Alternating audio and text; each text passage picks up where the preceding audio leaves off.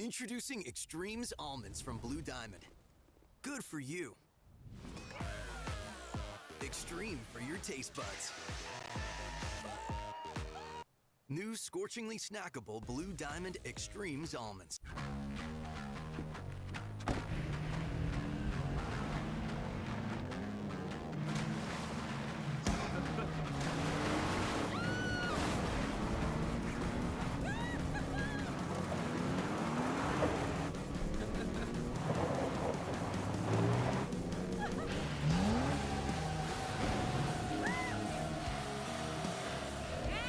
Rule the playground.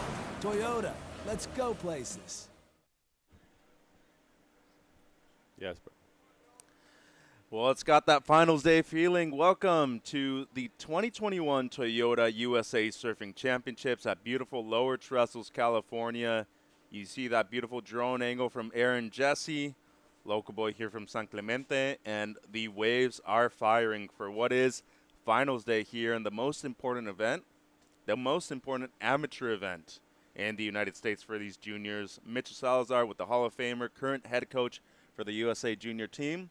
Brett, good morning, and Morning, we're guys. seeing some excellent conditions, and I mean, Did you see the triangle? Like, Yeah. of the, like how lowers that perfect peak? That's exciting. I love that drone view where you just see the whitewash perfectly tapered. That's a good little break right there. and it means that the right and the left are great, right? I always look when I take off on an airplane. I'm looking, and I look down. You see the coast. You're always looking for those little triangles. You know there's something, or a long runny right or left, either or. But yeah, this is a good day. See that perfect little peel to it. Or it means it's actually a peak today and not predominantly a right like it was most of the day yesterday, correct? Yeah, for sure. I mean, we're on an incoming tide. You can see you're really low tide, right? Low tide was at 4:45, so we're coming back in at 11:14 at a 4.0, which I like that. Incoming tide, 4-foot tide is pretty good out here with the size swell. So we're in for a treat of a day. Kind of more of a medium tide, the 4 feet. Yeah, negative tide, negative 1.8. I mean, that's a big difference right there as we're seeing our first heat in the morning. All semis and finals today, Brett. Alana Lopez is in red. Kaden Persidock, who is up and riding, is in white. Reed Van Wagoner is in yellow. And Eden Walla will be in blue in the semi one. Maybe one of the glacier days. The morning's looking clean. Caden's getting going on the backhand right here. A couple slashes. So picked a good wave and gets the finish. So nice way to start the day for Caden. It's always good to get that first wave, shake the jitters and all, like get a completion. You know, getting a completion. If you fall, sometimes that pressure starts to pile up and it gets in your head. So she's going to be stoked. Got a nice wave there. Was it ever hard for you to get the first wave of the entire event, especially on finals day? I mean, I loved early heats. If I were, it looks like yellow up and riding. Is this Reed? Yep, I think Van this is Wagoner. Reed. So she went a little high there, and that left kind of rolls underneath her. I think they may have split the peak. But, yeah, getting going in the morning, I always was a morning person. I loved those first heats just because you know you're going to get most likely glassy surf. But and depending your competition, you know, back in the day you had guys like Reynolds, and they didn't like to get up early, you know. So I wanted those heats. You know, the crazy thing about Dane Reynolds, though, is I've seen him win so many heats where he combos people with a couple of nines and his opponent's losing with 8 points. You know, yeah. like 2 8s. Yeah. No, I mean, he always, like, most of the time when he surfed a really good heat, he was putting up humongous numbers. But there was times you can catch him off guard a little bit, you know, whether his head was there or not in the game as much. Looks like Reed's going to go rebait right here, wraps it back, so a little better flow. See if she learned. Yeah, she's corrected that mistake, didn't go as high. So reading this one a little bit better, a couple nice little swoops, starting to build up again in here. Yeah, and maybe a little bit more difficult to read the lefts yesterday, as many people weren't going left yesterday, Brett. And going from that right to left mentality, you know, you maybe want to go a little bit more vertical on your backhand. The left seems like it's a little slopier. Yeah, one thing I will say, the good rights usually isn't a good left. They kind of flip-flop a little bit. It's either one or the other, Yeah, so ultimately you got to kind of sit waiting for the lefts. You're not just going to fall into a good left off the right usually. So Yeah, you kind of have to hunt them out. Sometimes maybe under third or fourth priority gives you a little more freedom to do that. But it's still, I think today with the incoming tide and the swell we have, like the excellent scores are going to be on the rights. Yeah, we're going to see them a lot more. And we have 18 minutes to go, so lots of action early in the first 2 minutes. Not something that we necessarily saw yesterday, especially in the morning. In the afternoon, people needed to adapt. It was pretty difficult to surf yesterday, Brett, in the afternoon. Really windy, a lot of northwest wind. Forecast for today, pretty promising. Yeah. We're still seeing the 4 to 6 foot range, but winds will be pretty light all day. You can see the little remnants wind swell on these waves right now. Hopefully that will kind of, as the tide comes in, will kind of settle down a little bit. But you can kind of see the ribs going through the rights and the lefts as well. But that's just what we get, summertime. South swell, those afternoon northwest winds, it's pretty typical. So hopefully through the day that kind of, if we don't get another super windy afternoon, it'll mellow out a little bit. But it can make some lefts a little bit cuppier. Yeah. You got to pick them. This one started really slow. She got some work, and then it starts to get a little steeper on the inside. And that's Reed Van Wagener. So good flow here for Reed. Looks like she's got her boards like pretty quick. And she's got the opposite of Griffin, yeah, the spray. The spray, yeah. She's got all colors going. Yellow jersey. She's got the kind of pink or purple suit, some purple orange spray. Let's call it mahogany. Yeah, it's like the rich mahogany. It's a little red, purple in there for You Van stay Wagener. classy, San Diego. Yeah, Ron Burgundy, I was expecting it from you, as we saw Alana Lopez on her opener, the surfer from Florida. So that was a nice carve. This one goes a little soupy right here on the foam, but she's still wrapping it on the rail. And then she goes for the layback, kind of drops the back arms back, and that one kind of got away from her. But I like the aggressiveness. I feel like she's even corrected. Like, she had an amazing heat yesterday, but she was a little more drawing those turns a little bit longer on that wave. She gets a 7.0 even with the fall, so the best score of the heat so far. Van Wagener's second left, a 5.83. Persidox opener in white, a 4.83. And Walla has a 3.33 as her best so far. Early stages, just under 16 minutes. And, Brett, as someone who's been a two-time U.S. Open champion, the only other person to do it from your hometown is Kanoe Igarashi. And talk to me about the development of your surfing, being someone that grew up on beach breaks primarily, needing a place like Lowers here in Southern California to develop your surfing. It was ginormous. Like, I was always surfing Huntington, surfing Newport a lot growing up. You always felt like you were a little bit rushed to, like, oh, I gotta be really quick to get two turns off, especially on like lower tides. But this place has, here, Uppers, Churches, you're able to come and go, like, we were talking about, where you can have that time on the wave and really iron out your style. Because I feel like sometimes, and that's important, like East Coast kids having a similar problem because they surf those waves are quick. So they have the quick twitch and they can kind of manufacture a smaller wave. But this is a little different because you have to have that, like, the style really stands out. That board size we were talking about, the length of your turns, drawing your turns out more on the rail. And it's a different style of surfing, and I think that as the more elite or higher level you get, you have to be able to adapt to each wave, every spot you go. That's the most important thing. So, yeah, it's been a huge thing for me. I think Lowers, if you ask anybody, is one of the most rippable waves in the world. It's different than even a lot of other point breaks. It's got that perfect triangle like we were talking about. There's a left.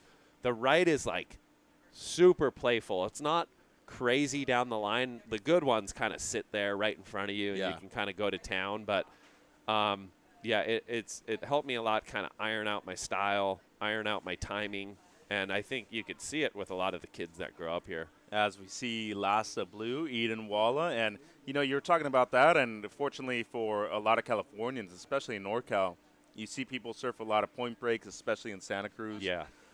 The difficulty for them is that they need to adapt to beach breaks afterwards. 100%. And they don't really surf beach breaks. And the hard thing for East Coasters, especially people further south, they don't even have an option to surf a point break. Yeah. Unless you're in the Northeast. So, seeing this event and seeing people be able to adapt in a week's time really incredible. For sure. I think, the Floridians, East Coast kind of go – they get the tubey waves. You can go to, like, Outer Banks. You can go find in the Northeast, Jersey, New York. But, yeah, if you're going to go Point Break, you kind of either go – it seems like they go to Puerto Rico, spending a lot of time there, or they're coming out here and spending the summers, you know. And then the winters, I think it's mandatory for kids growing up to spend that time in Hawaii. Even if you're not getting a lot of waves, just being amongst that power. Like we talked about, you come home, you surf, you just feel so much more confident at the waves that you surf on a daily basis, even no matter how big it is.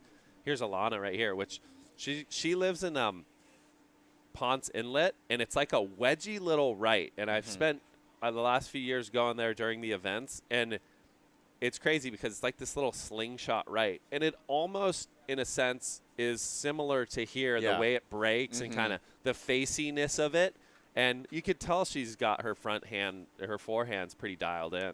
There's another wave around there, too, that's really similar. Blake Jones used to surf it a lot, a Sebastian Inlet. Yeah. And as you were saying, it fits her style perfectly. She's already, like, anticipating that wedge coming towards her. Yeah, her eyes, her angle she's taking, that was a nice turn right there, brought it all the way back.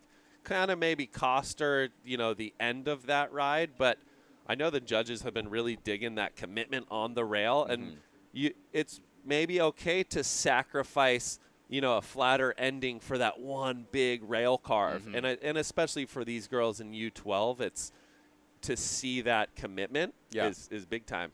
And there we see our judging criteria, the commitment and degree of difficulty of each turn, innovation and progression, the combination of those innovative and progressive maneuvers, the variety, of course. But the most important, that's always going to be judged according to the speed, power, and flow that these surfers have. Right? Yeah. I mean, that is it's broad, like there's many ways to kind of slice it, but it is that, to me, the combination stands out the most at lowers when you can, like, sit on a big rail carve and then stay on that inside rail and, go for a fin drift. And that's where you get those, you're differentiating your maneuvers. But to do all that, you're super in control, you're on the rail, and you're committed, so you got to check all the boxes. But then someone can fly down the line and do an upside down, stalefish and get a 9.510, so that's the beauty. I mean, the sport's ever evolving, and so are the kids, and that's why we're here, to give them the opportunity to show themselves and grow. Well, it's a 6:07, the second wave of Lopez. She's comfortably in the lead. Here she goes again. Looking to better at low 6, gets it on rail, just over 10 minutes to go, and that's not going to do it. But, I mean, you can definitely tell that her father, Corey's been giving her a lot of advice here. Somebody that competed here for many years on the CTNQS level, even on the amateur level, too. As we see Persadok, who only needs a 2.84 at the moment for second place, using the backhand. And as you were saying, the good rights tend to stay in the same place the entire time. This is one of the slopier ones, Brett. Yeah, that's got that wind swell in it, and it kind of just – it goes down the point, but you never really get anything till the inside. So she's just milking this, knowing, like, hey, if I get this score, I'm putting pressure on someone else. I'm in an advancing position. I still have 9 minutes, 40 seconds. So not a bad idea. I just feel like, the waves that are good don't necessarily travel super far down the line. They kind of just come straight in and sit right on those cobblestones. And it's good to have the presence of yourself here who's working with these kids. And I have a question for you regarding that kind of coaching and especially approaching every surfer differently. Is there anything that's maybe stands out to you that's the most difficult to communicate, especially to the younger children? Yeah, I mean, the young kids, you just don't want to overflood them with too much knowledge. It's really about, I think, simplifying everything is mandatory, even at the highest level. Yeah. Identifying, they're doing their homework, they're watching the waves, they're seeing what's scoring. This is kind of the guinea pig heat. The first heat of the day is always like, how's the day going to form out? What waves are being ridden? And, so I kind of just look, a lot comes down to that instinct that you've kind of put your time in out there, but also, it's okay to sometimes pass up a wave out here. You don't have to ride everything you see right in front of you, Yep. And Yeah, it's hard with the kids. You just ultimately at this age, you want them to get on the corners and find that open face. Don't get, if they keep getting stuck behind waves or too deep, like I said, sometimes that kind of piles up. But they're doing a great job, to be honest. I feel like they've kind of found themselves in the break. It's a little more manageable the last few days, and you can tell they're finding these corners.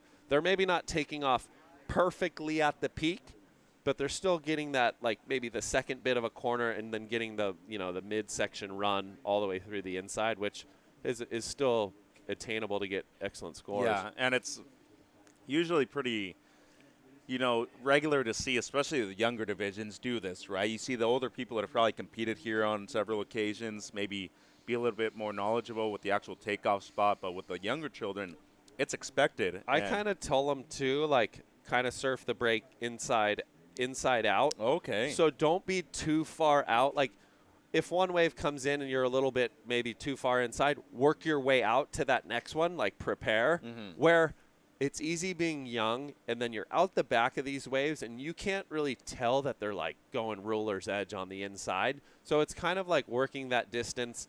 Today's easier because, when it's big, there was waves breaking 50 yards outside of the surfers at times, because they're kind of playing that cat and mouse of like, okay, the mid sets are really good, but you're sacrificing, like, I might take a set on the head and it could be 5 waves and I'm getting steamrolled.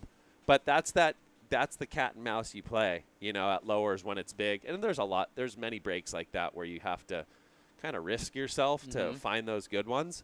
But yeah, I just feel like when you're U12, like, the hardest part is like getting on these waves. Tahiti's one of those places, right? Because at Chopu, it's almost easier to be under the lip than too far out and get into it late. Yeah, you can't. Like, I've had heats out there where if you paddle out, it's like you see the wave and you've got to paddle in. So, like, your gut instinct, like, oh, I got to get out to it.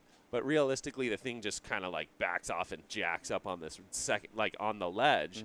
And those couple paddles you do out actually puts you out of position because you got to be under the hook. And here's Caden on a nice left, so snaps at a little more speed on this wave.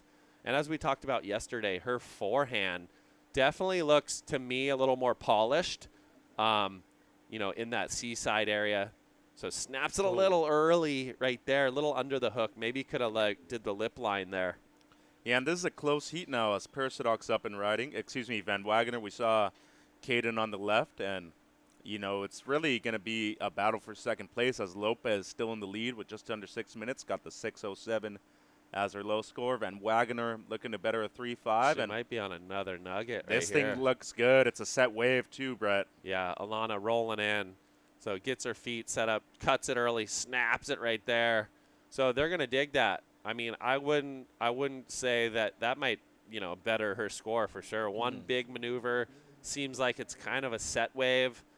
I know, watching yesterday all day, it's like that those moments matter to those judges. And if it's one major, the way she was able to hold the rail and go into that maneuver with big commitment. And even though it wasn't an attack to the lip line, right, it was still committed. It had the innovation with the little layback, too. Yeah. And obviously another thing, we were talking about speed, power, and flow. This maneuver alone had it, but we're going to see Persidoc's first. As you were saying, coming from that seaside area in North County, San Diego. Just some beautiful surfing there for Caden, and an important wave, too, because we're coming down to crunch time. It seems like everybody's done their homework when it comes to using priority well at the end of the heat, too. And we see Van Wagener's wave. This is a kind of slopier right, too, shouldered off. At the moment in second, but we're still waiting for scores for Lopez, Van Wagener, and Persidoc. So things might change as far as situation. Here's Lopez's wave. Yeah, this is it. Look at the long rail line. Pulls it all the way through, like gets that board direction going the opposite way. That's the full commitment they're looking for. So we'll see if that score does better her situation. I have a feeling it should and will, but I've been wrong before, Mitchie. And it's a 4.83 for Persidoc. Let's see what Van Wagener gets. She's trying to obtain a 4.94, and we see Eden, who currently needs a couple of decent scores. I like her style. Real tight, little kind of knock-kneed. Yep. Will she get the hit right here? Oh, so unable to hang on to it. Yeah, but not much separation between her feet. Yeah. And so that's that kind of center of gravity. When you come down from a maneuver like that, it ends up realistically like you need to have that base. And when your feet are kind of tight, it is hard to pull. But sometimes on the face, that looks really good. I.e. like old school surfers, Margot. Yeah. I mean, the list goes on with those tight kind of knock-kneed styles. Oh, late takeoff. Here we go. Rolling in. Sunset rolling. She's got it, though. She did good to kind of just tame the beast, and that thing kind of dies off into the corner. And Van Wagener, who, as of right now, moves down to third, and she's surfing for a score with, around 3 minutes to go. Needs a 4.94. Persidoc got a 4.83. And Walla needing a 7.44. So Eden needs a pretty high number. It would have to be the best of the heat. Lopez did better by just a bit. It's a 6.17. She replaces the 6.07. An important wave here for Persidoc as she's trying to better her low score. Currently in second. So a little bit of a roller coaster there. Yeah, and just mistimed everything, it seemed. You want to notice something, too, like when she went into that cutty carve, and she has a little bit wider of a stance. And what happened is that the front portion of the board caught the rail there. And that's where, like, when you go into those maneuvers, you want to have that weight shifted very, like, far back on the tail and that upper body rotation. So you're taking that weight off a little bit of that rail, and she kind of laid it over. And that's the thing with, sometimes wider stance. Your footwork and distribution of the weight it's like that's what changes a good surfer from to an elite. A minute 45 to go. Lopez in the lead with a 7 and a 6.17. Persidoc in second in white. Her low score is a 4.83. That's what she's trying to better. But Van Wagener and Walla with their backs up against the wall. Van Wagener needs a 4.94. Walla needs a 7.3. Important thing right here is priority, as we did hear the buzzer. So that was the official timer. Time runs out. It's going to be Lopez and Persidoc advancing. And Brett, we're going into semifinal number 2 of the girls U12. This is the 2021 Toyota USA Surfing Championships. Stay tuned. Coming back for more.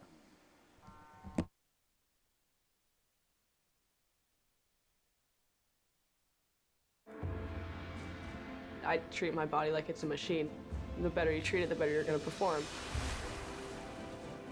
And that's why I think it's very important to take care of your eye health now. It's as simple as like going to the doctor once or twice a year.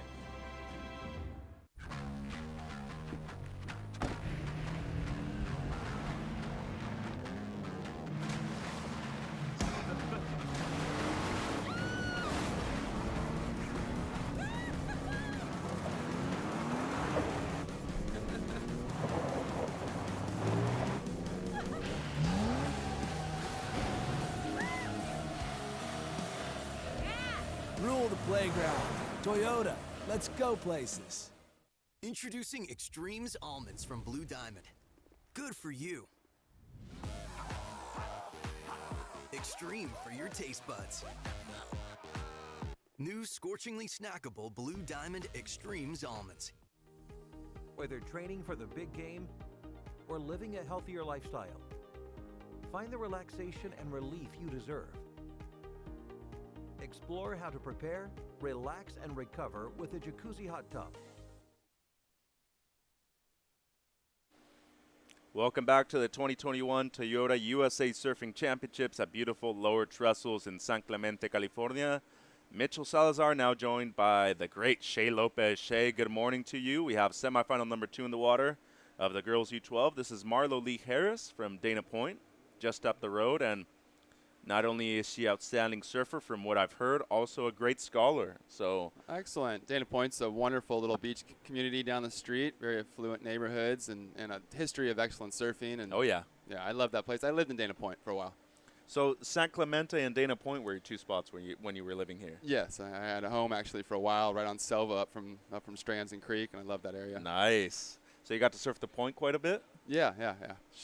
Point's a good wave, and as we see Chesney Ganote. There's our girl from yesterday. Yeah, scored a 10-point ride. Oh, and we just jinxed her. So one of the things that's the water's dropped a lot today, Mitchell. The temp. Oh, yes, the water temp has dropped. We had a wind that blew outer waters 20 to 30 last night, and There's even some wind swell coming across that's from the outer waters. It's definitely a little different conditions today. Here's our semifinal heat 2. That was Chesney that got that 10 yesterday. And if you look on Instagram, you'll see that wave everywhere. Yeah, everybody's blowing up. Marlo Lee Harris is in white. Sky Suit is in yellow. And Kaya Howard is in blue. 4 surfers from different regions. And it's really cool to see that we have not only variety of surfers within the heat from different regions in the United States, but a lot of goofy footers and regular footers in the event. Good diversity there too, Shay. Yes, and look at these waves. Beautiful waves today. Very glassy. I think we're going to have lighter winds today. At least that's what my brother was saying. Like the dolphins out the back playing. A beautiful wave. Late drop for young Sky Suit out of Hawaii. And I was just hanging out with her dad, and he's probably on his toes right now. Beautiful turn there for Sky. She's extended up through the lip. And that's a nice start for young Sky. And it seems like she's riding Old Faithful there too, Shay. A little bit of a yellow board, but nice spray on top. Just under 16 minutes and 30 seconds. Gannot gets a 4.33. They're going to like that. That's going to be a good score for Sky. For yellow, yeah. Yes. Great surfing, Noah, as we see the locals on the outside, the Dolphins. We're going to see the replay here of our last 2. This is the first wave of the heat of the girl from Dana Point. And I like the turn she gets on the inside here. Really connects with it. But she's going to want to go out and find these better waves like Sky. And this was going to be a good wave for Quincy. But then, unfortunately, I think she just slipped off here. Yep. Little slip there. Yeah, and unfortunate. This is the wave we like. And it's highlighted by snapping back into the pocket. And here's the money section. Straight up into the hook. And then wraps it around to finish it. Nice completion of 3 maneuvers. Yeah, and her father, Spencer, one of the better surfers at Pipeline a few years ago as well. Yeah, he's always been a hound on the North Shore. Hunting waves in the dark, getting his. Surfs Phantoms quite a bit, too, when he can. Yeah, he's sneaky. He gets at all the spots on their days. It's a 7.0 for Sky in yellow. Chesney has the 4.33. And waiting on the opener of white, Marlo Lee Harrison.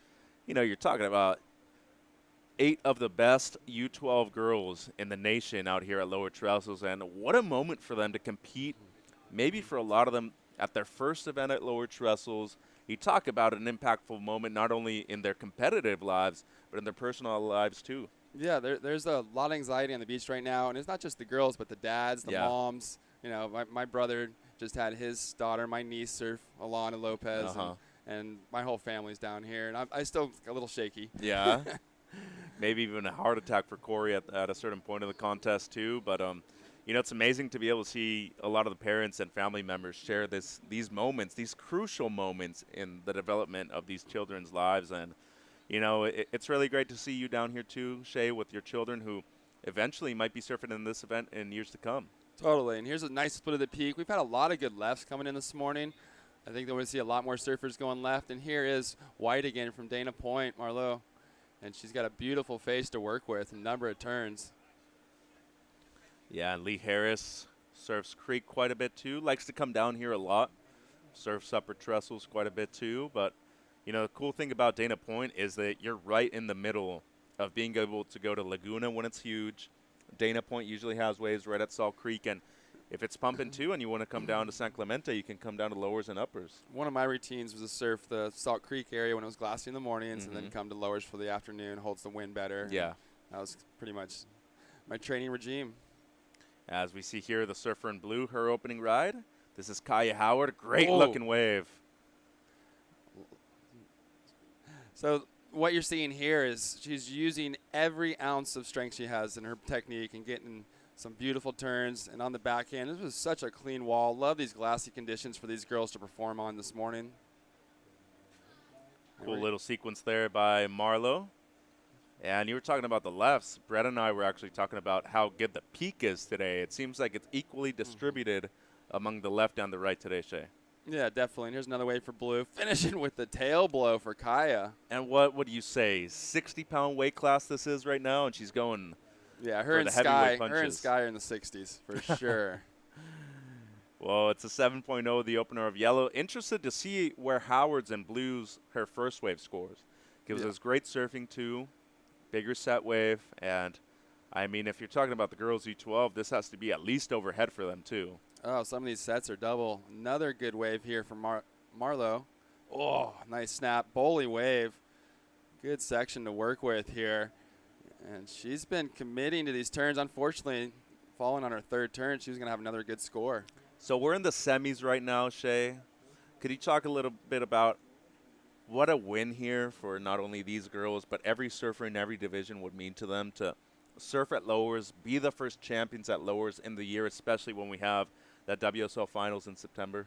Yeah, becoming a U.S. champion, that's a huge, accolade for the future, and also bragging point for today. And, you hold yourself ahead of your peers and esteemed colleagues for the rest of the year, and go home and have the ticker-tack parade.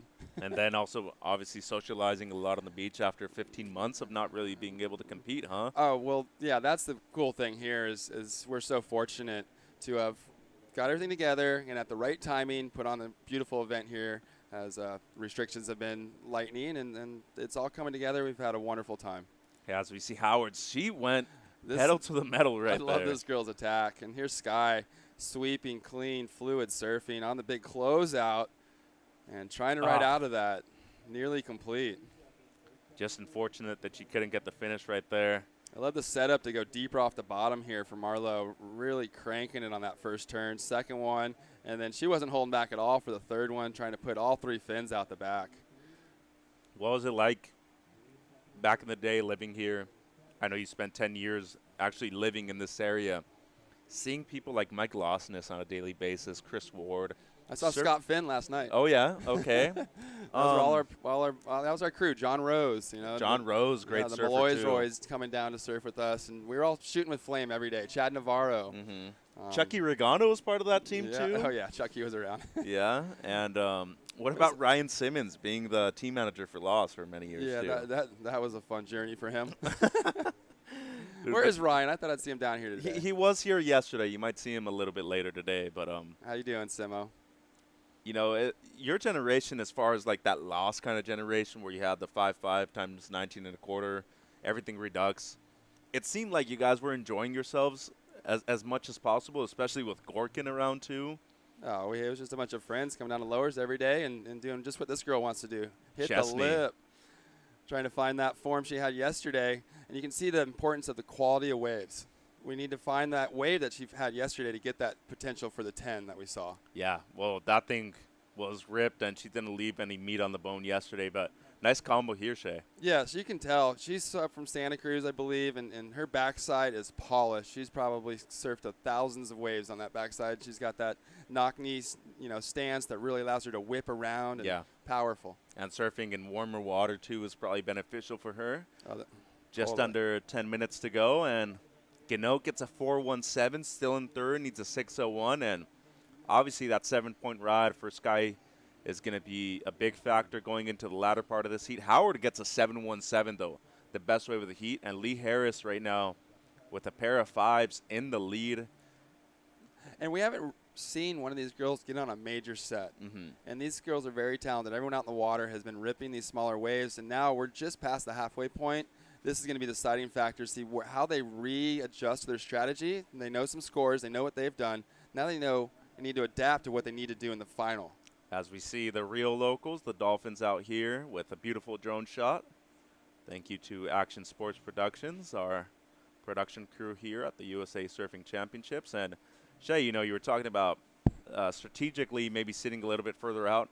How important is positioning on finals day compared to any other day? Well, today actually the swells come down, and so positioning today has changed, and we are going to have a smaller area for the peak, so priority will come into play more.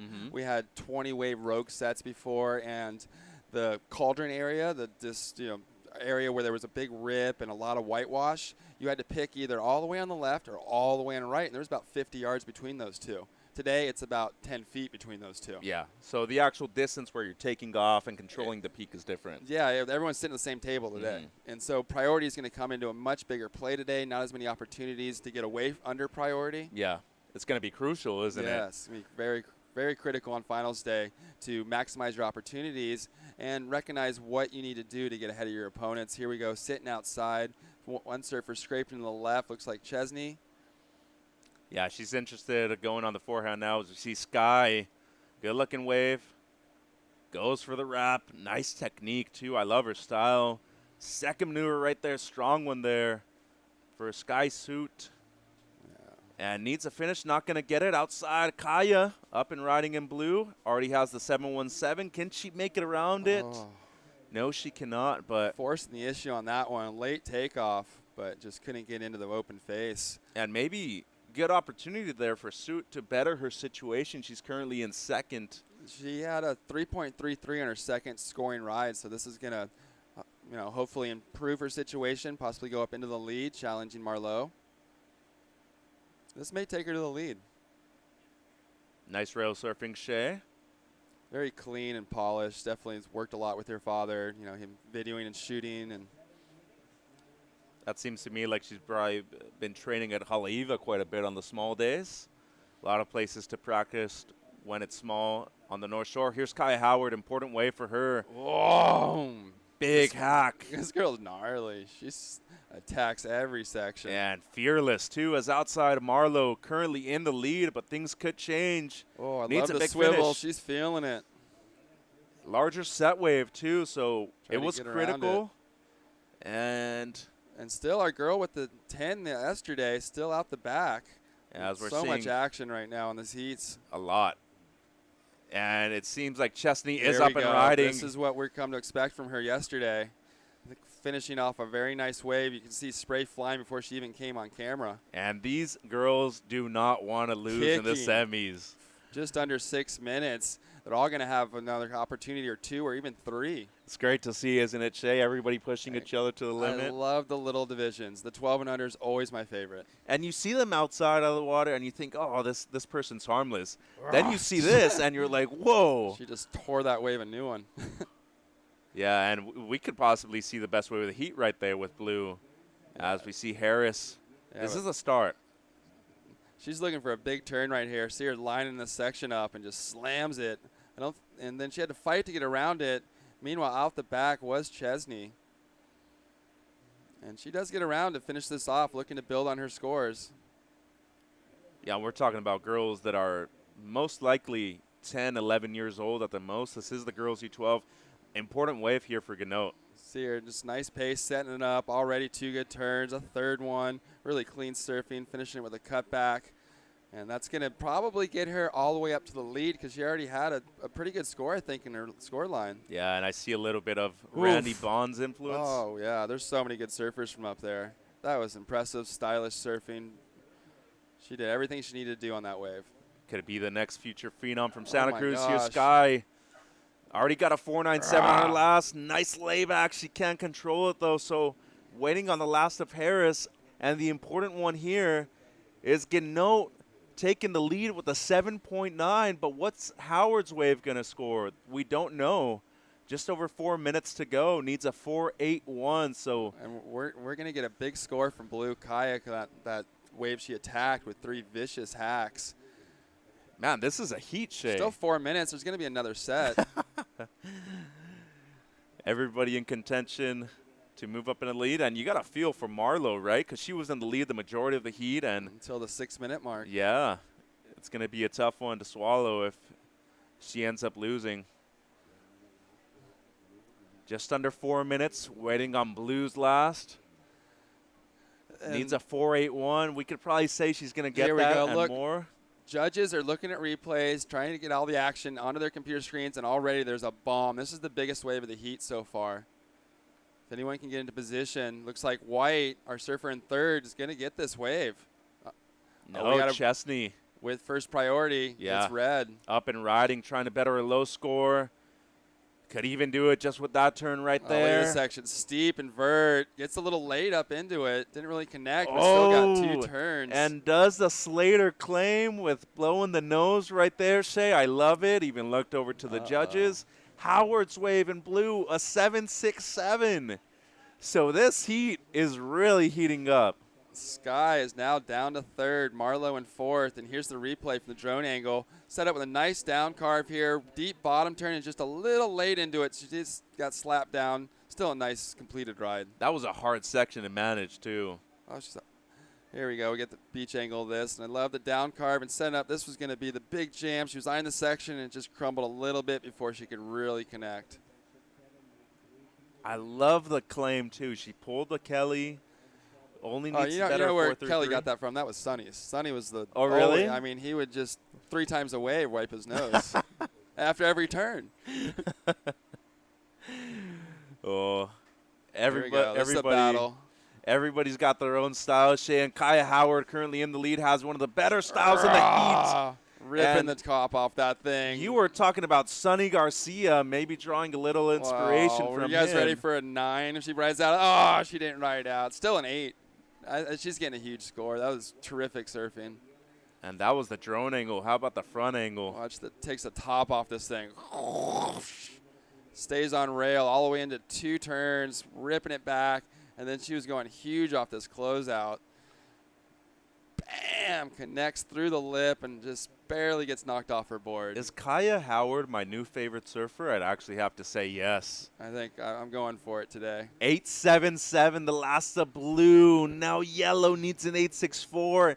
And white needs close to a 10 with just 90 seconds to go. Shea, this heat's been amazing. It really has, and that's why we love the under 12 division. So much energy, and it's all new faces, and you can tell they're learning as they go. Yeah, and I mean, we're talking about personal growth within the span of 5 days, too. This is just really beautiful to see. It's inspiring, too. And man, and talk about inspiring, too. My kids are down here. They don't compete yet. They're watching all these kids that are their size, and they had their reservations, and they're getting the confidence. Yeah. No, and could you imagine the pressure the boys are going to have to even live up to these expectations after seeing this now? I mean, this could have easily been a final right now. 11.7 points for Lee Harris. That's a good heat. It is. It is. I'm proud of all these girls out here that came, and they were nervous this morning, and it's cold, and it's not their home break, and they put on terrific performances. 35 seconds. Priority 1 is with Sky. Needs something close to a 9. Out of position for this wave. Kaya might be going on the right. No, just going to let it go by. And, you know, you talk about dominating a wave that maybe people never knew you or they've never seen you before, Shea. Kaya Howard has made a few fans on this webcast today, this morning. And with 10 seconds to go, she might be the favorite going into the final. Yeah, her and Chesney are looking strong. Chesney's so polished, and then Kaya has so much just raw aggression and power. And hold the phone, Lee Harris, who needs close to a 10. Nice combo. Lays it back. Goes up into the lip, and she's going to pull it, but she needs something close to perfection. Probably not going to be it, but. That girl's a competitor right there. Wasn't giving up. Well done. Saw an opportunity, took it at the end, and that's going to be the end of Semi 2. We're going to be right back with more semifinals action at the 2021 Toyota USA Surfing Championship. Stay tuned.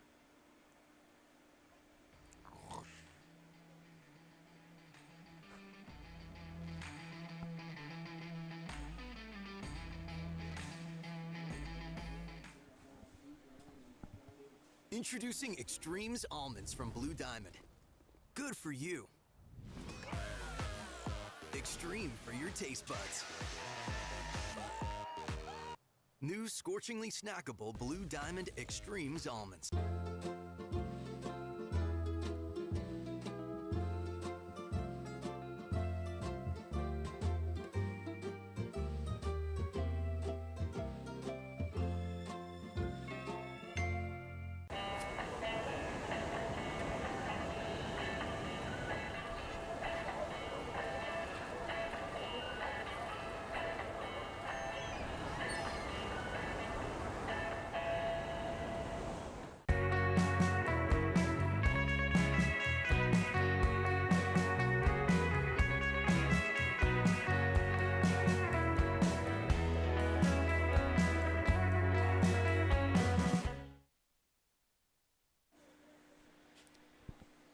Welcome back to the 2021 Toyota USA Surfing Championships at beautiful Lower Trestles. Mitchell Salazar with Shea Lopez, former championship tour surfer. Shea, great morning to you. We are now in boys U12 semifinals.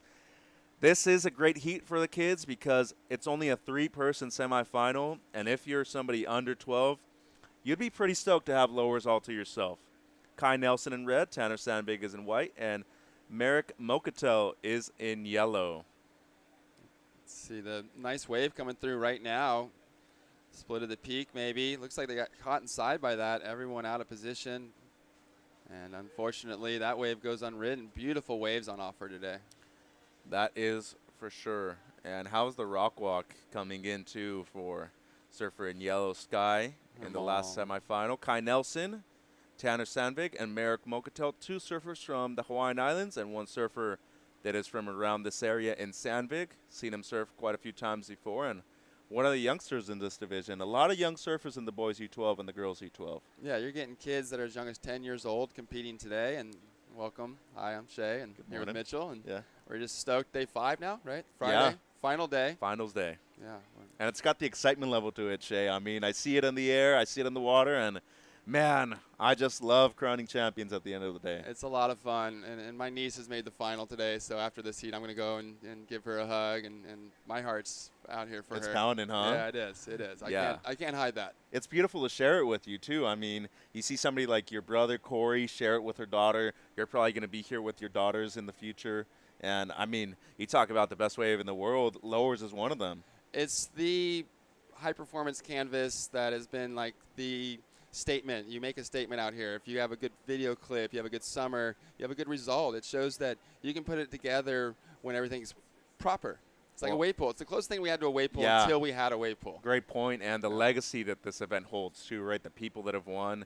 Yeah. Kalohe, Kelly Slater, Andino. black and white. Yeah. That really put it on the map for me when they had the body glove surf bout, and Christian Fletcher won, and then Kelly Slater won, and since then the history has just been nonstop ever since. One of our judges actually did pretty well here in 90, I think. Darren Brilhart made the semifinals. Yeah. And that was actually when Kelly won his event here. And it's really beautiful to see these legacies being passed on to younger generations too, especially from people from different parts of the United States as well. Yeah, it's a big thing coming out from Florida every summer to surf lowers. We look forward to it every year, and then to compete in the U.S. Championships, whether it's at Huntington or Oceanside, was fun. But then when it came to lowers, it's just that it doesn't get any better. Yeah. Regardless if you lose in the first two, you're still pretty stoked you got to surf lowers. And here we see our surfer in white. This is Tanner Sandvig. Yeah, he's got some big, powerful turns. When the waves were larger, I really liked this commitment off the bottom. Looks like in yellow. Merrick Mokatel, and this is a great-looking wave for him. Yeah, he had a terrific heat yesterday. I remember him surfing these lefts similar. Man. And got the Tokoro surfboards under his feet. Shout out to one of my former shapers, Wade Tokoro, amazing boards. His brother Kerry as well. As we see our surfer in red, Kai Nelson. Or Kai Nelson. He's got a nice clean wave in front of him. See what he lines up across this inside. It's bowling up, steep lip. Kai riding the Tokoro touche and gets a beautiful finish. And how's the hair flick claim at the end? Man. It came together nicely at the end there. That 2-for-1 was beautiful. Threw a lot of spray on that closeout maneuver, high in the lip, and terrific start there for red. And it's hard to fit those in, right? The 2-for-1, you're thinking always one, but well, you stay on rail the whole time. You never break your rail, and that's what's so clean to see and nice. There's a nice carve and such glassy face, and he was able to also get that third turn in. Dude, and how good are these kids surfing? I mean, these are under 12 surfers, and they're surfing like they're 16. Yeah, there's a lot of polish here, a lot of nice rail work, and that's what lowers allows you to see is the kids that can put it together like this. Coming off the bottom, straight back into it, connects with the lip, throws the water. The hair flip. Yeah, that was sick.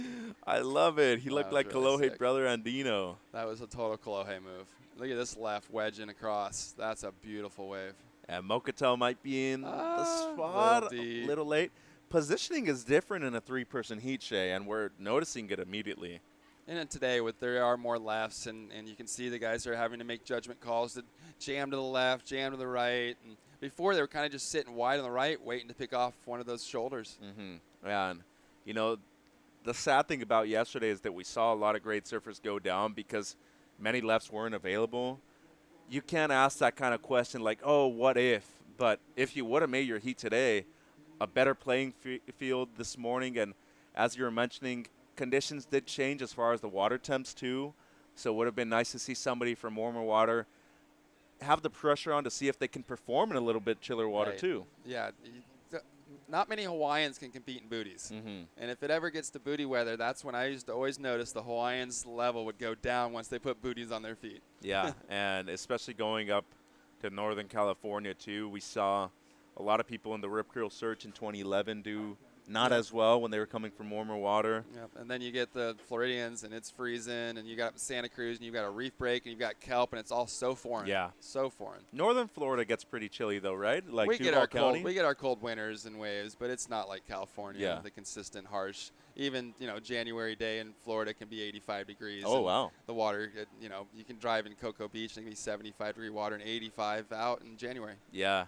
as we see a couple of our surfers in the competitors area. Nice to see everybody hanging out, and just a beautiful setup here at the USA Surfing Championships. Nice to see the parents so involved with their children competing here too. And man, I mean, you're a couple of steps away from the ocean, Shay. It's been beautiful. The waves at Middles have been fun all week, and a lot of the younger siblings that are here just to support are out surfing the whole time. The parents are going out for their surfs, and that's what I like about these contests is how much it brings the families together. And how special is it making the walk every single morning when you're coming down to Lowers? Like, it's something different when you see the railroad tracks, yeah? There's a lot of excitement and build-up, especially on finals day.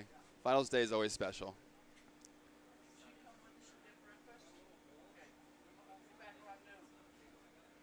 So we got around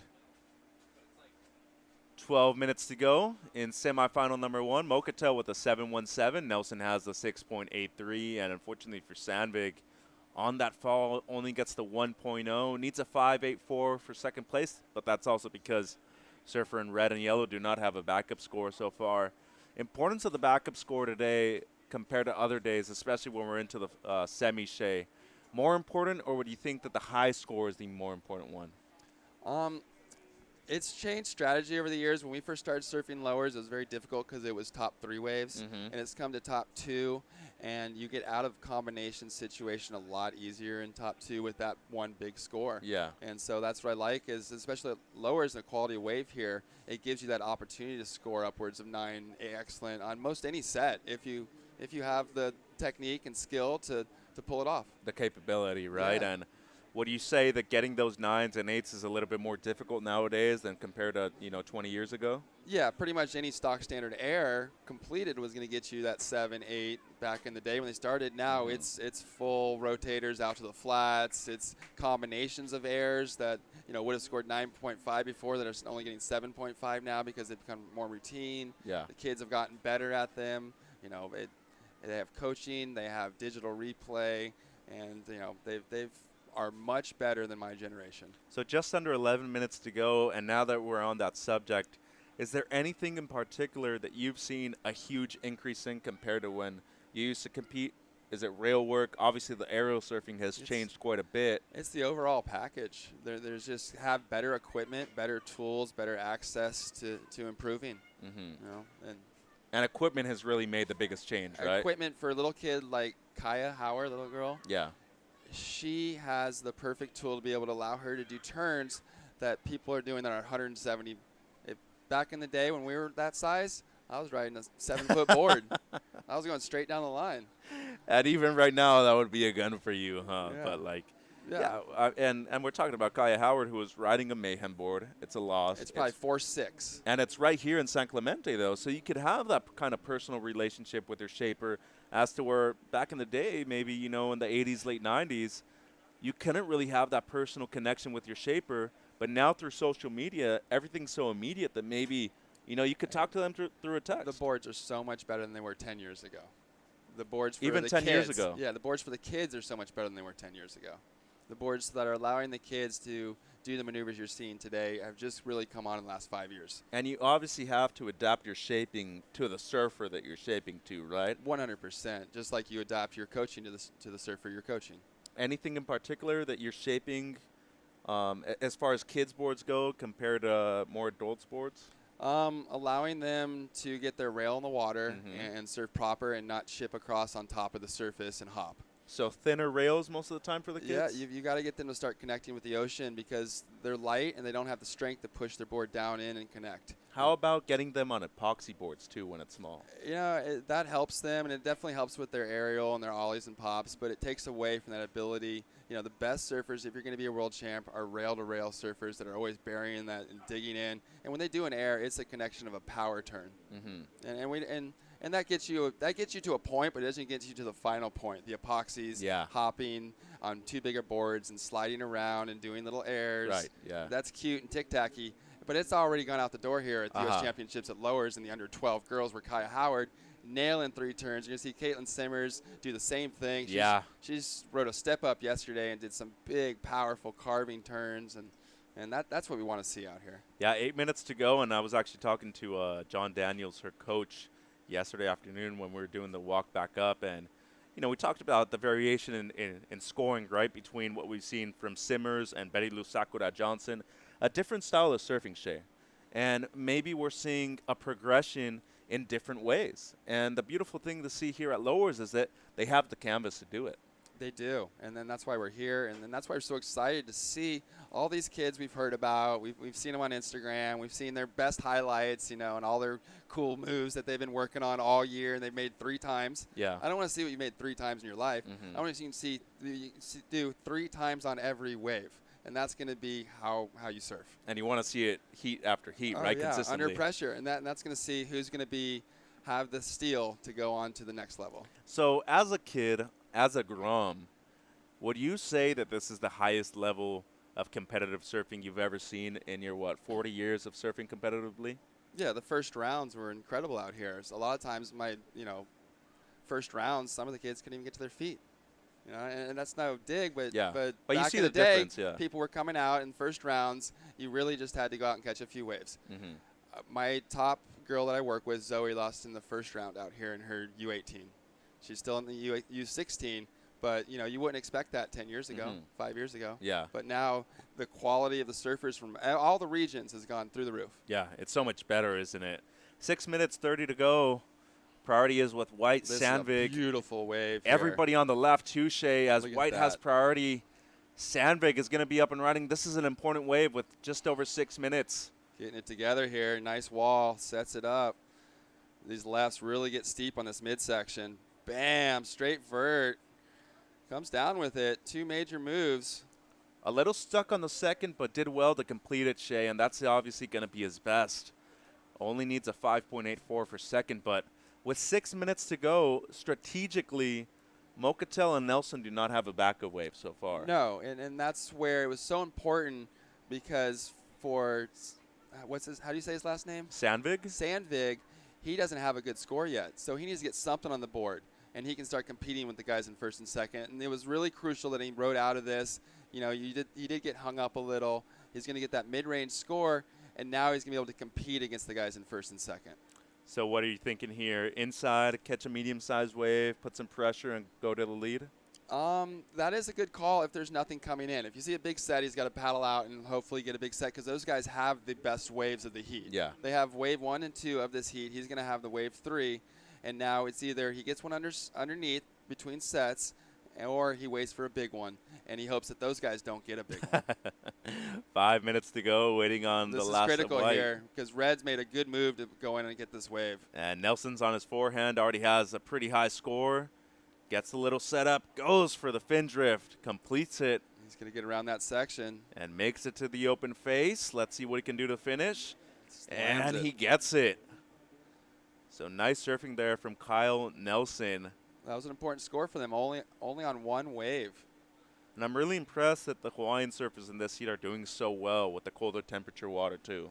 Yeah, we've seen a few kids coming out shivering in their thin suits and going, I need to put my full suit on. I like this. He extends through this and is able to make this section to get the most out of this wave. Very important to get around that section on that first turn. It's kind of like a floater air, that turn he did. Oh, definitely extended. With this one, too, he's getting his fins out over the top of the lip, and that's on-edge critical surfing. So the 2 Tokoro surfboards riders out there currently in first and second as we see our coach, Brett Simpson, talking to some of the athletes. He's even giving them advice there in the moment, too. Oh, it never stops. Brett's got 60 kids he's coaching down here. Probably every kid in this contest he's coaching. Yeah. Well, and he's obviously looking to select the U.S. junior team, right? And there's a hopeful, Kylie Piscini out of Cocoa Beach. She did an amazing job yesterday in the U14 girls. She's still going to the semifinals. Yeah, she did. Had some very critical big serve. Didn't hold back at all in those big sections. So look at this, Shay, as we're seeing Brett talk to Kylie Pulsini. Nelson gets a 5.93 on his last. That moves him to first. But Sandvik's wave is a 6.33. Nice. That got him right into the heat. But with priority 1 is Merrick Mokatel, who needs just a 0.17. I mean, he needs to stand up, and that's it. Man. But Sandvik also has the opportunity to better, obviously, his 1.0 with just over 3 minutes. A 6.44 will give him the lead. And if you're White right here, you're sitting on red all day, aren't you, Shay? All day. All day. And we've seen a very slow heat in the semifinal number 1. Interesting to see when Nelson is really going to pull the trigger and want to move and catch that little backup wave. Mokatel. Merrick, yeah. This is 2:30. And in Zoe's other heat division, her U16, she did this with only 1 wave, and she waited till about 45 seconds to get her second wave. Yeah, as White and Yellow looking at this one, priority 1 is with Yellow, priority 2 with White. And you see Sandvik, he's very enthusiastic because he knows that he needs to better that 1.0. This is a good call right here. He's moved in position. Ooh, a little deep. A little too out of position. 2 minutes to go. There we go. Yellow. Yeah, if we're talking about how slow this heat's been, this actually might be the last wave that we see. There's no guarantees at lowers you'll get another chance. So Mokatel can't just get a into weird it. Wave, and it's off the screen to the right, the peak on this one. Wow. A minute 50 to go, and I kind of see a little bit of line, Shay. I don't want to speculate, but there might be something in the last 90 seconds here. Let's see what you're made of here, Merrick. I mean, he needs to stand up, really. And he has unconditional right away with priority 1. So if Sandvik even tries to split the peak, Yellow could even just block him if he wanted to, because he's going to get the score regardless. Close up. Probably 80 see seconds. The anticipation here. And just need a .17. These are nervous times, Shay. Let's see. Merrick's moving over towards this one, kicking. We hear some whistles from the beach. He'll probably be in position to catch this wave. But if he only gets like a 2 or 3, Sandvik's not going to need much to pass him. Here we go. Yellow's going to commit. And this wave will break. And split it with White. And important wave for White as well, as we're going to stick with Yellow. Mokatel already got the 0.17. Gets the second beautiful wrap. Set up right there. Almost a point difference between Yellow and White's first wave. So we're going to have to wait for these scores to drop with 40 seconds. And Yellow's going to need to just stay within like a point of White's. Here's the replay. See what White did. Nice first turn. Ooh. I think this wave dies out pretty quick, though. And Yellow, I believe Merrick got it. Well, he only needed the 0.17, but that was a decent finish there for White. So I think things are going to be close. I think the reliance of the 7.17 as his highest score is going to be crucial right here as the heat has finished. Nelson, no doubt, going to take the lead at the end. But another nail biter going down to the finish man, here. Every heat's been that way, huh, Shay? 5 seconds. Red on a little victory lap. Yeah, we heard the buzzer. So unofficially, as of right now, it's still red and white. Oof. As nice. we see Nelson. Rubber knees. Epic. Bummer for him that wave won't count. But Shay, thank you very much for your time. We appreciate it. We'll be seeing you later. And we see a couple of our competitors right there in the athletes area. We're going to go to a quick commercial break and be right back with the 2021 Toyota USA Surfing Championships here at Lower Trestles. Stay tuned for Semi 2.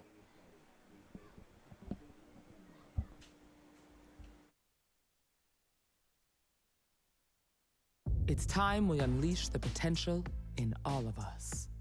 It's time to join the ones who cleared the way for us and move this world into one full of possibilities, where all have access to more opportunities and resources. It's time to create a new legacy together. When we all can move, there's no telling how far we'll go.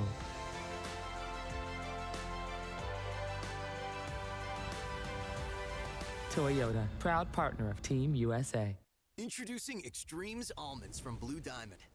Good for you. Extreme for your taste buds.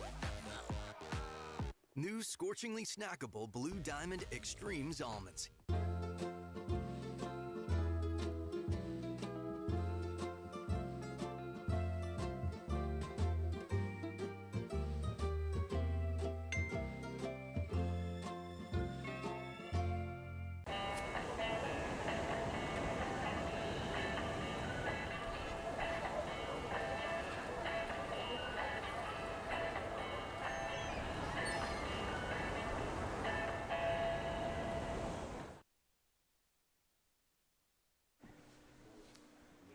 Welcome back to finals day at the 2021 Toyota USA Surfing Championships at Lower Trestles in San Clemente, California.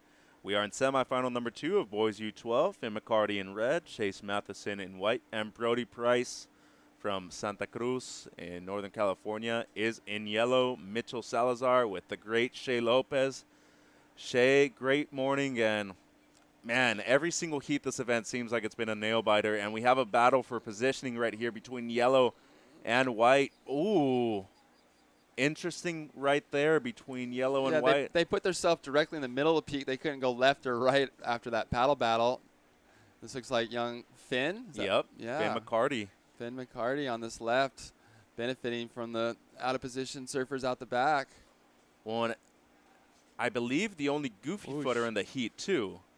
Yes, they're both bigger regular foots he's competing against. So might be searching for the lefts if he can, McCarty. And he's done super well all event to get high scores on the left. As we see yellow Brody Price here. Santa Cruz local. Part of that Santa Cruz Board Riders Club as well. Nice rail work.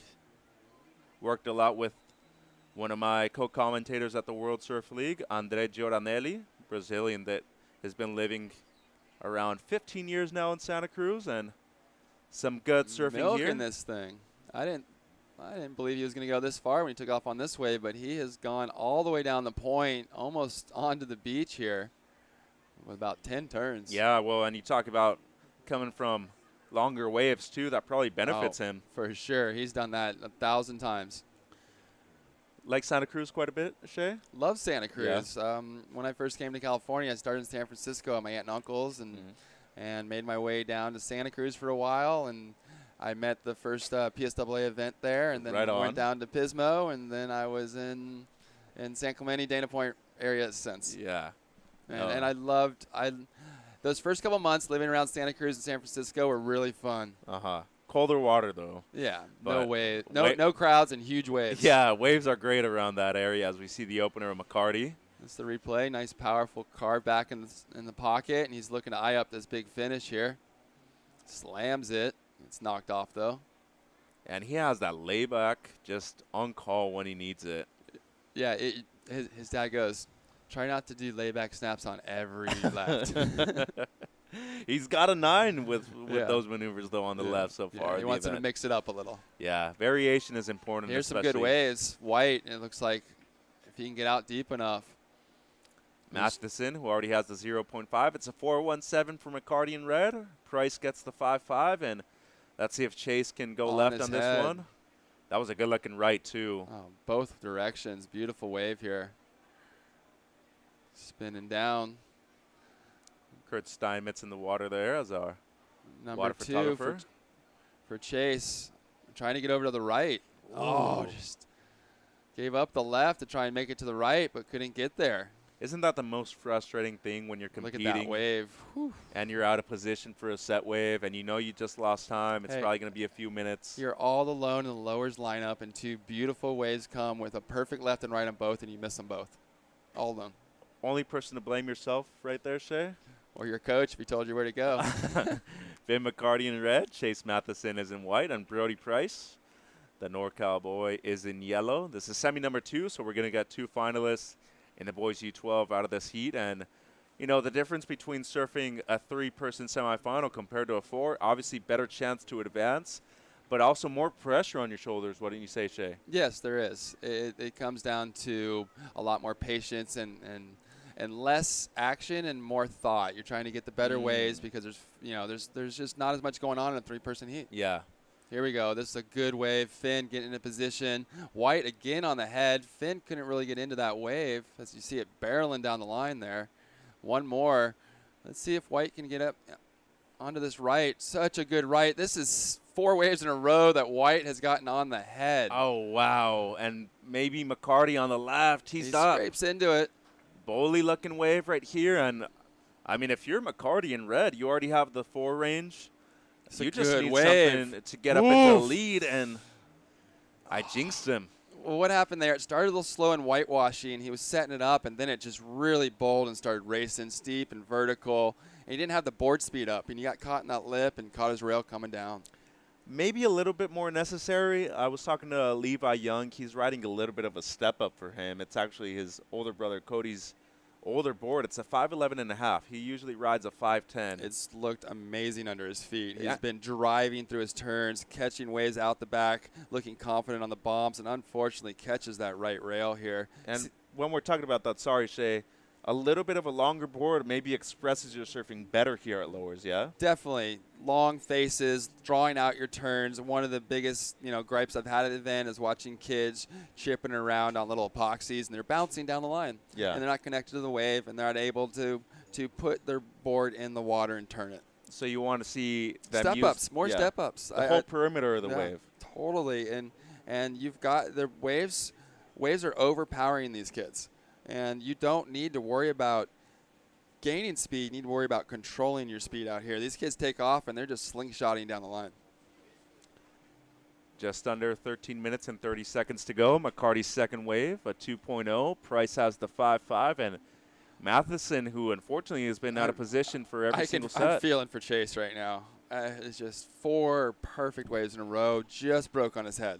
Like, we're talking 5 feet out of position. Yeah. Here's another chance, though. Good thing he didn't really get out of position by those sets either, Red. He always made it back out. He's scraping outside. He's not going to get caught. 13 minutes to go. Priority 1 with White. Is he going to go left? Is he going to go right? Seems like the regular footer He's opting in a perfect to go right. position for this wave. Important wave here for Matheson. Nice carve. Bigger set wave, and A lot of nerves waiting for that wave. Man, just unfortunate there as we're going to see Price.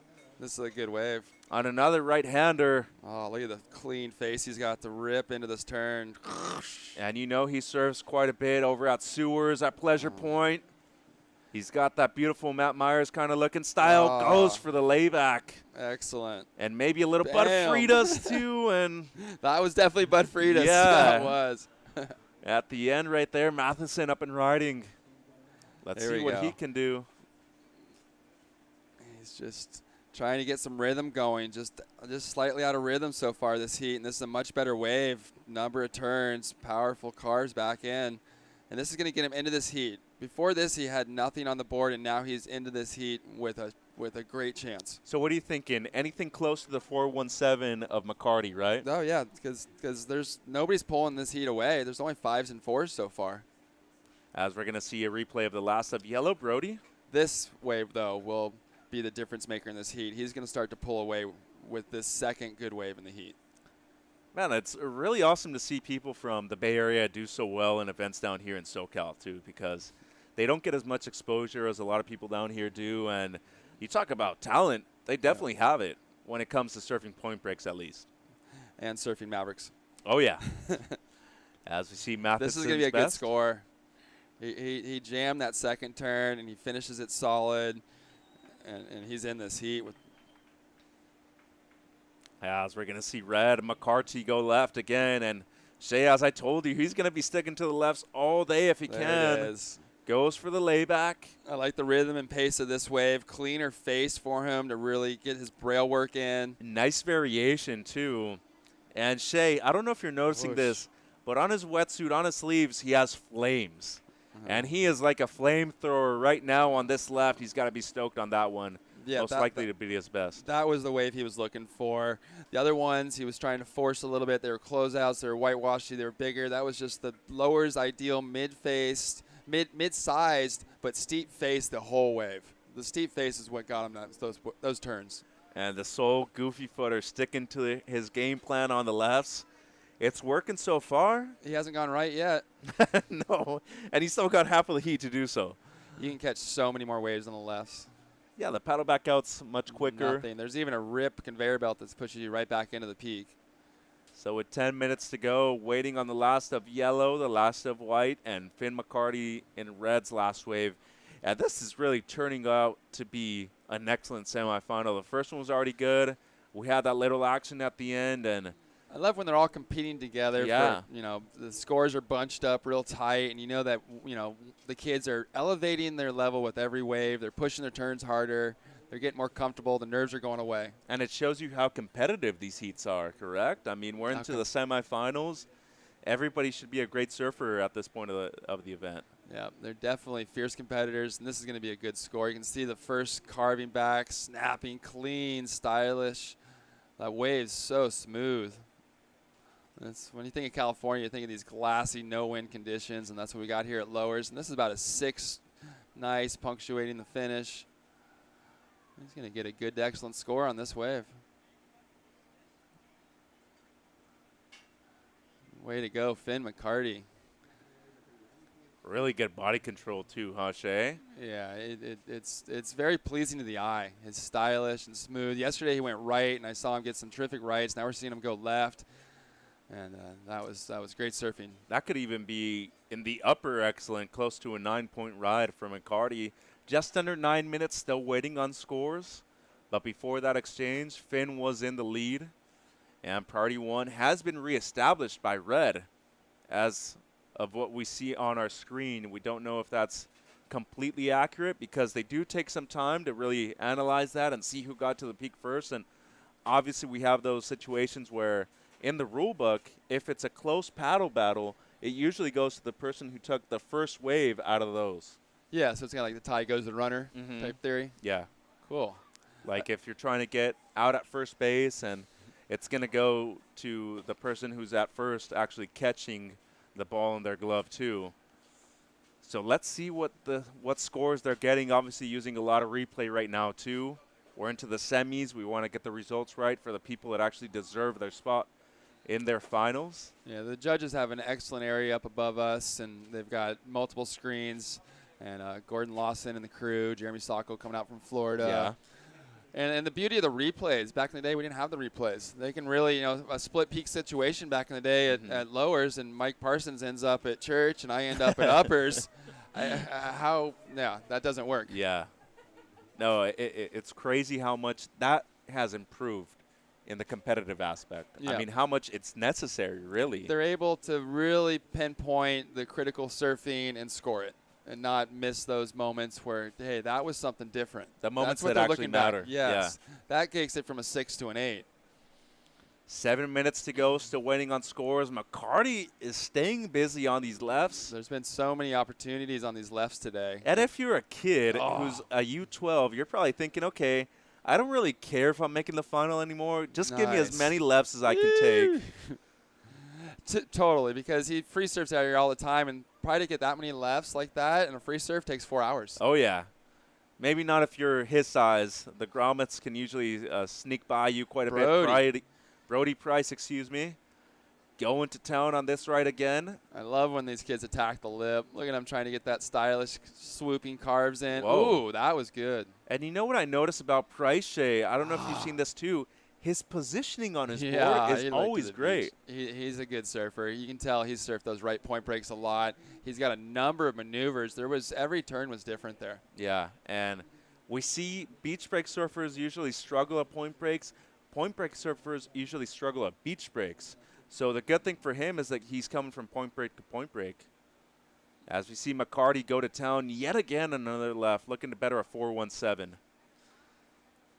Yeah, this one didn't really pan out on the end, but here we go on the replay from the drone angle, and there's a turn in the middle here that he really lines up. You can see him being patient, waiting for this wave to get vertical, and eyes up on the lip, slams it straight up into the hook, comes down with the lip and keeps ripping it down the line. Back arm drag right here through a carve, and then finishes right here slapping the lip with the fence free, and it's just some terrific surfing from Brody. And Shay, we do have 4 to 6 feet set still, but one thing that we've noticed immediately is that the period is a little bit longer today. So less waves with a lot more froth on the face. We're seeing one right now that just cleaned up on the inside quite a bit. Yeah, just some terrific read here, and I love the combination of maneuvers. This one right here, he really snapped off. That was critical, and then even for the finish, getting above the lip here. Nice surfing. Brody Price, he even gave the look back at the end too. So we're still waiting on lots of scores, and I mean, lots of scores. We're talking about semifinal number 2. You're trying to get 2 people in the final here. It's a really close heat, and with just under 5 minutes to go, judges really applying pressure to these surfers by using that replay. And obviously right here as a coach, you got to be telling them you got to surf on instinct and not rely on the beach announcer to relay your scores. Yeah, at this point, you're just trying to know what you've done and improve on what you've done previous, and then eliminate scoring opportunity for your opponents. Especially at the end, right? I mean, we're talking remember, about, they're your opponents. Yeah. the 4 minutes to go. This is where you really got to think, okay, in my mind, did I better both of my scores or at least my low score? Don't take off if it's going to be not a chance that you're going to get better than what you've already have. You're just wasting energy and time. Especially at a point break so good as lowers, right? At a beach break, we could understand it. Yeah. Could be a closeout. You could do an air. Look at Finn. He wants some scores. He's got 2 waves to drop. Brody's got 2 waves to drop. Chase has a wave to drop. Man, this is important, especially for Matheson, because he's the Yes. only one that has the 1 wave, Chase and really he's needs the to one catch that another really wave. needs to know. So, yeah, they're all looking to see what Chase is going to need to go to second now. Man, these heats have been epic, Shay, and it's cool to share these moments with you, Brad, and everybody else who's been here in the webcast. Oh, it's been a family reunion down at Lowers after the last 2 years off. Everyone's back together. And Yeah. We're Can you having imagine, seeing all these kids that have probably grown at least a couple of inches? You're seeing them, and wow, you're not a teenager anymore. You turned into a man, and fun. Yeah, this is the reintroduction. yeah, it's good to see U.S. surfing in good hands as well. 3 minutes to go. Here's a wave. Chase holding first priority, I believe. And if you're Matheson, do you just pull the trigger and say, okay, I just can't wait around anymore? Oh, no, he's got to go, and whatever he does is better than what he's done before. And I Ooh. think Finn may have had first priority, and this is why the beauty of going those lefts is you're back out in first priority before the guy going right. Setting up here, I nice like wall. that. Oh, dug into the face. Trying to turn that was tailored to a much steeper corner than that was. Yeah, he definitely needed that steeper section for the layback, as with just over 2 minutes and 30 seconds, we're seeing the replay here. McCarty, who was at the moment looking to better the 4.17 as a low score. And judges really taking their time. We're talking about 6 to 8 minutes since those first waves were ridden in this last exchange. I'm nervous. I have like a little pit in my stomach for all those kids because I know from experience being out there in their situation and wanting to know what I need so bad. And here comes a big set with 2 minutes to go. Chase just needs to get on one of these big sets. Could you imagine being a father on the beach or a mother right now? Yeah. You're probably going to have a heart attack or a stroke. I believe some of them are borderline right now. Blood pressure through the roof. Matheson up and riding, This is important the wave for wave. him. Goes up into the lip, nice little free Comes fall. out of it, highlighting across, going to make this section. Stretching out, up into it again. Very important wave for White. Oh, Ooh. there we go. Making it happen. Making it rain, too. Needs the finish, though, Shay. There it is. And he Slams gets it. Oh, Stands up tall, love looks it. over to I the love judges. We're seeing a variation of claims today, too, and I'm really enjoying it. everyone's got their personal flair. How they stand over their brother when they push him down. You ever do that with Corey? He was too small to pick on. As we see Matheson's last, this is an important wave because we're still waiting on his previous. I like that turn right there, the down carve right into the steep piece of the wave, put that rail in. He's able to even finish it off with one more. Got every ounce of energy out of that wave and every bit of scoring potential as well. Man, and you know who I got a feel for right now, and I was a beach announcer for the first 3 days of competition. I got a feel for Ben Way, who's up there doing the Here we beach go, announcing. Finn whipping it again on another left. And Deep on the lineup. This could be an important wave now for McCarty. Definitely. As he's looking to better the 4.17. Can he hold on? Oh, no. Goes for the cockroach. Okay, now let's see what we can do after that. So that's a continuation of the wave. Oh, yeah, it was all one wave, and unfortunately it looked like he had a little bit of a slip there. So we have a crazy heat in our hands as far as scores dropping right now.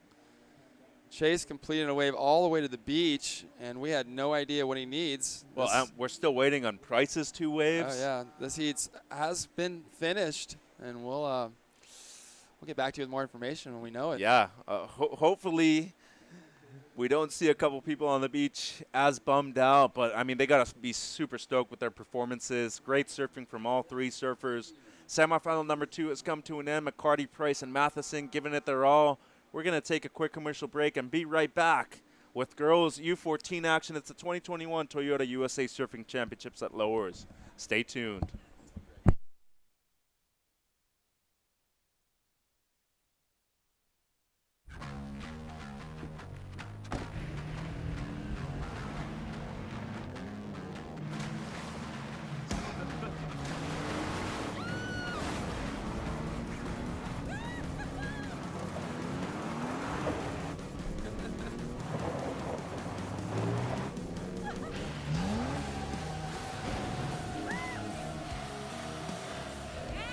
Rule the playground. Toyota, let's go places. Introducing Extremes Almonds from Blue Diamond. Good for you. Extreme for your taste buds. New scorchingly snackable Blue Diamond Extremes Almonds.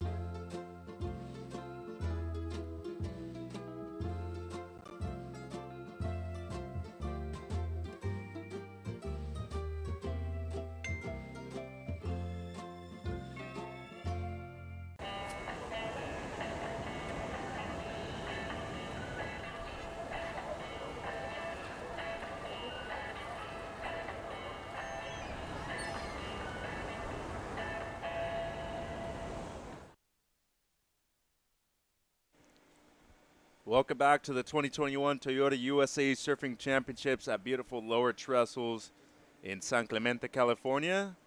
Girls U14 action in the water right now. Mitchell Salazar with USA Surfing CEO Greg Cruz. Good morning, Greg. Good morning. Congratulations on a great event so far. We are at finals day now, and it's been not only an amazing event for the children, but for everybody involved behind the scenes too. Yeah, it's been fun. Watch this wave. Who's up? That Kylie Pulsini, I believe. Kylie's from Florida. Yeah, well, the foundation is first great judging, and then the ability to be able to count on some reasonable surf, right? Mm-hmm. So Lower Trestles is a wave magnet, and that's why we moved here in 2009 to hold our USA Surfing Championships. Everyone wants to surf lowers in the summer, but also to have the very best judges in the country here. You know, we have a CT panel up there judging these kids. So, and they're all doing it because they want to give back and get these kids ready for what they're going to face if they decide to go pro. So what edition is this of the USA Surfing Championships? It's been going, so Surfing America was founded in 2003 and by Peter Townend, PT, and Dick Baker from SEMA, the Surf owner Industry Manufacturing Association. Oh yeah. And he resurrected the Ocean Pacific brand back in the day, and brought some New York garment industry expertise with him to SEMA, and really helped out a lot of the surf brands like become global companies. And then also a gentleman who we're going to be honoring with our U18 Champions Cup, Terry McCann, who was an Olympic gold medalist wrestler in 1960 and an avid surfer. And he was instrumental in setting up Surfing America with the ultimate idea of it becoming an Olympic sport. So this would be year 17 then, since we didn't have 2020. Correct. Okay. So yeah, it was in Huntington Beach up through 2009. And so it's this been here at Lower Trestles since 2009. Year 11 at Lowers, and every year is probably exceeding your expectations so far. Yeah. We've been lucky and blessed to have good surf every year. As we see our surfer in white up and riding. Nice carve to start things off. And Greg, if we're talking about the best junior surfers in the United States, obviously this is an amateur event. There's no prize money involved, but there's a spot on the USA Junior Surfing team, and obviously that's all the incentive these kids need. And working now with Coach Brett Simpson and Assistant Coach Brandon Phillips, your staff is amazing. And you're working with Kevin Dean, who is the physical therapy director for USA Surfing as well. He'll be in the Olympics. Right. talk to me about the development of your staff, too, over the years. All right. Well, we've been blessed because we have a lot of very talented people who have come forth and want to be involved with the program and want to help the youth excel. So Kevin's been involved since 2006, I believe, and traveled with the team on his own dime, vacation, to make sure that their medical and physical and training needs are met while we're at the ISA World Surf Games for both the juniors and not the junior games, but also the ISA World Surf Games for our pro level stuff. He's been amazing. He treats the kids and helps them out at his clinic, Dean Sports Consulting, DSC, here in the Surf Ghetto of San Clemente. Dr. Warren Kramer, who is my neighbor I've known for years, has volunteered a ton of his time. He's going to Japan with us. He's actually the orthopedic surgeon that worked on John and Kalohe both. Yeah. So it'll be great to have him there. But he was going, regardless whether we were dealing with some injury rehab. And then we also have Dr. Michael Gervais, who was the sports psychologist for the Seattle Seahawks, who's been working with the team, and he'll be on site in Tokyo as well. So we have a great team. And Tracy Axel, who's been here all day analyzing the surfers. She's our high performance manager and really helping the kids and our Olympic surfers with their movement and training properly and what have you to avoid injuries. So yeah, she's a kinesiologist, which is amazing to see the development not only in the water but outside with all these staffs. The accessibility to everything now, Greg, is just tremendous. In the last 20 years, I mean, I'm 27 years old. I started surfing in 2007, and since then I've already seen a huge increase in many things. And obviously with the Olympic Games coming up next month, we're probably going to see even more after this. Yeah, it's been an interesting transition. You go back into the 2000s, and there wasn't anyone really training for surfing. I mean, the mentality was to train for surfing, you just surf more, right? There were coaches that would, coach you on technique and heat strategy and stuff like that, but there were no training in the gym type programs that are specific, or movement programs specific to surfing. And I think Brett Simpson was one of the first to take advantage of that kind of training, and got him 2 U.S. Open championships back to back. Yeah. But now you've seen the explosion. Surfing, I deal with skateboarding as well, gentleman there, Josh Friedberg, and you would think he's the CEO of skateboarding, and you would think there would be more similarities. Skateboarding is still like the free spirit thing, and there is that side of surfing, the soul surfing, but surfing is a jock sport now, honestly. I mean, the surfers are training hard. They're doing everything they can to get the competitive edge, and they're not shy about it.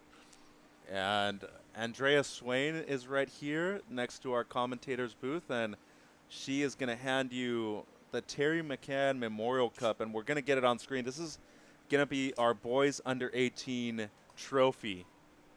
And not only is it very beautiful, but obviously it's a nice piece of hardware to have if you're going to be the best under 18 surfer in the boys division in the United States. Yeah, it's a crystal trophy. It's one that we've been giving out for the last several years, and we've had Griffin Colapinto, Kanoe Igarashi, Tatiana Weston-Webb, Brisa Hennessy.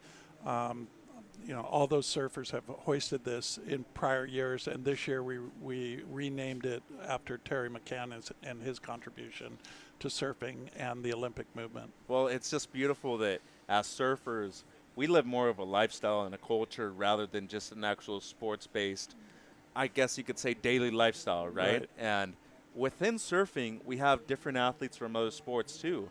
I mean, you're talking about somebody like Terry McCann, who not only contributed a lot to surfing, but to other sports as well. Right. Was an Olympian in 60, you mentioned. Yep. What about people that have done so much for surfing and maybe don't get the necessary credit? As you were talking about assistant coach Brandon Phillips, Kevin Dean, to me, he's worked on me before doing physical therapy. If it weren't for him and Dr. Kramer, maybe even Tracy as well, we probably wouldn't even be seeing John and Kalohe compete at the Olympics. Yeah. I mean, it's anyone that's been involved in this, you don't do it for the recognition. You do it for the love of sport, and because you want to see these athletes take it as far as they can. And for a lot of years, I volunteered with, I coached middle school surf team at Short Cliffs when Kalohe was on my team. And you just do it because there's a need, and you feel like you have the skill set to help, and you jump in and you help, and you don't do it for recognition. And that was kind of the start of my journey here, and helping out WSA with their programs and to help them get some funding, and then starting out our Prime Series, which was really address the issue of making that leap from the juniors into the pro league that was missing. As we're seeing our competitors in the water, Kylie Pulsini is in red, Sawyer Dimmick is in white, Chrislyn Simpson-Kane is in yellow, and Mia McLeish is in blue. Really good diversity of surfers within semifinal number 1 of the girls U14. We've seen some few waves ridden so far, but it's really been good talking to you, Greg, and just picking your brain regarding everything that's going on behind the scenes. I think everybody tries to focus too much on the athletes and not the people that are actually helping these athletes progress, maybe become somebody that's not only a professional in the future, but we see a lot of scholar athletes in here as well. Right. Kevin Schultz, to me, is one of the better examples. Yeah. He already graduated this year with a degree. He already took his EMT course, has that certification. He might become a firefighter, but he's still a professional surfer on the side, too. Right, and he's been on our board of directors for 6 years now. I approached him because we needed athlete representation, and who's a better representative of surfing than Kevin Schultz? Yeah. And so now he's on the Athlete Advisory Council of the U.S. Olympic Paralympic Committee. They're making sure that the athletes' needs and wants are met within the organization at the National Organizing Committee level. So we're super stoked to have his voice in with that group of athletes, advocating for athletes in general and surfers in particular. Another really cool thing, too, a product of this event is now the Surfers Rep on the Men's Championship Tour as well, Connor Coffin. Oh, yeah? Yeah. Nope, he actually he succeeded Adrian Buchan, which, if you ask me, those are some big shoes to fill. Yep.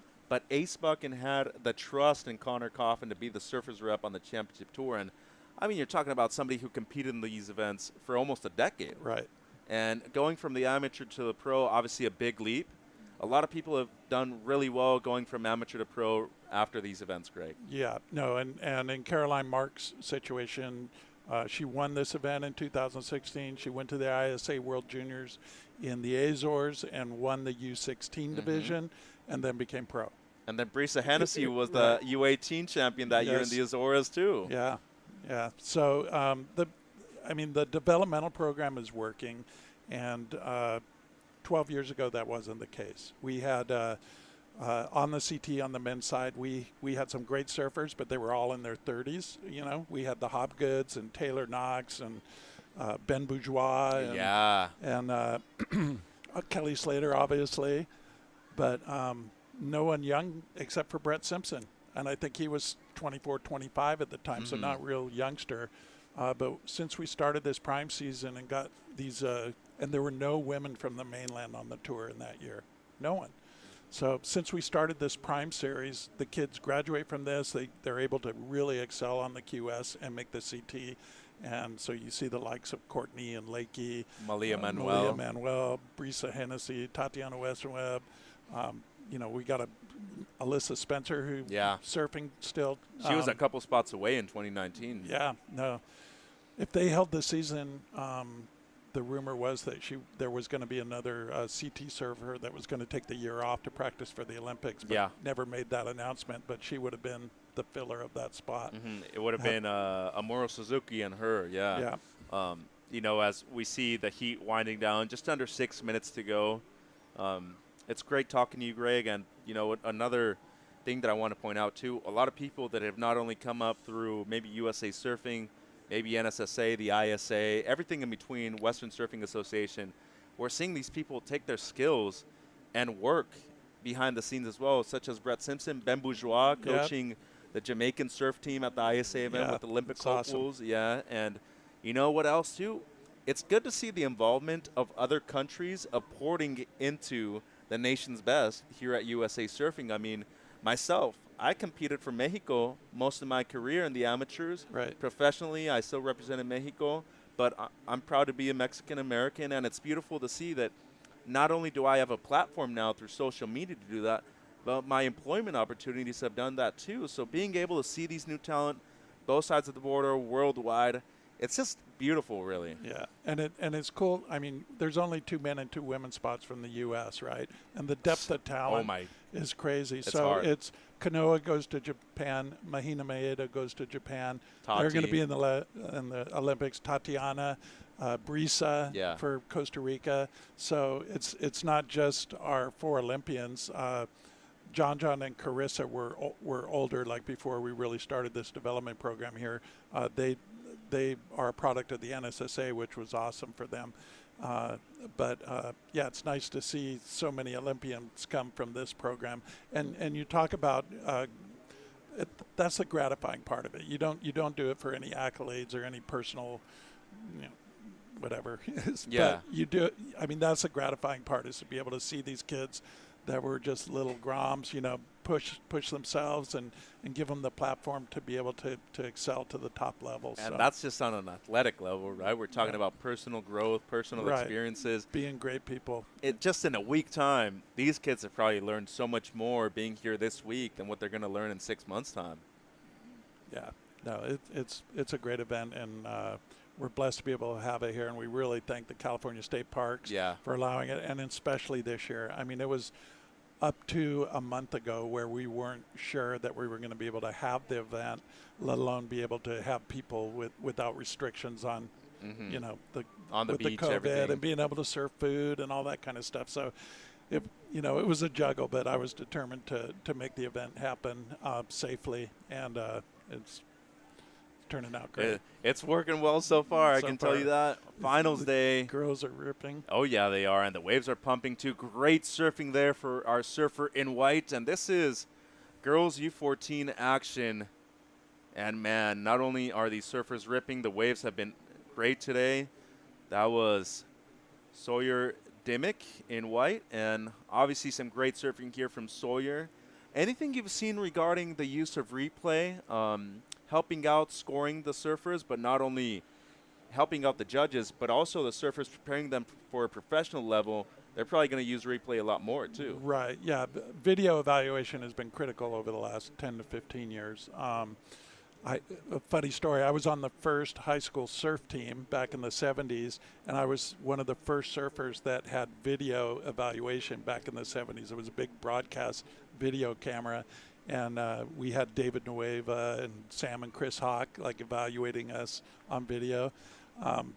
So that was the first, but now it's a critical part of it, and we're working with Microsoft on artificial intelligence that will actually track motion of the surfer on the wave, track the critical sections of the wave, all overlaid on top of video. So we'll be able to show proper movement and proper placement of turns and really be able to show some cool stuff. That's incredible. If you would have told me that 10 years ago, I wouldn't have believed you. Yeah. Even a couple of years ago. Well, even a couple of years ago, Red Bull did something at BSR where they put markers on people and tried to track the movement like that. Mm-hmm. And the technology was hit or miss then.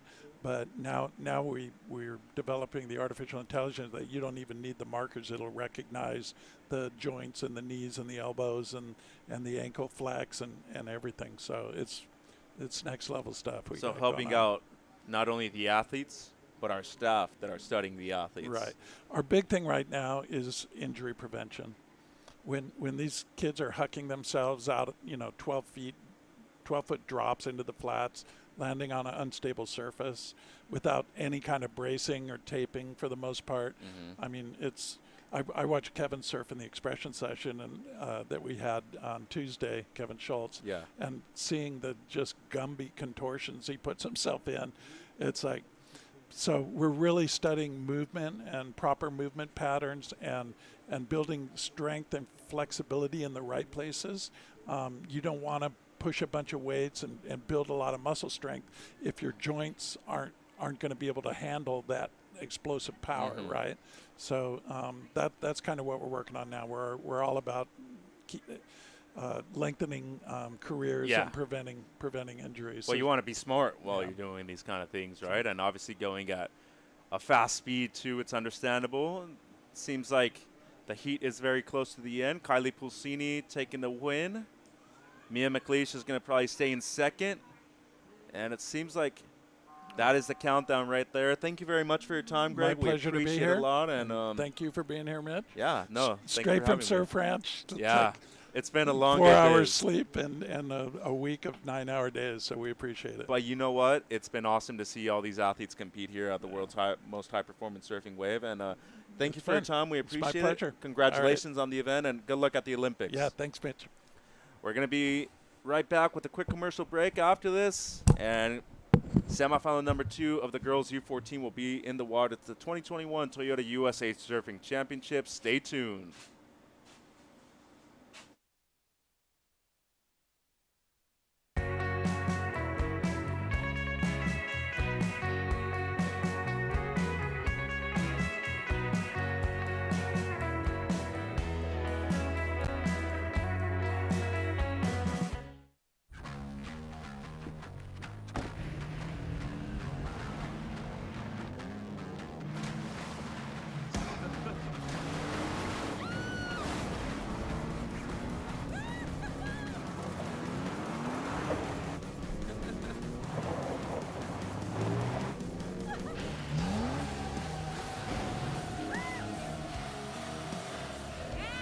Rule the playground. Toyota, let's go places. Introducing Extremes Almonds from Blue Diamond. Good for you. Extreme for your taste buds. New scorchingly snackable Blue Diamond Extremes Almonds. Whether training for the big game or living a healthier lifestyle, find the relaxation and relief you deserve. Explore how to prepare, relax, and recover with a jacuzzi hot tub. Welcome back to the 2021 USA Surfing Championships presented by Toyota. Mitchell Salazar joined by the Hall of Famer and current USA Surfing coach, Brett Simpson. Brett, great morning to you. We just saw semifinal number 1 of the girls U14 exit the water. It was Kylie Pulsini and Mia McLeish held on to second place at the end as McLeish greeted by her friends. We saw Sawyer Dimmick have a great heat as well. Unfortunately did not advance, and Kristlyn Simpson-Kane edging out in 4th. So heat 2 in the water. Vahiti Mahana Inso is in red. Vela Mativ is in white. Oaka Wong is in yellow. And Avery McDonald is going to be in blue. There we see our surfers. 2 surfers from the Hawaiian Islands, 2 surfers from the mainland. And good diversity of goofies and regulars in the heat too, Brett. Yeah, this is going to be a good heat. You know, you got Vahiti. She definitely likes the left. She surfs Kewalos bowls a lot, so she's comfortable on the forehand. Vela is from the land of the rights in Ventura, Santa Barbara area, so she's kind of used to going right. And then Okoa and Owaka. And Avery surfs out here a lot too, so San Clemente product. Yeah, it's going to be a good heat. Kind of we'll see who gets the start. It looks like Vahiti's kind of positioned more on the right. I don't know if she's going to hold that deep spot. You never know. The cat and mouse game at the beginning of the heat is very important, especially if it's inconsistent. I feel like today there's been plenty of waves. I feel like the last heat missed some waves, a little bit out of position, but Kylie was able to get some good scores and then, hold on. How's it going, guys? Great morning, Mitchell Salazar, Hall of Famer Brett Simpson. We got the cup right here. Yeah, so this is going to be the boys under 18. That's the one. It's we filling it with cash or what? There's a bunch. Our boss is to your right. Or some Gatorade. Oh, we'll throw some Gatorade in there. Maybe a little bit of chocolates too. Some Ferrero Rocher. Okay, some chocolate milk. Oh, the milk. Yes, we got Milk, big sponsor of ours. We could fill it up with milk. Be like, what is it? The Indy 500? They do that. One of those. They pour it all over them. Little Danica Patrick. Boom. It could be fun, but you know what? A little bit of chocolate milk would look really good in there. Yeah, maybe give it a little bit of gold. Dude, that's a pretty rad trophy. It is. I might take that thing home. If you're a U18, you'd be pretty stoked to be winning that the end, wouldn't you? Heck yeah. Then you also get a Carver skateboard if you're selected for the U.S. junior team. Yep. And then you're also getting all your fun gear. So you're saying it all depends on me. Oh. And, yeah, we got Blue Diamond too, almonds. They got Okay. these super hot ones. There's a test. They're if you can good. eat like one a day for 20 days. If you, Maybe a Toyota truck. Maybe they're going to join you as a team I got rider. a Who couple knows? of those. I'll take another. Where's mine? I've been waiting on mine, Brett. I do love my Toyota trucks, that's for sure. They're Look, a great sponsor. Here's what I'm going to propose. We fill it up with the almonds first, the blue almonds. Get And the then- spicey in Then there. some milk. And then the chocolate Ooh. milk afterwards. Brother. You got to dude. pull a Michael Jordan, you All know? right, The all Last right. Let's get Dance. back to the task at hand here. We got some waves coming through. Just under 16 minutes to go. And as you were saying, positioning is super important on finals day. Obviously, the peak has changed. We see Vahiti up and riding on the left. She and- likes her forehand. Well, It's- if you've ever surfed Koala Basin, it's predominantly a left, but the right actually stands up just the as right, well. yeah. Well, I went there a month or two ago, and I was able to surf with Wow. Vahiti. Hammers it right there. So I was able to surf with her. She's like Carissa's protege, and we were kind of hanging out. Look at Avery right here. Starts off foamy, but she might get a little inside runner. I don't know. This thing's looking kind of into the bay. There is a crazy right, and that's where like Zeke, Seth Moniz, all them like polish those aerials that Yeah. they do. Josh, Noah Mizuno. Noah. I'm sure I'm missing a few, but I know I saw this little section. I'm like, wow, that makes sense. It makes sense how they're launching. A lot of times it's into the wind too. Yep. So yeah, the left was fun though, and that kind of made me go to see like, dude, that's why Keanu has a gnarly backhand. Keikoa, and here we go. Vahiti kind of weaving through, nice arc right there, a little wrap. Then this one draws it off the bottom, hammers it. So big turn right there. Yeah, nice closeout re-entry right there. And then McDonald on the right. And you were talking about local knowledge and local experience. We can really call somebody a local if they live within a 40-mile radius, right? Because when I we don't had know the about CT event, that. when we had the CT event here, you were always considered one of the local I surfers. guess, yeah. I So- never got the local pass, bro. I don't know about that. Once you get the older guys out here, they kind of give you the death glare. I and are thought like, Lowers, everyone's local. I don't know. I'm just kidding. who's the truest of them all, though? Oh, the old dogs. You got Gary Ward. What's his name? Fur Dog. Fur Dog sits way out the back. There's some proper locals who are down here, daily that are here pretty much with their headlamps on surfing out Yeah, there. they you get know? here like at 4:30. I've clicked in like at dark and seen guys riding waves with like proper headlamps. I'm like, wow, that's committed. But you'll do anything to get a nice one out here. An 8.0, the opener from Vahiti Mahana Inso. Excellent score for her. 3.17 for McDonald. And non-priority situation between white and yellow here, which means, Brett, that they have overall better positioning on the priority board than the other two surfers that have already caught waves. Mm-hmm. But there is priority between red and blue once they establish it. Yeah.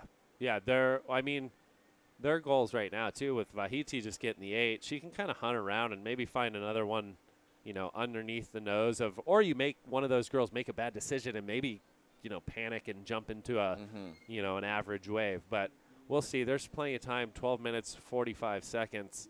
She's actually out farther than all of them, so I was completely wrong. But we'll see. She's kind of, it looks like she's focused for those lefts. She has a game plan. She knows that's her backhand's good too, but her, forehand is pretty. It's her strength. Is her strength, yeah. And she's probably going to rely on it. When we're talking about local surfers, I feel like a lot of people down here, my generation, one of the hardest to ever beat, Ian Crane, Jeremy Carter, Kolohe, Luke Davis, Yeah. Jake Davis, his brother too. Yeah. But most of them tend to surf at lower trestles. Why not the decision to go to uppers quite a bit? We have middles, we have car parks, we have what's the other one just north of uppers too? Churches. Not Cottons. Cottons. Barbed wires. Barbed wires. You have yeah. barbed wires too. You have There's a middles bunch just of to little the south. different little nooks and crannies in the cobblestones, but I think lowers, in the summertime on a day-to-day basis, you can come out down here and have a really good surf. Mhm. The waves are consistently chest, head high. Even when it's flat, if it's 1 foot at 15 seconds, head high. So I think they spend most time here. Those guys do surf, uppers, and they'll kind of, State Park and find other, T Street's a quick go-to Yeah. for a lot of them to fine tune the beach break stuff. Yeah. It's a tricky wave. So if you can put some together out there, you can kind of go anywhere in the world and feel comfortable, especially if you're hopping on the QS or going to surf some qualifying events. But lowers it's the epitome of performance surfing wave. As we see our surfer in white, having a look at the right, she's going to be up and riding. Bella from Ventura, Santa Barbara area. And obviously some amazing surfers from that area. Barry Martinez, the Coffin brothers, one of my personal favorites and a former travel partner of mine, Killian Garland. Kilgar, as you know him super well. Yeah. Brett, a little bit of an influence on Bella. Nice rail work so far. Look at the patience. So far, so good. She's not trying to overdo it. Bangs it on the inside. Oh, unable to get the completion. So that'll hamper the score a little bit. But she did some nice rail work out the back. I think that'll be the second best scoring wave of this heat. I forget what else is on there besides the Avery had her wave. Yeah. But I think that was probably better than Avery's wave. It's a 317, the opener of McDonald's. So anything better than that will push Bella up into second place. And how's the drone angle here from our surfer in Bella Matif? I love the drone angle for like swoopy maneuvers. It looks really cool, kind of long, figure 8 style. That turn had a little like double up, and she's, couple of the turns were a little 2-stage, which isn't the greatest when we're going for excellent scores. Yeah. But overall, she put it together. She left some meat on the bone on the inside. I like the takeoff. It was like a little went to her knee. knees first. Yeah, a little drop knee takeoff kind of. I think when the whitewash lands on your back, sometimes it can buck you off if you go straight to your feet. So she just kind of went safety valve just to weather that storm. The yellow board looks flowy, yummy Channel yellow. Island surfboard. Yep.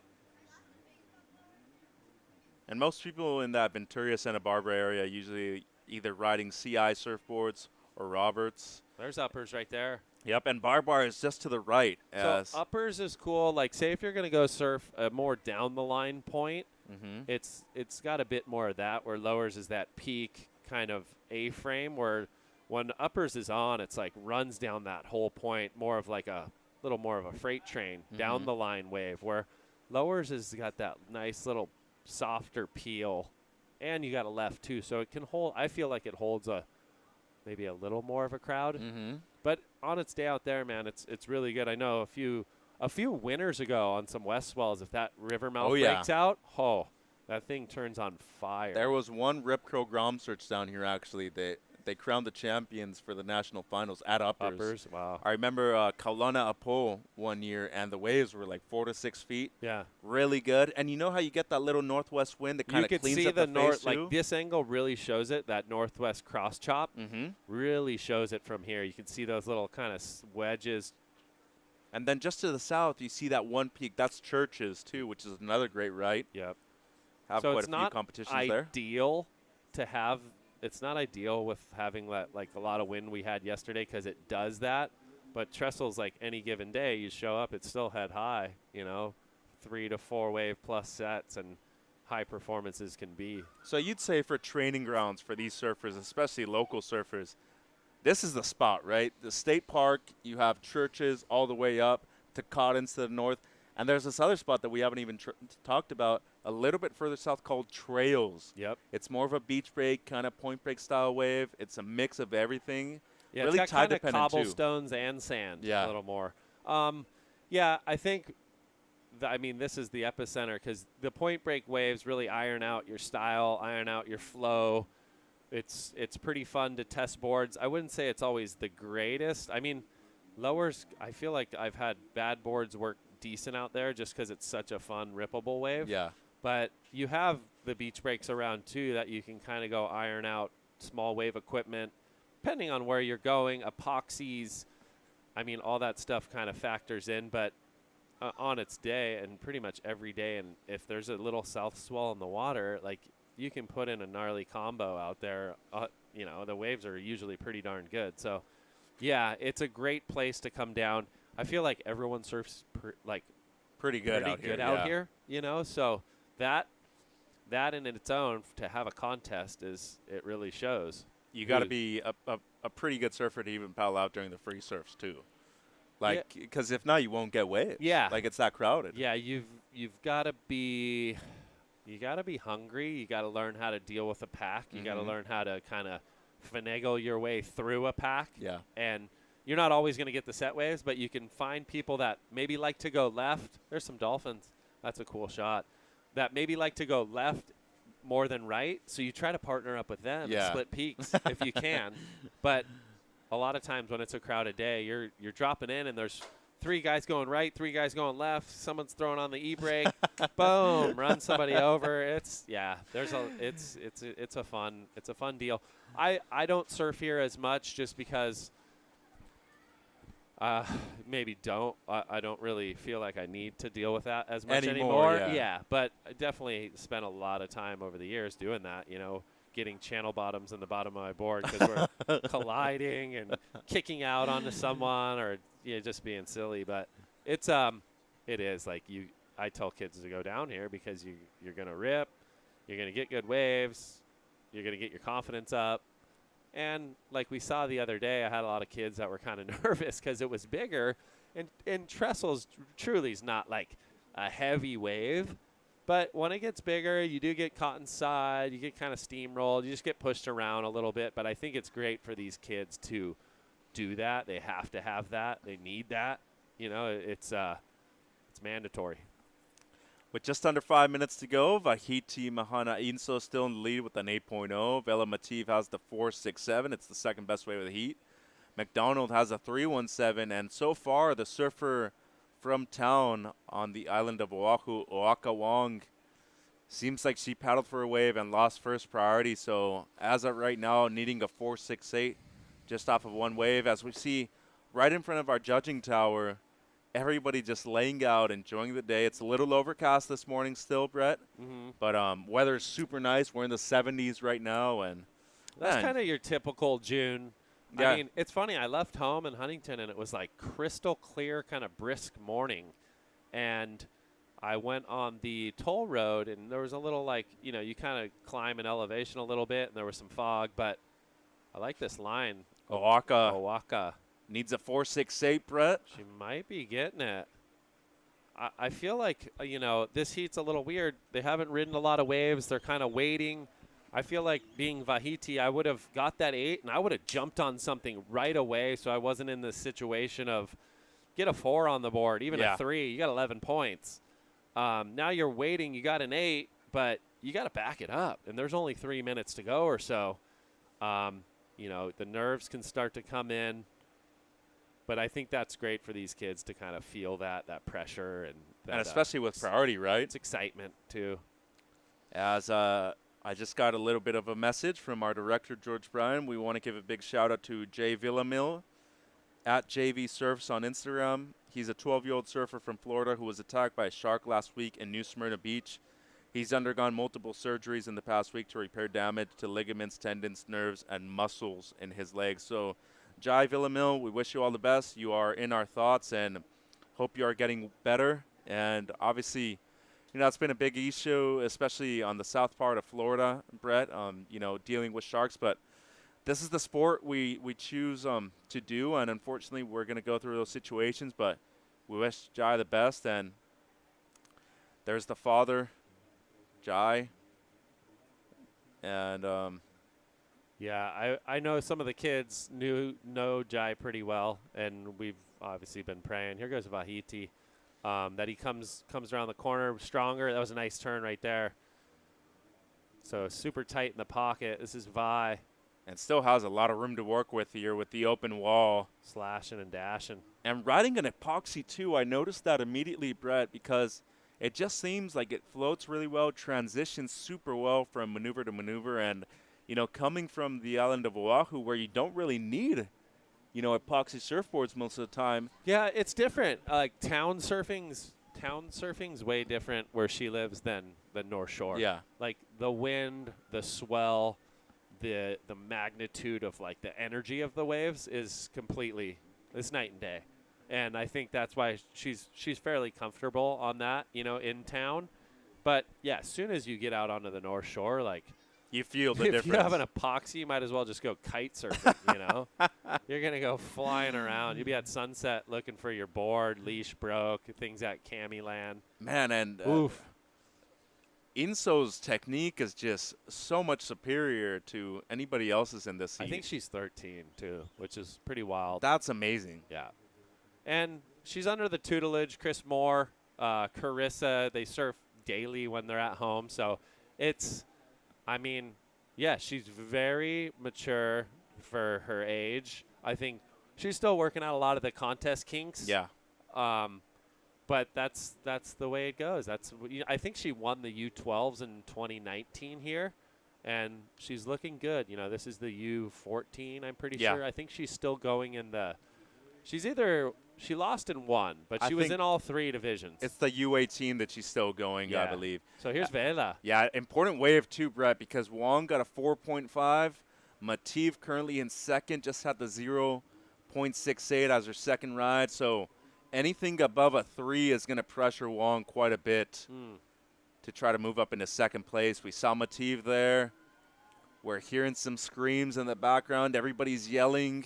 Yeah, there's some cheering going on. Here we go. McDonald, important wave for her. Local girl, that's probably what all the screaming's going on. So it's a little slash right there. There's Avery. This one looks like it's kind of forming out on the inside.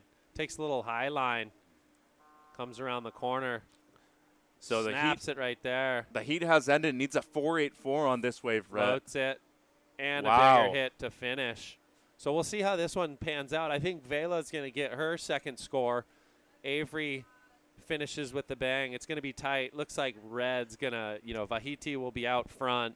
Then it's a battle, blue and white, and Owaka. Got an 8.5 on her last was Vahiti. Yeah, so she went 16.5. That'll get you through most. Oh, they're splashing each other.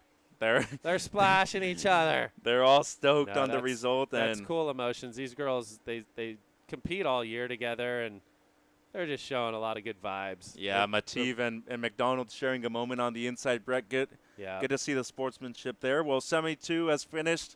We're going to go into boys U14 now. We're going to go to a quick commercial break and be right back with the 2021 Toyota USA Surfing Championships at Lower Trestles. Stay tuned.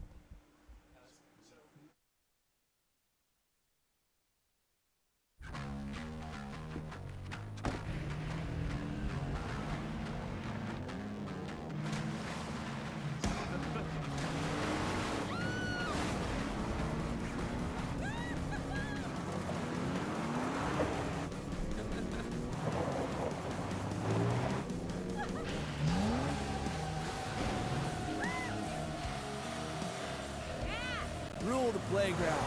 Toyota, let's go places. It's time we unleash the potential in all of us. It's time to join the ones who cleared the way for us and move this world into one full of possibilities, where all have access to more opportunities and resources. It's time to create a new legacy together. When we all can move, there's no telling how far we'll go.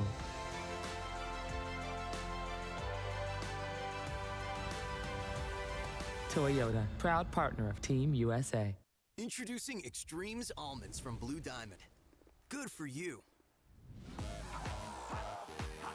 Extreme for your taste buds. New scorchingly snackable Blue Diamond Extremes Almonds.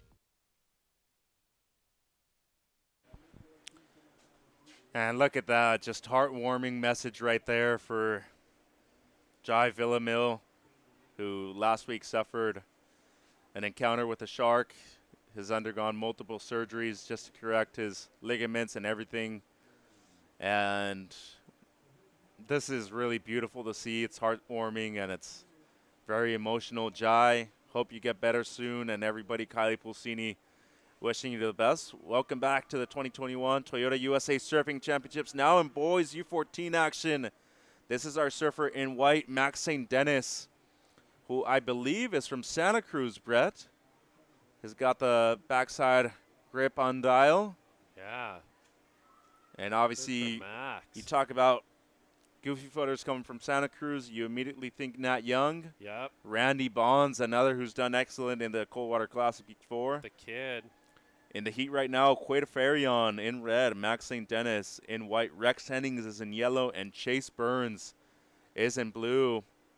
As we see Quaid from our area. There he is, Quaid. Oh, nice form carve right from there. Costa Mesa, Yeah. surfs a lot in Huntington Beach. That was nice. And Newport as well. And wow, we already seeing something great from Quaid. That was pretty sick. And Combo. gets the soul arch at the end too. Rexy, local boy. So this heat's on fire. Well, there's pressure here for Hennings too. Bang. Goes up into the lip and gets the finish too. What a start. Two-turn combo. Everyone's just hammering. And outside. Oh, wow. Burnsy. Chase. Oh, two-wave hold down. You're just talking I'm thinking Sunset like Beach. these kids are at Sunset I'm Beach thinking with the Sunset U14s. Beach. Grab your big sticks and get out there. We could even be looking at Haleiwa maybe for these kids. And big shout out to your former coworker Joel Centeo. He runs the HIO, the Haleiwa International Open too. So Yep. all of the kids from the Hawaiian Islands, if you guys are on Oahu in the later part of the month of December, sign up for the HIO. Good opportunity to surf Haleiwa. Yeah, Joel's had such an amazing impact on the community there, running that event. Everything he's done over the years for a lot of these athletes. As we saw Max on his opener and Quaid's replay here. So started a little bit flatter, but got a couple nice rail work and then got the finish right there. And then Rex maybe a little bit more verticality right here. So nice little carve, sets it up, big hit through the lip, and then jumps it right there. So that's super critical. No in between kind of bobbles. A 7.5 for yellow, a 6.5 for red, and white's open our 433 as we see Burnsy chase. He's going to need at least a couple of sixes, it seems, to make it out of this heat, Brett. Goes up into the lip. That's nice. And Burnsy, who is also one of the more talented surfers to come out of Oahu lately. I like that orange bottom. Things popping. Man, this kid is surfing great. I believe he is from Oahu, is he not? Chase Burns? Chase is, I think so. Yes. As we see local boy Boom. Hennings, late hit, controls it. Oh, so little bobble on the first that set him a little late for the for that second turn. So a little flurry of action to start it off. And look at how smart Farion was to recover priority as we see Chase on his opener. Yeah, so a little swoop right there, sets up the carve. Kind of gets a little off balance right there, but sets this up nice. Better snap, almost catches that outside rail. And then this one, he said, I got to go for it. Man, that was critical as it could be. Yep. As we see Hennings is last. He didn't really get I don't think he got as much projection as he thought he was going to get off that for that second maneuver, or coming into that second maneuver. Caught him a little bit off guard. 15 minutes to go, a 3:17, the last for yellow, waiting on Burns's second ride. As we see Farion, his dad Jay was asking me a couple questions regarding priority. Ow. Oh, no. Yeah, the wheels. He tried to force that quick little foam climb. To get to the 2-for-1, huh? Yeah, and it's hard to do sometimes. If you don't have that speed, it'll cost you. Yeah, and I was telling you, I was talking to his father, Jay, the other day. He was asking me several questions about priority, maybe how to establish it better, maybe how to utilize it better. And I told him, hey, if you don't understand the rule set better or you don't feel as comfortable doing it yet, don't even put yourself in rotation. Yeah. Stay busy underneath everybody else's. Well, I think that's been his downfall this year, has been tricky. When he's been surfing better under it and freer, and then once he gets it, he'll kind of sit and wait and maybe overthink it a little bit. Yeah. And yeah, he's asked me a few times but that is it's a feel thing, because there's times I've told him dude, you got to be more patient. He can't sit still. In a free surf, he's just nonstop. And sometimes that translates into your heats, and you can almost take yourself out of the heat. So I think he's trying to work out that combo, that what's the word I'm looking for, if you're a scientist, the formula? The formula. The formula. Well, this is the formula to success. Exactly. For our judging, commitment and degree of difficulty, innovative and progressive maneuvers, the combination of those maneuvers, and the speed, power, and flow obviously involved at the beginning. And, when you're talking about the formula and the recipe for success. Here at Lowers, it seems like adaptability is the most important thing, as we have a great right and an excellent left as well. Yeah, it definitely, like he just went on another little insider and did the same thing. So wheels kind of fell off on the last two. He's going to have to just regroup, kind of shake it off. As Hennings maybe looking for a deeper right. Nice backdoor of this section right here. Oh. A little too deep. So a couple errors on both sides.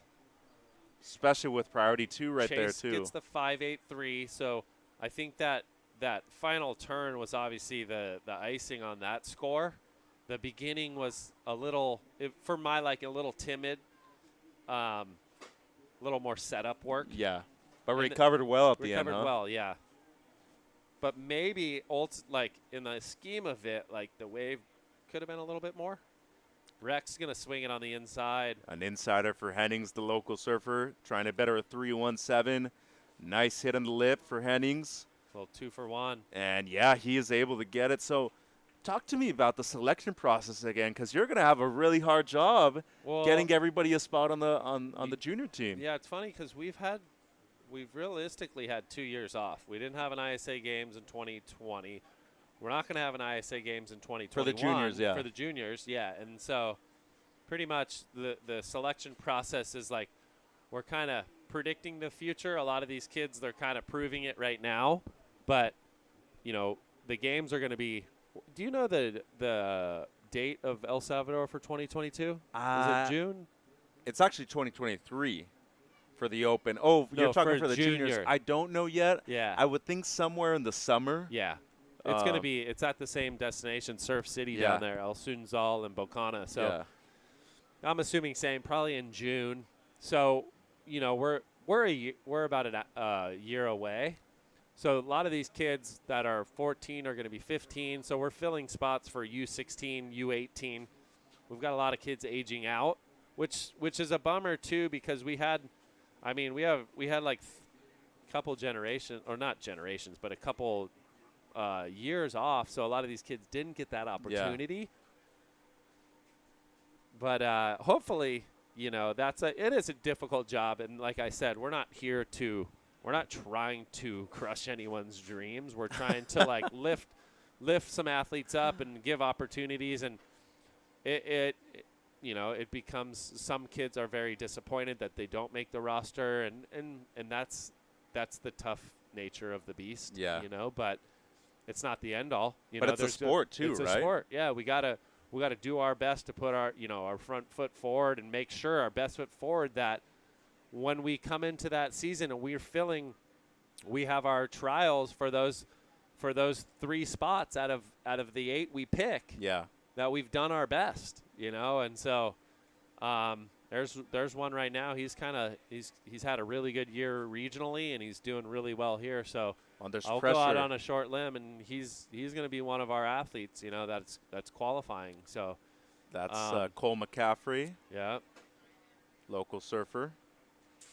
And his sister also probably on the short list for you as far as the girls go, right? I think from the statistics and age that I have, I think Ella's aging out. Out of the U16s. Out of the U18s. Really? Yes. Oh. And that's what I'm saying. Those 2 years went by so fast that like there's 3 or 4 like the Cade Matsons, the Taro Watanabes, Cole Hauschmans, a lot of them didn't even get that final year of their ISA games, you know, World Juniors. So it's been a little bit of a tricky one just with dates and birth dates, and we're kind of predicting the future. So yeah, we're doing our best. We got a good list. Lucas Ostin, Cole, Ryan Huckabee. You know, Charlie's kind of right there. He's on the younger side. You know, you got Quaid. Rex is kind of looking to make the jump. He kind of dominated regionally this year, and he's doing really good here. So good chance he's going to be on that U16 roster. As we saw Max St. Dennis with an incomplete maneuver on his last, but some good work before that. As Quaid's going to pull the trigger, he's up and riding. Important wave. As White just caught a wave. Nice hack there for Farion. Gets the wrap. This wave standing up on the inside for Quaid. Needs the big finish, though. Is he going to get a last one in and maybe a little bit of a mistime there on that carve, Maybe Brett? took it a little too deep. I like the idea. Maybe he could have just wrapped it and did a sick rebound. Mm-hmm. You know, he thought there might be a little bit more left. Now it looks like Rex going to hop in on this thing. Henning's up and riding, currently in the lead. Oh, my nice goodness. swoop right there. So this is Rexy. I like how he cut it a little short and a third. So that was well read. He's ridden a lot of waves out here. And Chase Burns up and riding now in blue. So this is a good wave right here. Wow. Chase, little snap right there. So this is a better looking wave. Whoa, pull it. He Wow. does. That was a big maneuver. That was spectacular. And, I mean, you obviously got to say that Hennings is running away with it right now, right? Because he already has the 2 scores. He looks super comfortable. But Burns' last was just spectacular. Yeah. He's kind of like he keeps you on the seat of your pants every turn. His technical form isn't maybe as good as Rex and or Quaid, but he's kind of throwing it up into the lip. There's all risk in. involved. High risk for sure. As we're going to catch up with Max's opener out of this set. He has something in the 4 range so far, Brett. Probably going to need at least a 6 to make it out of this heat. So Max definitely has a good backhand. This is Quaid's wave. So it comes around the corner right here, wraps it. So they like that when you get to bring that board back into the power source. And then right here, I was thinking maybe he could have dropped to the bottom and got something a little more through the lip. But that wave just ends up kind of going flat at the end. And then Rex goes little three-piece right here. Nice swoop. Holds the rail, cuts it a little short, snaps it off the top, and then stays high and goes lip liner. So that was really cool. It's the 3-piece and a soda right And there for then Hennings. this one, the Jorge Masvidal, this one, little snap, almost does the thing where he catches the outside rail and then just goes lip slider McGee. That was just incredible. For a kid his age, we're talking about somebody under the age of 14. That was Jordy Smith-like right there. That was big. That was big. That was, look, he's got the Julian air spray. Oh, yeah. Little Kanoe Garashi in there, too. Yeah, Kanoa. I stole it for a little bit. I like that. the red rails. Yeah, it looks sick. So it's a 5-4-7, the last of Farion, a 4-5-7 for Hennings. St. Denis gets a 3.1. The important score here is going to be Burns' last. He needs a 6-1-5, for second place, just under 6 minutes. And priority crucial here. And we were talking about Farion's maybe necessity to improve with priority. He got priority 1, priority 2 with yellow, priority 3 with white. So Burns in the last part of that rotation. I think he got an 8-something. Bang. So almost like the control, almost that little bit out of control, but in control. You know, he didn't have to lay back. His footing almost looked like it got a little caught off guard, but yeah, now Quaid needs a 7.57 and Max needs a 9.74. Man, an 8.23 for Burns has him in second now. Heading still in the lead, he gets a 7.83, a 7.5 on his last. So things are looking good for the local surfer. But if you're Farion and Dennis right now, Quaid's got the first priority. So I mean, he's in the best opportunity. At the end of these heats, like whatever you need, you just want that chance. Yeah. You know, and if he was in say fourth priority right now, I'd say, it's not looking too good.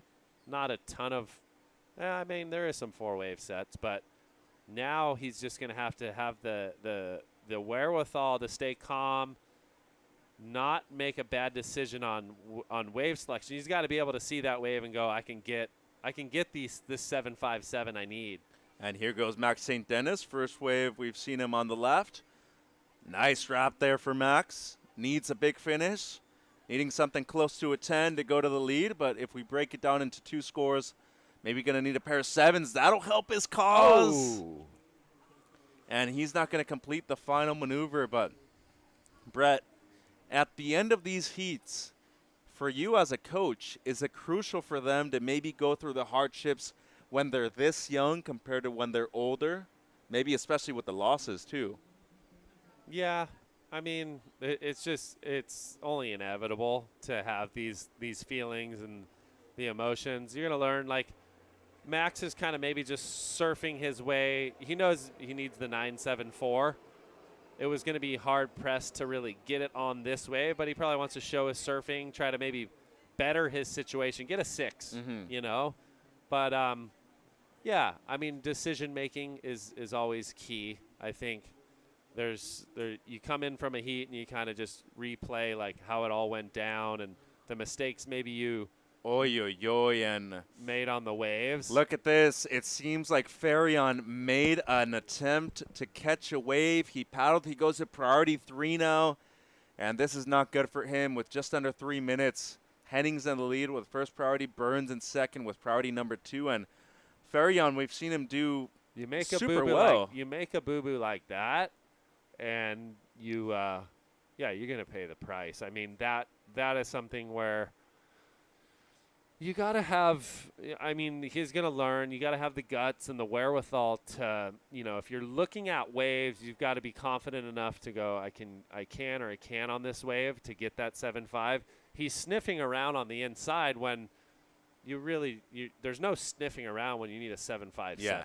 Because you need to get that on a set wave right now. Yeah. Yeah. I mean, and now the sets come in and, he may have to go left. And his backhand might be his best weapon.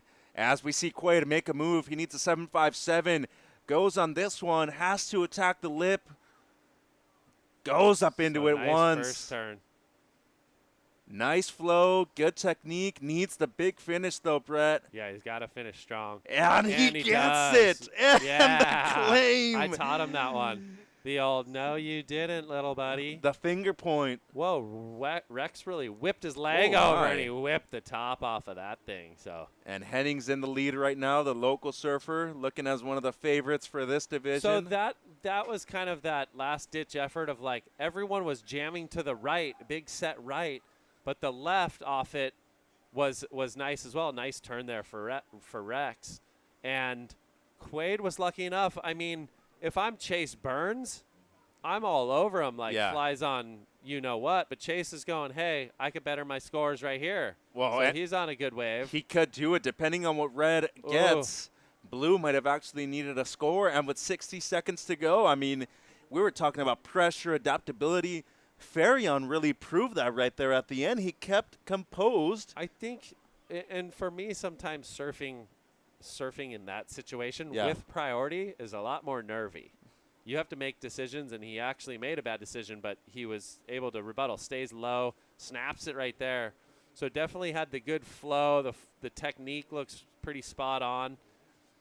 Comes off the corner, gets a little more drift there. So he liked it. Three turn combo. It's going to be close. Man, and especially the finish, right? It's going to be close. As we see. That was a nice turn for Rex. So Rex has got a little fire hose on his board. Spray's kind of flying everywhere. And St. Dennis needs a 9.74. Quaid got a 7.3. It wasn't enough. Wow, he's up and I think he went on this left too. So, but St. Dennis needs a 9.74. Surfing pretty well so far. Needs something huge though, and that will not be it for Max. Great performance by him though throughout the entire event, and he does not look happy about his performance on the left. I think he came unglued, maybe. Good performance there by Quaid, but let's give it up to Chase Burns. Yeah. Let it all go on that 1.823, and obviously great surfing there from Rex Hennings taking the win. Here it is right here. So slashes right there. And again. Oh, he was on his way, maybe. What did he need? A 6? He needed less now, and here's Max's last. High 6, maybe. Max had a good wave, gets a little bit stuck right there, but what a great heat. Exciting heat. And obviously, as the head coach, you got to be pretty stoked on what you just saw, right? Oh, great performance. I think, actually, they all surfed really well. I mean, Rex was probably the favorite in the heat. I'd almost give the edge to I haven't seen Chase surf enough, but definitely was a great heat. Well, thanks, Brett. I'm going to be stepping out. Mike Electronic will be coming in. We're going to go to a quick commercial break and be right back with the 2021 Toyota USA Surfing Championships. Stay tuned.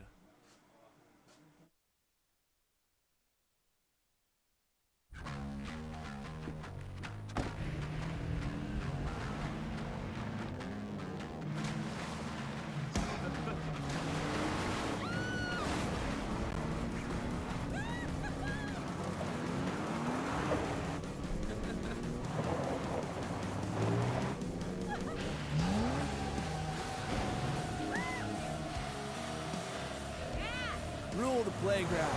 Toyota, let's go places.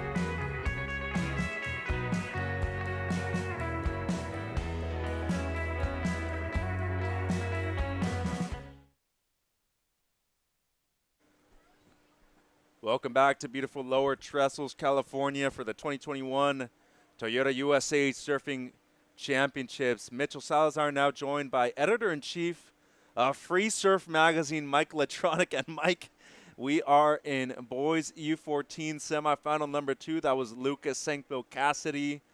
And he is one of the younger surfers in this division, one of the largest, though. And boy, can he surf with power. Yeah, hey, thanks, Mitchell. The level of talent here in America is really, really exciting. I've been to so many of these events. And, well, first of all, it's great to be back in an event. You know, COVID-19 worked its charms in keeping us all subdued for like a year. And it's just so good to see people and high five and shake hands, and all the kids are stoked. And, you know, really got to give USA Surfing props for making this thing happen at Lower Trestles. And as we see our 4 competitors, Vance Wayant, Charlie Stevens, Lucas Sankville Cassidy, and Roran Mullen will be in blue. And obviously, Mike, you know, you were talking about COVID-19 and a lot of restrictions. Good thing that everything just lifted up a few weeks before this event actually happened. And I want to talk to you about the diversity of Hawaiian surfers now in this event, too.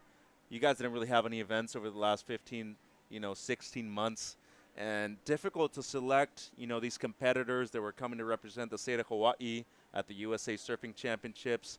What have you seen so far from the surfers, not only from Oahu, the main island, but also Maui and Kauai well represented here?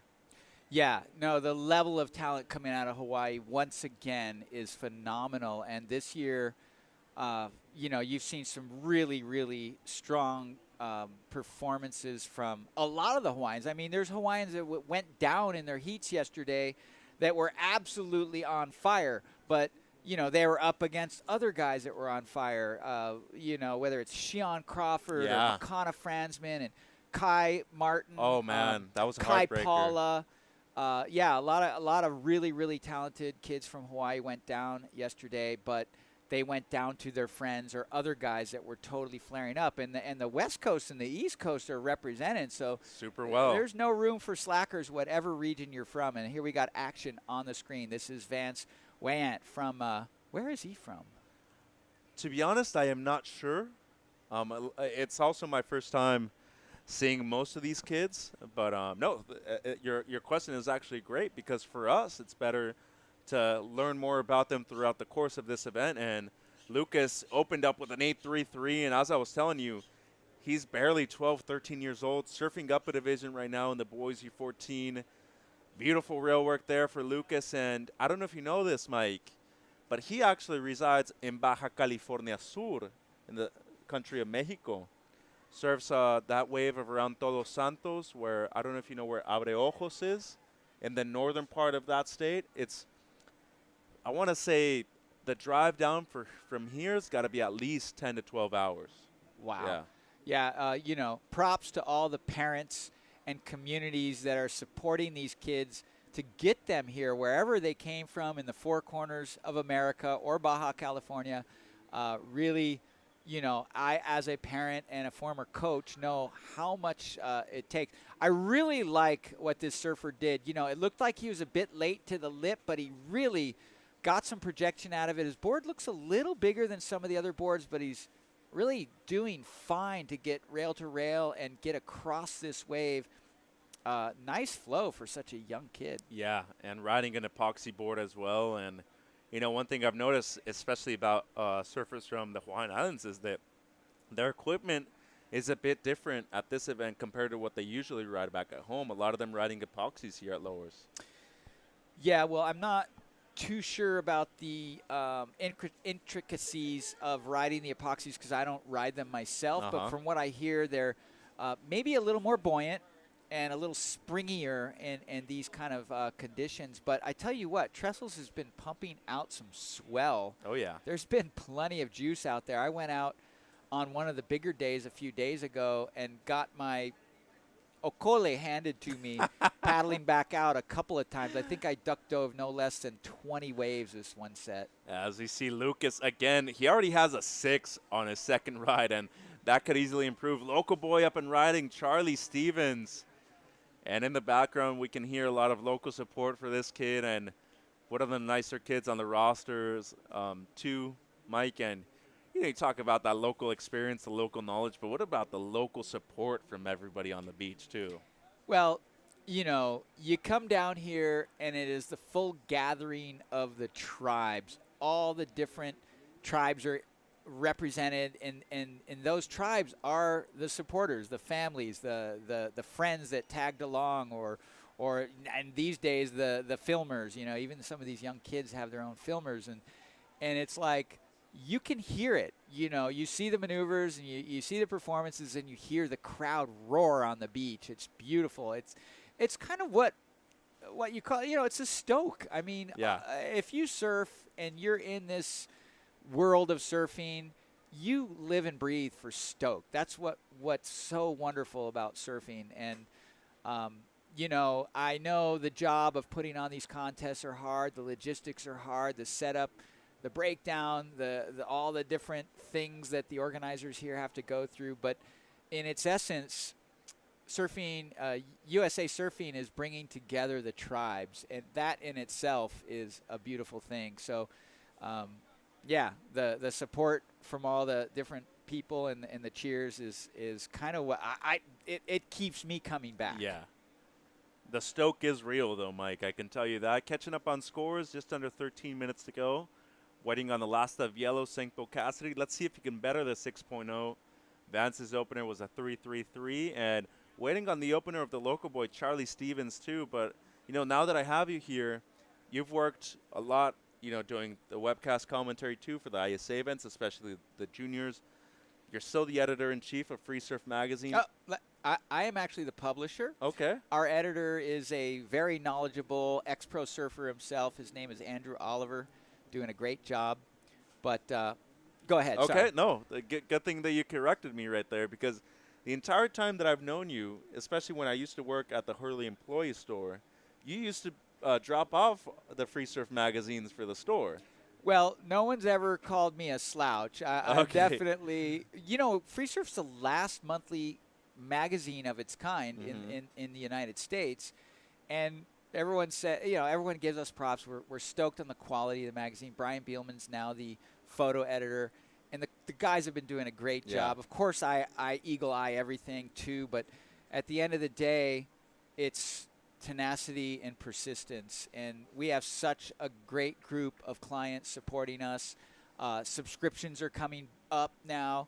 Obviously, it's not the first. Magazines are not the first go-to thing for a 12 to 14-year-old kid, but we're stoked to still be going. And I can tell you what, when kids see a 2-page spread of themselves in a magazine, they get pretty stoked. Yeah, they got to be happy about what they've done so far in their young careers, right? And going to that point, what has it been like for you to be able to see, not only the talent progress within the Hawaiian Islands through Free Surf, through your other work, especially as a coach, and in the United States as well, because you've been around for a couple of generations now.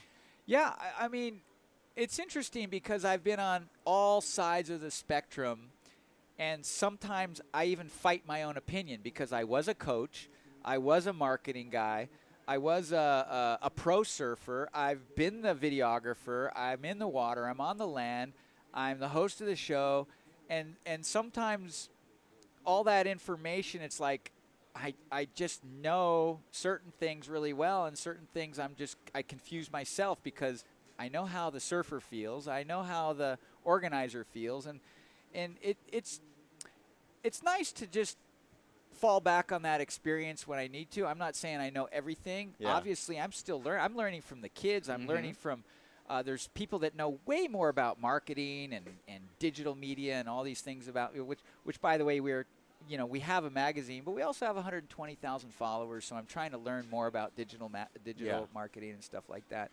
But the fun part is that it's still the same message. We're still trying to get salty and play in the ocean and feed off that stoke.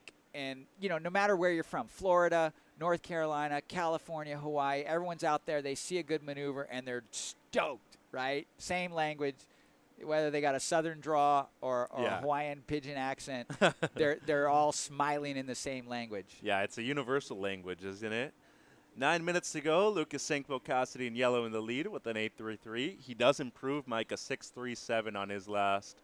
Charlie Stevens, the local boy, opens up with a two-turn combo. It was a 6.0, so nice reward there for Stevens.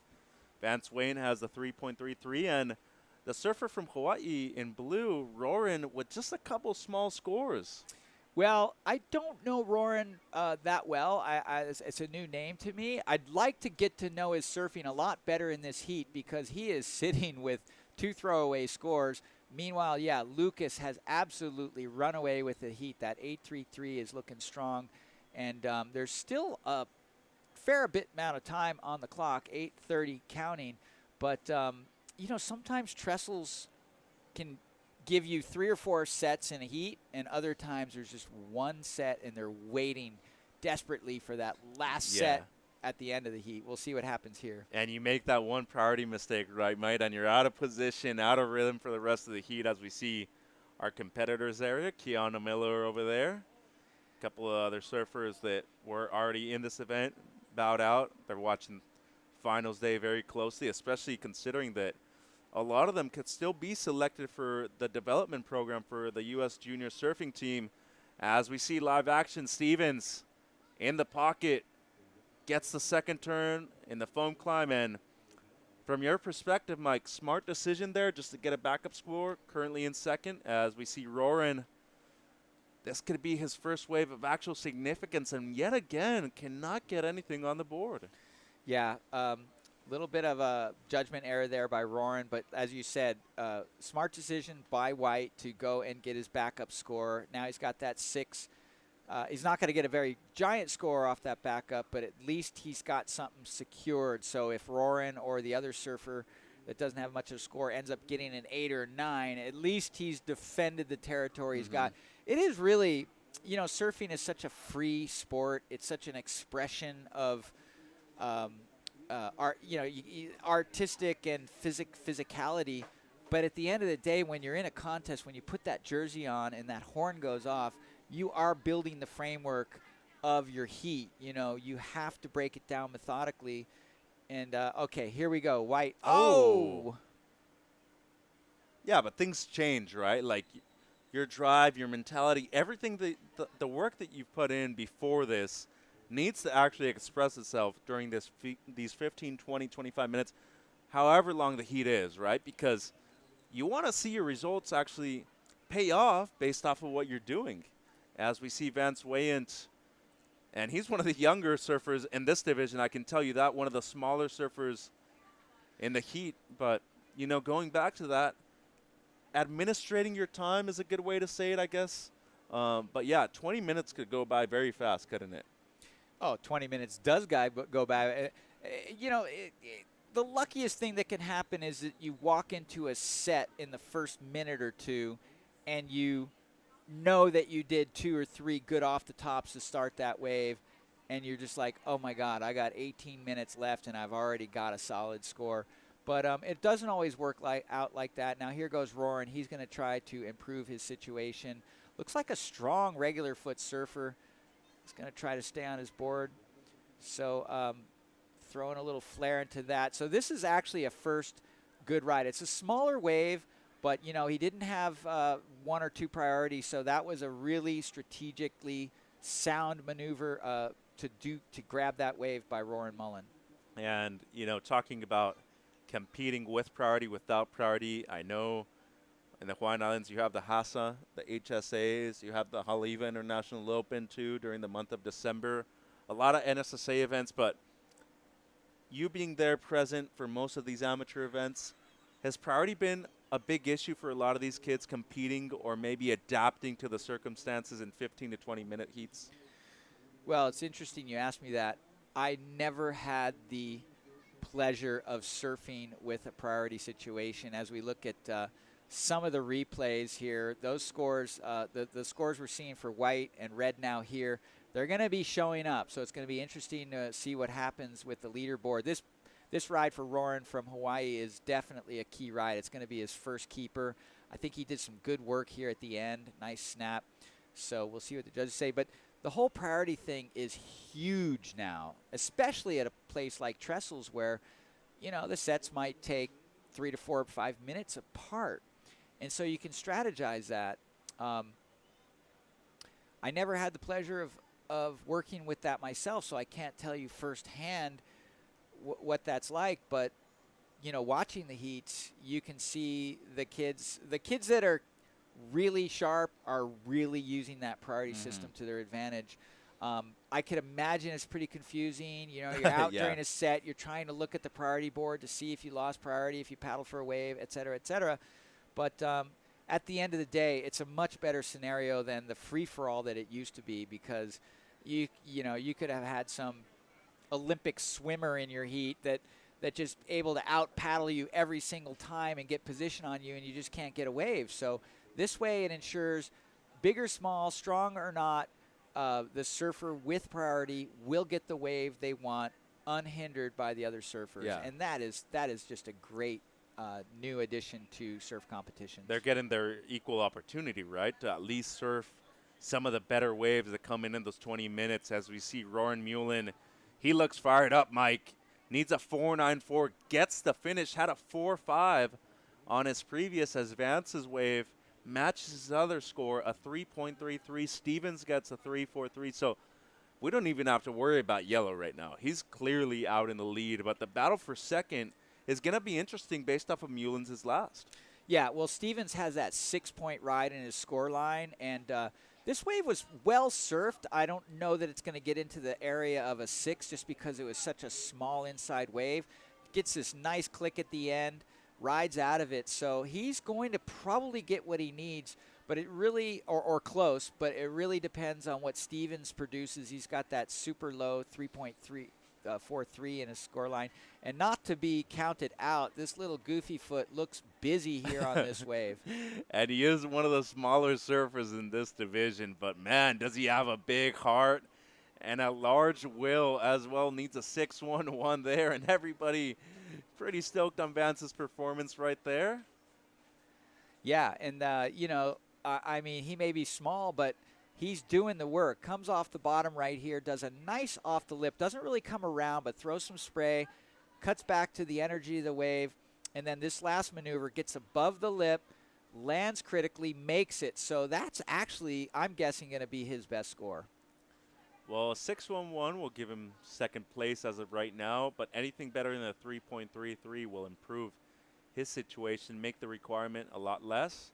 Just under 90 seconds. Mullen's is not enough. It's a 3.57, needs a 4.94 still. Stevens with priority 2, trying to better a 3.43, and Lucas is really sitting comfortably because he did the work at the beginning of the heat, Mike. Yeah, Lucas is at this point, even if everybody gets 8s, he's pretty safe with that backup score of a 6.37. Really, the battle is for second place. Stevens is looking good, especially if he can solidify his situation right now.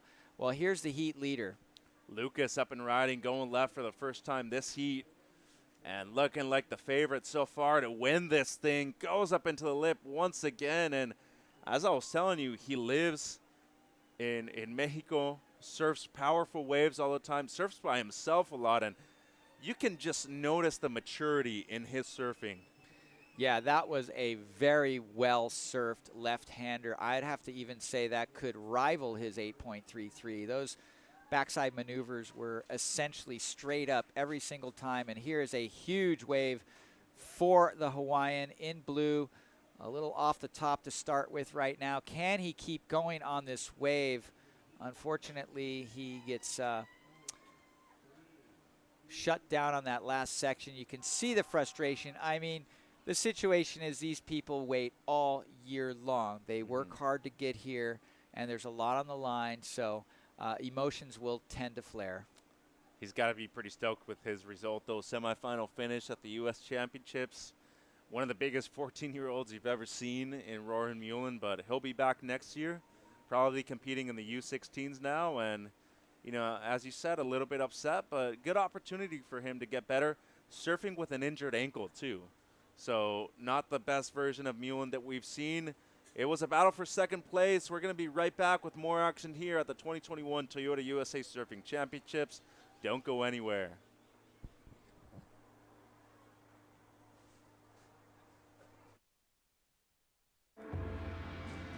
I treat my body like it's a machine. The better you treat it, the better you're going to perform. And that's why I think it's very important to take care of your eye health now. It's as simple as like going to the doctor once or twice a year.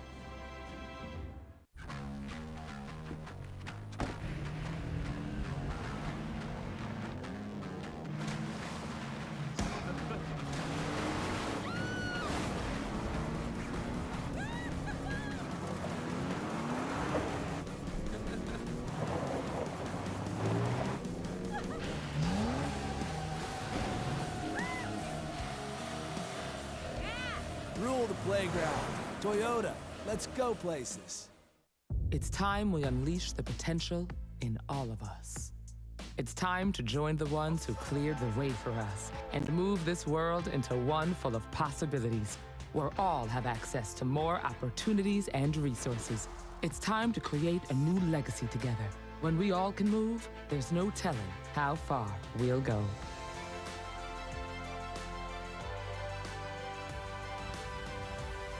Toyota, proud partner of Team USA. Introducing Extremes Almonds from Blue Diamond. Good for you. Extreme for your taste buds. New scorchingly snackable Blue Diamond Extremes Almonds.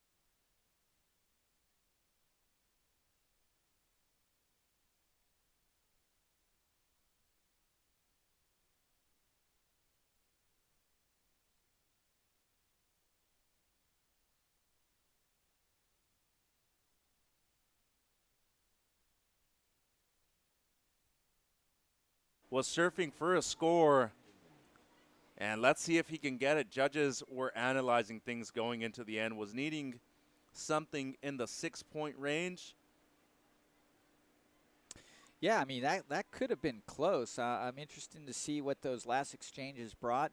In the meantime, here we are in semifinal heat number 1. I believe this is girls U16? It is, yeah. Semifinal number 1, and just to update everybody, loss of red weigh-in was not enough. It was a 4.17, so it made the requirement smaller, but he just wasn't able to advance. It was yellow, Sankville Cassidy, and Stevens advancing. Now in semi 1 of girls U16, in red, Sawyer Lindblad. In white, Sarah Frere. In yellow is Caitlin Simmers, and in blue is Bella Kenworthy. 4 surfers that live within, 60-mile radius of everybody else. So this is an all West Coast battle. It is. All right. Well, these guys are friends before the heat. I can promise you that they are out for blood on each other. And, they might not be able to knock on their neighbor's door and borrow milk after this heat. So we'll see what happens. But been watching all week, and I've been filming all week. This young lady, Sawyer Lindblad, on the screen right now, has absolutely been flaring up. She got a victory at the Grom Search in Waco, Texas recently. And you know what? It runs in her blood because her brother is also on fire, Taj Lindblad.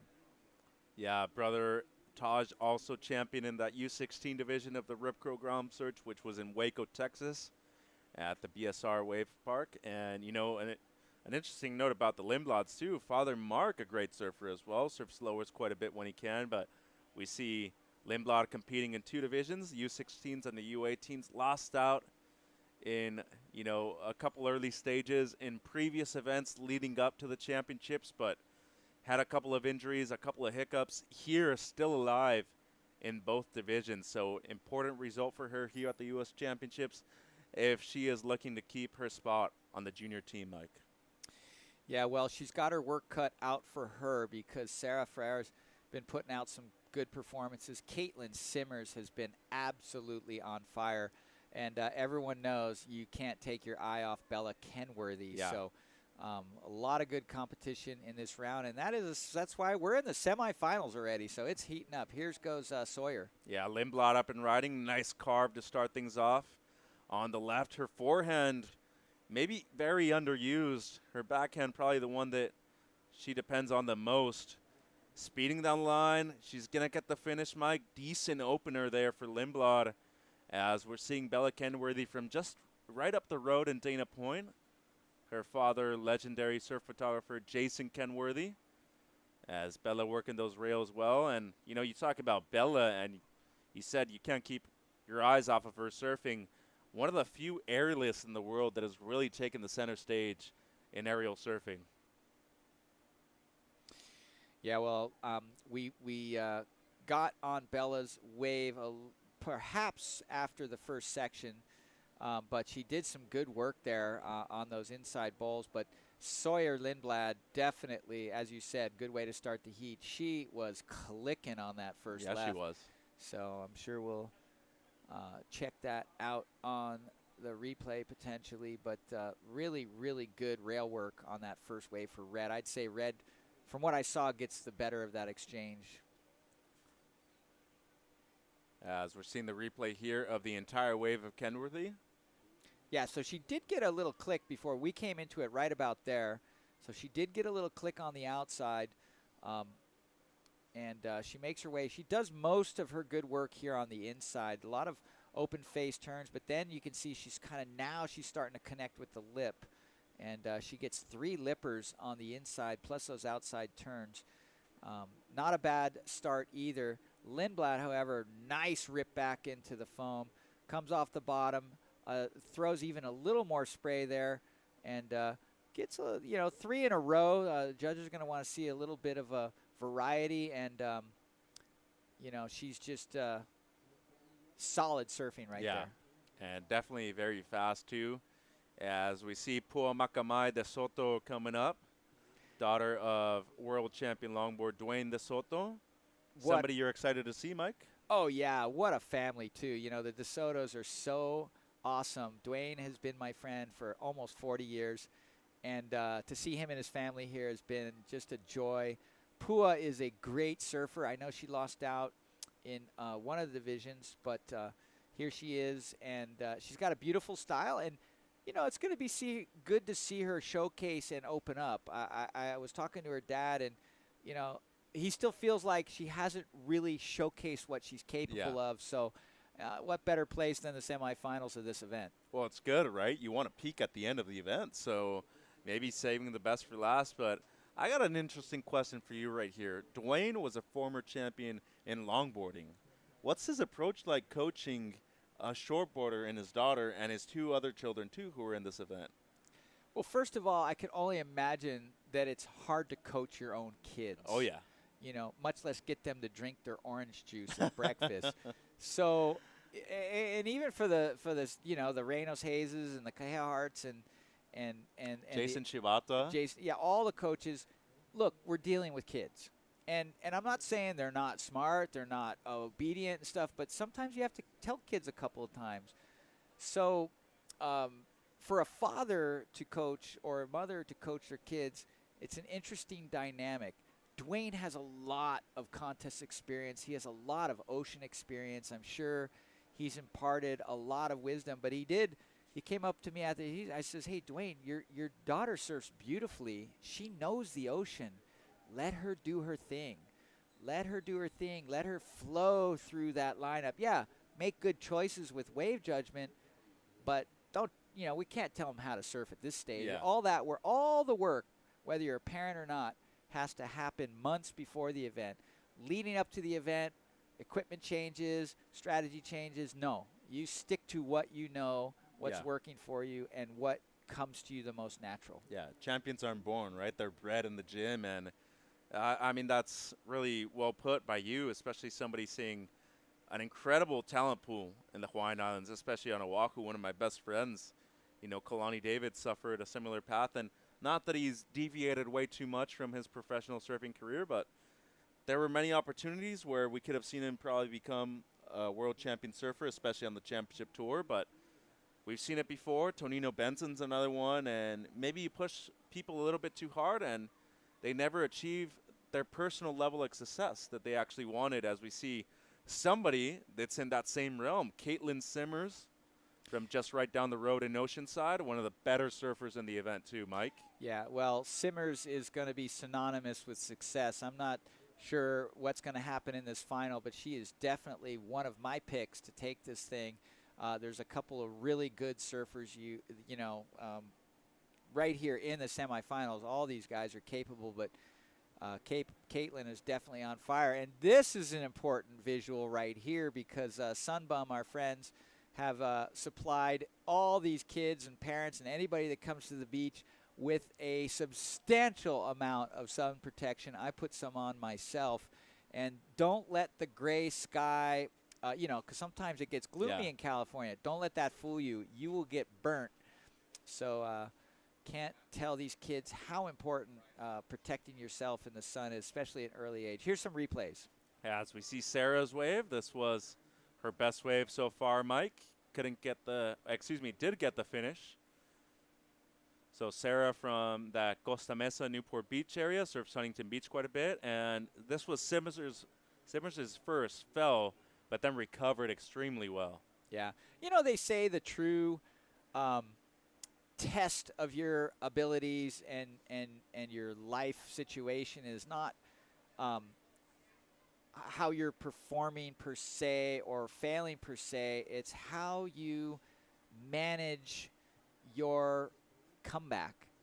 It's not about failing. It's about how you deal with it. So Caitlin failed on that first wave. She dug a rail, came right back to absolutely scorch her second wave. So she's got that 7.67, and that was a smaller wave. So that's really a huge indication of how the judges appreciate her, the quality of her turns. Meanwhile, okay, so Bella got a 4.33 on that first left. We were looking. Sawyer did the more quality maneuvers, even though that left was smaller, got a 6.17. So it's right where it needs to be. Here goes Sawyer's second attempt. Just under 10 minutes too, Mike, as Lindblad, the local surfer, a slopier right, but working those rails well at the beginning. This wave starting to stand up, needs to go to work here, does so, goes up into the lip, and that's going to be it for Lindblad. So maybe not the wave she was expecting, but did well enough as Frere, the answer back. Nice carve right there for Sarah. And needs to put in the work here at the end too. Competitive heat right now, Mike, as we're seeing the finish of Frere on her feet. Yeah, so this girl in white, Sarah Frere, is definitely putting on a good performance right now. That was one of the more well-surfed waves I've seen from her during the competition, and that was a little bit larger wave than her first one. So it's getting to be a pretty good battle right now. This wave from Sawyer's good. It was a set wave, a little bit sleepy at the beginning, but then you can see it bowls up here. Beautiful little snap off the top, comes around the section. She's got a better turn there for the second section, gets a foam climb, and finishes it. So she was maybe a little conservative there, but she definitely put in a good second score. Now, Frere, on the other hand, goes to the top, looking very snappy there, pretty solid.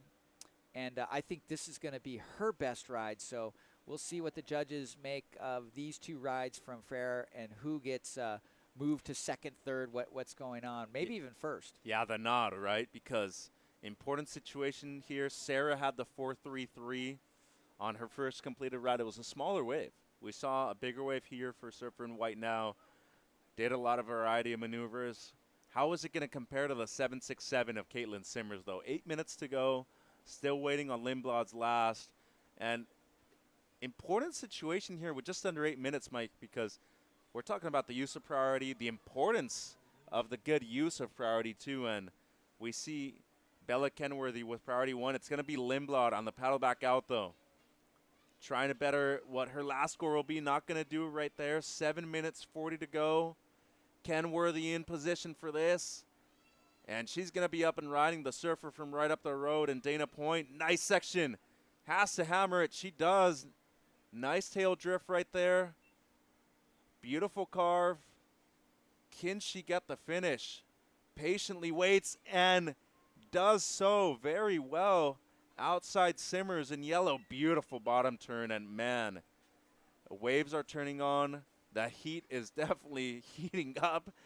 And I would not want to be either a surfer or a judge right now, Mike, as Simmers gets the finish. These are the best U16 girls in the United States right now.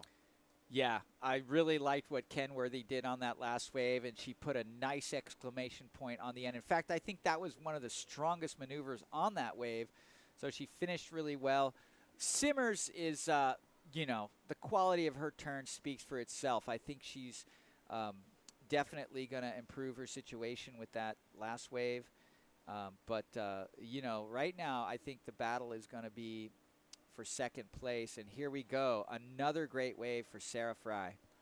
She's up and riding. Nice dagger there for Sarah.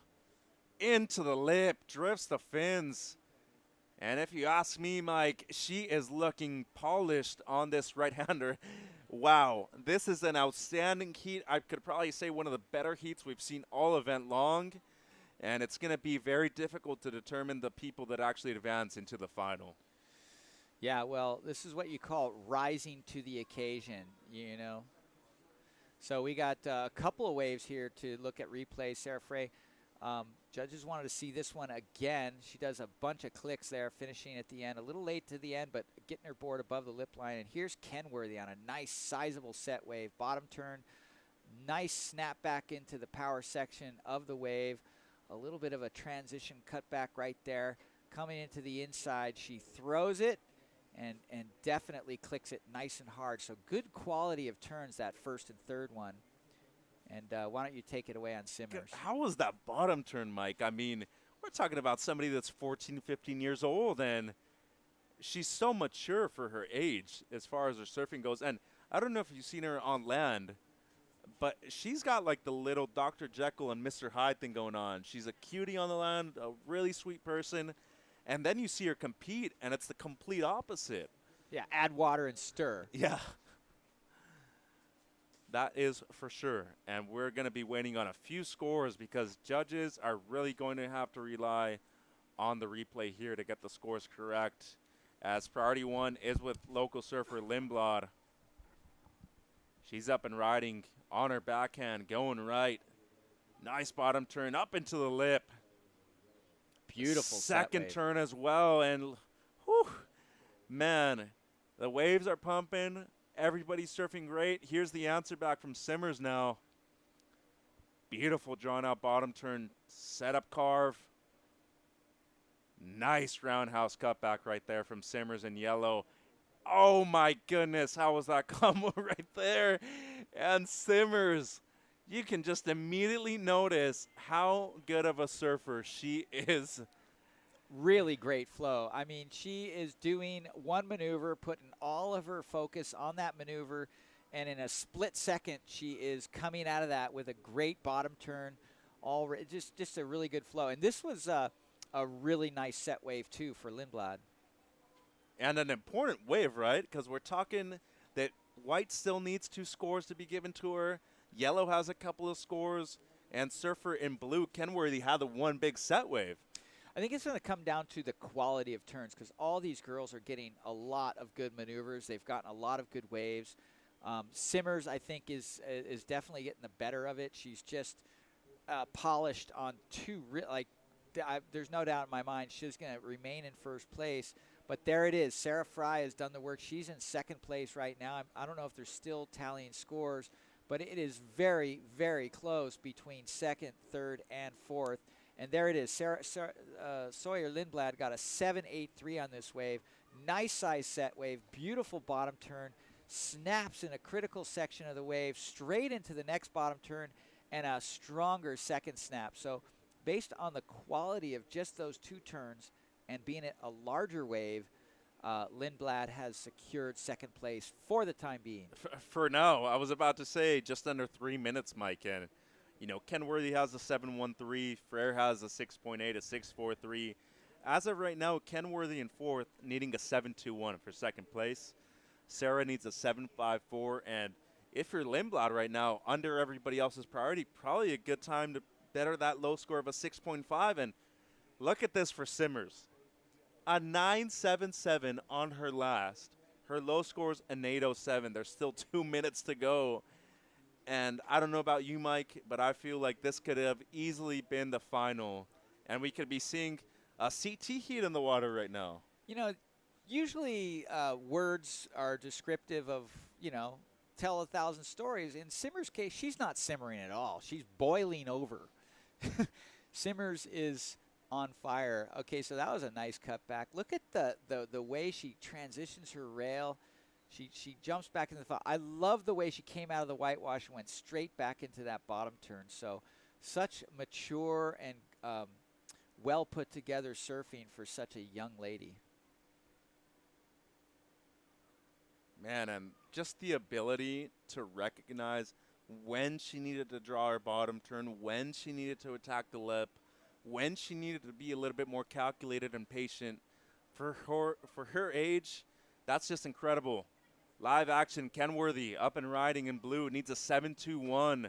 Good looking set wave, goes up into the lip and gets the finish too. Mike, split of the peak with Lindblad, who was looking to better a 6.5.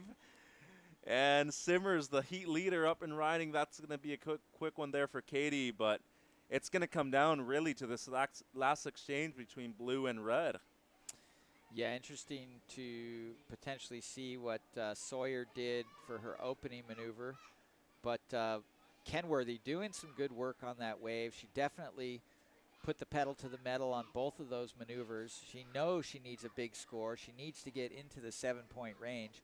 So, that's at this point of the heat, there is no safe surfing. Do not surf safe. And here she goes, taking another look at it. She gets around, cracks a little off the top cut back there. This is the money section. She gets above the lip and then finishes with a very late slam, but she made it. And here's Sawyer. She's looking to better a 6.5 on this wave. Well, that second turn was nice and sharp. Yeah, I think Kenworthy did some good work on that other wave, but I would venture to say that Sawyer probably secured her situation with that second wave. So as of right now, it seems like it'll be yellow and red advancing. Kenworthy was needing a 7.21, but very likely that Lindblad bettered her 6.5. Mike, thank you for your time. We appreciate it very much, and hope you enjoy the rest of the event. As we're going to go to a quick commercial break and be right back with the 2021 Toyota USA Surfing Championships here at Lower Trestles. Semi-2 of Girls U16 coming up right now. Stay tuned.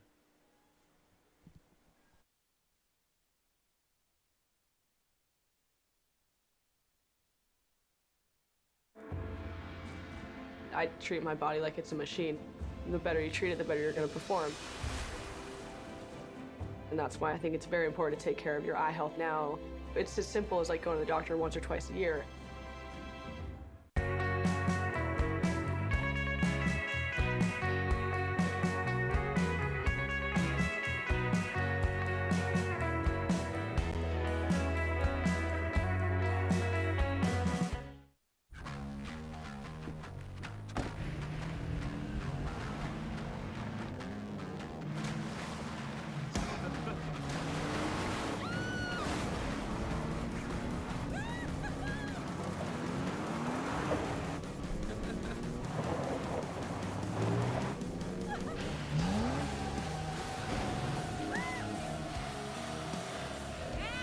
Rule the playground. Toyota, let's go places. Introducing Extremes Almonds from Blue Diamond. Good for you. Extreme for your taste buds. New scorchingly snackable Blue Diamond Extremes Almonds. Welcome back to the 2021 Toyota USA Surfing Championships at beautiful Lower Trestles in San Clemente, California.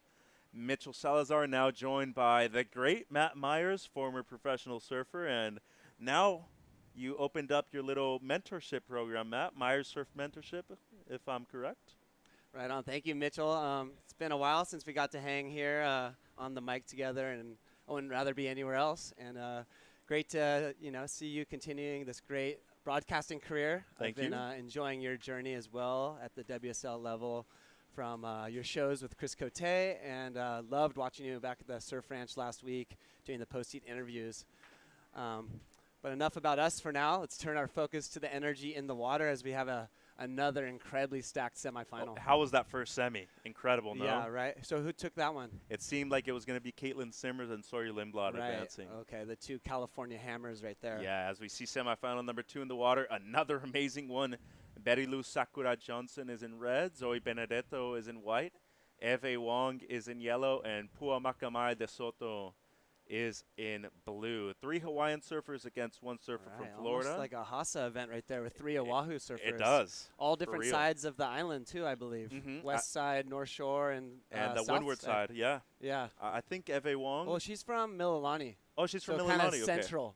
She's kind of from the middle. I was about to say Kaneohe, where close to where Wade Tokoro is from. Right. But yeah, you're actually right. And her sister Oaka also competed in the event here. Right. As we see Eve, hometown Wahiwa actually, but very close to Mililani, around that all those factories around there, a lot of board shaped, 16 years of age, and she's competing in both the U16 and the U18s. Yep, under the tutelage of Keikoa Bam Bam Bacalso, who we know we've been talking about this event. And Bam is always great to get him out here back to Trestles, where he did quite some damage on his own, winning national titles at the NSSA level when that event was taking place out here. And he had obviously some great WQS and CT campaigns as well here on the cobblestones. Especially on the lefts, too. His backhand, one of the best, as we see Berilu Sakura Johnson, 16 years of age. And, you talk about somebody who is the prodigy coming out of the Hawaiian Islands, right? This is her. Yeah, she'd be at the top of my list for now, as far as a standout, someone to watch. Even someone like all ages surfers, men, women, children, adults could definitely take notes on the approach, technique, and just the dynamic surfing that Betty Lou brings to the table. Check her out at Haleiwa on a big winter day, and your jaw's going to be dropped on the floor. No, and the training session she had with Luke Swanson and the Florence brothers at Small Beach Park over there at Okai with Ross Williams. I mean, it just seems like within a year and a half span, Betty Lou just improved a lot. She was already great. Now every heat she's surfing, there's at least 1.8 in her scoreline, and we're talking about somebody who's posted some of the highest heat totals, actually the highest of the event, a 19.93 heat total. And you look at this heat overall, everybody's talented, but we're talking about somebody who could be a world champion one day in Betty Lou Sakura Johnson. Definitely. And looks like a little bit of a sleepy start as a couple minutes have ticked off the clock. We haven't seen this all too often in the last week as the swell's just been extremely consistent, but just always interesting to know before the priorities established, kind of where those 4 surfers are positioning themselves. I was about to ask you that. Everybody's super close to each other. Yeah, are you looking left or are you looking right? It all comes down to the game plan that you kind of drawn up with your coach on the beach, and then it just is, it is that cat and mouse game trying to figure out, are you going to be kind of sitting out a little bit farther, kind of holding yourself on, putting yourself in position for one of the maybe bigger waves, or are you going to be kind of scratching around a little bit farther on the inside just to get that quick start? There's so many different ways to play it. Yeah.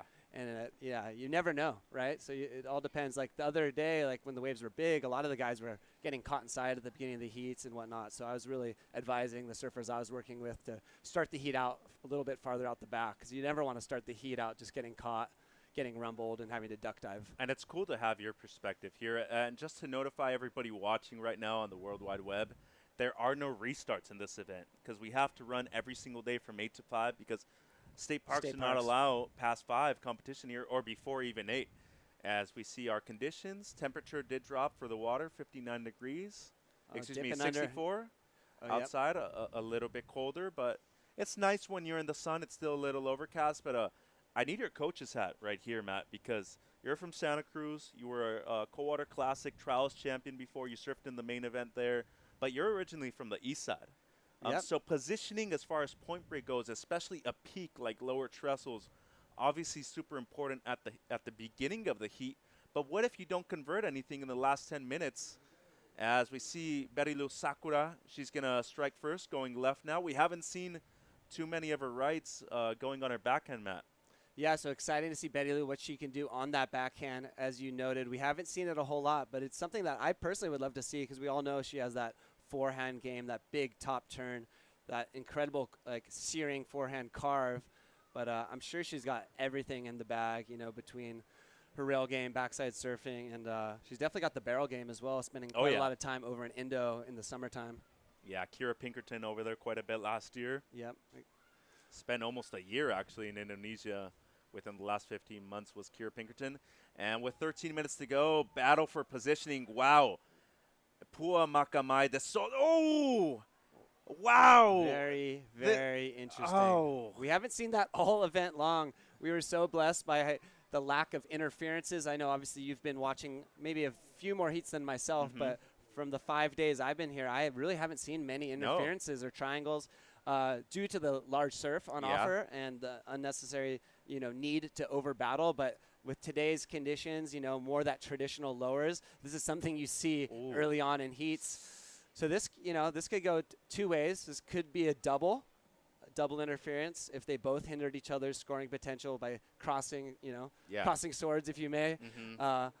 And we're going to take a look at the replay here. So it's going to be really interesting what the judges determine on that one. What's your takeaway?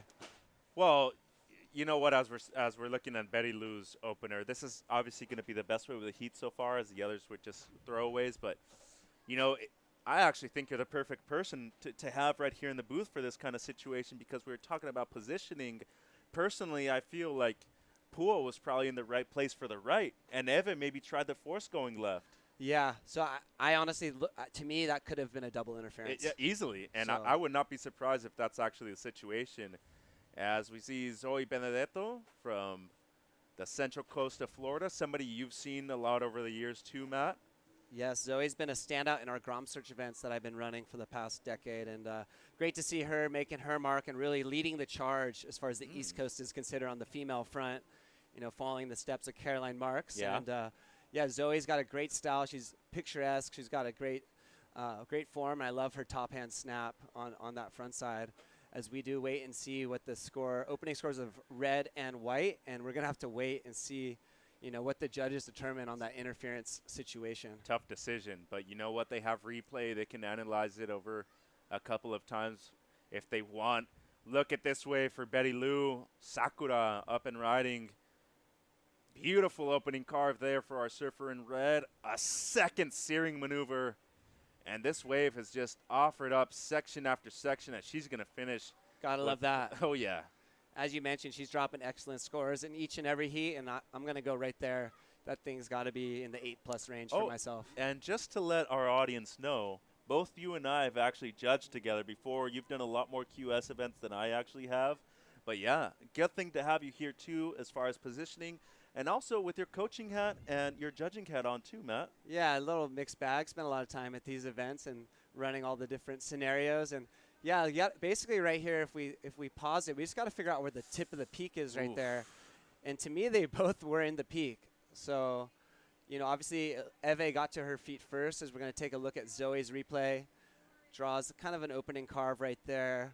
Nothing super dynamic, but at this point in the heat, she just needed something on the board. A couple wraps. That one released the tail a bit more. That was really nice. Full rail turn there. Love the use of her arms, gyrating her speed as she comes to the inside section and gets a nice drift of the fin. So she comes complete. So that's going to be a score definitely to get her in the mix.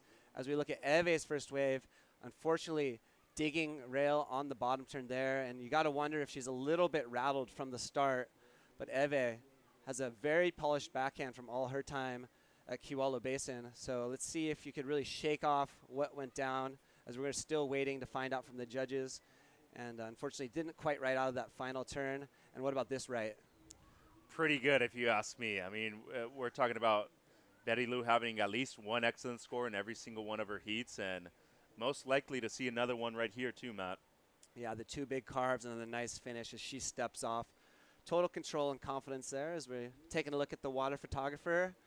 And there it is. It was a double interference, so I guess My judges hat still works. It still works. Still works. It's been a while since I sat on the judging panel. You know, here and there I'll pick up a little side event, but it definitely hasn't been my focus at this point in my career. But unfortunately there for both Pua and Eve, for the listeners at home, they both were indeed at the peak of the wave, and they decided to cross paths, which unfortunately they both hindered each other's scoring potential, and the judges had to make a tough call there. Where both of them are unfortunately at fault. Well, and we need to clarify this too. It was a double priority interference, so both of their second scores. Non-priority. Well, it was right? at the beginning of the heat, so there was no priority between both of them. But since it hadn't been established yet, I feel like we probably need to have a chat with our priority judge about this. But as far as I'm concerned, in the rule book, it actually has to be a priority interference, correct? No, it'd be non-priority. Non-priority, so half of the second best score. wave. Okay. Yeah. Because as of right now on our screen, we see the 0 in the second wave. Yeah. It's red. So that's what I was thinking. Yeah, from my understanding, it'll be half of your second score. So right now, a perfect heat for them would be a 15-point. If they had 2 10s, it would be they're basically surfing out of a 15-point heat total rather than a 20-point heat total. We are going to double-check that with the folks at home. We don't see that too often in the sport. Especially because unfortunately, we don't get to surf events at Trestles every day. You know, there's very few and far between there, and you don't get to see that double non-priority interference all too often. Especially right at the beginning of the heat, yeah, too. in a 4-woman heat. But we were talking about Sakura, got an 8.5, and this is the 617 for Sakura. I would probably say the first left I've actually seen her surf in the entire event, Matt. And she's looking sharp there, great flow. Mixing it up, a good variety on the backhand, and you know, just did a bit of work there to open it up. And this is what we loved here out of Sakura. This is what we come to see: is she just unleashes that frontside arc, wrapping it, you know, pulling her back arm across her body, snapping it up through the foam there. And have we seen a score drop for this wave yet? Yeah, Mitchell? it's an 8.5 for there Betty it is, Lou. the 8.5, and there's her family on the beach.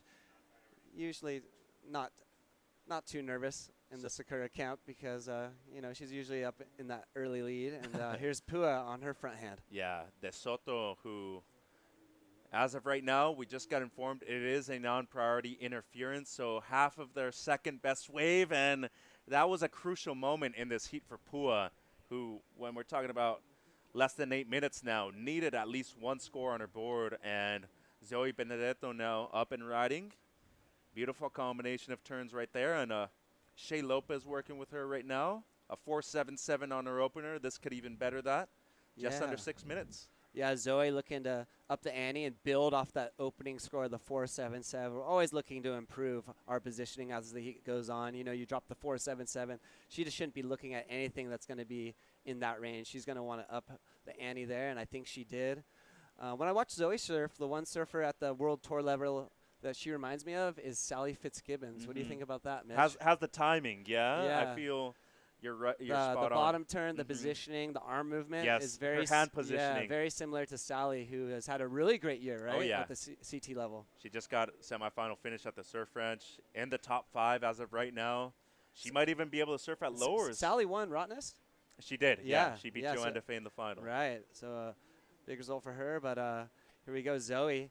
Really solid finish there, cracking the fins, and she's feeling well. She's feeling good. Well, and unfortunately for Pua, I mean, we were talking about that non-priority interference which was a double, right, between her and Eve, and interesting situation here because she was needing at least one score to get back into the heat and had the fall here at the end. Yeah, unfortunately just got up to that section a little bit late. And there's Shea. He's probably feeling fairly good at this point, knowing that his surfer has 2 scores on the board. And she wasn't involved in that little car crash at the beginning of the heat. But you never know till it's all over. Anything can happen. Man, and Maddie, both you and myself have done many of these events, especially at the higher professional level. We still see it at that level a lot, too. And unfortunately for a lot of these surfers, especially 2 surfers from the islands of Hawaii. And here they go. They're splitting the peak this time. Yeah, for it to happen between them, even worse, right? Because they're the ones that have probably had to travel the most out of anybody to get here at this event. And we see Pua, who's obviously going to need at least one good score. That's probably going to better her situation. But see a little frustration in her body language right there. And then unfortunately also for Eve, just, you know, it's hard to recover. You really got to take a few deep breaths and check yourself in that situation when you do start the heat off of the interference. Because if you're going to be able to come back from that, you're really going to have to put yourself on the best waves. And here's Betty Lou going left. Good looking section right there. Hammers it. Going to be a little late on the second one, but recovers well. Trying to better a 6.17 on this left is Betty Lou. And that nice Slater Designs board definitely looks spicy, doesn't it, Matt? Especially with the finish right here. I think every kid I see on one of those boards looks very electric. And they do a great job picking their roster, have a really solid team. And as the scores have come in, Zoe established really well in second place now with that 7.17 last wave. And here we go, Eve on the backhand. Let's see if she can make a comeback here in the final 3 minutes. She needs a 9.78, so she's going to have to surf out of her skin right here as she's looking to tee off on the backside. Unfortunately for her, not really delivering the type of sections she's aiming for. Well, definitely going to be your best, right? So at least going to break that little so-called combination of needing the 9.78. The requirement is going to be less for Eve now. But with 2 minutes and 35, I need your coach's hat right here. Recovering after that priority or that non-priority interference, which was a double between Wong and De Soto. What did you do here at the end? Risk going for a set wave, going big, or would you rather go on something a little bit smaller and maybe safety serve it just in case to get that smaller score? No, I think you just got to plant yourself out the back and wait for one of the really premier waves on offer. Now that you have so much less opportunity in your score line to come back from that, you know, you really just got to set anchor and really pick the eyes out of it and get one of the bigger, larger waves with bigger opportunities and really tee off, because that's the only chance you're going to have to advance against the likes of Sakura and Zoe. As we see Betty Lou's last, a little stuck on that first maneuver. Super steep section right there. Sometimes, you know, you get the odd hollow wave, and that was definitely one of those hollower sections on the left. You ever have a chance to compete here at Lowers, Matt? Yeah, I got a chance in the old NSSA Nationals days, and I also surfed 2 or 3 years at the WQS 4-Star, the body glove, I believe, event. And the Nike 6.0 event, too, right? I didn't get into that one, unfortunately, at the time, but yeah, it was always a treat. And I heard you guys on the webcast the other day talking board riders, which is something I'm super into. And, congratulations, by the way. Get a result there in Huntington Beach. Yeah, the Santa Cruz team, we took second place. Got runner-up 2 years in a row there. I think we're hungry, and we're looking to take that, you know, the Wheat Cup, the California Cup next time around. But next year, exciting, we do get to host the have the board riders here at Trestles. So it's going to be a big event for all of the local clubs in California and the East Coast. Oh, yeah. As we look at Pua here, fighting back late. So just to clarify what we're talking about, the West Coast Board Riders is an event that's probably been happening, the last 4 or 5 years now. But next year, for the first time, it's actually going to be broadcasted here at Lowers for the West Coast Championships. And then we're going to have the East Coasters come out and have the US championships champs between both of them. So, yeah, it's going to be really fun. And, man, I really like your Santa Cruz team. A lot of my friends are on that team, and I hope you guys do well because you deserve a win. Yeah, I'm excited for our opportunity out here. Obviously, the majority of us are all point break surfers. As we look at Eve in the final 10 seconds of the heat, this might be, you know, her last opportunity here as a part of the 2021 U.S. champs. So Eve just looking to finish solid, and she comes complete there. But unfortunately for her, it's going to be a little too late. But she put on an amazing performance this event yesterday, dropping the 9+ point score. And couple high sevens. She's got to be proud with the type of surfing she's putting on offer. No doubt about it. And Shea Lopez very proud of Zoe Benedetto as she moves on with Betty Lou Sakura Johnson advancing into the girls U16 final. Matt, we're going to take a quick commercial break and be right back with the 2021 Toyota USA Surfing Championships at Lower Trestles. Stay tuned.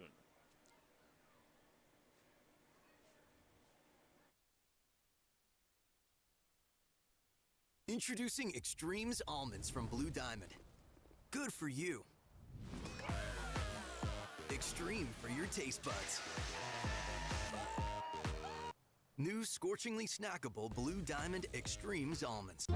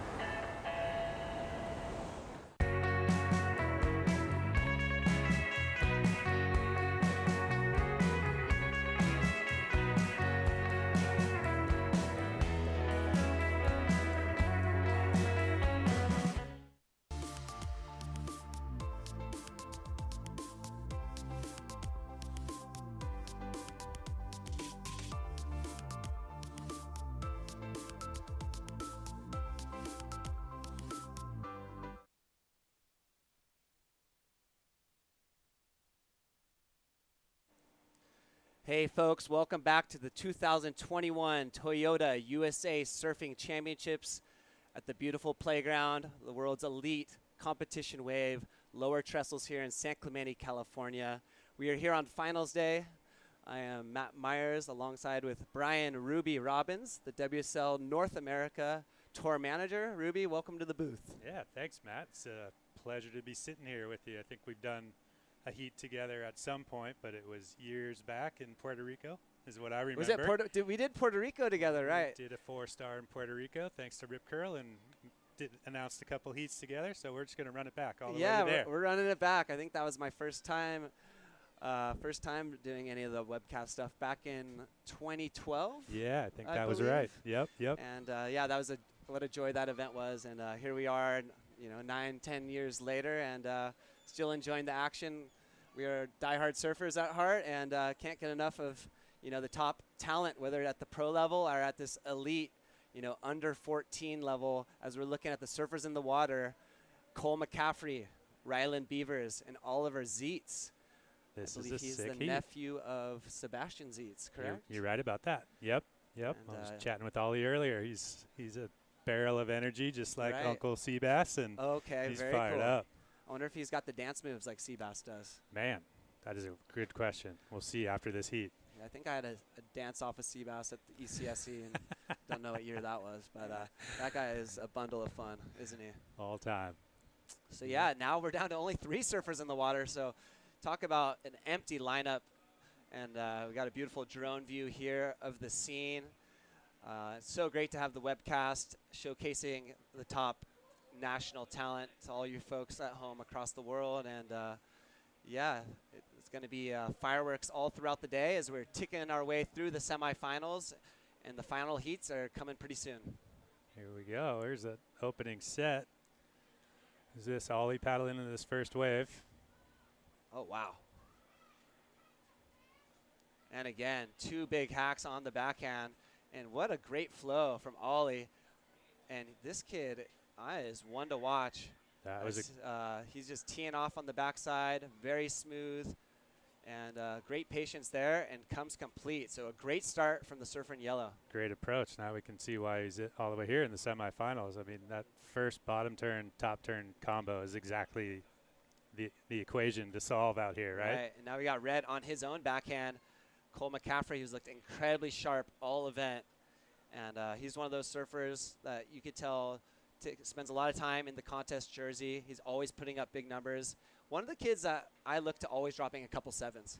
Absolutely, yeah. I mean, Cole's been spending a lot of time traveling during this last year, and actually I feel like it's the first time I've seen him in person for a while, other than Instagram and all that. And he's 3 or 4 inches taller, and this is kind of their time when they put the weight on and get stronger. And here's a replay of Ollie. Yeah, that first couple turns are really critical in a really steep section, as we finally kind of have a bit less wind than we've had all week long, really allowing these guys really to tee off in kind of a bit more critical, dumpier section. We've been dealing with a lot of that kind of springtime, summer, northwest wind all week, but here today we got glassy conditions on offer as Cole McCaffrey going to his bread and butter on the backhand, really sharp, precise surfing, did well to kind of come over that bump on the whitewater there, and we got a couple solid scores, and now we got to see how Rylan answers back. So here we go, Beavers on his forehand approach, carves it back into the power source there, nice bottom turn, connection with the lip there. See, he comes around the foam, see if this thing's gonna offer anything more.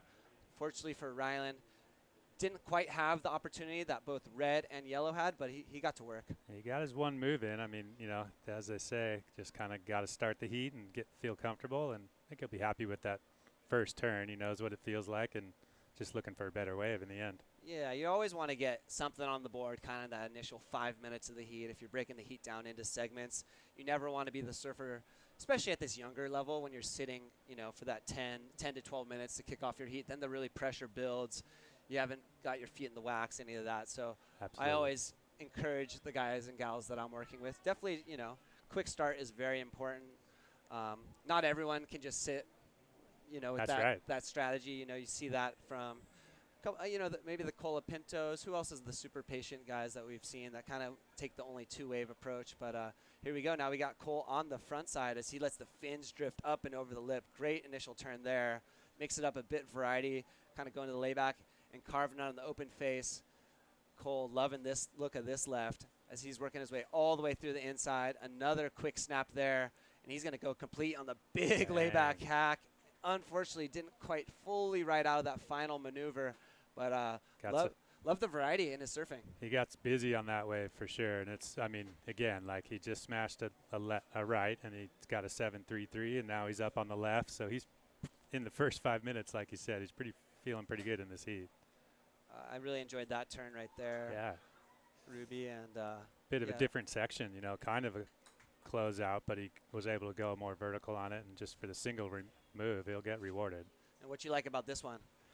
I just like, you know, the sequence of turns. I mean, everything's in the lip. There's no busy work between maneuvers. He's just, you know, he got a couple vertical turns to start, and then he had a little flatter section to deal with that he kind of styled his way through with good flow, and he had the finish. Unfortunately, fell off, so he didn't fully maximize the score, but it was all there. Yeah, looking a little bit like Parker Coffin on that wave right there. Good call. And here we go. Ryland, here's his answer back. Nice first section. Love the connection with the lip there. Yeah. That's that outside major move that the judges love to see.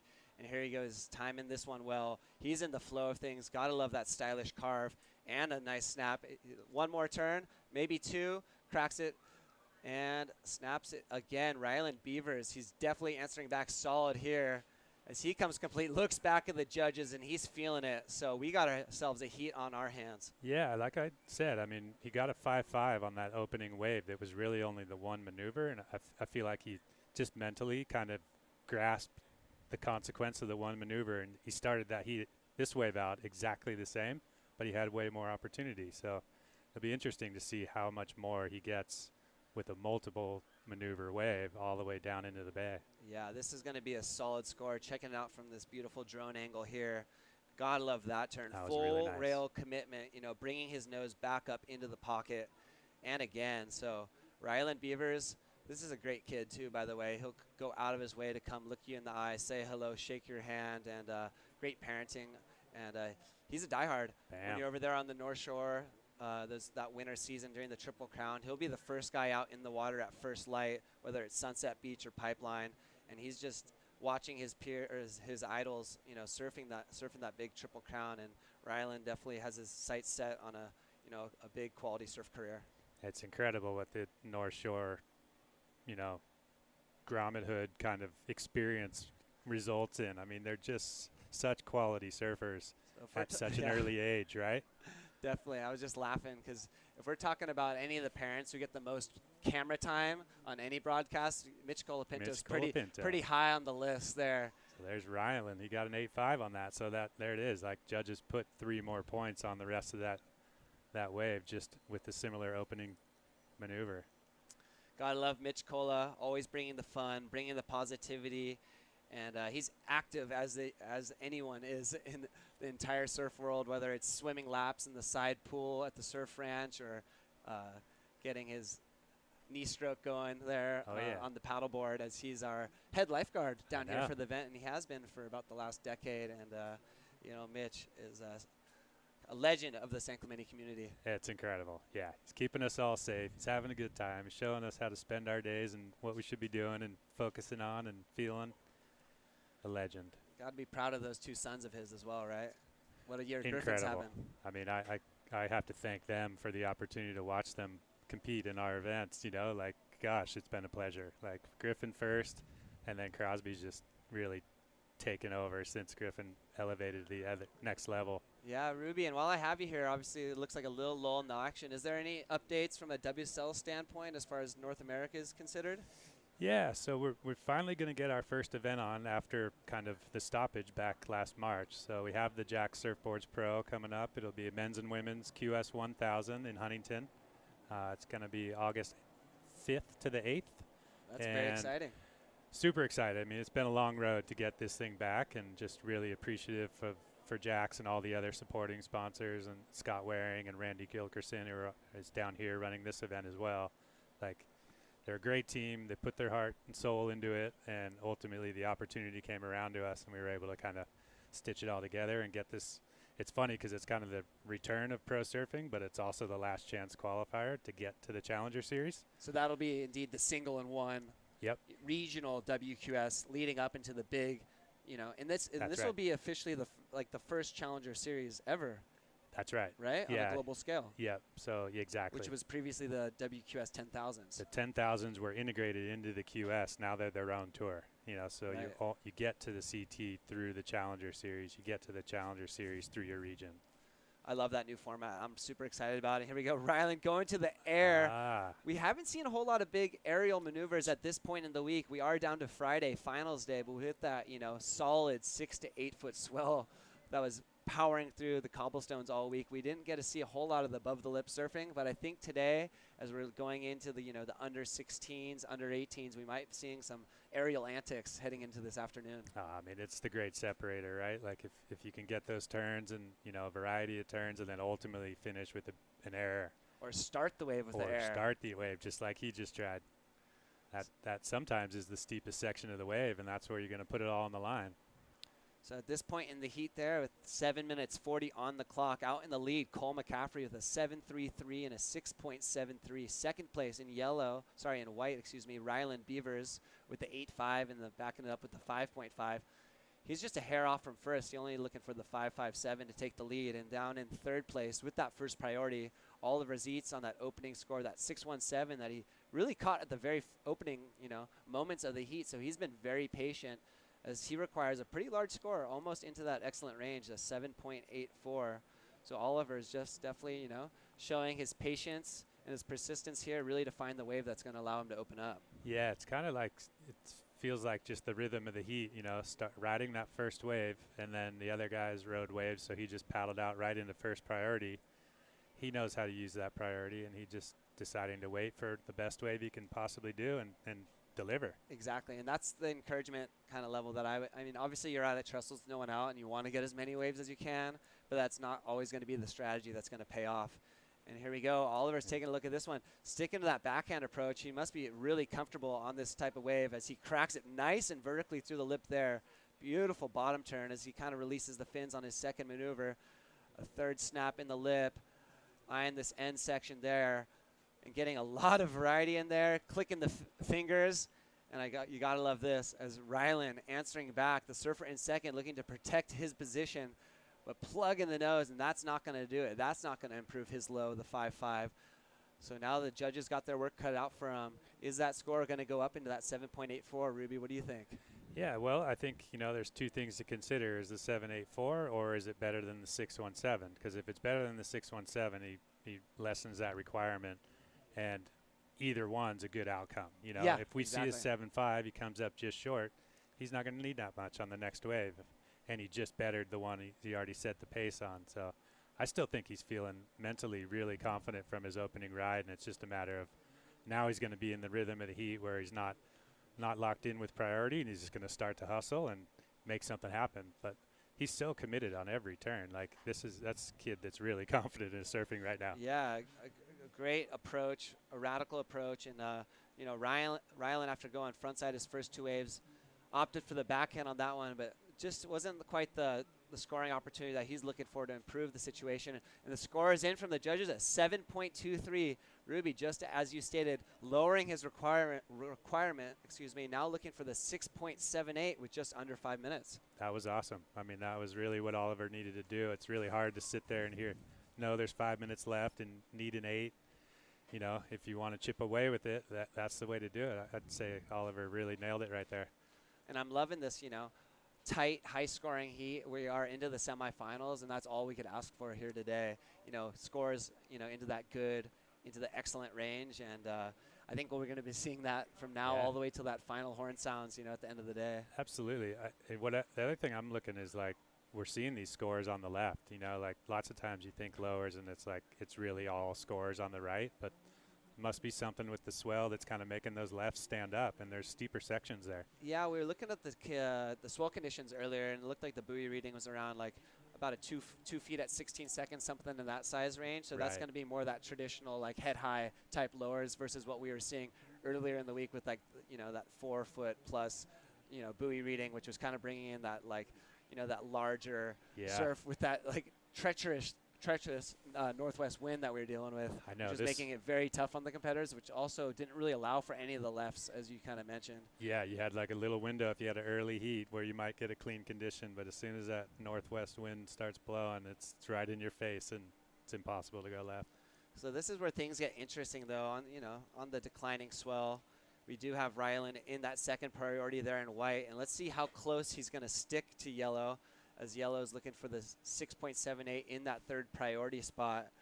We haven't seen a whole lot of hassling, although unfortunately that last heat we did see that double interference. But if you are Ryland here, you would be advised, to stay nice and close to yellow and make sure you don't let him to find that opportunity. No, these kids are so technical with their use of priority. I mean, they know the game, and priority, there's wave scoring as part of the game, but using priority is a massive part of the game, and they're so savvy with it where, Ryland's trying to improve on the 5.5, which is currently the lowest scoring counting wave. So he's got that in one mind, and then he's also trying to keep Oliver off anything that'll go into the 6s.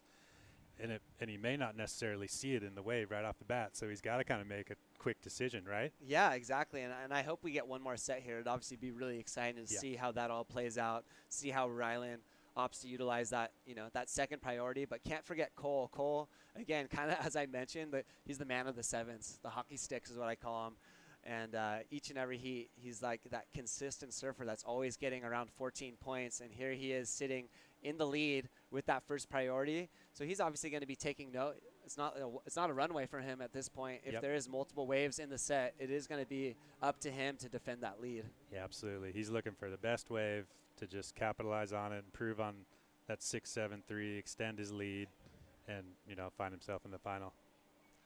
Yeah, and you can see a beautiful shot of above, and there are the 3 surfers coming up in that second semifinal. So we are going to have 2 finalists here as the camera pans over to Mitch Kola, who's hanging wide on the shoulder there, keeping these surfers safe and motivated. I'm sure he's shouting words of encouragement. Yep. And maybe he's going to be getting a couple waves of his own that slide through the lineup.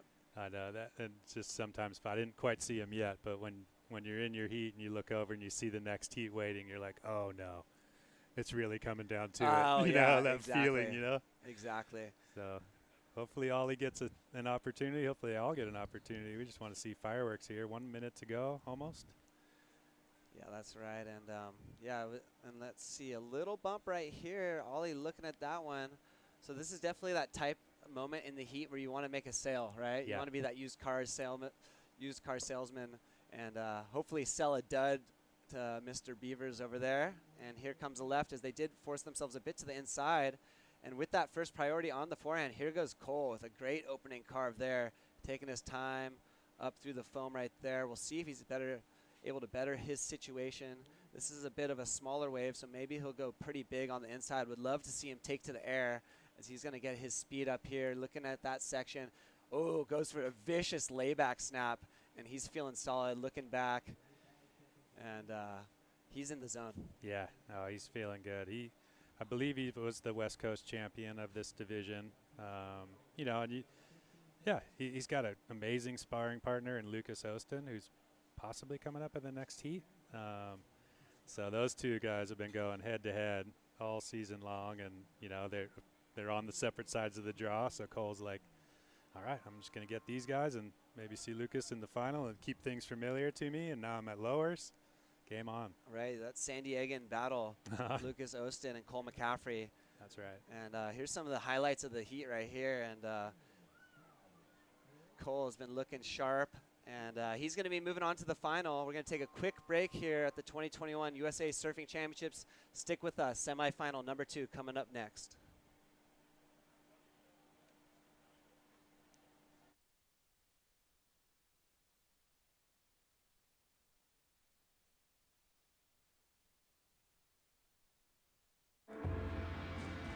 I treat my body like it's a machine. The better you treat it, the better you're going to perform. And that's why I think it's very important to take care of your eye health now. It's as simple as like going to the doctor once or twice a year.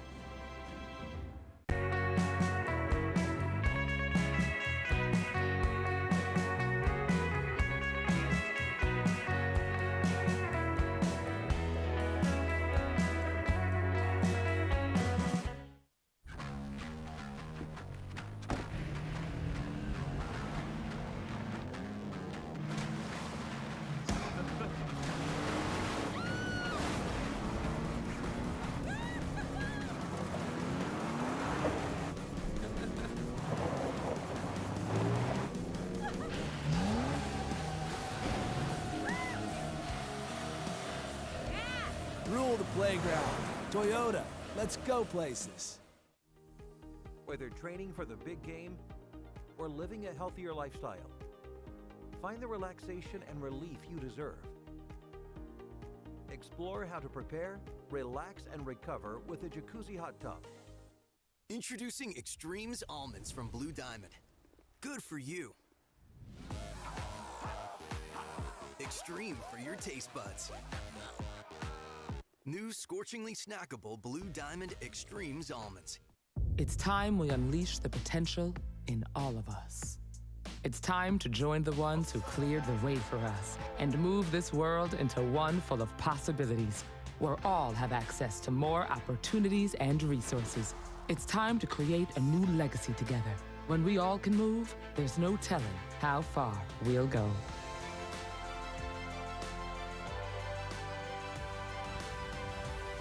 Toyota, proud partner of Team USA.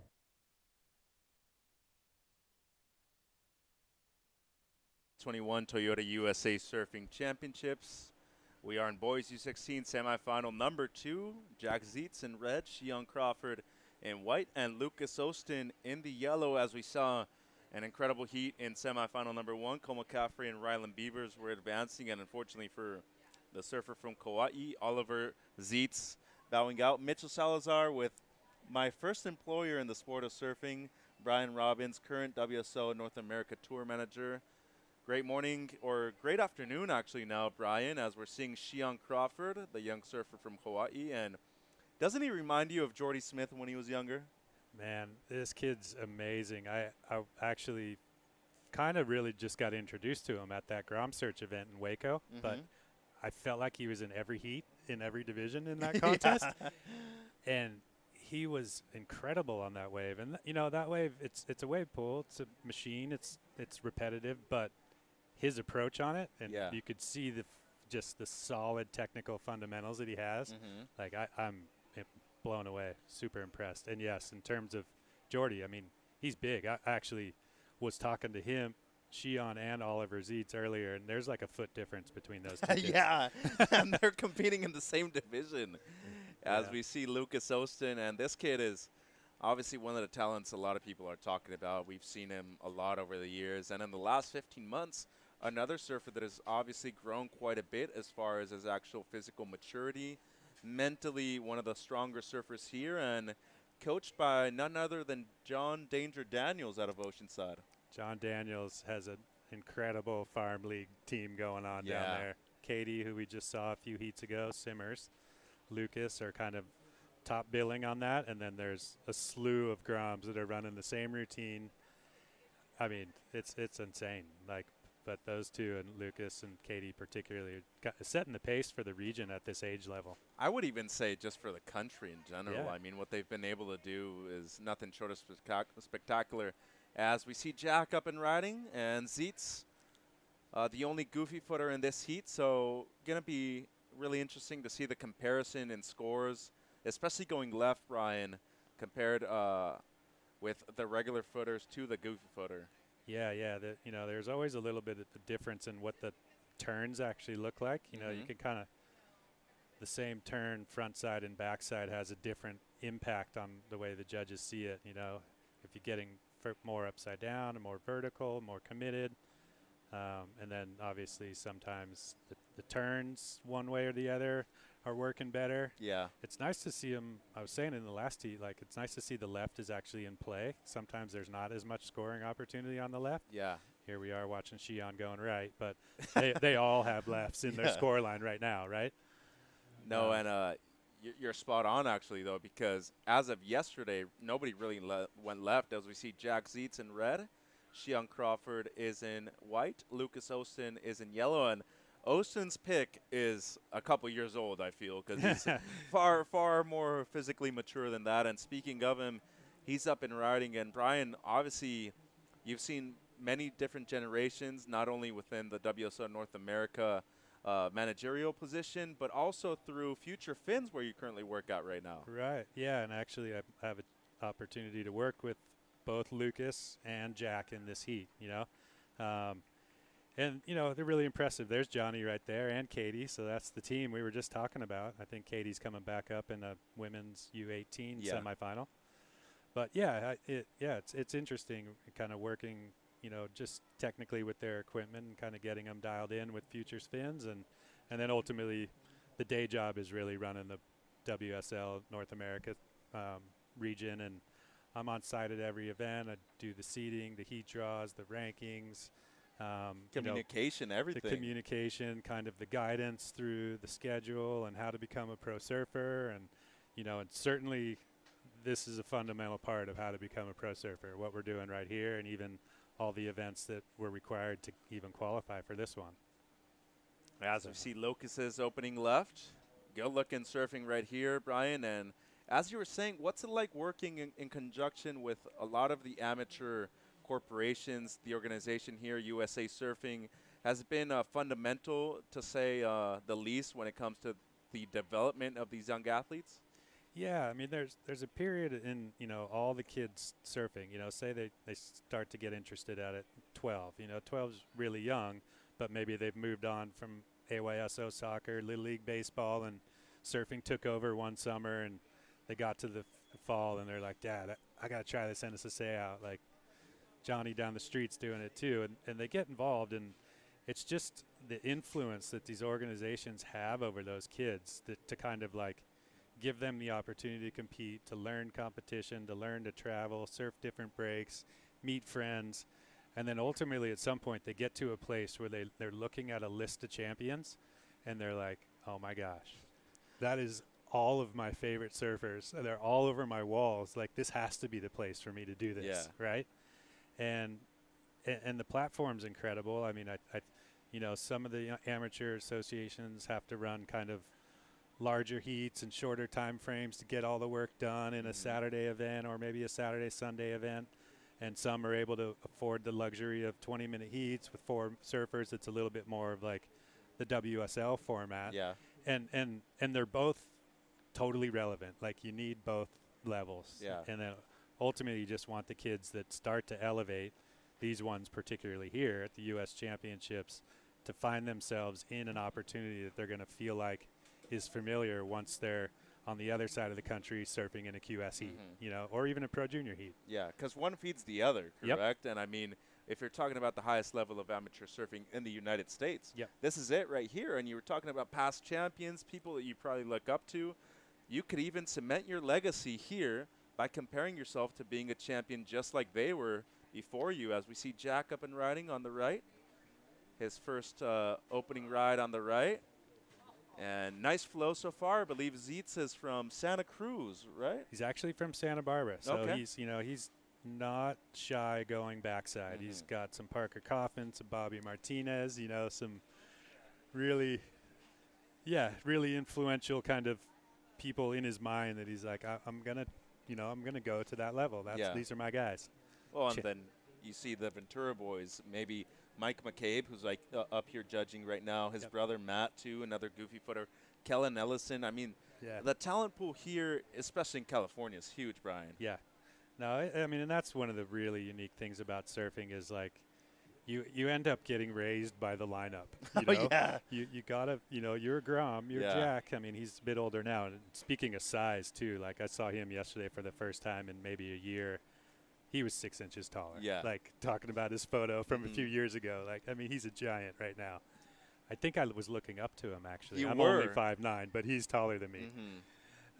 But, yeah, you know, it's exactly. It's just a good grooming thing that happens in surfing that brings these kids up with some level of respect. And, you know, they have to earn it at home, and then they can take it and kind of spread it around when they travel up and down the coast. And they're meeting new friends or sleeping at friends' house, and they come and stay at their house for the next event. And, yeah, the community's insane. I mean, and that's all in the background, you know, but it's fundamental in this sport. Yeah, well, in their development as people, too, right? Just as human beings, as we're seeing the replay of Austin's first ride, and that was just some beautiful rail surfing there for Lucas. And, you know, we're talking about these future developments as far as amateur surfing. They're probably going to go into the pro juniors at least. Yep. But then what about the comparison in judging within these events too, because we have a WSL panel up there that's actually judging an amateur event. Yeah, well, the concept's the same, like we don't want to send them down the path of thinking they're getting great scores in an environment that's catering to them, and then they get to the next level, even just for their first opportunity, and it's completely different. So somehow we have to kind of assimilate. These kids are definitely QS ready. Yeah. They're surfing at a really high level. There's no reason to put extra points on the board for them. Like, these are the real criteria, the real judges at a real wave with the best surfers in the country. And this is the way I remember you. Yep. Really nice one moment, and then you get like super serious the next, then you get like straight down to it. But it's true, right? Because you want to nurture them to a certain point, and then you really want to show them the real world and be like, hey, this is how it's going to be from now on. Yeah, the reality of the sport is tough enough. So there's elements of kind of the big picture that we need to support and we need to provide, and they need to be really fundamental in just like development. And then the other side of the coin is we got to keep it real, because there's Australians that are keeping it real, and there's Europeans that are keeping it real. There's emerging nations that are just putting out talent left and right. And ultimately they're all going to be in a heat together at some point, at some break in the world. And you don't want to feel like you got there for a reason that wasn't truly your ability. Yeah, that's a really good point right there. Let's catch up on some scores. 7 minutes and 20 to go. Shion Crawford with a 7.33 and a 6.93. Austin in second with a pair of 6.5s. And Zeitz has a 5.27, surfing for a score here, Brian. And he's opting to go left quite a bit. Nice tail blow right there for Jack. And probably going to need a decent finish right here to get yellow out of the second spot. And pretty solid right there at the end. And that was a difficult wave to serve considering the good conditions we have today. Yeah, I feel like he got some good work done. I mean, and even the one maneuver where it was the biggest maneuver and it got a little squirrely on the finish, but he finished and he kept going after that. I could see a knee brace on his knee, so that might be a product of a growth spurt that he's had over the last year. Hopefully he's not feeling it too bad. I'm sure he's all adrenaline in this scenario. But, that's a critical maneuver.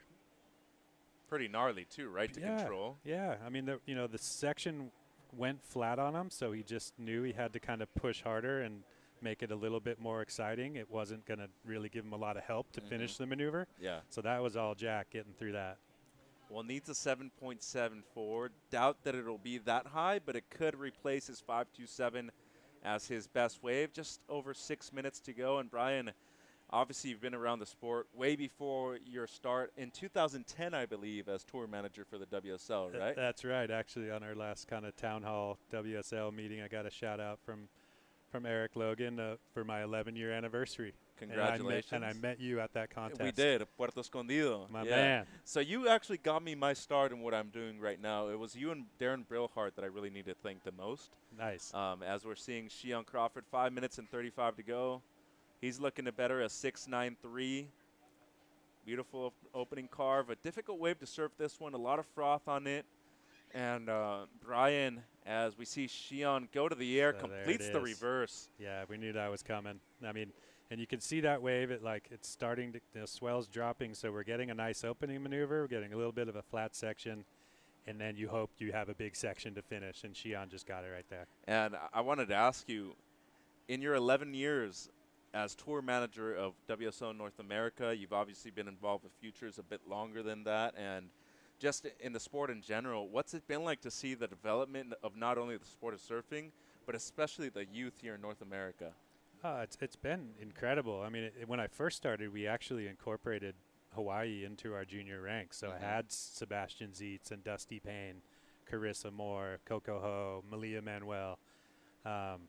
Just the talent has been so deep. It's been such a pleasure to watch them all kind of, one, come and surf for us when they're at that level, and then two, just carry the torch beyond. And now we're talking about potential world champions and winning championship tour events and going to the Olympics. So ultimately, we're on the doorstep of this moment that we've never experienced. What's this all going to look like in a month from now? Or really, it's kind of like 5 weeks, right? 6 weeks. it's a game changer. And then backing that up with the WSL finals here, where we're going to crown a world title in a fashion we've never done.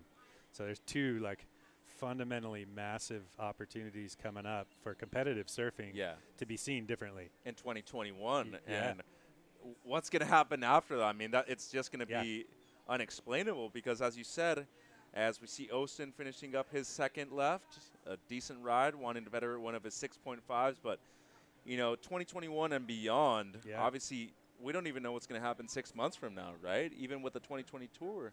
Yeah, I mean, what happens with these changes is opportunity. So we have an idea what the opportunity might be, but there'll be other opportunities that come that maybe aren't even on our radar right now. Could be media, could be exposure, could just be specifically for an athlete because they get that gold medal. Yeah. And all of those things return to surfing in some way, shape, or form. And ultimately, like, just setting the table of having these two big opportunities coming down the pipeline, it's amazing. I mean, it's going to be really fun. And that finals is going to be right here in the same lineup that these kids are surfing for a U.S. championship this week. Yeah, and you could say that you're actually going to be the first person to win a championship at Lowers in 2021, where they're going to have to say, okay, I'm the second one to do it. Yeah, that's right. Got to give it to the Groms first. So you got to claim it first. As we saw Jack, we're going to see Lucas's replay, though. So it's interesting. You can kind of see how the peaks split, right? So he took off on the deeper south peak, and he surfed into the north peak. And he did that to just have a steeper wave to get some, more quality sections and bigger maneuvers done. So, he had 2 6.5s on the board. We'll see what the judges are thinking about that in comparison. And then here's Jack. So Jack actually took off, and he's straight on the shoulder and didn't have that peak to surf into. So he was already, first turn was vertical. Then he was having to do the busy work on the face to maintain his spot on the wave, and unfortunately didn't finish. Just under 2 minutes to go. Crawford betters his two best scores, 7.33 and a 7.17. Yep. Waiting on Austin's last, and it doesn't seem like Jack is going to better his situation either, Brian. So still going to need to be surfing around an 8 basically to move on out of this heat. But that's also because we're still waiting on Austin's last to see if he improves or not. But with 90 seconds to go, I want to talk to you about not only the development here in North America, but what are you seeing outside of your other regions too? I know Mexico is part of North America, Canada too. We're seeing a lot more Canadian surfers. Yep. What about, more Central America? Any possibilities for events there in the future? Yeah, I mean, there's definitely possibility. And, with the ISA World Games, it just happened 2 weeks ago. Like, that leaves an impression, like the town of Sunzal is Surf City, Central America. And they're like, okay, we need to keep surfing here. We can't have the ISA games every year because it's going to move around. But all right, let's get a WSL event on the schedule. Yeah. So, Central America always has opportunity. We have great relationships with the Surf Open League in Mexico, and we're always going down there for 1 or 2 QSs. We have our Barra CT coming up. So, again, like that same type of thing is going to happen. We bring the best surfers in the world to any city, anywhere around the world, and there's an element that stays there that the local community goes, okay, yeah, we're not Griffin Colapinto, but we're going to make one. We just need to keep competing. Well, if you're talking about Mex, how about Alan Cleland Jr., right? Or Sebastian Williams, another one to do that as well. Al Cleland Jr. is incredible.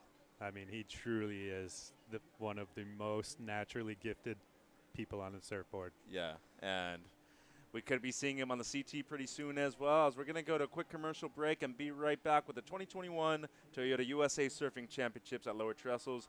Thank you for your time, Brian. Appreciate it. Thank you, Mitch.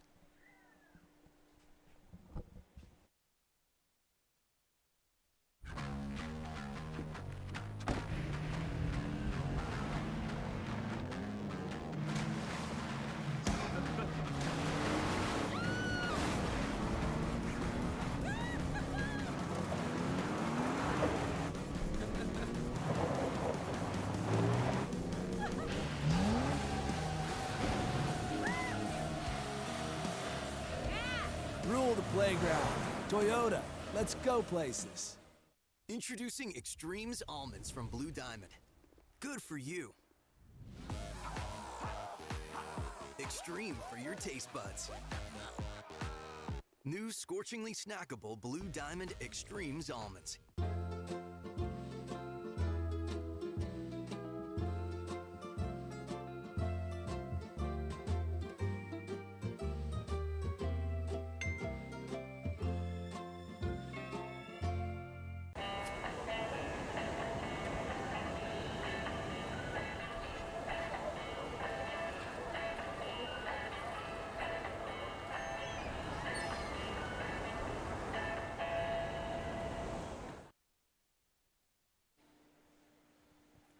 Welcome back to the 2021 Toyota USA Surfing Championships at Lower Trestles. Into girls U18 semifinal number 1. This is Bahiti Mahana Inso in blue. Mitchell Salazar now joined yet again by former CT surfer Shea Lopez. Shea, welcome back. Good heat there for your surfer Zoe Benedetto, who moved on to the final in the girls U16, and we got a fantastic heat right now. In red, Alyssa Spencer. In white, Betty Lou Sakura Johnson. In yellow, Caitlin Simmers. And we saw Bahiti Mahana Inso already. This is a semifinal? It's a semi. Yeah. Holy smokes. This is a stacked heat. We saw Vahini already with a nice left. She's been, using those lefts to her advantage, getting quick scores. She's had a number of good, excellent scores in those lefts. And then, of course, Betty Lou has been destroying those big rights. Yeah, and the good thing about this part of the day, we're at around noon right now, and it seems like that tide filling in a bit more. We're seeing more consistency with sets as we see Spencer, Sakura Johnson, Simmers, and Mahana Inso. Great heat. And as you said, is this really a semifinal? We're seeing Simmers up and riding now, and in her U16 semi, moved on to the final. And goodness, Exploding. she completes that. Wow. She just didn't go up and hit it. She exploded through the lip. You can see that tail blowing through the lip, releasing, and then able to maintain composure right out of that. And she has had the most explosive turns in this girls' division. Betty Lou, the most polished. Here's a replay from earlier action of Betty destroying that closeout. And just as I was saying, more polished, she exploded on that. And here's Spencer's replay, Shea. Flying down the line. Beautiful opening carve. And very committed to these deep bottom turns. She has tremendous flow. And eyeing up this closeout section is Alyssa. Woo. And she jams it for a completed ride. Shea, we're glad that we're not up on the panel right now, because this is going to be a hard heat to judge. Yeah, these girls are really pushing it. They've been surfing well all week, but you can see they're getting more familiar and more comfortable, and also elevating their game as their competitors get tougher. Yeah, and I mean, we're talking about semi number 1. Semi 2's got to be another great one. As Simmers, this your favorite turn? Oh, I don't know. The Betty Lou one was pretty gnarly, but this was crazy as well. Both of those girls, and it's almost like Caitlin saw Betty Lou throw the tail out the back, and she's like, I'm going to push it too. She got the motivation. 16 minutes to go. Priority 1 with Sakura. Her opener an 8.0. What a lovely day. The wind's backed off a lot from the last 2 days, and hopefully we continue with these just 5-mile-per-hour gusts. Yeah, and luckily for us, around 4 hours of competition left. But it seems like the winds are supposed to stay relatively calm throughout the rest of the day. I hope I don't jinx it. Totally. But yeah, no, there's been so many waves and a lot more lefts on offer today, and just less wind and less swell has made it more contestable for a number of explosive maneuvers and a number of rides where you can push a little more and risk falling. Yeah, and it opens up scoring opportunity for everybody, right? Especially if you're in a 4-person heat, especially going into the finals too.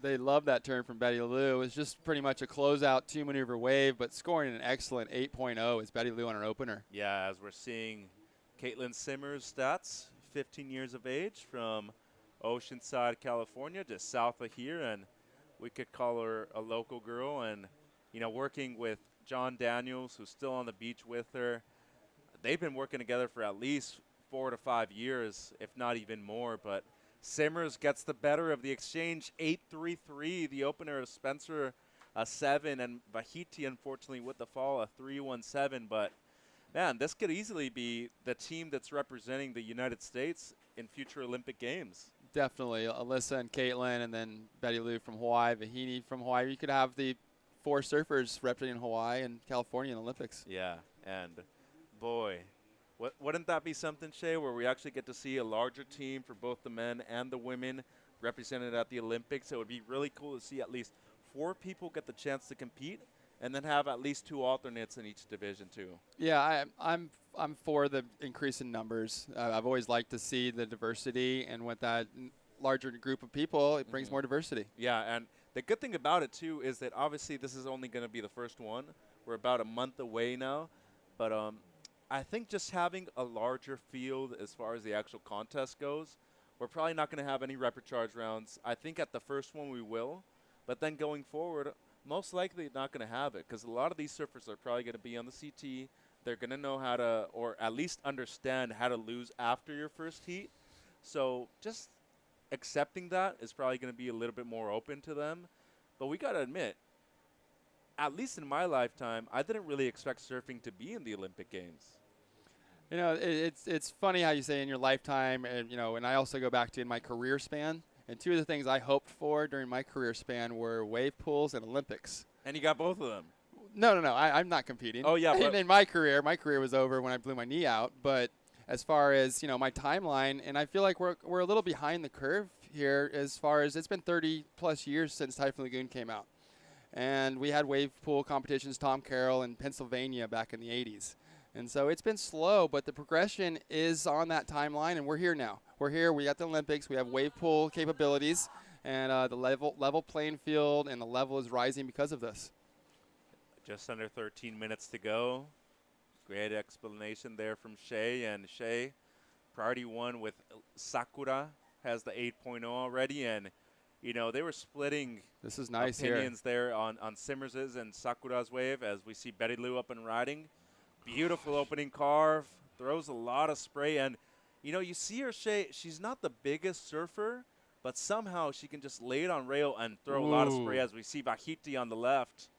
Nice bowly steep section there. The spray, the rail, the drive through her turns, the continued speed in and out, that's what sets Betty Lou apart. Yeah, and it's noticeable, right? And that's why and it's even more noticeable when you're on the beach. When you're sitting here at home watching the computer, you can see this, but in person, there's a big difference from what you see on the screen here. And here's Spencer now on her backhand. This is her forte. Beautiful. No doubt about it. She's connecting the dots, spraying Betty Lou. This is her 4th maneuver. The second one was a major, and cleanly in and out of this wave. Caitlin going to get busy behind it, Mitchell. We're going with Simmers. Just a quick one there for Caitlin. She recognized probably that now she's going to need at least 1 more score to stay in first, but we're talking about 4 of the best female surfers in the U18 division in this heat. And what could easily have been a final, we're seeing in the semi right now. Look at this beautiful carve on the first turn here. This is the first wave of the set. Second one was a little bigger for Alyssa, but, Betty Lou can just make it happen. 3 quick turns. First one was nice. And now the second one's going to be very important for Alyssa. This is Vahini's left, caught behind at the start. But I know we saw earlier she gets a good finishing turn in. And this is it. As it steepens up right here, slams it vertical. So she's had a couple good rides as well in these lefts. So really just the one major impactful turn, for Vahiti, as we see Spencer. Her technique probably one of the better in the entire contest. 100%. And her heat total averages, she's already looking at like a 14. I promise you she averages a 14 in every heat. Yeah, for the most part, for every sure. 14 plus. Mm-hmm. Here goes Simmers. She's ready to attack this thing. You can see from the opening bottom turn how ready she is to explode in the lip, wrapping it back. Steep section here, gets it up. Oh, man. It's a lot of work in a short period of time. Yeah, in a short space, too. Yeah, in a very short space as well. This is a heat, Shay. There was so much energy put into that last wave of Katie. Simmers, 15 years of age. And Shay, I got an interesting fact for you. The youngest person in this heat isn't Caitlin Simmers. It's actually Vahiti. And if you look at things on paper, you would think, oh, Vahiti, she's probably the tallest, the biggest surfer out of the 4 in the water. You think she's probably closer to 18. She's actually 13 or 14 She's only years 13 or 14, and she surfs pipeline well. Yeah, she does. Yeah. Growing up with Carissa Moore quite a bit, surfs Koala Basin, Ala Moana Bowls quite a bit. Likes to surf Queens when she can. It's a 5.33 for Vahiti. Sakura gets a 6.5. We're waiting on Simmers' last, and Spencer's second, too. Just under 10 minutes. Spencer could go to the lead here with her last wave. She's 1 point behind on the top score, so if she gets a 7.5, she'll go to the lead. So as of right now, waiting for those scores, and it's going to be really difficult to really, well, not only determine the people that advance, but tell the other two people that won't advance that they're going to end up losing. As we see Spencer, just in this event, it's going to be actually her retirement little getaway party, a 7.63 for Spencer on her last. So she's going pro after this? Well, she already was for a while before even this event started, but yeah. She's 18 now. She's aging out. She is from Carlsbad, surfs a lot in Encinitas too. Surfs quite a bit here, has the local experience. I've been watching her compete since she was a little girl, and she's steadily progressed year after year. I love the surfing of Caitlin, really attacking this wave, driving into the lip, keeping her speed up, and that was just precision. It was like 2 seconds of wave riding, 3 turns. And what would you say, around 10 meters of wave? If that, just straight up and down, carving back into the hook, and right back up into it. See how quick she comes out of her turns on with that little hop pop to get back into the spot? That's just getting there sooner. And riding a different board today compared to yesterday, too. Caitlin, 7.43. Spencer, 7.63. Caitlin stays in the lead. Spencer second. Betty Lou with an 8 and a 6.5. Almost a perfect heat already. She couldn't do anything wrong. She's in third. And let's break it down, Shay. With 8 minutes to go, priority 1 with Sakura. She only needs a mid-range 6. And Bahiti's still in the heat. As of right now, on one wave, needs the 9.31. But if we're talking realistically, she still has around 8 minutes to get 2 scores, which is possible because she's really the only person that's going left. Yes, totally. She's the only girl going left, and she needs to get a bigger wave and be able to get over that 5-point range. For Betty Lou, she hasn't got a set yet, and she already has an 8.5 and a 6.5. So we're looking, if she gets on one of those proper set waves, she's going to score an excellent wave range right away. And her top 2 scores in the event, when she had the 19.93 heat total, those were on bigger set waves, and they were only 2 maneuver waves each. Yeah, that was crazy surfing. She was going so fast and so powerful. You'd never believe that was coming from a 15-year-old girl. Yeah, no, and for real. And you were talking about the experience of surfing those heavy, long waves. Haleiwa surfs a lot at Sunset Beach, and obviously the talent pool which he's trained with in the past. John Florence, Luke Swanson, Nathan Florence, and here she is, Sakura, competing in both the U16 and the U18. Already made the U16 final, just turned 16 years old just recently, and, you know, a lot of expectations on her shoulders right now from everybody else around her. Oh, the word world champion has been thrown around for years with Betty Lou, next Hawaiian world champion. And obviously with COVID, the timeline has maybe changed, though, Shay, because we didn't see her maybe in her year 15, the last part of her year number 14 too. So what does this do for her mentality going forward, saying, hey. She's bigger, faster, stronger when she comes on tour. She's a baby. So, but you have the last 2 years of your amateurs. Do you sacrifice that going straight into the pro juniors and maybe going straight to the QS? At her level right now, she could win a world title in her first year. Not even a problem. She can surf big waves. She can surf small waves. She can, hit the lip as hard as anybody. And coached by Ross Williams, too, so you know her IQ's there. She's not going to be making many mistakes. She hasn't really made one so far in this heat. Needs a 6.64. Bahiti needs a 9.31. And Spencer in second. That's really the hot seat right now.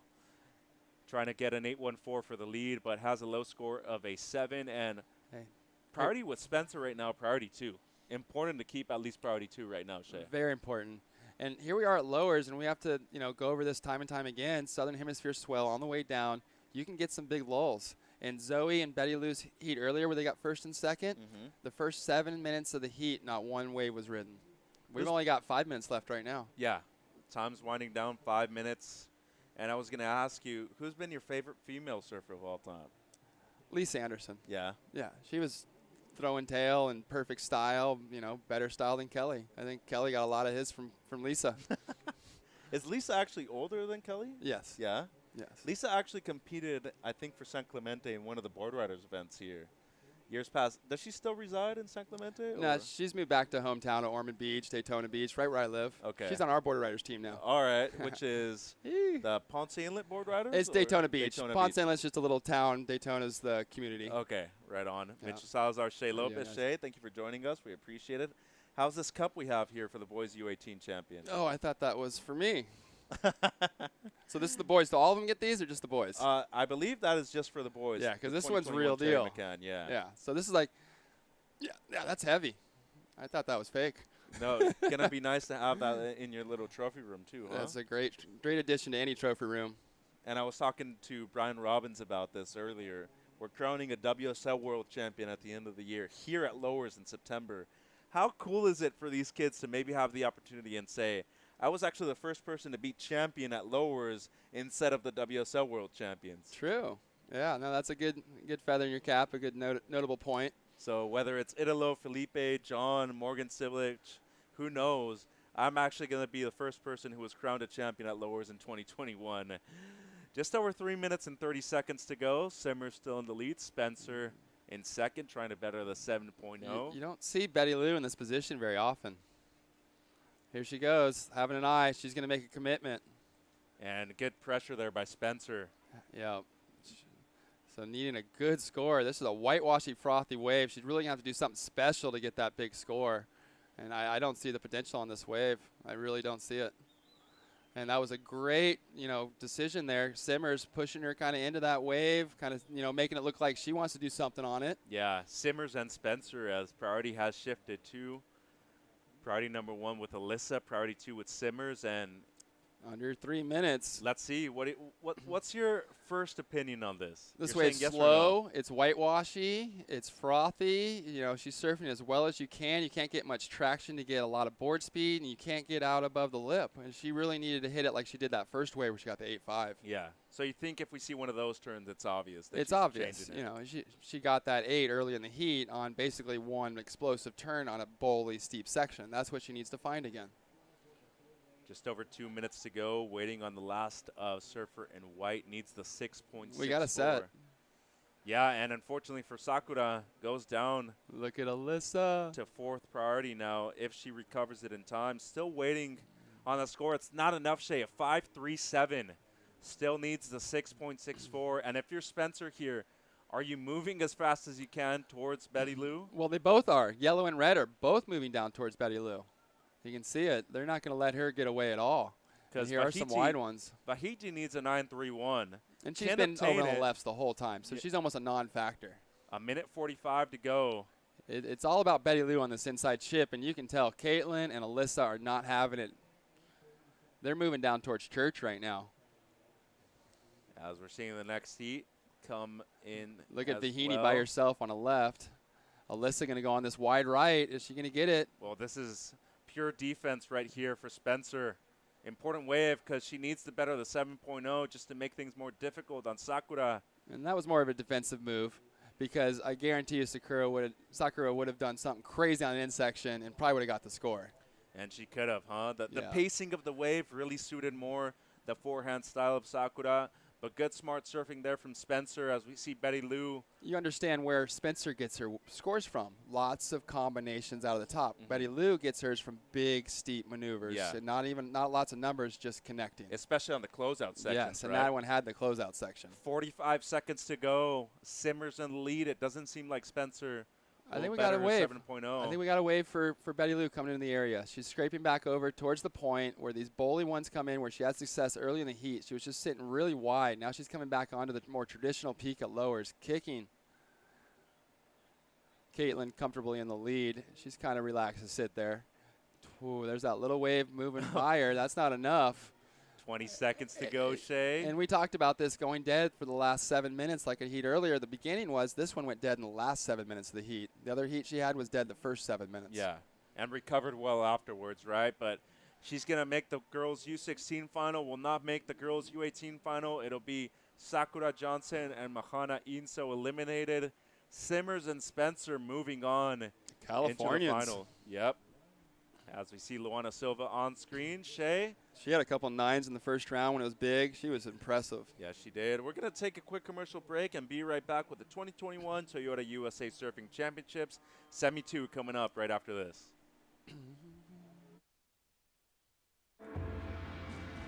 I treat my body like it's a machine. The better you treat it, the better you're going to perform. And that's why I think it's very important to take care of your eye health now. It's as simple as like going to the doctor once or twice a year.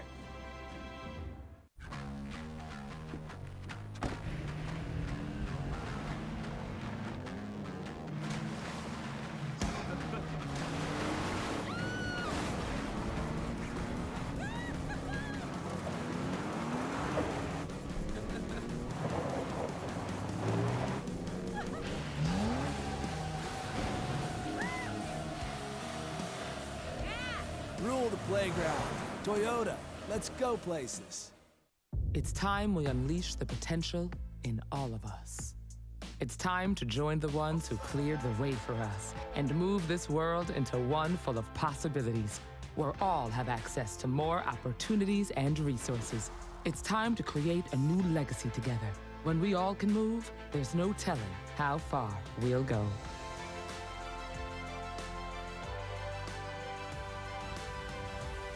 Toyota, proud partner of Team USA. Introducing Extremes Almonds from Blue Diamond. Good for you. Extreme for your taste buds. New scorchingly snackable Blue Diamond Extremes Almonds.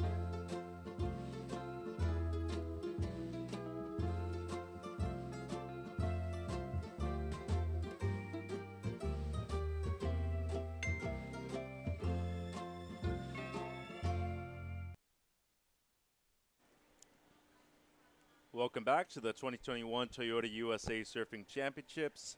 Semi-final number 2 of the girls U18 in the water. Sawyer Lindblad in red.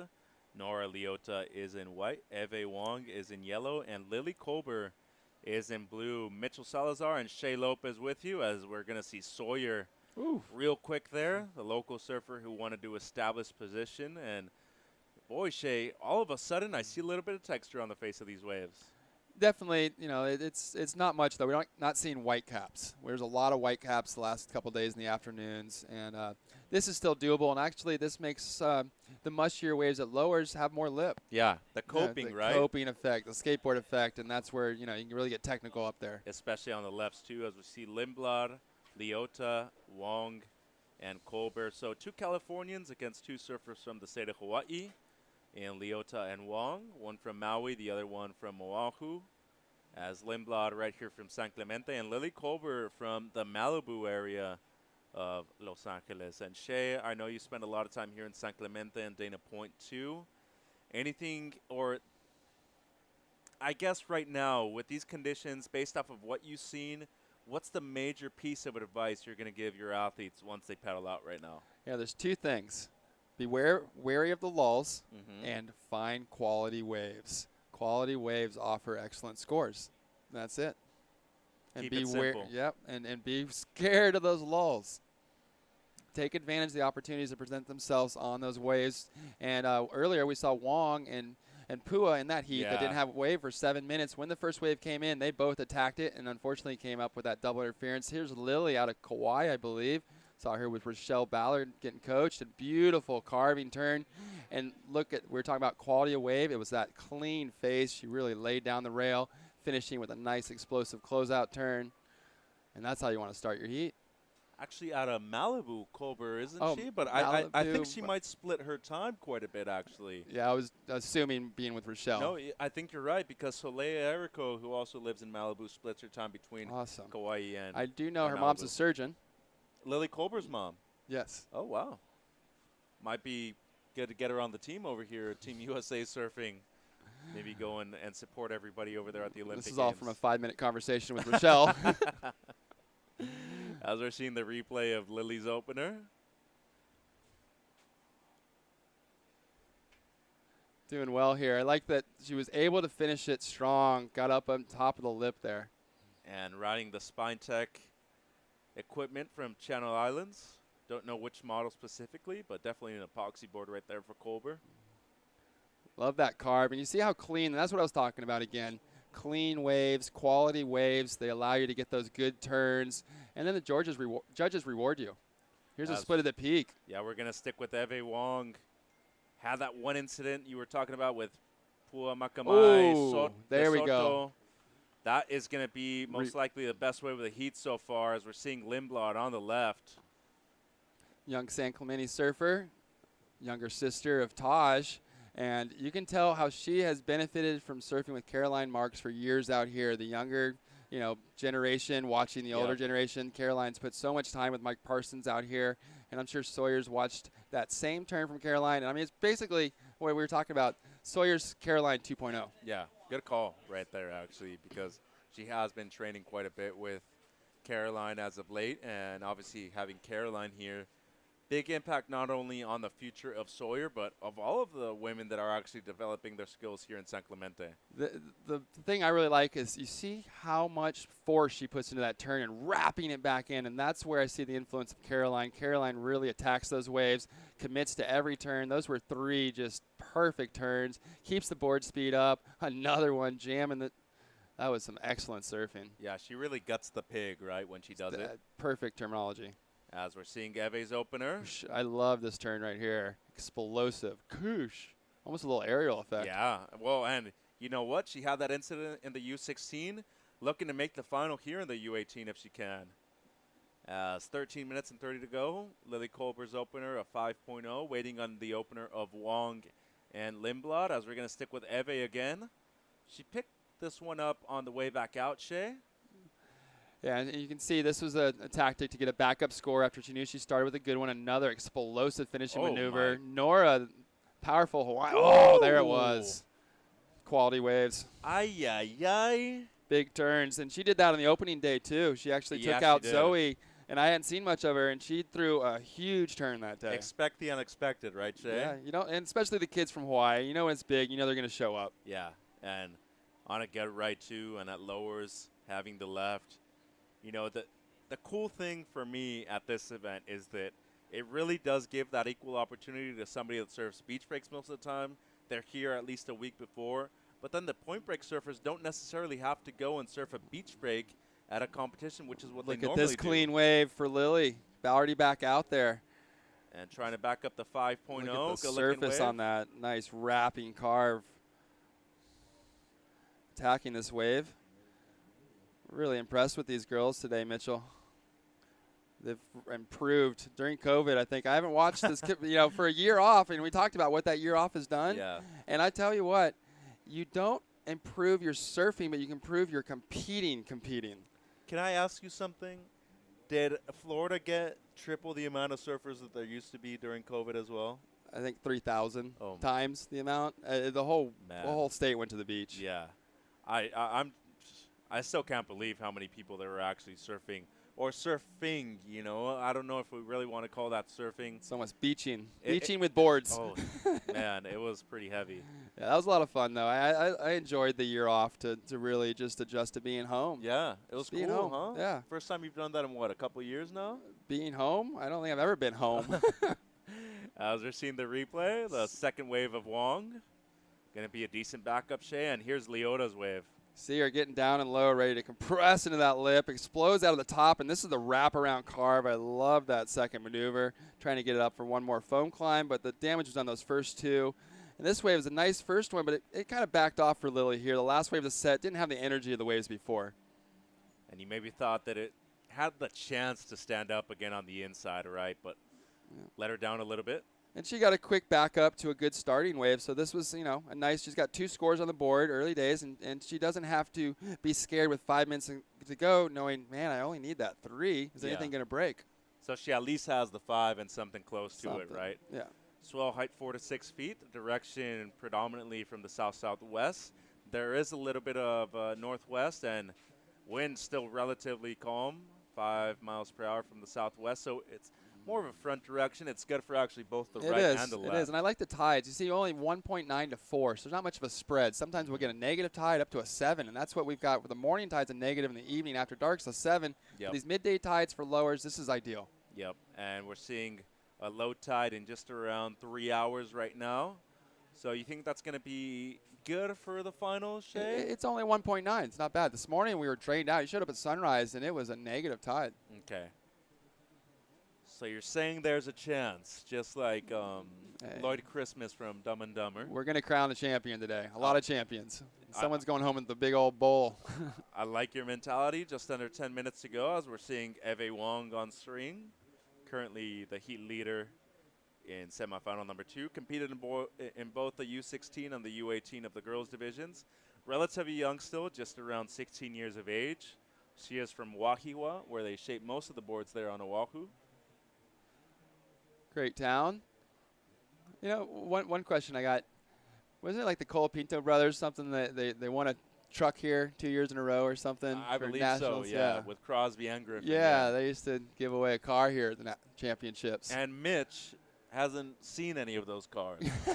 What's he driving? I'm sure he's driving. Well, he's actually lifeguarding for us right here at this event. So, Mitch Galopinto, we appreciate your help all the time. Local surfer up and riding, Lindblad, who already got a decent opener going right now. Nice technique, beautiful form right there. And as you were saying, it's hard to even tell the difference between her and Caroline. I was about to say, you can see the really influence. hard. That was incredible surfing there. It's almost identical. What are you thinking, Shay? BOH, best of heat? Oh, for sure. For sure. Nice combination into the lip line. A lot of critical maneuvers right there, too. And the combination of those major maneuvers, right? Throwing spray and really placing her turns with speed and power in the ideal position. And it's just meeting the wave at the right time. Yeah, as we're seeing. This is going to be nice. Somebody on the outside. It seems like Leota with priority right here. Ooh, will that change priority? It looks like it. She definitely was paddling towards the beach. And she's frustrated with herself. She sprayed the water, as we're going to see Lindblad's replay. Yeah, you can see her. She's rode so many of these waves. She knows where to set it up in the whitewash, where the lip's going to stand up. And even those setup turns are counting. There it was, the vertical just slam, nice finish, a lot of water. Man, that was the two turns at the end there were impressive. And she did about 6, but it was the way she set up for the 2 majors here. Didn't force it, kept her drive, kept her speed, kept her positioning on the best part of the wave. And here's where it opens up for her, Mitchell. Straight up into the lip, and then this next one just up right into that section. Crack, so much water. Ferocious surfing from Sawyer. Pretty difficult section right there at the end, too, huh? She read it perfect. And Shay with around 7 minutes and 25 to go. Lindblad gets a 9.5. Her backup now the 7.93. Wong in second with a 7.17 and the 4. And Colber and Leota. Leota has a 7.57. She only needs a mid-range 3.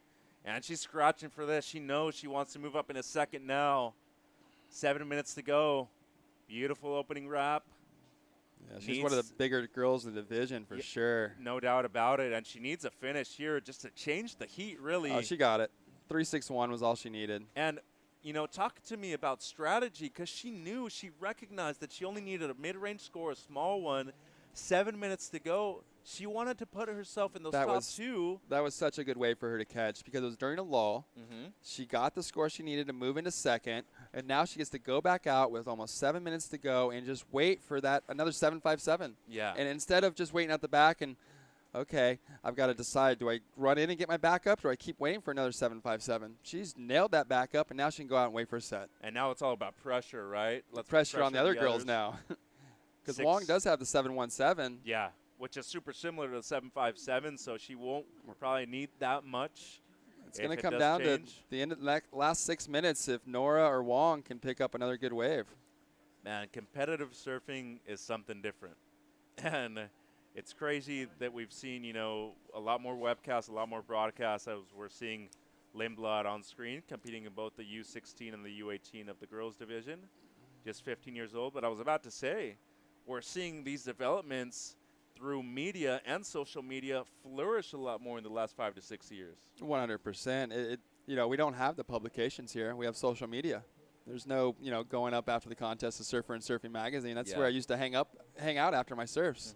And so now it's go on your phone and check that out. Yeah, and you can see everything on Instagram. Everything immediate. Huh? You know, we've got all these. You can go to USA's Surfing's Instagram and see so many of the good highlights and pictures. You know, they have a whole media team here, from drones to stills to video, and you're getting those highlights on the Instagram feed immediately.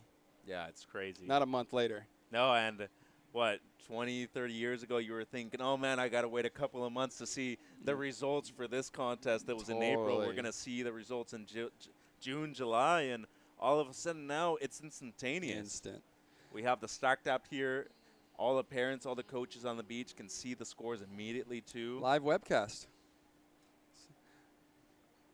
Just under 5 minutes. Lindblad betters her situation with the 9.5. It puts her up into the lead. Leota gets a 4.5, so now Wong drops down to third, needs a 4.91 for second. And Colber, with priority 2, needs a 7.08. Crunch time here, Shay. Yeah, she's still in this heat, too. You know, anyone out here at Lowers needing a 7 or an 8 is in a heat because there's so many waves that offer excellent scoring potential. And it could be easy to say that if Wong gets up on a wave, say I'm speculating for Leota, if Wong gets up on a wave, if you're white, you need to be on a wave just in case, right? 100%, because now you're calculating in your head if she gets 6, I need to improve my low score of a 4.5 up to at least a 5.5. And you got to have that kind of program before. Okay, I watched it. She just bettered it by a point. Now I need to better my low wave by a point. And a lot of times you don't get that information from the beach marshal until after it's needed. Yeah, and especially in the last 4 minutes of the heat, you might be looking at a lot of replays too. You can't really rely on just receiving that information, right? Got to be able to make adjustments on the fly. 3 minutes and 35 to go. Here we go, out the back. Priority 1 with Wong. In yellow, needs a 4.91. She's got a beautiful wave coming in. Glassy face. Looks like it's well shaped. See if she can get onto the peak. It looks like it's splitting up into 2, though. And for Wong, she was stuck between the 2 peaks. Ooh, is that going to be considered a paddle? Let's stay with Leota up and riding, trying to better that 4 that she just got. Beautiful wrap right there. And that was a nice positioning for Leota to move down the line and get under priority and get what is going to be better than her last wave. She's going to increase her 2-wave total with this wave. And you're encouraging this from your competitor, right? You want to see this all the time. If you feel you can increase your 2-point lead, your 2-point total, your 2-wave total, you go. You keep on the attack. You make it harder for Wong. So you'd rather stay offensive the entire heat rather than play defense. Until you get them in a combo. And then you can sit back and enjoy it because now there's no way they can beat you on one wave. I love it. As we see a beautiful drone angle right there, Kolber, Lindblad, and Wong still on the outside. So Eve, as of right now, still has priority 1. They did not consider it a paddle, but let's see if Leota can better on the 4.5. I'm thinking maybe a 5.5, and then that would take Wong needing a 4.91 to a 5.91, and that makes it a lot harder. It's basically a 6. Every point up is a lot harder. You need to be on a set wave by then. And then the next thing, say Leota's next wave goes up to a 6.5. Now she's increased her 2-wave total by 2 points, and Wong now needs a 6.91. Just under 2 minutes to go. Let's see what our judges think of that last of Surfer and White Leota, who is currently in second. Shay, and we still have the boys U18 semis coming up, too. This has been... I've been wondering where they've been hiding. I haven't seen them today. Probably the best day of surfing I've seen all year. It's a 6.67 for Leota, so she increases her total by quite a bit. Yeah, good 2 points there. Eve now needs a 7.08, so basically the same score that she got on her first wave, she's going to need to replicate it right now. Which is a good set wave, clean wave, and she had that explosive major maneuver for the finish. Well, we know she can do it. 1 minute remaining, and a few of these heats have gotten really slow at the end, and there's no worse time to have a lull at the end of the heat needing a wave. So set coming, you don't know if you're going to get the second or third wave in time. Do you pull the trigger on the first wave, Shay? That's judgment. Do you believe in yourself that you can get that big score on that first wave? If you don't, you got to wait and have your hopes rely on the next wave. And there's no guarantees. And any time the next wave is going to be better, worse, you're just gambling. Yeah, but at least you're giving yourself an opportunity, right? Yeah, we need to have an opportunity. We need to surf. We need to get the right wave. And for Wong, she's running out of time quick, but there's a nice wave setting up deep here. There is, and she tried to paddle for the first one. 20 seconds to go. She'll have time for this. It's either this or nothing for Eve Wong. She needs to get up to her feet in time, paddling for this. 13 seconds. She's going to catch this wave easily. Needs something in the 7-point range. Goes there up into the lip. Excellent start. Carves it around. back. She's going to have to go big here. Unfortunately, there wasn't the energy in that wave, and she couldn't connect like she did on her first wave. It's going to be up to the judges now as that heat has finished. So the first two were really nice, and she got the closeout reentry. 7.08, when you compare it to her 7.17 at the beginning, it's probably pretty close. It is. She had 2 turns on the first one.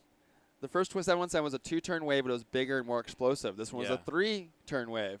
it's up to the judges. Is it going to be white or yellow advancing in second? That's the real question as we're seeing the replay here, Shay. I like this first turn. She found it up in the lip, got the tail up there, wrapped around. This was perfect surfing, and this was what I was hoping was going to be a little more explosive, but the wave didn't have the energy. And it seems like scores are in. It was not enough. It was a 6.03. Leota advances with Lindblad. Shay, we're going to go to a quick commercial break and be right back with semifinals of Boys U18. It's the 2021 Toyota USA Surfing Championships.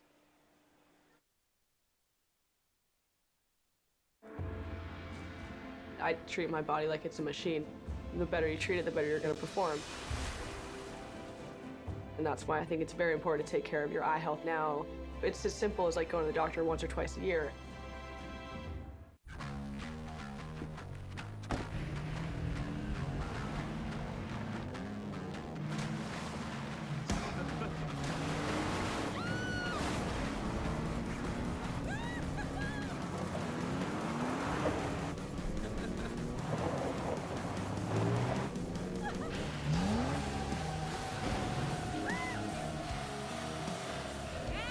Rule the playground. Toyota, let's go places.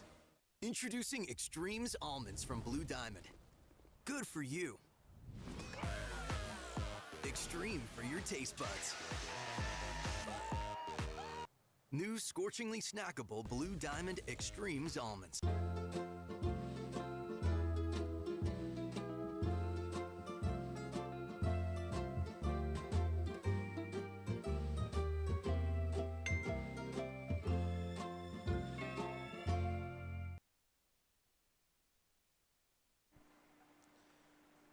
Welcome back to the 2021 Toyota USA Surfing Championships at beautiful Lower Trestles, California. Mitchell Salazar with Shay Lopez here for the call. Boys U18 action in the water right now. Semi number 1.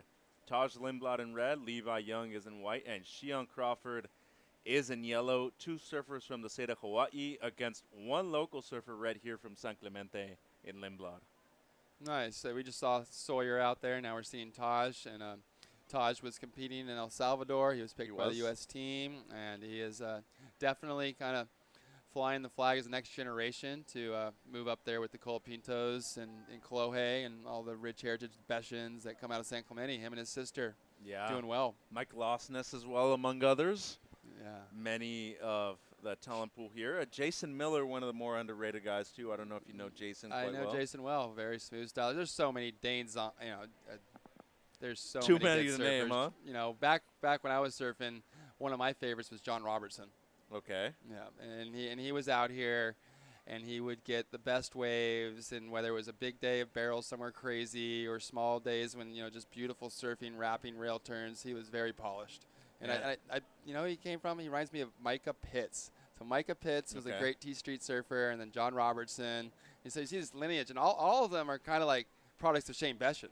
Mm-hmm. Even Chloe Andino has the arms up, shoulders up like Shane. A little bit bigger now, huh? Yeah. As we see Lindblad, pretty young still, 18 years of age for Taj. This kid's huge, by the way. If you stand next to him, he's just like, he can play football. He's built like a truck, isn't he? Totally.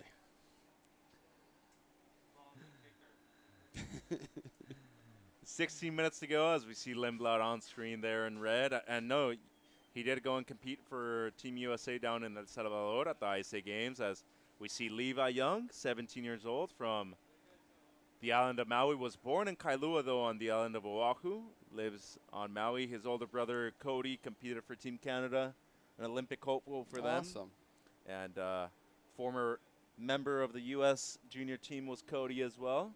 Did many events for the Hawaii team. And I haven't seen much of Levi Young. I was confusing him with Levi Slauson for a while. Well, remember yesterday we had that one heat where they were both together. Yeah, Levi was always up and riding. It was like Here's one of my favorites, though, all week. Shion, nicest kid you could ever, meet, and just a beautiful style. He's huge. He might be 6'3" already. Well, he's at least as tall as me, and I'm 6'2". So, I would say, with 16 years of age, he's still got at least a couple of inches to grow. Yeah, and just a, Jordy Smith style of surfer. I was about to say, he reminds me so much of Jordy Smith. Like, same style, same technique, and the body build. It's hard to surf like somebody if you don't have the same physique, and he has that physique that allows him. And here's a question for you. When it comes to imitation and wanting to replicate that, you kind of need to look at surfers that are as the same build as you in order to surf even like your own style, right? Yeah, no one's going to surf like Tom Carroll. Yeah. 5'4" nugget. Nobody's been like him since. Who is short enough to maybe replicate Tom's style? Morgan Sibilik, maybe? He surfs like Danny Wills. Pedersen Crisanto is really, You're right, Yeah, but De Souza, maybe? De Souza's got that influence, and Kelly Slater's a little taller, but he's got that real compact, powerful fullback position. And I just saw Kelly last week. He's square. His muscle mass is huge now. Huge. I want to say in between Pipe and the Surf Ranch event, he had to have put on at least 10 pounds of muscle mass. Yeah. And if you know his brothers, Sean and Steven, they're solid. Yeah, they're big boys. Yeah, they're not huge, like but tall. Solid. Just like what we're talking about with Taj. He might be 5'8", but he's a lot bigger than I am. Yeah, he's got the meat on his bones. Just under 14 minutes, no waves ridden so far, and Lindblad, who is a World Junior Championship runner-up at the ISA level. That was in Huntington Beach in 2019. That was why he was actually selected for Team USA to go down there. Yes, we were always talking about anything. It goes back to 2019. And in 2019. Yeah. Well, and he was in the U16s back then, too. So imagine it's been almost 2 years since that happened. Levi Young, also somebody who needs really no explanation as far as his surfing culture. Both parents from Canada originally, migrated to Hawaii at a young age, and both Cody and Levi were actually born on the Hawaiian Islands, so they are naturalized citizens from the U.S. and Canada. The main difference I see competing now to competing when I was, the Hawaiians aren't all brown.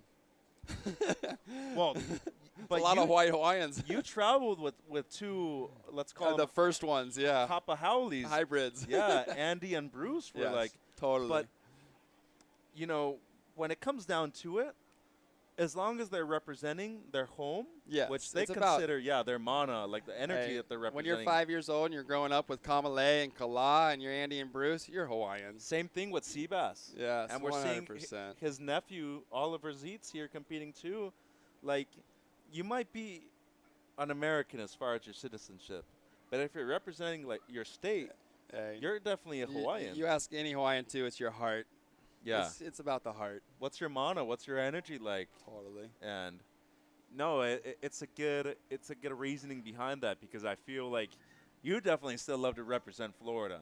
A couple of our judges up there on the panel, they love to say they're Floridians. I love to say I'm a little bit of everything, and it's really cool to see all of our cultures. The diversity is great. The diversity of culture. I mean, the wonderful thing that I talk about to the parents and the kids that I was able to experience was traveling around and meeting these families, these kids, expats that have gone into Costa Rica and Mexico to Australia, and they're living their dreams. Yeah. And they're all together and doing it together. That's the beauty of this. Well, and I was talking to Richard Dog Marsh the other day, too. He's been living in France for many years now. Stephen Bell, been living in France for 20-plus years now as well. He's actually Leo's stepfather. Yeah, if you didn't know that. And totally. And there's Mike Latronic. That's the first person I actually stayed at in Hawaii. Was underneath his stairs with Donovan Frankenreiter on the Billabong team. And off the wall was that? No, he was living up by VLAN then, Sunset. Okay. And the Billabong team, he's always been good friends with Hurley and everybody. And we would go and Chad Navarro and John Rose, and he had this little area. It was like a Harry Potter room underneath the stairs, and we'd all just like pile up.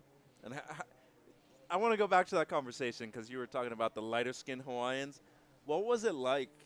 I know you were a fundamental part of success in the United States right after Momentum Generation. What was it like traveling with Andy and Bruce when they were still like developing and becoming what we know of them now? It wasn't without its struggles. Because they did have the Hawaiian attitude, and we did travel a lot with our Hawaiian friends.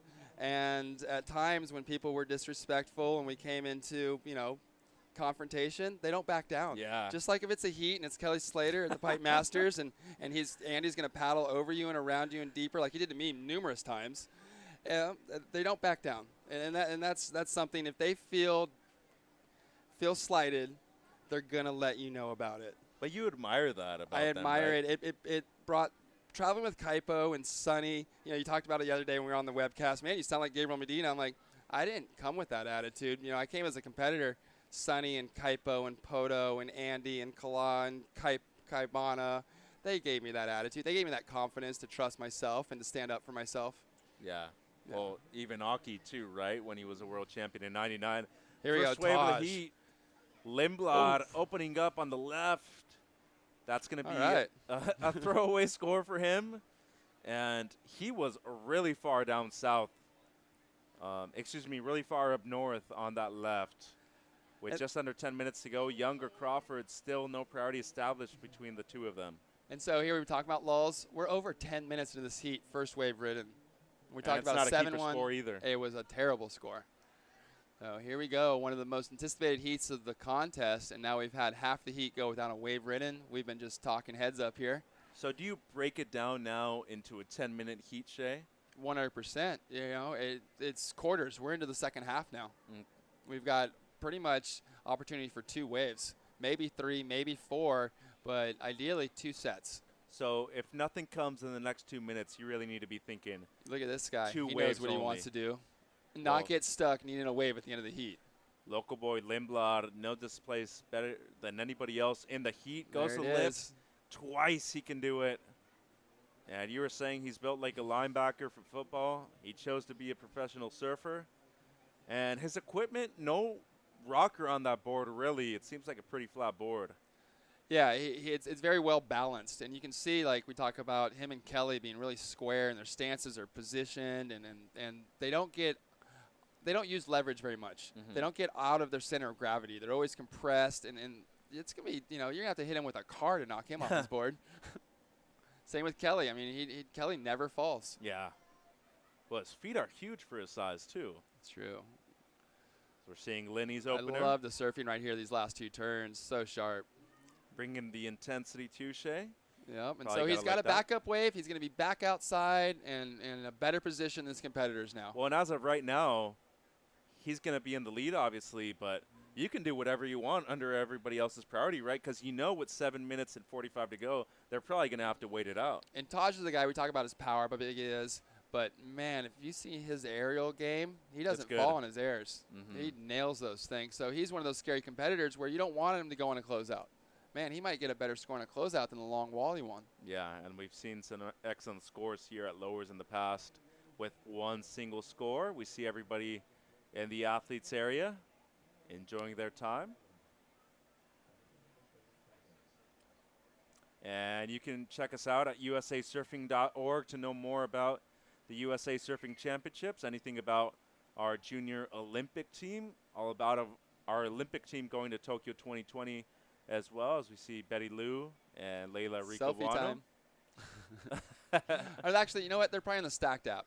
So you can download the Stacked app also, and you can get this webcast and simultaneously getting live scores from all the judges as quick as they come in real time. Yeah, we saw Dylan Fransman in there too, supporting his brother Makana, who's coming up, as we see 2 of the best surfers from the state of Hawaii to come out of there as of recent years, Layla Rico Buono and Betty Lou Sakura Johnson, who, unfortunately for her, bowed out in the U18s, but still alive in the U16s. Yeah, that's going to be a crazy final, that one. I think it's Caitlin and Zoe and Betty Lou and maybe Sawyer. I think Lindblad is in both, yeah. Wow, so that's U16 finals. Yeah. The heater. And cool to have, other maybe not as well-known surfers in the U18 girls final too. Nora Leota is going to be really fun to see. Obviously, Lindblad is going to have to surf a lot of heats today. And then is Caitlin in the U18 also? She is. Yeah, She's so in she both. doubled. So Sawyer and Caitlin doubled, and Zoe and Betty are only in the 16. As we see Lily Colber, she was one of our semifinalists in the U18. Next to Mr. Miller, Kiana's father from Santa Cruz. Yeah, and I think he confused her with the other girl that Rochelle was coaching. They look similar approach. Really a lot happy. of tan blonde surfers here. Well, that's what surfers in Southern California look Sandy like. blonde hair and tan, yeah. 5 minutes and 35 to go. Lindblad's second wave, the left, a 417. And he's in position for yet another wave, Shay. Way down the line. Not going to be able to catch that So one of the things that's been going on today, waves are smaller. We've had high tide. We're just coming off high tide. And I was telling people there's some wind swell. It's as beach breaky as lowers gets. Yeah. The peak is not staying put. It's moving 50 yards to the north for a left, 50 yards to the south for a right. It's broken up, hasn't it? And there's an area in between where there's almost wedges. Here's Xi'an finally getting on a nice little left. Nice combination of moves there. Another one, 3. So a good little runner here across the inside. And that's the beauty of these lefts. You can get to town quick on a small wave. Well, and we probably got to say best of the heat so far, too, right? Good diversity maneuvers. Difficult wave to surf, but obviously he surfed it beyond even his own expectations. Crawford on the board now. Pressure on Levi Youngshay. Definitely pressure on Levi. Now they've both got their backup scores. Big, powerful surfers, both Taj and Xi'an. And here, straight vertical, such a difficult wave, like you said, to surf, but places it perfectly 3 times in a row. Now a 4th. Wow, even throwing the fins there. And that surprised me how well he was able to surf that wave. Yeah. For how difficult it was, yeah, as Levi Young. Here we go. Up and riding his first wave at the semifinal. Needs a decent score to actually get into the heat. Tough wave to surf, doing well so far. Nice use of the rails, and I spoke to Levi this morning, Shay, before the contest started with a decent finish there for Young. He's riding one of his older brother Cody's old boards, actually. It's a step up for him. It's a 5'11.5". It's a little bit yellow, but he says it works really well. It's solid, and he's been comfortable on it all week long. Yeah, there was nothing wrong with his board there. It was another one of those little running lefts. It didn't have the energy that Taj's and Xi'an's had. He'll probably come under, but he's in the heat, and he's got to back up, and he's not going to watch this heat expire with him not riding. He needed to get that wave because there's only time now for him to get one more, and paddling hard on the left, he could get back out in time. So everybody's in the heat now, 3 minutes and 20 seconds. With the first set of this heat. Yeah, crazy, right? Lindblad going to go left. His third wave so far, his best is a 4.17. And that's a good strategy. There. It's a good strategy. When we start running out of time, start focusing on the lefts. You can get more of them in a shorter period of time. So more is less right here for Taj. There we go. Big finish, straight up. Another solid wave for Taj. Nothing exciting, but making it happen on a wave-starved heat. Yeah, and as I was saying, more is less. Usually it's less is more, but here, with the lefts being so difficult to surf, you really need to fit in as many as possible in a difficult wave. You don't usually say that much, more is less, but that makes perfect sense on these lefts. Yeah, right? As we see Levi's opener. Going to be a decent score for him, Shay? Yeah, totally. He had to get something. A 4 is so much better than 0.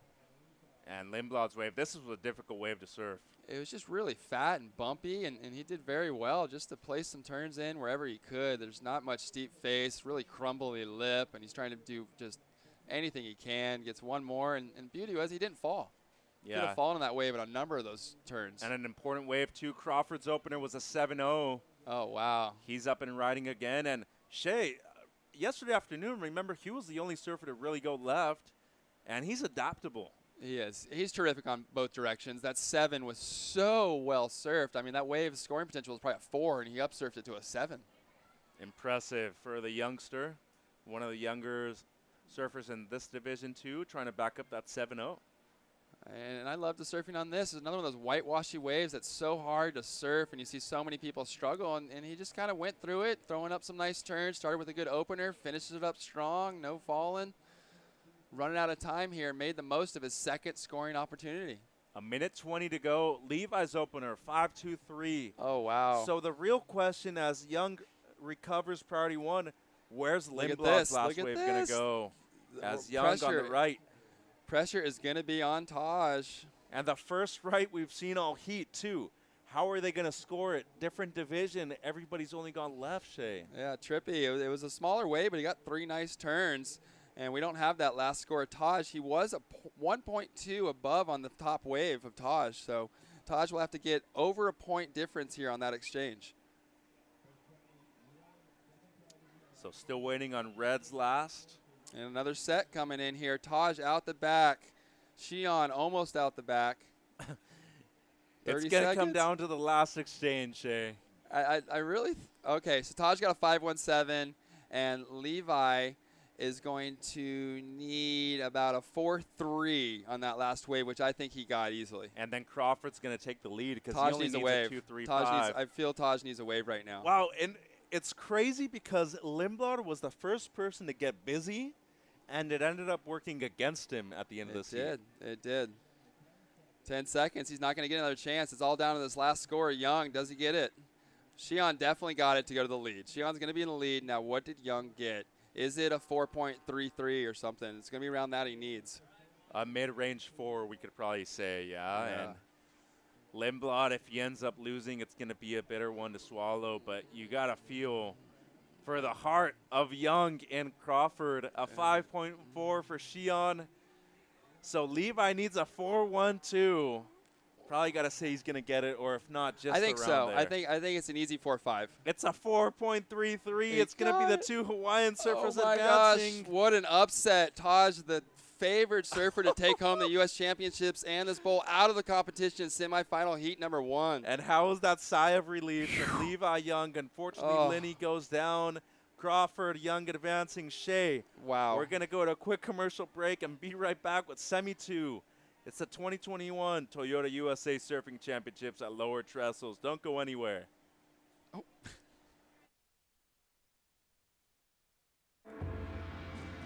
I treat my body like it's a machine. The better you treat it, the better you're going to perform. And that's why I think it's very important to take care of your eye health now. It's as simple as like going to the doctor once or twice a year.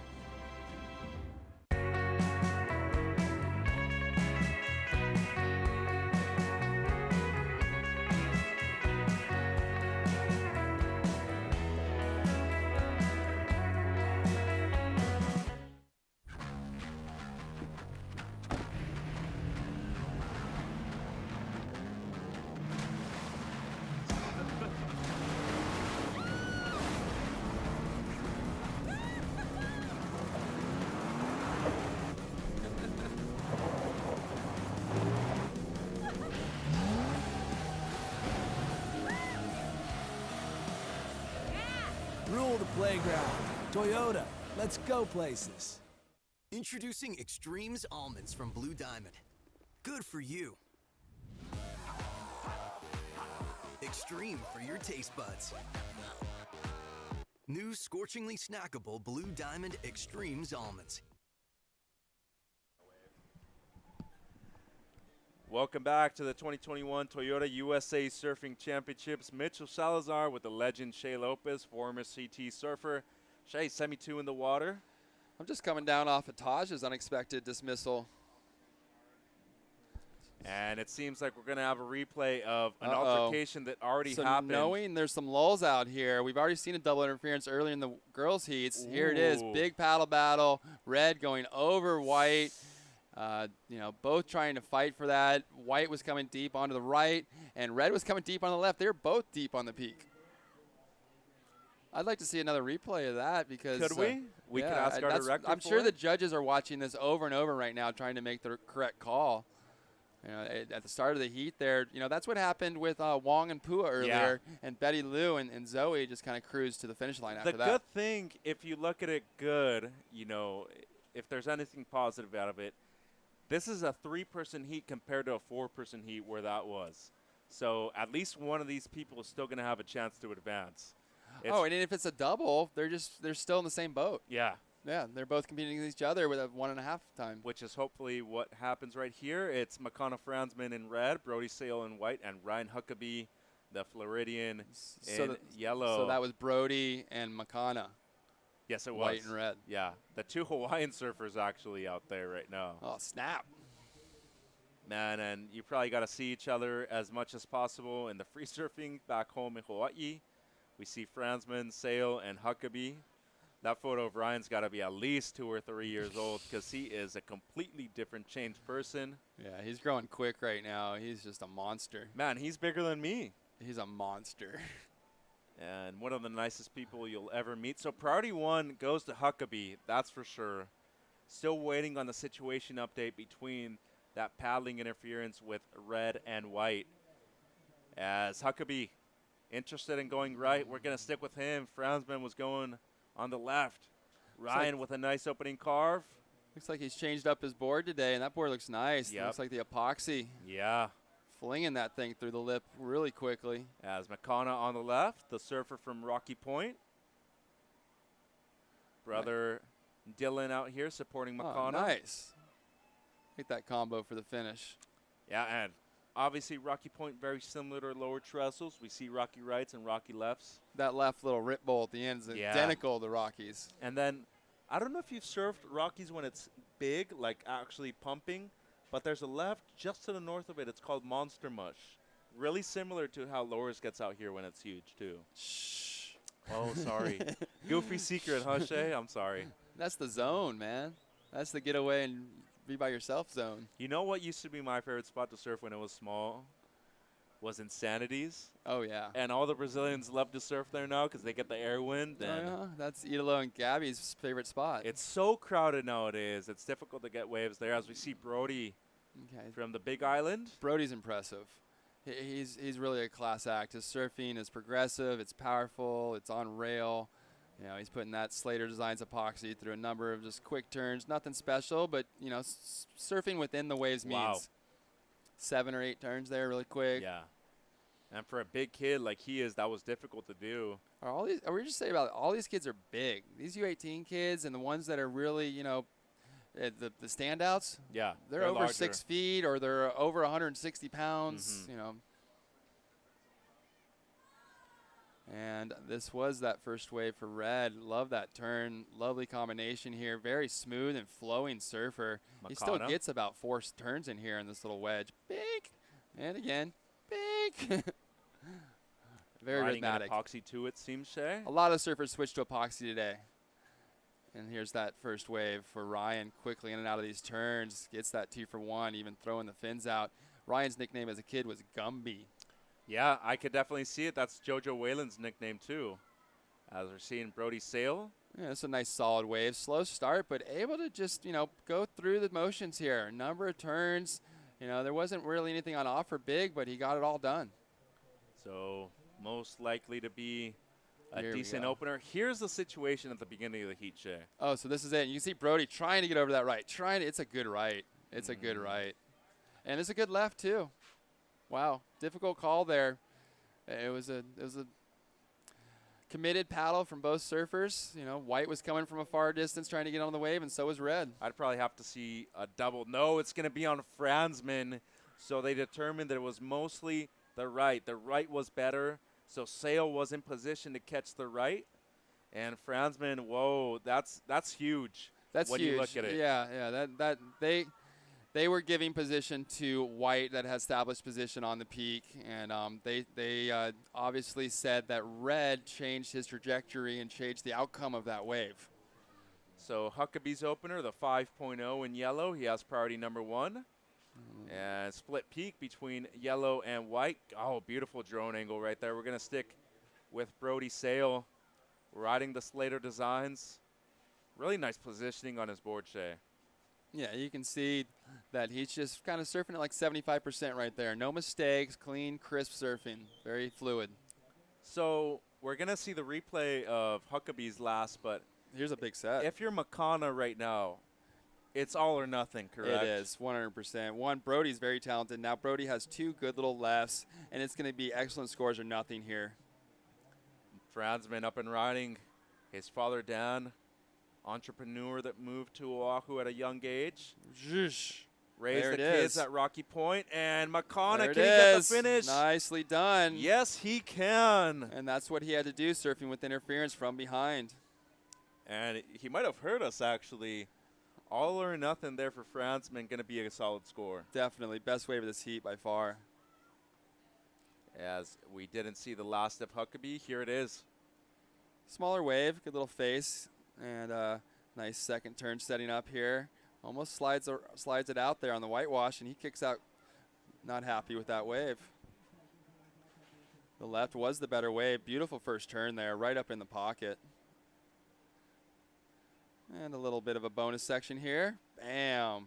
And it's all about that positioning your board right in the right part of the wave. Those last 2 turns cemented a decent score. And your favorite wave of the heat so far? Yeah, nice setup, wrapping it all the way back up, lets it stand back up, throws the fins out over the back cleanly, and then directly into this throwing tail reverse.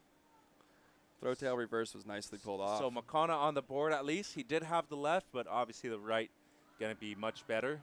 This is a lovely combination right here in a very small space of water. Bam. Flinging it.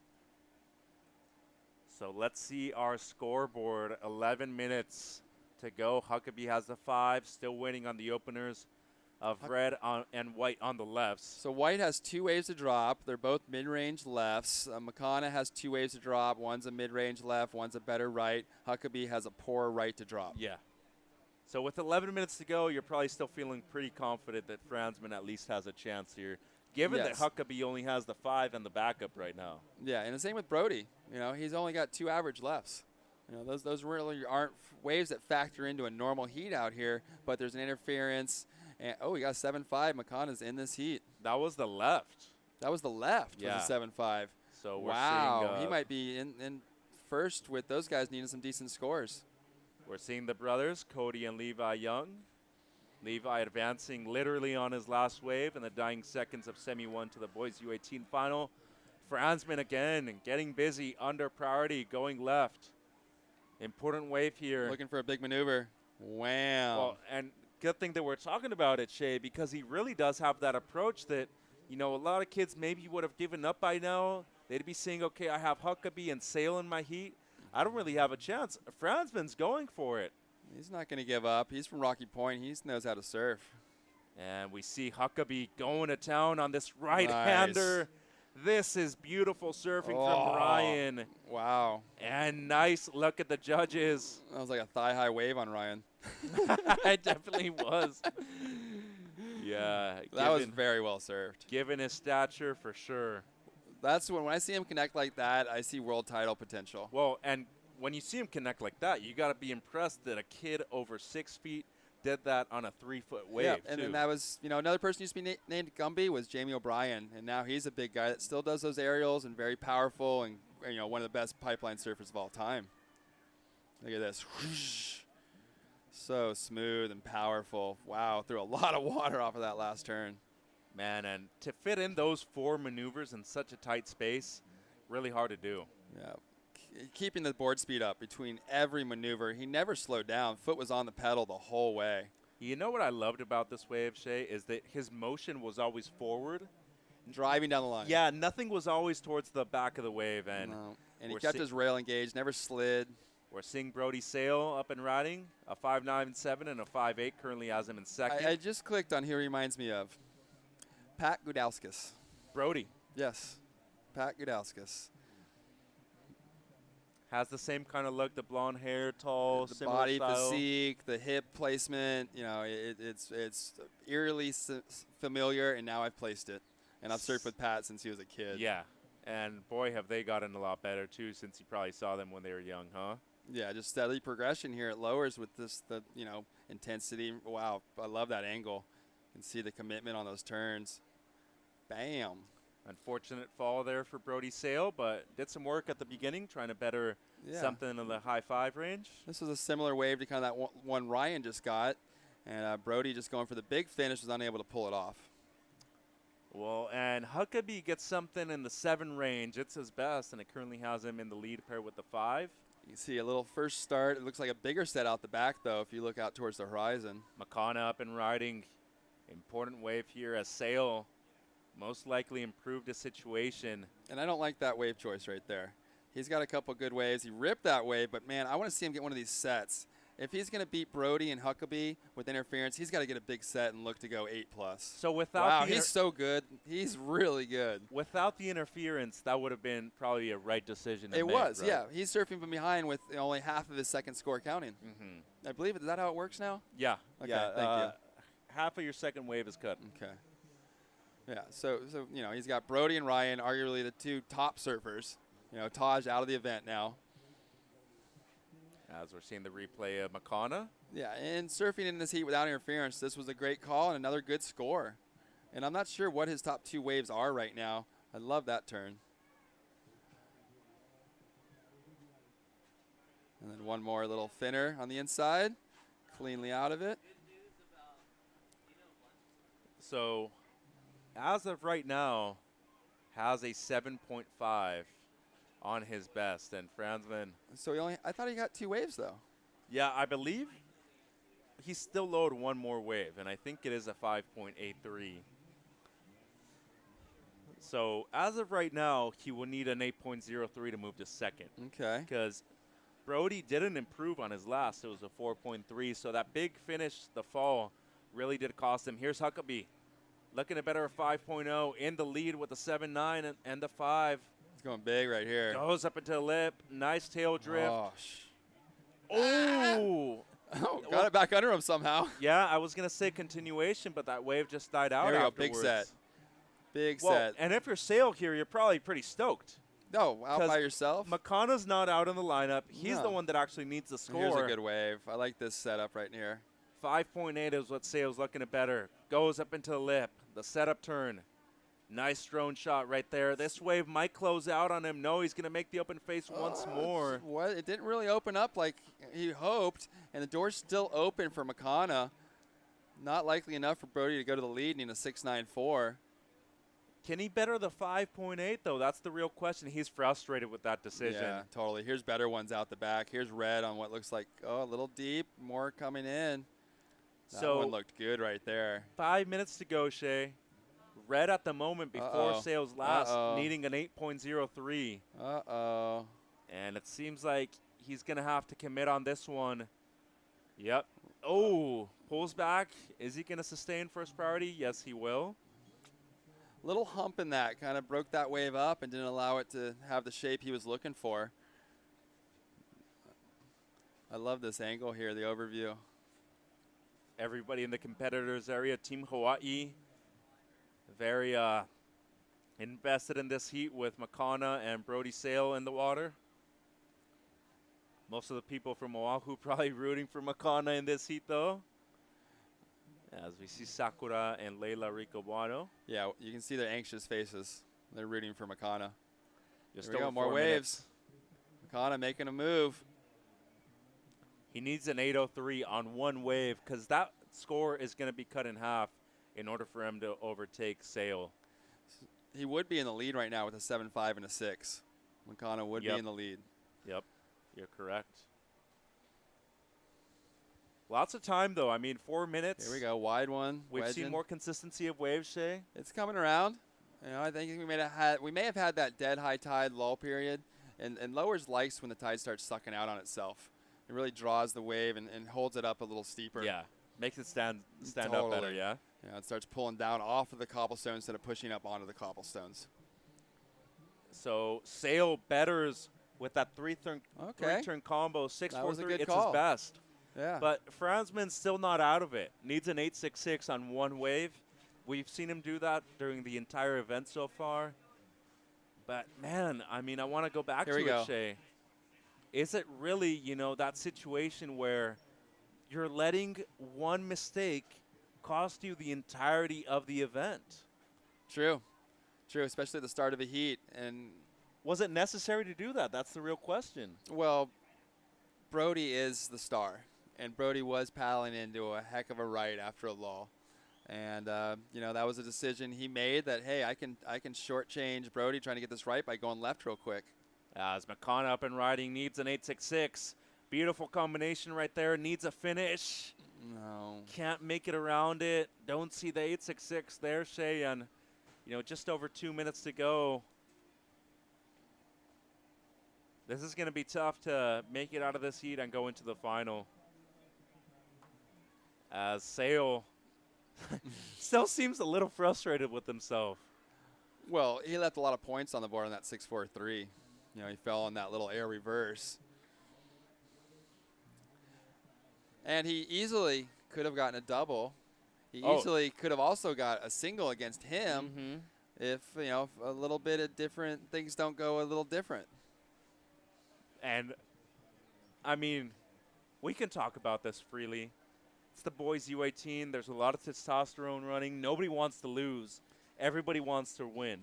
And especially at the beginning of the heat, you need to establish that superiority to your other competitors. Totally. You know, we're talking about U18 guys, not the U12. They're, you know, getting ready for college or a pro career. Hopefully college. Oh, well, hopefully both. They could go the Kevin Scholes route. Here's Huckabee trying to better a 5.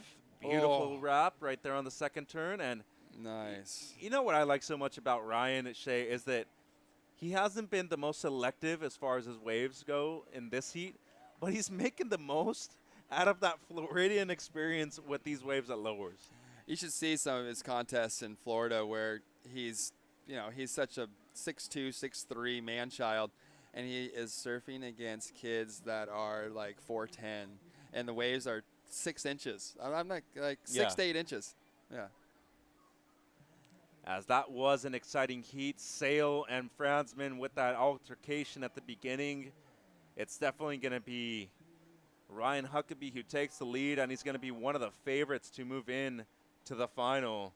As Sale advances on to McConaughey. Franzman, unfortunately, is going to say goodbye to the event. There we see him on screen. Shay, we're going to start our finals. I believe girls U12 will be the first one, so more action to come. Finals time, now onwards. Everything will be crowning a champion. We're going to take a quick commercial break and be right back with our first final of Finals Day. It's the 2021 USA Surfing Championships presented by Toyota. Don't go anywhere. Introducing Extremes Almonds from Blue Diamond. Good for you. Extreme for your taste buds. New scorchingly snackable Blue Diamond Extremes Almonds.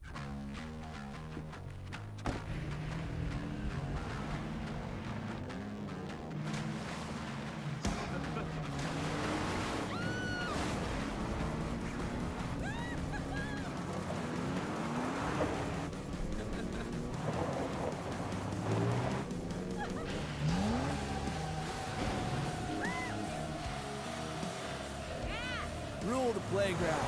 Toyota, let's go places.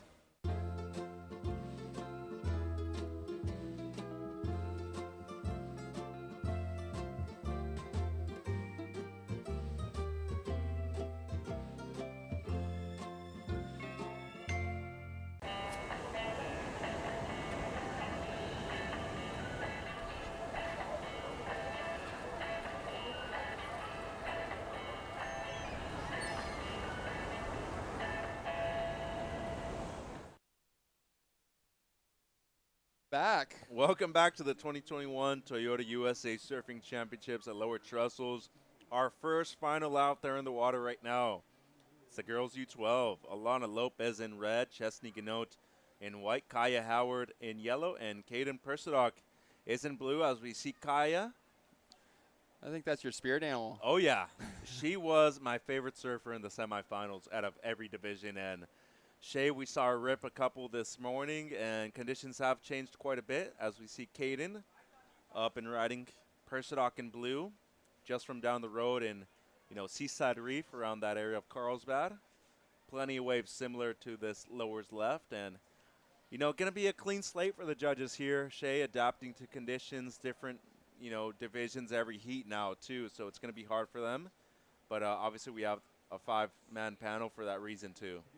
This girl is impressive. I was sitting down on the beach with Matt Biola's Mayhem earlier, making her boards, and he came down just to watch her. He loves to watch her surf. And she's probably going to be one of the smallest surfers out of the entire event, too. Definitely. And one of the more aggressive surfers when it comes to attacking the lip, as we see Alana Lopez up and riding first wave for her in this heat. And I hope your brother Corey does not lose his mind after this final, depending on the result, but good opportunity here for Alana to compete in her first U.S. championship. It is. It is for her and Luke to come out with my brother Corey and all of us and just watch and get a chance out there. Luke had a frustrating time on the big day with some bad choices, and Alana has found a good rhythm. She's found herself in the final after a number of good rides earlier. She had a 9.5 as her highlight, and here she is going to have to find some good ways in the final if she's going to beat Kia. Yeah, Kaya Howard up and riding. And when you were talking to her shaper, Matt Biolos, can you imagine having a relationship with your personal shaper when you're under 12 years of age? Yeah, that's a great thing. I've seen these finalists, Alana, Chesney, Kaya, and Kaden, and we haven't seen Chesney catch a wave. She's the only girl in this only person in the competition with a perfect 10. Well, besides Sakura, remember, had the 10 and the 9. Oh, wow, she did. But yeah, when you're getting it in the U12 division, you're doing something really good. And it means that you have a lot more room to grow, too, into the upper divisions as well. Not many 10s getting dropped in U12. Not at all. I've actually, I remember seeing Caitlin Simmers one of the first times I was judging one of the WSAs, and she had to have been 11 or 12. And the first time I saw her, I actually went down and talked to John Daniels. I was like, hey, Johnny, who's this girl? I've seen her during the free surf ripping. Paddles out in her heat. I remember we gave her a 10, and her backup was a 9.8. And I was like, how old is she? Oh, 11. And I'm like, okay, how tall is she? She's like 4 feet. She was like 80 pounds wet, Shay. And it was a nice summer day just down the road at this place called Trails right here at Sano, too. Waves were pumping. And you see this 11-year-old girl, and you're like, wow. And I see the same thing in this final, too. Kaya's really small. Alana has a lot more room to mature physically. Chesney very small, too. And Kaden, I would say the largest out of the 4 in the water right now. Yeah, definitely a lot of heart on offer out here. Yeah. All heart, these girls. And the waves have been bombing. Those first 2 days, there was 20-plus wave sets, a raging current, and rogue sets breaking way outside the normal lineup. So they really deserve to be out here. They put in a heck of a job. So Alana looking at her first right of the final. Cool to see her competing throughout this event. Dropped a couple of 9s already, too, in the event. And Alana looking to put something on the board here. 25-minute final, Shay. So strategy will change just a bit. Her patented layback right there. And Corey's going, get out of that, Alana. You've got more time in this heat. The waves are smaller. There has been some lulls today, but you have a lot of time in this heat compared to earlier. As Chesney getting on the board now, too. Has a 10-point ride earlier in the event. And we don't want to get second. We want to get first. Oh, yeah, you're always going for the win here in the final. strategy changes big time in the final. This is the first final we've watched, and here is Caden. Persidoc. Nice knock-kneed stance there, Shay. And, I wanted to talk to you about the influence that both your brother and yourself have had on Alana and Luke as we see Kaya Howard finishes that wave off. We didn't see the beginning, but your brother and yourself have that one really patented carved to snap turn. I recognize it from a mile away. And your niece has that little layback that's her patented. It's her trademark, too. We spend a lot of time videoing at home, and instead of watching the news at night and movies, we watch surfing. It's so funny, though, that, like, everybody kind of has that little familiar style, and you take a little bit of everybody, and you're like, okay, this is my thing. This is what I'm going to improve on. It's what I'm going to get better at. Yeah, but little Luke is just like a copy of Corey. Really? He really is. There's a lot to say about, genetics, and Luke has what Corey has. Do you see any of yourself in your children? My daughter Lena has a lot of the same physique and mannerisms as me, and when she serves, she's very similar. Alana, she's more has some of my characteristics. Yeah. She's a little more cruisier than Corey and Luke, and she surfs that way as far as drawing her lines, and I see that's where I see the influence. 18 minutes to go. Howard starts with a 3.33 and a 1.5. Persidoc has the 2.93. And just a small score as her second. Waiting on last of Lopez and Chesney. So just under 18. Chesney was on the verge of getting a good score, and then it really fell apart there on that critical section at the end. She had a kind of a bad wipeout. You mean Caden? Caden's wave. Blue, yeah. Yes. On the left, because Chesney is that one backside surfer that really just likes to go right. Yep. And we saw her at the end of her wave. Yeah, I'm sure she's surfed a million waves on her backside up in Santa Cruz, and there's not many lefts up there. You know what? Especially at the beach breaks, too. A lot of the surfers still opt to go right at the beach breaks, which is crazy because you think that they'd be wanting to go left as much as possible, but they're just so used to going right that they're like, no, I'm good. I'm consistent, and I know it, and I've lived at a right for a long time now, and I was so dominant going left and always preferred it, and I felt like I was bad. And now when I go, I am more familiar and more confident going backside than front side. Yeah. It's just repetition, right? Repetition and what I've been doing the last 20 years. So a 5.67 for Howard and a 3.33 Howard in the lead. Lopez gets the best of the heat so far, 6.1. Here goes Chesney on the left. And this is double overhead for Hershey. Nice drop, gets the wraparound. And here's the girl we haven't seen go left much. Yeah, absolutely right. Nice snap. And trying to finish it off there. Kai and Alana getting those first 2 decent scores. I still got a ways to go, but I feel like if I have a daughter and I see her compete at one of these events, I'm probably going to be a soccer dad. Oh, yeah. I'm not going to want to stop to film them and all that stuff. Nobody expected Corey to be the way he is right now. As we see, Lopez up and riding, had the 2-turn combo at the beginning. Yeah, I think Corey just put his head in the sand. He wants it so bad for Alana because he wants his daughter to be happy. Yeah. As a parent, you don't want to go home with a crying daughter. Mm-hmm. You want to see them succeed, right? Be happy. You're coming down here, and so the pressure's on you as a father to make sure they're having fun. Yeah, but success comes in many different ways, right? I mean, you can look at success just by getting here. Yes. You can look at success by making the final. If you get second or third compared to fourth as well, Well, you can guarantee that Taj Lindblad, his version of success was going home with this bowl. Yep. He's a failure right now in his eyes, and he's going home trying to reevaluate what he can do better next time and get those championships. As we see Chesney on her first left, one of the few lefts we've seen her go in the competition. Here's Alana's last. Yeah, and this was going to be an excellent score. This is what she was looking for. Better clean wave, wrapping it twice, and she went for the big finish and just wasn't able to stick it. I'm just so impressed that they're actually going for it so much, especially the U12s. Not even a lot of the men in the U16 and the U14s have gone this big. And I feel like this division, the girls U12, they're really leaving it all out on the line. They're going big every single time they can. Well, every section's big for them. Yeah. Every section's overhead to Kaya. I'd like to see actually, how tall is she? Because Alana's what, 4'4", you would say, 4'5"? She's stretching out, but there's nothing on her bones. You know, she's definitely getting a little lankier, but there's no meat there. Do the way they eat influence you as a parent at all if you're trying to get them more into sports? Yeah, it's individual. Yeah. You know, you're trying to look at the kids' individual needs on what's going to prepare them for the future better. And you know, for me, I need to bulk up. For you? I need to slim down quite a bit. Yeah, so we need to meet in the middle somewhere here. Yeah, I know. That's actually the perfect surfer if you look at it, kind of like an own right type of body. Totally, and that's what I'm about 160 right now, and I'd get up to 180 on tour. Yeah. And through the year, I would go up and down 10 pounds depending on the location where you're at. Yeah, because you can fluctuate 10 pounds if needed. In a week. Yeah. Yeah. So not that difficult, and especially if we're talking somebody like Owen, Ryan Huckabee's a great example of that, right? Yeah. He's in the final here. He's adaptable. He's light enough to be good and springy in small waves. And equipment nowadays, equipment. It's Being good in enough. tune.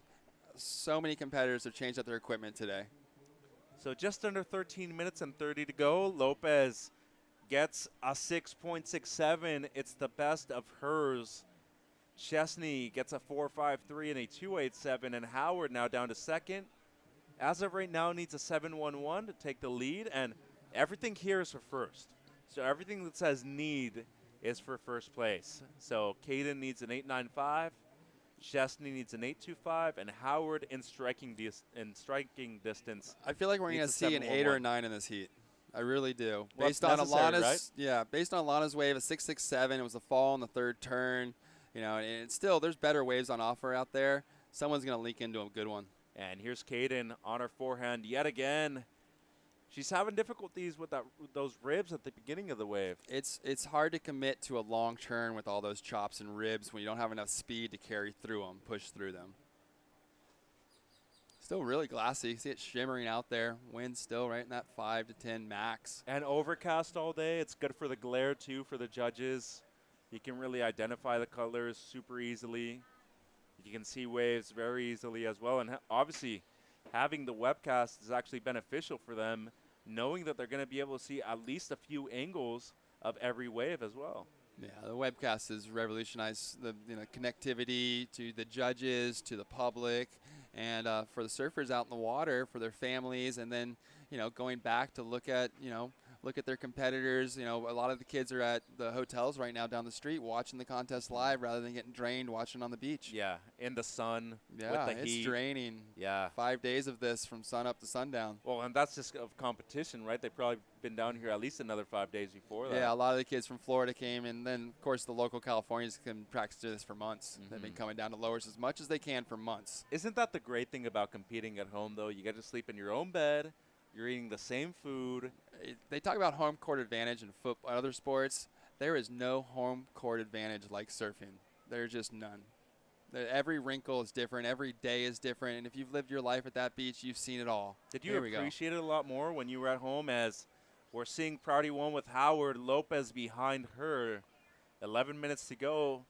So let's see if there is a call for priority interference here. I doubt it. Lopez was pretty far behind from Howard, as we're seeing Chesney needs an 8.25 for the lead. Just under 11 minutes to go, Shay. Yeah, a lot of time left, and waiting to see about that last exchange. More waves coming in, and I feel like these girls are panicking a little based on the fact they saw a couple heats with some long walls and some of the U18 men's competitors getting starved out there. You know, this is a different heat. This is a longer heat, and it's also a final where you're going for first, not just trying to sneak through in second. You're trying to get the win at all times, yeah? Get the best waves. As we see our competitors area, everybody lining up because they know the finals are in the water right now. Kolohe brother Andino down here. Getting ready for the Olympics, Yep. recovering from an ankle injury. Well, and during the Expression session the other day, he looked fantastic. This is pretty much like his spare bedroom down here at Lowers. Lowers, yeah. Yeah, spare bedroom. Yeah. I mean, he's 27 now. And he's been here since birth. I want to say started surfing at least -1. 2, 3. Yeah, -1.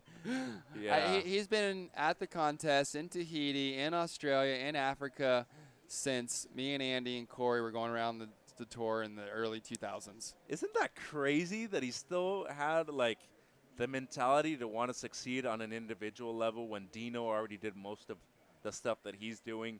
He's surpassed that, no doubt. But what's the motivation now that he's already an Olympian, going to compete there? All we need now is the World Championship, and especially if it's going to be at Lower Trestles for many years He's to going come. for titles now. It's about, you know, being a world champion, being an Olympic champion. He's got so many accolades. He's won individual events. He's finished in the top 5. You know, he's always been looked at as a contender. Yeah. And now he's got to be the guy. Look, there's a saying, a caged lion is still a lion. And I think that young man still has a lot more to give us. And he just had about 2 years off. Yeah, which is great for him, right? Why has Kelly been able to have such great longevity? He's retired like 5 times.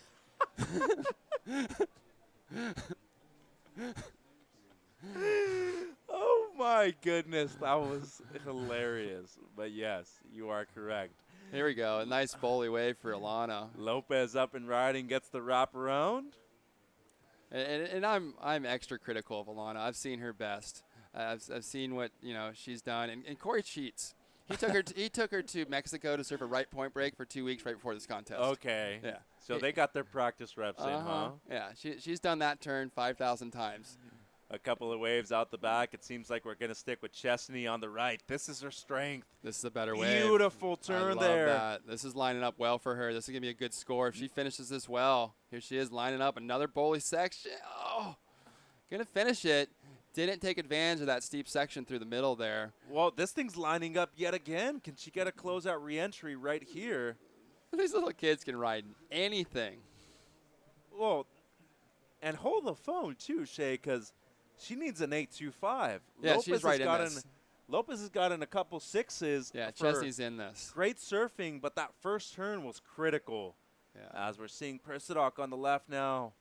Yeah, I was thinking Chesney's wave was going to go into the excellent range if she could really finish strong. She got a bunch of little turns to finish, but didn't get that major. But the start was the best of the heat. Yeah, no doubt about it. As Lopez, can she finish it? No, Doesn't she look cannot. like a complete. Boy, I don't even want to be close to your brother right now and seeing his reactions after these waves. Yeah, no. Let's get the camera on Corey Lopez. Oh, Kaya. Here we go. Clean long wall, setting it up. Whoa. Big time. Major Wow. maneuvers. Excellent range surfing here from Kaya. Could we see a perfect 10 in the final, I don't know what she started. Was that the first turn we saw, or was that like the 7th? Well, either way, here's the start, Shay. Yeah, wrapping it back, and then here was a I love the down setup. Bam! Dude, what did she have for breakfast this morning? She's eating Wheaties. That was incredible. Yeah, that was some excellent surfing there. This heat's turning on. I told you that these girls were just getting warmed up. I expected a lot more from this. These 3 girls in the final, all 4 girls, but especially what I've seen from Chesney, Alana, and Kia has just been top-notch. Yeah, Kaya definitely getting the better. I keep calling her Kia. you could see really the start of Chesney's wave was going to be the beginning of probably one of the better excellent scores we've seen in this division during the entire event. But Howard's combination there in the middle was superb, Shay. And I'm really excited to see. For Chesney. Oh, okay, so it's an 8.0. Positions are now second on the leaderboard. Howard needs a 7.11. No doubt going to be that and much more. Yeah, let's see Howard's wave dropping. Those were excellent waves from Chesney and Kaya. And big set out the back. Yeah, Persidoc's only been going left. Like to see her go right at least once this heat. Here we go. Major set, biggest set of the heat. These girls are going to have to scrape out the back fast if they're going to get into a position to ride this wave. Just over 5 minutes to go. It's an 8.83 for Howard. She takes the lead. And Chesney now needs a 6.51 for first. Here she is, up and riding. Good looking right. Nice technique. Beautiful bottom turn. Goes up into the lip. Setting up a nice turn here. Oh, yeah. Swishing back. Laying it on rail. Whoosh. And I think we're going to see another position change. Stares at the judges, too. I love the confidence there by Chesney. So her second score is a 4.53. That's well above that. And she's likely going to go into the lead, needing a 6.51. Still 4.30 remaining. And some critical waves coming up for Kaya and Alana. I'm hyped right now, Shay. I'm hyped. This division, to me, has been my favorite so far. Oh, it has all day. Kaden on a bombing left. Yeah, it needs a score, big waves too. out the back. That was a great first turn. Dropping out of the sky here. Another big finishing turn. See if she can get around it for anything more. Well, as of right now, needing at least a pair of 7s to take the lead. There's as we're a lot seeing on a bomb. Lopez up and riding. Important wave here. As Chesney most likely to take the lead. Lopez with a nice wrap. Setting things up. Goes for the layback hammer and makes it. Wow, this heat has been nothing short of spectacular. Just under 4 minutes to go. Shay, I don't know about you, but my heart is pounding right now. It is. We just watched Kaden with her best wave, 2 big hits on the left, and then the biggest wave of the final, Alana, gets 2 big hits on the right.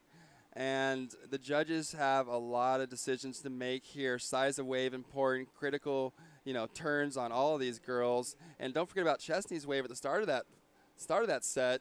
She even claimed it at the finish. Oh yeah, staring down the judges at the end. I knew we were gonna see some 8 and 9s in this heat. Gonna see a replay. How do you like this one of your niece? It was a bomb. It was a difficult wave to surf. The bigger waves for these kids are challenging because of the sheer volume and force of these waves, but she was able to line up a carve, and then this was the money turn. A la John. Yeah, that was serious. Man, Lopez with the hammer there at the end. Sticking with Persidoc here, trying to go on another left. She can't catch it. So let's catch up on some scores if we even have them. That's really the thing. 8.07 for Lopez. What's Chesney's wave going to be, though? We're still waiting on it. She needs a 6.6, and I believe or 6.75. Yeah. I believe she got it. I mean, the combination, there it is, the 7.6. Wow, and the heat Chesney has got ended. It. Chesney Gano takes the win in the girls' U12 final. Lopez in second, and Howard with an 8.83. Persidoc in fourth with a 6.67. everybody had at least one good wave. I'm smiling ear to ear for all of our families and people that just got to be a part of that. What a heat these little kids put on. Look at Chesney. She doesn't even know she just won. Chesney Gannot, ladies and gentlemen, just took out the girls U12 final. What a heat between these girls. Shay, we're going to take a quick commercial break and be right back with the boys U12 division. It's the final coming up at the 2021 Toyota USA Surfing Championships. Chesney Gannot, the champion in the girls U12.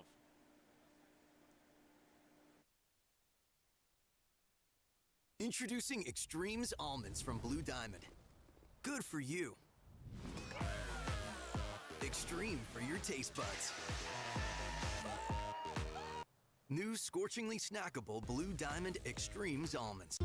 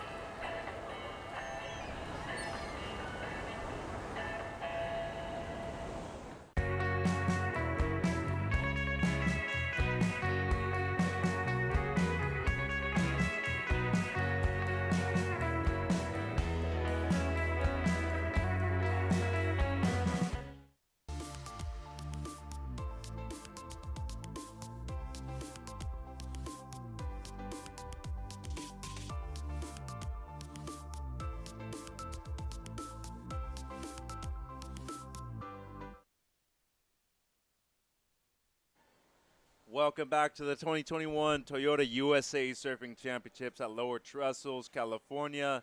Mitchell Salazar with Shay Lopez, former CT surfer. Shay, now in the boys U12 final. In the red is Merrick Mocatel, in the white Finn McCarty. In yellow is Brody Price, and in blue we have Kai Nelson. Great diversity of surfers in the water right now. A couple of goofy footers and a couple of regular footers out there. And a couple of excellent waves coming through the lineup. This is division, you know, we just had a tremendous show put on by our U12 girls. Now our U12 boys saw what they could do. Let's see how these boys perform. I'm really looking forward to Finn McCarty surfing. Brody, you know, I've watched these kids, you know, charge some waves. This is one of the best waves to come in all day right here. Looks like yellow may get into position. Yeah, that is Brody Price. Let's see if he can do so. The surfer just on from the edge. Santa Cruz, who, I mean, you're talking about a wave that's super similar to Pleasure Point as we see. Whoa, that is Merrick Mocatel on the left. One of the two goofy footers in this final. And the surfer from Hawaii with that Wade Socorro surfboard under his feet. Yeah, he's been sticking to those lefts, you know, all day and getting some good scores. Yeah, he has. There's a clean little wave coming through. See if As someone makes a move. Yeah, maybe Brody here. No, just a look. Big takeoff, steep, like this first turn. And he's able to complete it. Difficult wave to ride. Bigger set wave, too. So let's see how that is rewarded. Still lots of time, though. Early stages of the heat. As we see the other three surfers trying to establish position. Maybe Price here on the right. Yeah, for the time being, the lineup's really clean after that big set that came through. Finn on the left looking to line up something here. He's out quickly. On the right is yellow. Yeah, Brody Price. The Santa Cruz little ripper. And the product of just watching people like Bud Freitas all the time. If you're talking about a younger generation like myself. Sean Burns out there with Natty Young as well. Nice layback to finish for Brody. As outside, Kai. We did not see the start to Nelson's wave, but I think Kai started pretty good. I heard some cheering on the beach. Well, he had the 133. It was a fall. Had the attempt, though, going up into the lip. Waiting on those opening scores for these surfers. Lots of waves. Here was that split of the peak, and here's the start of Brody's wave. See a nice clean lineup, getting that deep carve in. As we transition out the back again. With more sets. We had a little bit of lull there at the high tide, tide dropping out, and I think it's starting to really, you know, peak up on the outer like teepee Yeah. cobblestones here. It just kind of triangles out further and further, and as the tide goes out, it moves out with it, and it starts to attract more swell. You could call it the outer part of the reef here at Lowers. It's hard to call a reef, the cobblestone pile up. And you know what always freaked me out at Lowers? My first time as a kid, when I duck dive, and I'd hear all the rocks rolling around. They're coming from Florida especially, Oh, huh? yeah. Petrified of anything underneath you besides a nice cushion of sand. You ever get any urchins in your feet? Not here, but, you know, the Caribbean's ripe. Yeah, especially in Puerto Rico, no? Oh, yeah, that's As brutal. we're Bahamas. There we go, McCarty. the stylish McCarty. And Ooh. he's one of the surfers that I've seen him go left and right in this event, and I like when he goes right better. It seems like the judge is rewarding him. He's got the turns and the flow, and he could really get good to excellent scores on these rights regularly. He gets the verticality on the right, doesn't he, on the back end? Look at this thing shifting in. Long section ahead. Kai Nelson up and riding in blue. Oh, nice. I Ooh. like that. Not many foam climbs for these U12 That so was far. very unique line there. Stylish, kept that board speed. He's driving way down the line. Boom. What? What? That was sickness. No. Sickness. That Look at was the girls. Can't crazy. believe it. The U12 final. What is it with these U12s? We I saw don't the know. girls already. We're seeing the boys now. And it's not just like we're stoked on it and they're stoked. The beach is ecstatic. It's erupting. Yes. I mean, you know, to impress these kids that are the best under 18 surfers in the United States of America, you have to do something pretty good. And here's the replay of Brody's. That was the carve, and this is where we caught up to him, Shay. This is going to be a good wave for him. You know, everyone's got to get 2 waves in this final. And, you know, we saw Taj Lindblad go out, and nobody wants to be like going home like Taj. And so, nice finish all the way through. And this was Finn's. And he's going to come off the bottom here, liking that clean, stylish surfing, nice combo. But again, you know, you got to look at what's on offer. And this is what's on offer, and this is what we want to see out here. And this is a final winning wave and performance. Look at the explosive turn right here. It's coming up. This is the major. Fins out the back. That was crazy. That was a tail slide, coping, Smith Yeah. grind, just skateboard move. Yeah, I mean, and he sat down for a little bit too. Like he was literally sitting down while he was sliding. It looked like a dark slide almost without his board actually being inverted. That was a skatey move there. 14 So minutes and 35 seconds to go. Mochatel opens up with the 617 on the left, a decent score for him. Now waiting on the scores of Nelson McCarthy and Brody Price on his opener. And, you know, we're talking about more consistency of waves. It seems like with this tide going back out right now, Shay, we're seeing better sets. We're seeing more consistency of those good sets as well. And, you know, I think priority here in these last 15 minutes of these finals going to be essential, knowing that at least one person is going to have a 6 on the board, as McCarty gets a 6.5 on his right. Now waiting on Nelson's last and Brody Price's opener. It's cool to see the difference between the goofy footers going right and the regular footers going right as well, because that's really the score that's probably going to matter the most. Obviously not taking into consideration the 617 of Merrick's opening right on the left, but you're just seeing the right maybe offering up a little bit more scoring potential right now. Definitely. The tide's going out. With the higher tide, those lefts stay a little more vertical, and as it gets lower tide, it definitely favors the rights out here. Whoa, and Mochatel's trying to prove me wrong, going left again. Already has the 617. Nice use of the rail right there. Yeah, just a mature style for HJ. Powerful little dude. And here he goes, eyeing up this finishing section. Goes up into the lip once more. And let's see if he can get the finish. Yes, he can. Stay on your feet, Merrick. Almost. Here's a bomb for Finn. This is what I want to see him ride. McCarty, nice setup. Deep back into the pocket here. Oh. You know, he kind of had to go around his competitor, and it didn't work out for him. But that first turn was amazing. And you force the issue right there, don't you? You go in front of your competitor every single time. Nelson up and riding. Artie's going to have a good score. This is another very nice wave for Nelson. Beautiful wrap. Up into the lip, and he can't control it. These kids are putting it all out there today. Everybody's losing their mind there on the beach. Just under 13 minutes to go, Shay. I don't know what it is. I don't know if it's the water. The sun came out for the finals right now, but we're seeing a big difference in attitudes compared to the semifinals now into the finals. We are, and there's no second chance after this. You know, the next chance is next year. U.S. Championships come around once a year. I don't know about yourself, but I'm enjoying myself a lot right now. It's been so fun watching these kids surf. Man, and as I'm saying, hey, I think the waves are really coming together right now. They're turning on. It is. They're turning the on. tide's about ideal as far as the amount of water you want over the cobblestones here. You know, the wind has not, gone to what it's done the last couple of days, so it's just got that nice California afternoon with a slight chop. We love a slight chop. 683, Nelson's first. Yeah. That one right. So let's see.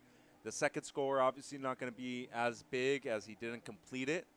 And waiting on Mochatel second. Opener of Brody Price, a 3.5. And unfortunately for McCarty, as you said, he had to go around Brody just for a bit. A 2.77 for Mochatel. So going to need to really impress these judges in the final for a good score. Here's a good wave. Priority I is like with this. Priorities with yellow, Price. Ooh. Opting not to go. Look at that little Smaller move wave. right there. Price underneath Finn, and Finn wanted that and thought maybe Price was going to go. This is a good wave. Replay here of Merrick's. Only scored a 2.77. This did. Okay, nice couple carves. On the car, I guess he never got the major set up. Yeah, just a little slow here. Especially, I think he's going to have to set up on some bigger waves. Yeah, and everything was really just a lot of setup maneuvers without the real finish. Set incoming. Brody Price. These are some beautiful waves coming through the lineup. Yeah, and terrific yellow. angle here for Finn. Well, yellow having has to let priority. go. Yup. Here goes Brody. This is a wonderful wave.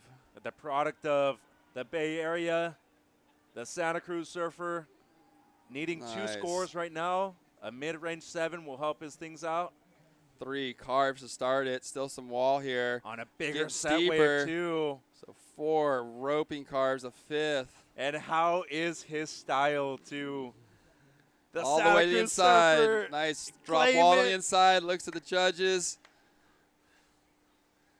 And that's going to get him into this heat. Still, 9:30 remaining. That's his best score. And he'll have plenty of time to get another good score. Yeah, riding that sharp eye suit. I would think that Ryan Buell and Matt Rockhold over at Buell Wetsuits pretty stoked on what they're seeing out of this surfer from Santa Cruz right now, too. Yeah, I saw the boys. Rocky and Veers came down to support their crew. Oh, Rocky's down here, actually. I didn't see Rocky. I saw Chad. Okay. Yeah. Okay. Chad Wells. Yeah. Chad Wells is working for Buell now. Left Quicksilver. I mean, he's been at Quicksilver for 50 years. I want to say at least, yeah. Since birth. So, yeah, great crew up there from Santa Cruz and love the energy they bring, the surfers they bring down to compete with us. Great team now, too. Wonderful team. I rep the Buell Wetsuits at home in Florida. Oh, okay. Right on. 9 minutes to go. Brody Price still waiting on his. Definitely going to break the combo, Shay. That we know. Only need a 4.4 to do that. Going to do that and a lot more. McCarty gets a 7 on the one right. So good surfing there for Finn. Nelson gets the 7.6. And look at this. Where's Brody's going to fit in here? Because if you ask me, probably going to be the best of the heat so far. So what we've seen from Kai and Finn were bigger, steeper waves, but didn't have the long connections. Brody's was a long connected wave, but it didn't really ever get that big, steep vertical face like we saw Finn and Kai get. So that's going to be one of the points that's going to keep his score down. He ticked all the boxes, though, right? Like he did great. He did everything you could. It was fitting in the turns on the part of the wave that he had there. Surfed the wave to its pace. Totally. Never rushed anything. Was really smart with his choice of maneuver selection. There wasn't an air section. There wasn't a tail blow section. There was carving sections and wrapping sections, and he surfed it very well. And when he could push it, he did at the end with the layback, too. Yeah. riding that sharp eye surfboard very well. 7 minutes and 30 to go. Wow. Only a 4.77 for Brody, so judges are not convinced whatsoever. Well, they want to see that steep face. Yeah. It's really, the waves at lowers give you that excellent potential, and you just have to match it. And the reality is, in this heat, we've seen a lot more better waves stand up too. Yes, especially on the outside. And so don't see what went on in the heat before. What's going on in your heat? If there's more waves and better surfing, the scale will get lowered to adjust to what's going on in the water. Yeah, just like it would get raised when there's not much going on. Yeah, if conditions have improved, they'll notice that immediately. Just under 7 minutes to go. So Nelson right now, he's got priority 2. He's got the lead, a 7.6 and a 6.83. McCarty needing a 7.44. As of right now, that's got to be a really good wave. Yes. And Merrick needs something excellent. He can do it. He's been going left all event. But Brody right now needing something close to a 10-point ride. As we see McCarty, that's a paddle. Yeah, that's He's a frustrated. committed paddle. That was a good wave. He just got out on top of a bump. He wanted that right. Paddling back out. Brody's going to take this wave with 4th priority. Yeah, in the midsection too. While paddling back out, beautiful wraparound. Here's some steeper face to work with. Now he got up into the lip. That'll help him. Those are the turns the judges want to see, up into the lip. They like the wrapping, carving turns, but when you complement them with the finishing, vertical slam. They need to be combined with the others. Totally. Yeah. Variety. You start doing too many carving turns on the open face, and your score starts to suffer. Because they complement each other. They do. They do. And a lot of times it's one continuous turn. Rail turn that goes from a carve into a deep bottom turn and into that major move, whether it's a vertical slam or a tail blow or an air. As maybe Brody's best so far with that vertical attack on the second maneuver. Waiting on his scores. And we see the Hawaiian Hurricane right there. I believe Kai Nelson being supported very well here on the beach. And obviously you got to feel for Merrick getting that the 6.17 at the beginning and maybe not being able to reinforce it halfway through this heat. We see Judd Nelson to the right with the Hawaiian Hurricane surfboards, the shaper, father of Judd Lau. Kelson Lau is his son. That's a board company, Hawaiian. Yep. I thought that was just like we're coming and take over. Oh, we're coming to Lowers to take over. Definitely that. Like the Brazilian Storm. A little Conor McGregor in there, not here to take part, here to take over. Totally. Just under 5 minutes. So Brody's 4.07. He's still needing something close to a 10. Mochatel needs the 8.27. And McCarty, now in priority number 3, needs the 7.44.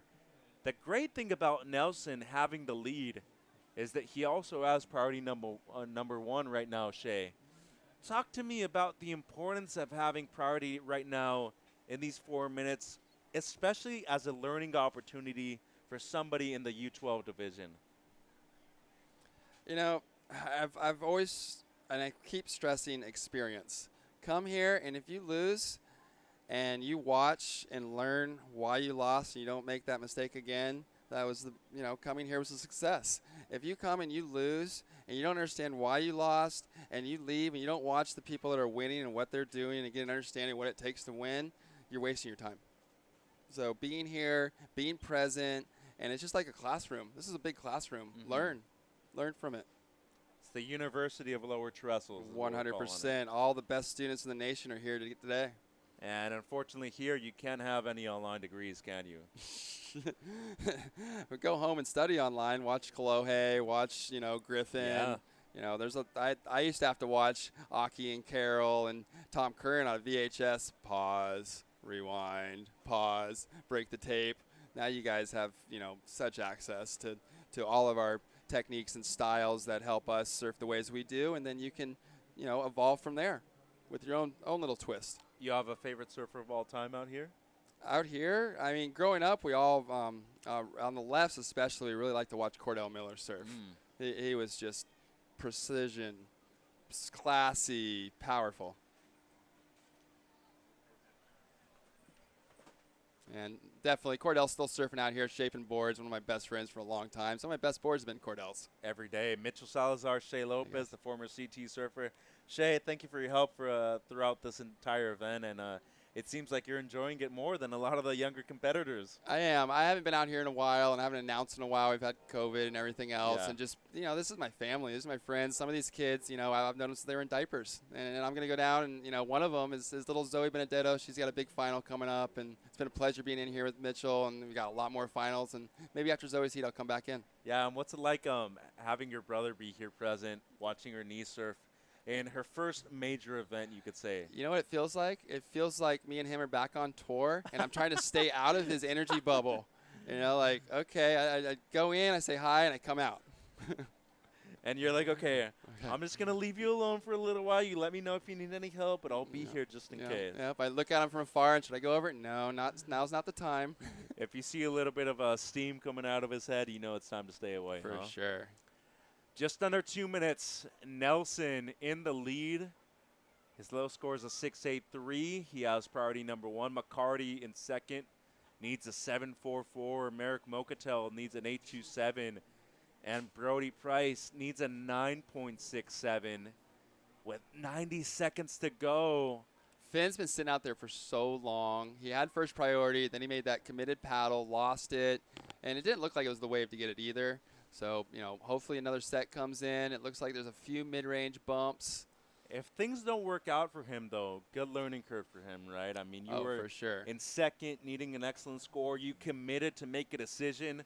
It didn't work out, and now you have to pay with that mistake. Yeah, he's going to come back next year with, with some information he wants to put into place. Mm-hmm.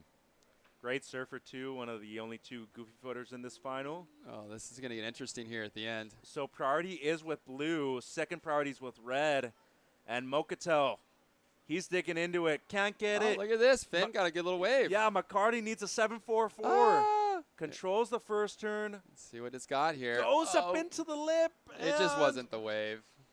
He was forcing it on a poor wave. 30 seconds. He had to go. He was, at the mercy of the kids with higher priority. A lot of factors going against them. Oh, Nelson's already celebrating. Yeah, He's Kai. got it. Congratulations to Kai Nelson. Like Grom, such a little rat. Our boys U12 champion. McCarty's going to stay in second place. Merrick Mocato is going to be in third, and Brody Price will be in fourth. So Kai Nelson from Hawaii taking the win here in the boys U12 division. Shay, we're going to go to a quick commercial break and be right back with the girls U14 final. It's your 2021 Toyota USA Surfing Championships at Lower Trestles. Don't go anywhere. Let me see it.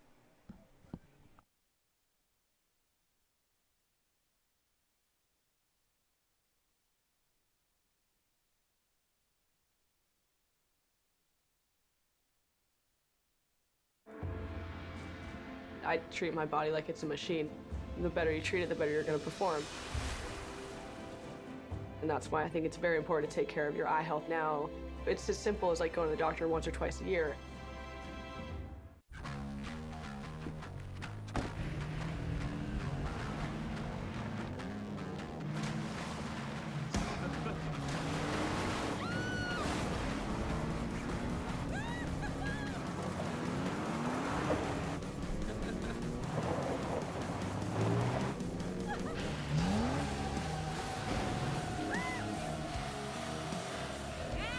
Rule the playground. Toyota, let's go places. It's time we unleash the potential in all of us. It's time to join the ones who cleared the way for us and move this world into one full of possibilities, where all have access to more opportunities and resources. It's time to create a new legacy together. When we all can move, there's no telling how far we'll go.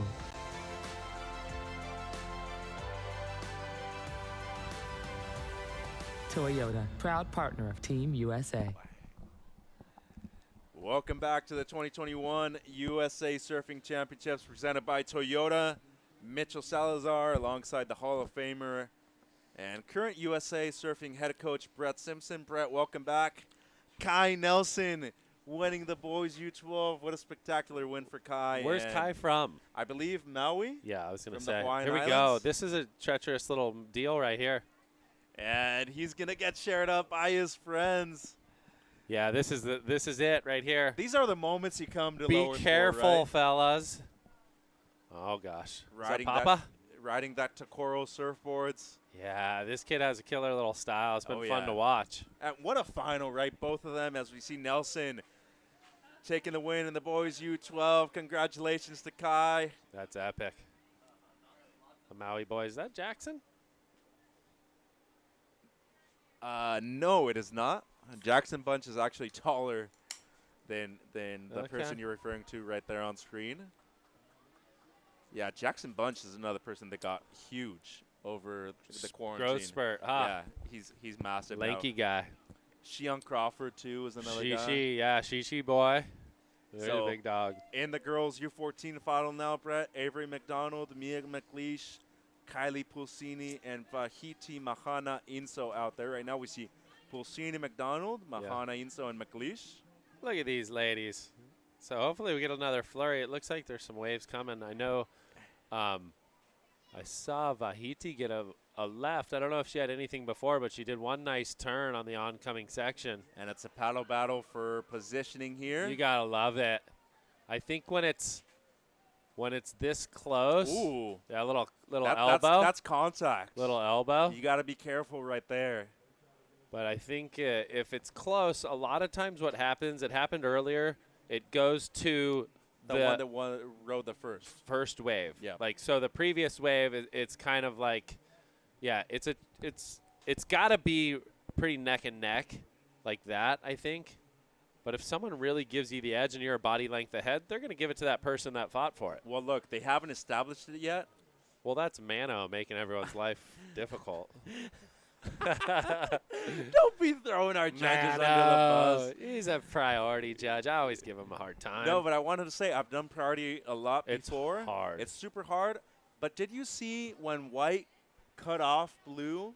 So you forced blue to take a different route. And you could see that as a priority judge and be like, hey, you just too swapped aggressive. her. Too aggressive. Yeah. It's unsportsmanlike. So what's the decision going to be? You push it to what you can get away with.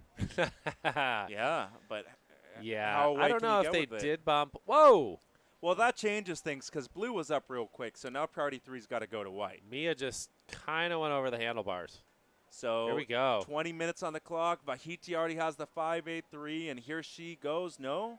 Who had priority? Oh, Red has priority, so she had to pull back. This is Kylie from the central coast of Florida. Wraps it right there. So, and hits it on the inside.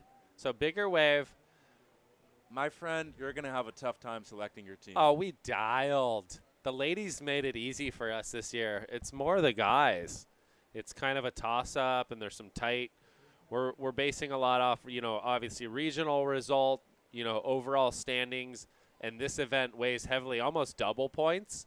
So I hope you didn't have a shocker here. So we did see a paddle there from our surfer in yellow. It appeared priority switched again. Excuse me, from white, McDonald. So Vahiti now with priority number 1 as waiting on the opening ride of Kylie Pulsini. You were talking about her being from the central coast of Florida. Yeah. She is from Cocoa Beach, the Space Coast Board Riders Club. They got a strong team. I've been back there. They had a lot of internal contests, and gosh, they're super excited, and I understand why that format is super fun. And you bring out some of the old dogs, you get that community together. You do these fun little get-togethers. I've been enjoying it just with the HB board riders, but just in general, it's a good thing for the community, and it uplifts this youth we have right now. Yeah, no, definitely the Here's old the dogs, the old dogs at the West Coast Board Riders, they have sharp teeth still. Here's Vahiti. Is she saving her best for last? And just a beautiful second turn right there for Vahiti. Is she going to get 10 the finish? 10 points. 10 points. It's a 10. It's a 10. That was 4. You're claiming it? Oh, no brainer. Avery. Zing. Local surfer. So nice way for Avery too. Slash right there. So she's come a long way, even in the last 6 months. I've been super impressed. Yeah, super impressed. But we just saw a 10-point ride. So that's pretty cool to see, Mitch. I'm reading the future. I'm drinking a Coca-Cola. What a great day. Where's your milk? You need your milk right now because I Got feel milk. like I've already had a lot of milk. My bones are strong. I'm ready to fill this cup up. I don't know if there's anybody as social as you. That's a butterfly, man. All right, Kylie is going to need something right here. Here's Pulsini going right again. Already has a decent score on the board. Wow, she's finding some beauties. Look at this wave just glistening. Wraps it right there. So nice for Kylie. And again, a little bit shorter there. Is there anything finishing? And she does. She loves the dismount. This the extend all. So where's that 10? So how many Coca-Colas have you actually had today so far? That's my real question. I just woke up from a nap, to be honest. I had to go lay down for a second. So this is Pulsini's first, Brett. That was nice arc right there. So being a Florida girl, I think these are some of the bigger waves. We've been talking, and the other day she was pretty nervous. Here's Avery, and these conditions have kind of tamed down and right into her wheelhouse and still pushing herself.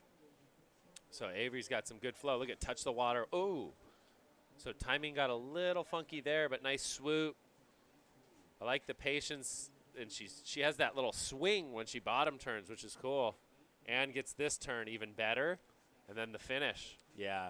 So she's going to be in the game, but, man, I don't know. I think it's a battle for second now after this wave. This is 10 points. Wrap. Look at the style. Slash. Oh, look at the power, too. Just cutting through this wave. This turn, boom. And again, bango. That's, I don't know. U14, are you kidding me? Yeah. No, it's up there. Yeah. And if it's not a 10, it's going to be very close. As look at Kai winding up, wraps it back. And again, so maybe a little mistime there. On the second. Maybe could have waited a little bit longer. But she got a 6.67 on her first. So she's in the ballpark. 15 minutes and 30 to go. Waiting on the last of yellow and I the don't last. know what they're deliberating. They must have missed it. On the last of yellow and the last of white. I love giving them a hard time. You better not get me fired, Brett. That's all I know. I love giving them a hard time. 6.67 the opener of Pulsini, and with 15 minutes to go, as a former competitor out here yourself, did you ever have any difficulty maybe finding with those the kelp? gems? With the kelp? Well, the kelp's one thing, especially on the left, right, when yeah. you finish. But, no, I wanted to ask you about positioning compared. We saw a lot of three-man semifinals. Yeah.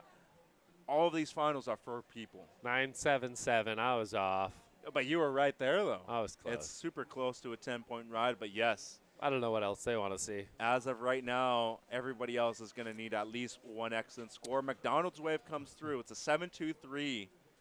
I find it hard all the time, like out here, picking those right ones, Mm-hmm. and I think the ladies have done a really good job. I mean, there's a difference from the excellent scoring waves or the waves that come in to the surfing level at lowers. Like each wave does allow you just high performance, but that wave allowed her to tie in 4 major maneuvers, and here it is, a 9.77. Wraps it right there. So maybe, if anything, the start was a little bit flat. But look at this. Drives off the bottom. Full arc. That section, she made it. And then from here on, it was pretty perfect. Boom. Speed, holds the rail, clicks the finish. So really good surfing there for Vi. I think she won the U12s.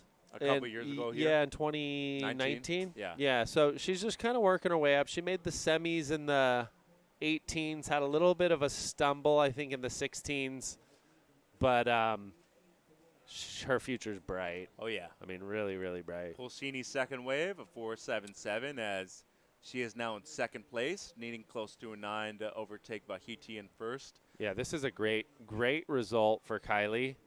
All 4 of these girls, Mia, a local girl as well, smaller in stature, but been surfing big. The last heat, she did those 2 big laybacks. She goes for it. Yes. She attacks the lift. That's one thing I will say. And she's young. I don't mind that. You actually want it. I want it. I want them to go for it. I want them to learn, and that's kind of there's been events through the year that I've seen her, and she doesn't hold back. She's just like, she sends a big layback or hits a big section, but I love that. Once you or know, tens. she's gonna learn. She's understanding how to get the big scores, and if I pull it, I'm gonna get the big scores. It's you know? obviously difficult when you're at a growing stage too, right? Adapting to your body. And here goes Vahiti on another left. So a little late to the party there. A 5.83 is what she's looking to replace, Brett, and yep, gets the second wrap. Beautiful, just transition between maneuver and maneuver. Chris Brown wrap around right there, and bang, kicks the fins. She's got a little extra flair, so maybe she's starting to loosen up a little bit. I know all these competitors deal with nerves, and I was telling them, like, that's part of competing. Like, you're gonna have that. Once you lose that, you're kind of done. Like, that's the fun part, is battling those nerves, executing, and sometimes overcoming them. Overcoming them. You get in, you feel so good when you do that, and it doesn't happen all the time. What was it like for you winning your first U.S. Open championship? Man, it was, I don't know. That that event was like a whirlwind. It was like I mean, it's all cliche when you say it was like a dream. You hear that and you're like, oh, here it goes again. But there was moments in that event where I put in some really good performances. I had a super close heat with Wilco, I remember. Round of 16, right? Yeah, where it was like we were both pretty in form, and it was like, felt like one of those ones where, like, maybe whoever wins this heat is going to go on, and I got through that one in a super close battle, and the waves were juicy at the time. We were using the jet skis. Like, they would catch a wave or two, and we get whipped back down the beach. It was a really big swell. And I don't know. Things just kind of started connecting. Obviously had good board, good equipment. I was working with Kanga at the time. I was pretty locked in with, like, on the backhand, really focused on the lefts. And, man, everything clicked at the moment. It clicked. There was just good vibes. That was a cool little float there. So Pulsini? winding up. Whoa. Oh. So ditches the fins. That was pretty cool. And, those events, I guess they just kind of come and go. And then the next year, I had similar stuff kind of happen, like just random stuff, waxing your board. It was like deja vu, and that was like, wow, maybe I was just like, maybe I could do this again, you know, and you really do want to prove, like, it wasn't a fluke, you just want to, and I've had, like, even the year in 08, I actually finished third. I came up short. I lost to Tim Bull, and then Nathaniel beat Tim in the finals. So I've had a great run. And then a few years later, the back-to-back year, and then that next year I lost pretty early. The pressure, I don't know. I just didn't have it. And then I think the following year I got third to Felipe, and Felipe went on to win. And then pretty much after that, Kanoa took over. Yeah. No, and he's been doing awesome too. Yeah. Same thing. He actually had the 2 wins and then ended up runner-up. Semifinalists afterwards, as we see Betty Lou Sakura. Yep. Johnson coming Betty up. Lou, she's been doing some big turns today. And Leila Rikawano to her side, another great surfer from the island of Oahu. No, and I guess the point that I'm getting to is that we were talking about overcoming those nerves, especially in your hometown. What was it like doing that at such a young age when you were still in your mid-20s? And what can you take from that and teach these kids about those moments? I wish I could just relive it, to be honest. I mean, sometimes it happens so fast, and at the time I was traveling on the QS, and the main goal was to qualify for the World Tour. But just embrace it. Like, even your losses, I just remember I got really bummed, and some of the events would get out of there quick or be really frustrated, and like, for these kids and kids that are watching and, like, growing up and doing this, it's like you really do gotta just watch each event, learn, know your history too, like how people won, where, and how, because each spot's different, and you're gonna have to take a little different kind of formula to these venues. But yeah, when you're dealing with losses and you carry them along, here's Mia. There it is. Oh, catch that little bump. But when you're dealing with losses, if you aren't able to wipe that slate clean fast immediately and learn, after, basically, and you carry that baggage along with you, it's going to be a tough run because, I mean, hey, look, there's a lot of us who want, nice snap there for Vi, drops that knee. There's a handful of us that I was traveling with at times, and we'd go like 4 to 5 to 6 events in a row, like losing first round.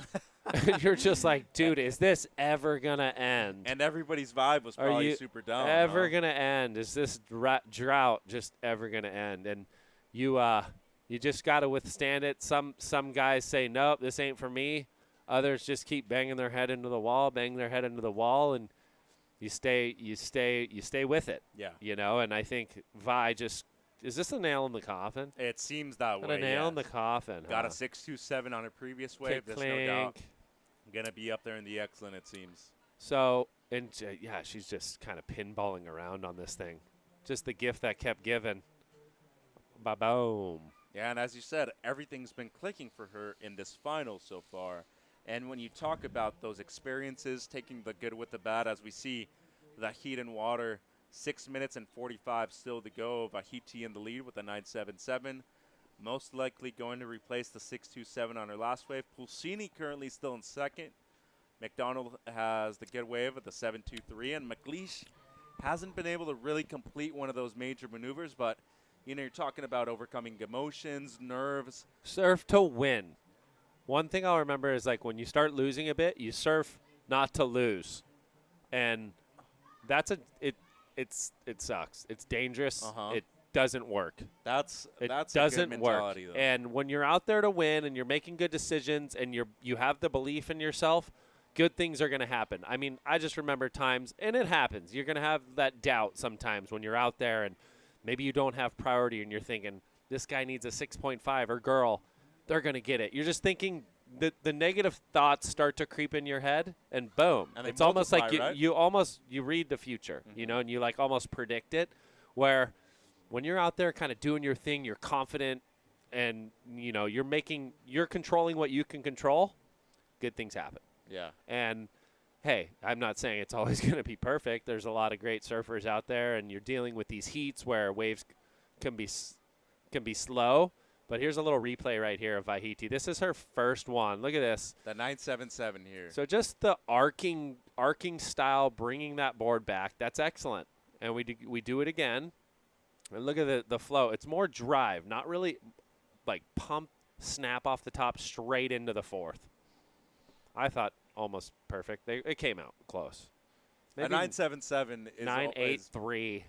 And then here, this is the one. Maybe tighter there. So that was a little more vertical. She might have been a little late there, but still, this wave had maybe more pocket. So where's this going? High 8? Well, I would have to say that the first one's still better. Yeah. I maybe just like an 8 something. Everything on What'd the they open give her? face really well. 8.77. Yeah. So a point. They probably like that. If she did that first turn and then on the first wave, probably perfect. Yeah. Where that first turn was better and then kind of a little bit late, snap, kind of better. I don't know. That first wave was blitzed. Yeah. Pretty nice. No, the combination of the first 3 cars were just outstanding. So we're at a battle for second. Yep. You know, it's a battle for second. But even right here, you still go for the win because a win for you would be ending up in second right now, correct? Well, for sure. I mean, this is they're going to have to push it. You know, you got 4 minutes. Yeah. Because for McDonald, she's only needing something in the high 3 range to overtake Pulsini. Exactly. And McLeish, as of right now, definitely going to need She's going to go excellent. Yeah, she's going to go. She needs to go excellent, and there's waves coming. Yeah. There's some swell coming. And they're capable of doing so, right? And just gotta. I feel like it's hard to tell sometimes when we're here, but are they a little bit on the left? This set looks like it's kind of swinging into the bay. They're completely on the left. As we see the triangle, you can see the rocks there at the beginning. That's where I sit when I surf here, wide and inside.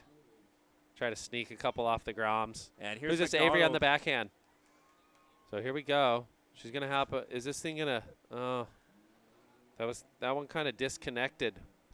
It was one of those north swell waves here at Lowers, but.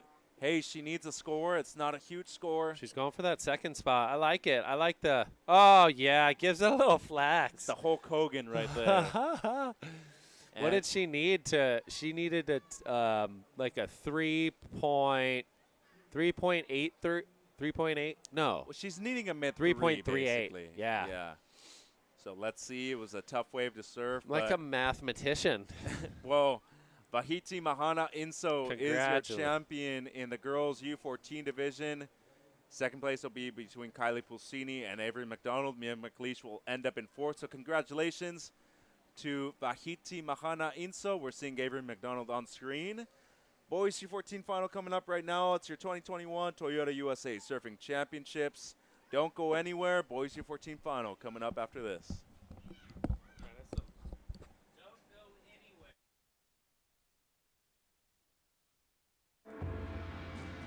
I treat my body like it's a machine. The better you treat it, the better you're going to perform. And that's why I think it's very important to take care of your eye health now. It's as simple as like going to the doctor once or twice a year.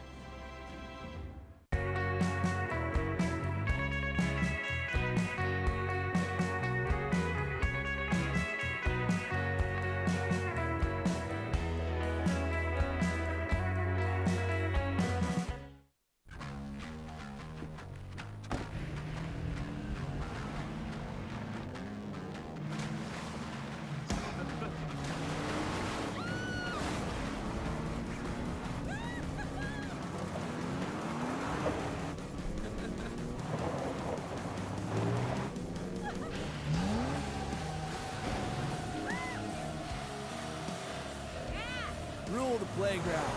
Toyota, let's go places. Introducing Extremes Almonds from Blue Diamond. Good for you. Extreme for your taste buds. New scorchingly snackable Blue Diamond Extremes Almonds.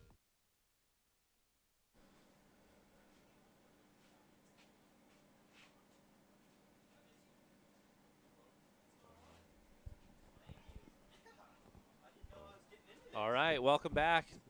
This is Brett Simpson, joined by Kevin Scholes, local Superman flyboy.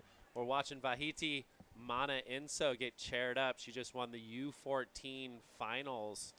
So I think she won in 2019, Kev. She won the U12 division. Wow. She's So right back into it. The goofy footer takes one. How do you feel about that? That was really cool to watch. You know, we haven't seen that many lefts being utilized this whole event. Yeah. And she kind of took over, huh? She looked at lefts when nobody else was looking. Do you like to go left? I love going left. Yeah, congratulations to Vi. She's she loves going left. You know where she surfs a ton, Kev, is Kewalos Bowls. There's a crazy right too, but here we go. Up and riding. This looks like Lucas Senkbeil Cassidy right here. This kid, he's kind of put on a clinic this event. Wow, and that was a really nice way to open this wave.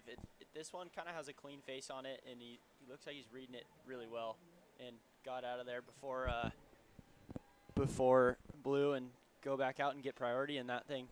He's got a good contest mind. I've watched him all year this year, and I know he has surfed under the Mexico flag, and I think he spent some time down there. Here's the local boy. Charlie boy. So slash right there. Gets a little bit stuck.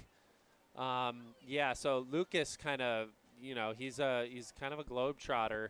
I want to say he's only 12 years old. Wow. Yeah, so kind of a specimen. Rex looking. No go. I don't think anyone's out there, so he will probably hang on to that priority. But And here we are.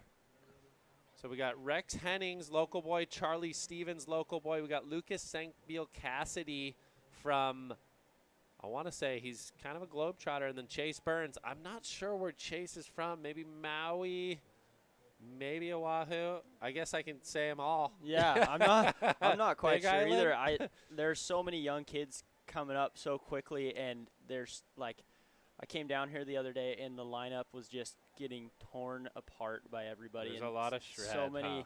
young kids, and it's really cool to see the future. It makes me happy.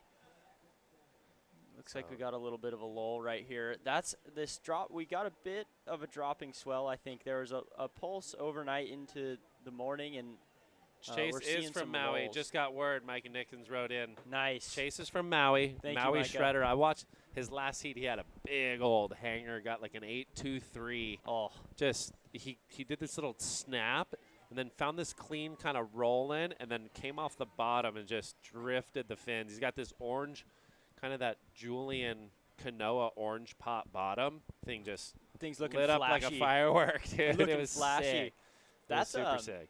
I used to do that when I was younger, try and get brighter boards just to be a little more flashy in the water when I was surfing contests. Yeah, And no, I don't know what the theory is behind that. There's always mixed signals, you know. You hear it I works always sometimes, thought, like, depending where it was, like if I never really liked sprays kind of on my nose. Yeah. Just sometimes that white kind of look out the back, you can see it a little bit better. Yep. Because with water being kind of green, blue, wherever you go, you don't want your board to get lost, I'd say. Right. Here's Rex. So kind of wobbly on that first one, but he's going to flow through this thing. Some of these first waves, too, on the sets, they're a little crossed up by that northwest breeze we've had the last few days. Yeah. And you can kind of see that, like, on Rex's takeoff here, he got a little hung up, and that just – there's a lot of reverb going through the rights on that first wave. But he surfed that wave really well. If you don't time it perfect, you always feel like you're a little bit off beat, you know. And then if you get caught behind it, it's hard to get around it. So, yeah, I mean, he got a score on the board. I don't think there's anything of major substance just yet. And this is his first one, I think. Kind of swoops it, little foamy one. So Rex, just like watching him compete lately, likes to be really active. Here's Lucas. So I this really is probably like the best. this turn right here. Boom. The climb up click. and over. Yeah. Just really nice flow motion through that thing. Yeah. Well, it was a great combo. The first turn had the nice swoop, and then he went straight in. Uh-oh. We're hearing things. We're hearing some cheers, so there's waves out the back. This is the replay. Rex kind of lost his fins right there, so that might have set him off a little bit, but ended up reading this thing pretty nice through the inside bit, and he's got a second score on the board. Ooh.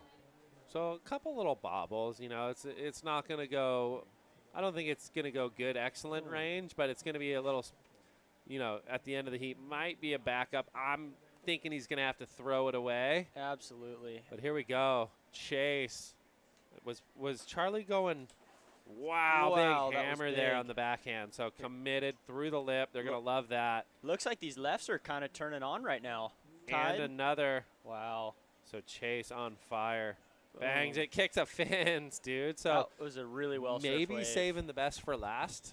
I want to say he's had some decent heats, some really close heats. That was maybe one of the more well put together waves. Look, it drives it off the bottom, clicks it right there. So he's probably the smallest competitor in this final, I'd say, Kev. But he's looking light and strong. Yeah. Good read, and same with the lefts. You get a little reverb going through with this wind direction from the last few days, but that was a really nice surf wave, and I think he's going to be. I like his board. I like how the length looks drivey. He's not having to do much in between pumping. Right. You know, he kind of just sits there, click. The board looks like it's doing work for him. Yeah, he's just kind of like focused on staying compact and nice and tight, and it shows. Like it had a lot of drive. There it is, 8.67. Wow. On the backhand.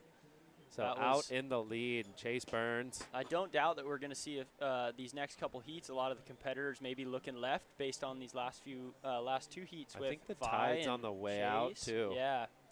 So, and this back to talking about these under 14 and under 16 groms. Like they have such refined styles. We see Rex just tearing into one. That was, up and over the handlebars. Little caught right there. So what's going on here? Charlie's going to roll in. Yes, it's Charlie. Local boy Charlie. Bang. Boom. So he's going to get some drive. He's a little behind this thing. So floats it. Kind of building that speed up. What's he got? Wow. Slash, so a little bit better right there. Lining this thing up a little bit late, but climbs it and gets the finish. So get your umbrellas out. I really like how composed he stayed through that whole wave. There was no crazy movements trying to get around the section. Even when he was like chasing it, he looked confident. Exactly. He knew he could see it out front of him, and he was getting the job done and surfed that wave really well. I think that's going to help his cause. All right, here we go. Charles. We're laughing at a text message from our boy Simo. Team 517 coming from behind. Charlie clicks it right there. Then this turn, whoom, That snaps was really it. nice. Then a little jump climb, gets the board up and over. That's, kind of pieces this thing Dang. together. That was, Great finish he there. liked it. Charlie liked it. And that'll be his best score. Get him back into this thing. How do you like this cup, Kev? We're going to fill it up with milk. This is the U18 finalist cup right here. Is that, they still call this the Governor's Cup? I don't know what they're calling it, but it's a beauty. Terry McCann Memorial Cup. Epic. Wow, that's a beautiful trophy. And we got a stacked 18s final coming up. It is. Yeah, it is. I was kind of bummed to see Lenny not get in there, local boy.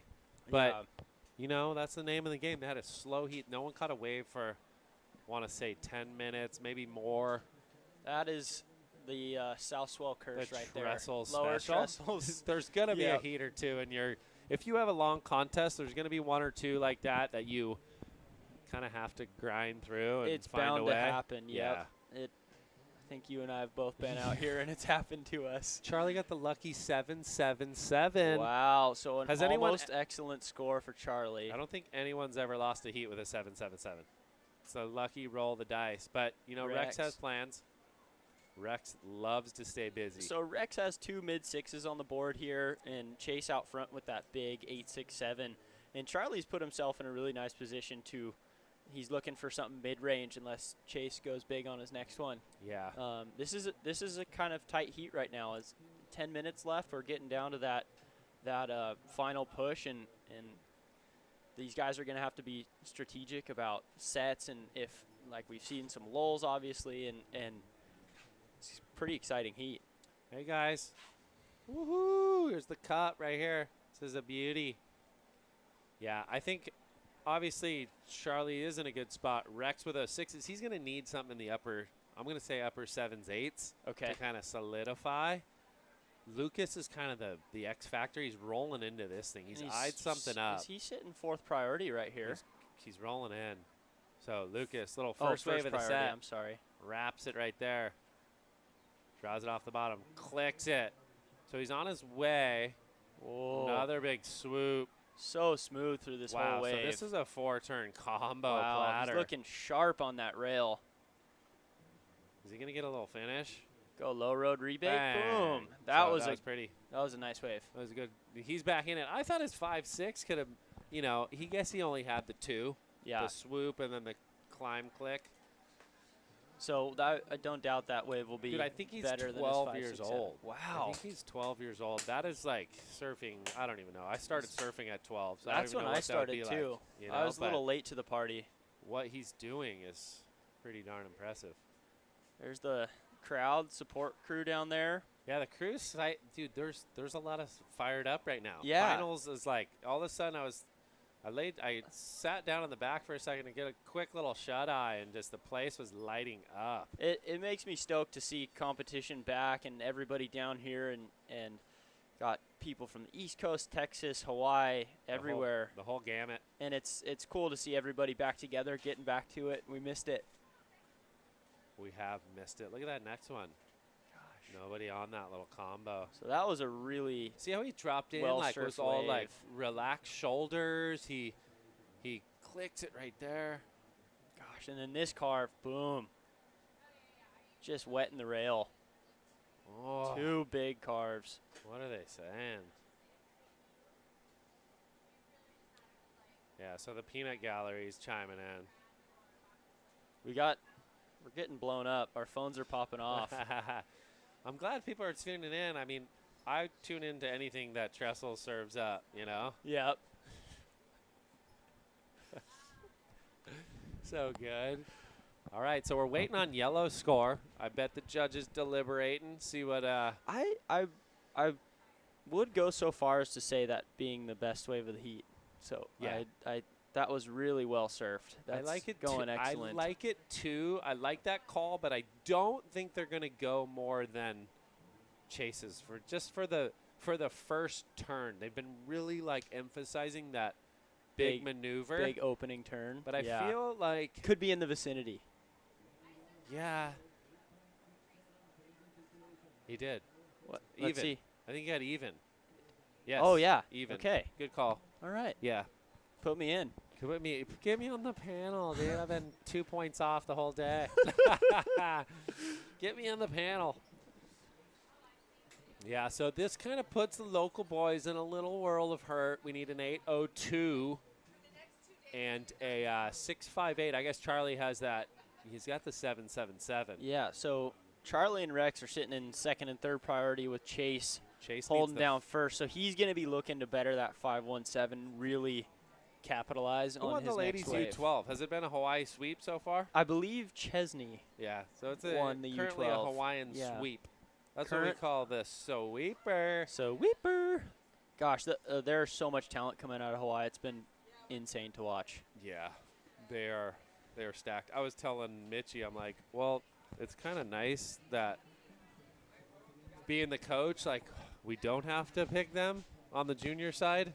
It would be really hard. And gosh, I don't know. There'd be a lot of, I don't know. I just don't know. The future of USA surfing is very bright. Our future Olympians are looking good. Yeah, we're stacked. We're stacked. Hype it up. So you're going There's to Japan. Berger, Carl Berger. He's got a good chance to make it on the team this year. He won the East Coast. Yeah. He was, I think he won both divisions. Carl surfs really well. Him and Huckabee. Yep. Yeah, so we're going back down in 2022. They're going to have juniors in El Salvador. Okay. Yeah, so it's cool. That was that's a baby dolphin and a mother dolphin and a brother dolphin. Look at our scenery we have here Yeah. at Lower Trestles. That's always a good sign when you see dolphins. Yeah. Makes you You feel more peaceful in the lineup. Trestles is pretty alive. It I is. will say. Seen a fair share of sharks out here in the last couple months.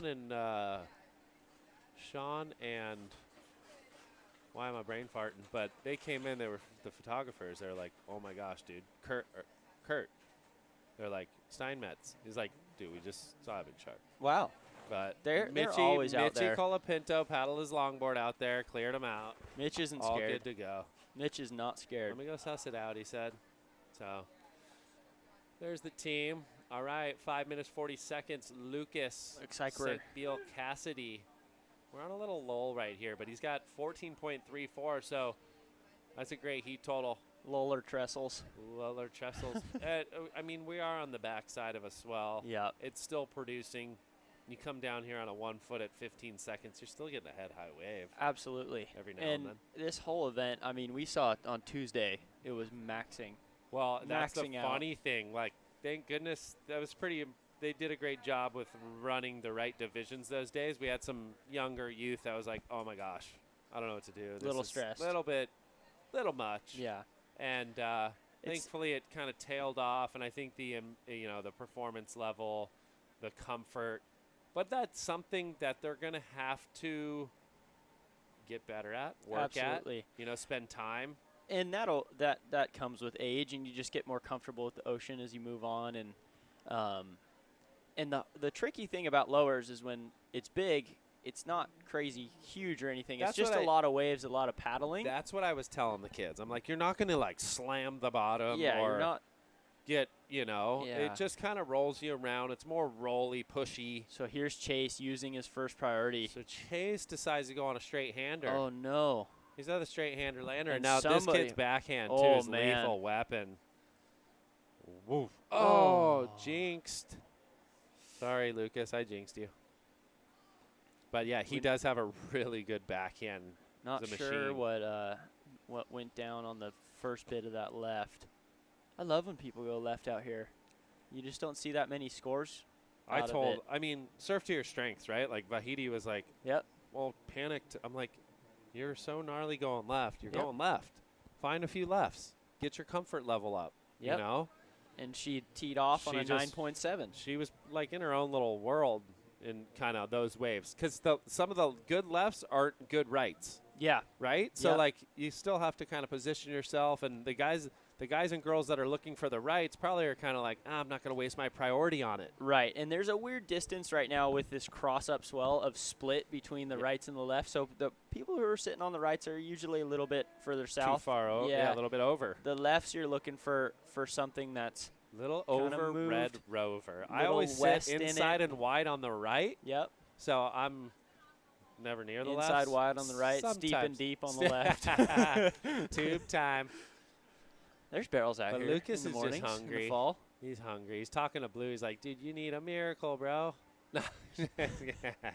Psyching each other Are out. they on top of each other? Whoa, 2 minutes 50. Yeah, the priority. Who's got priors? We got third oh, and he fourth does priority. Have priority. He's kind of stuck to him like glue. Wow, so this little is paddle battles. Like, as grab the tight as it is, and this is good strategy right 12 here. 12 years old. These guys, these two are like, I'm sure Chase is pretty young too, but they're kind of using the strategy and they understand the game. And that's half the battle. He could easily just go, I got to better my 5.67 paddle away, and Chase just goes, hey, he only needs Chase needs a 5.68. So when a set comes out here, there's 3 or 4 that will offer that. Yep. So there's decisions are going to have to be made here. With Rex and Charlie sitting in first and second priority, I mean, Rex needs something in the excellent range, but Charlie's not looking for anything too crazy. He's going to let him go. Oh. So what's the deal? They both paddled. Don't leave it up to Mano. I'm just kidding. Don't leave it up to Mano. Don't tell him. Okay, so we have Charlie looking at this one. Wow, this could be the decider. But and Rex says, I got to win it on this thing. Wolf. Slash and dash. Nice opening card. Pins it again. Yeah. Pins it again. And another. Wow, so that was incredibly so well the served. 802. How does that? Oh, Lucas. The big dog. Wow. Wow, he's down to the bottom. Held that Boom. rail. Are they going to dig that? I That think was so. Better than his 5.67 two-turn combo. I think he bettered. He really held his rail nicely through that first section, and then absolutely Charlie got crushed that snubbed out of that set. What happened there? Unfortunately, Charlie had second priority, and he was sitting deeper than Rex. So when he took off, Rex decided that's positioning that malfunction.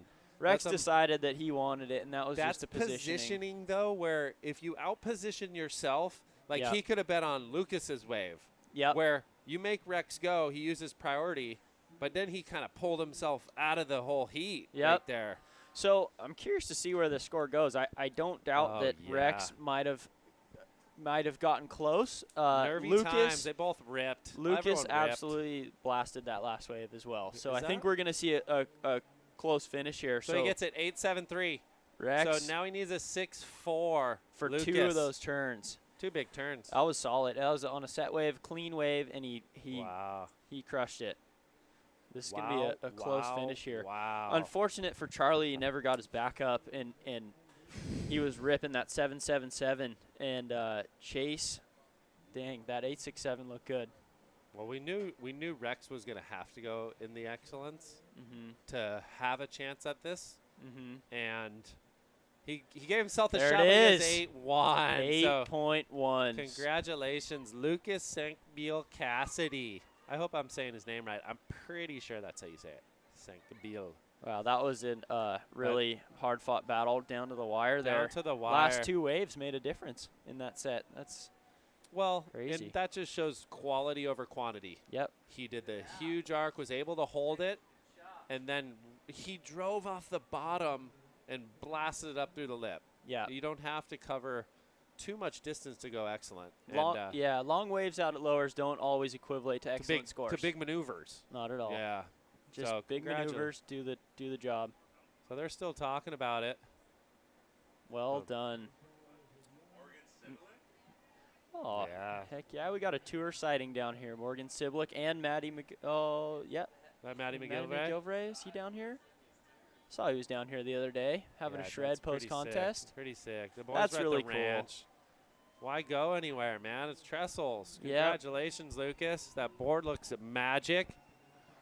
All right, we're going to take a break. We'll be back in a few minutes. More finals coming up next.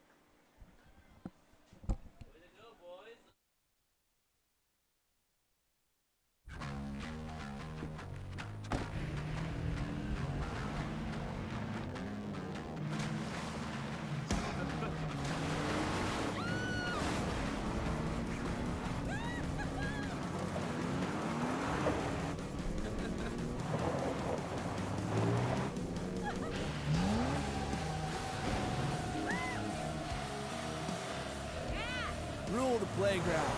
Toyota, let's go places. It's time we unleash the potential in all of us. It's time to join the ones who cleared the way for us and move this world into one full of possibilities, where all have access to more opportunities and resources.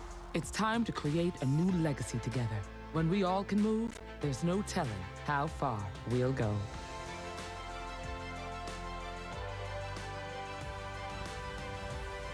Toyota, proud partner of Team USA. Introducing Extremes Almonds from Blue Diamond. Good for you. Extreme for your taste buds. New scorchingly snackable Blue Diamond Extremes Almonds. Going fast. Kevin Schultz is always going fast. Welcome back to the 2021 Toyota USA Surfing Championships.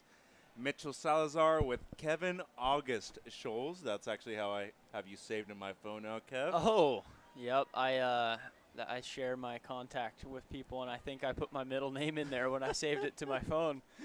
So we it's are my great-great-grandfather's name is August. So, yeah, locked in. I like the combination. We're in the girls' U16 final. Yeah, Caitlin is Simmers. Stacked. Zoe Benedetto in white. Betty Lou Sakura Johnson in yellow. And Sawyer Lindblad, the local surfer, is in blue. Wow, that is a stacked heat. Sawyer has been ripping, as has Katie. I've seen Betty Lou out the last few mornings. Yeah. Absolutely dominating. And then the last few years, Zoe has been coming to this event and a few others around here as well, and she's been surfing phenomenally. Kevin, and obviously you're a former competitor out here with a lot of experience at this event too. And we have some opening rides to get to. An 8.5 Wow. The start for Caitlin Simmers, a 3.17 for Sawyer Lindblad, and a 2.5 for Benedetto. Never a champion out here, I believe you were, but a finalist you have been. Actually, no. I never Semifinals I made the semis. I never finaled out here. It was a sad thing for me being at home break and never making a final, but Lowers is a tricky wave, and quite honestly, I wasn't at the level that some of the other kids my age were at when I was younger. I wanted to say in 2012 maybe. Was it the year Taylor Clark won perhaps? Or? Yes, I think the year before that. When Kolohe won in something 11. like that. I think it was. I did all right out here, but yeah, it's a tricky wave to surf in a heat, especially when you have 20 minutes and there's lulls. And who we got here? Seems like Blue Lindblad up and riding again. So Sawyer, big backhand hack. Talk to me about the diversity between the surfing of Sawyer and Taj, who obviously one being goofy, the other being regular, but they both rely on their backhand quite a bit. We're going to stick to live action. Betty Lou Sakura Johnson up and riding, opting to go for the trunks right now in the afternoon, Kevin. Yeah, it's not warm. It's chilly. The wind came up the last few days, and the water's hovering about 58 to 60 degrees, I think. That's cold. It might have warmed up when the sun came out the last couple hours. But, yeah, back to Taj and Sawyer. They are so strong and such talented surfers, and I really feel like both of them have grown into their skill set in the last couple years here. Like I mean, I see Taj and Sawyer surf every morning out at T Street, and every single surf they're just getting better and better. So that's been really exciting to watch as a fellow St. Clementian. And gosh, yeah, they're so powerful. And then Taj has quite a good air game as well. Yeah, he does. He's doing some crazy stuff. I mean, he's making airs that I trip out on. It's been really fun to watch.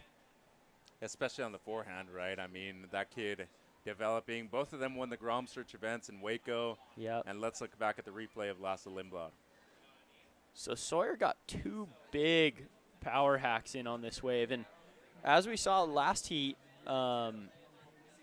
Lucas, he was doing his last wave came in at an 8-something, and that was just for 2 turns. So the judges aren't afraid to reward power surfing and commitment, even if it's not a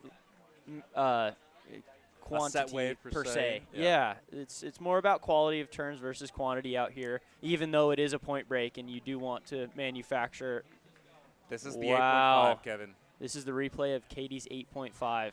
Oh, my gosh. So seeing her being from Oceanside, I mean, you probably see her out here quite a bit. And she's only 15, which is the scary part, really. Yeah. She has really, in my opinion, kind of set a new level of women's surfing. I mean, I've had the privilege of watching her at the Stab High events, and she is so good in the air, and looks like she's paddling for this wave again, so she's going to try and back that 8.5 up. Here she and goes, this looks up like and a riding. good-looking wave. On the forehand, goes for the carve. Wow. Nice layback. And Kev, wow, what a finish for Caitlin Simmers. I was about to say, doesn't she remind you a lot of John when she kind of puts those back arms? Absolutely. She's got that double arm hand drag on the carve, and that whole wave right there was extremely diverse. She opened up with that little float speed jam into a double arm back carve, finished it off with a big tail waft. That is perfect surfing. Especially when I see it. In the amount of space she had right here. Yeah, look at this. Woof. She mixed up every maneuver, and that was finish. incredible. That was incredible. And she's got an air game, too, There it is. 9.5 for Simmers. Everybody else is comboed right now. 18 points within the first 10 minutes. That's a pretty good start to a heat there. Yeah, because Lindblad has the 7.83, has a 3.17 as her low score. Sakura has the 4.67. And Benedetto with the fall on her opener, the 2.5. I mean, Simmers right now could easily still better the 8.5, too, and that's what's so scary about her. Yeah. I don't think we've ever seen her peak yet. I know. I mean, she's got airs in her back pocket. She can do that, and if she pulls, I mean, she's really not. I don't think she's stressed out now, and she's got 13 minutes on the clock. So I hope we see her go to the air and bring something new to the table.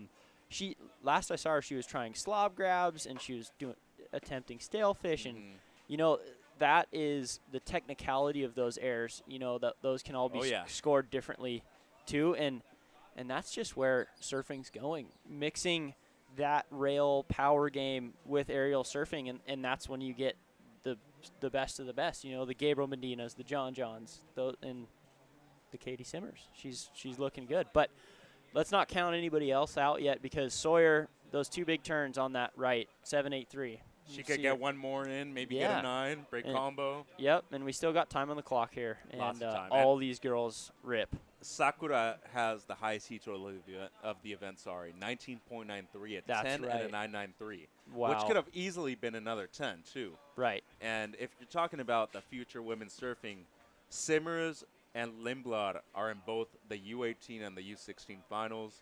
Sakura lost out in the semis, and Benedetto unfortunately lost out in the opening round. But she's the youngest with Simmers in this heat, both 15 years of age. And you're talking about these diversity of maneuvers. How about the progression that we've seen from the ladies so far in the last 2 to 3 years? Oh my gosh, it's been insane.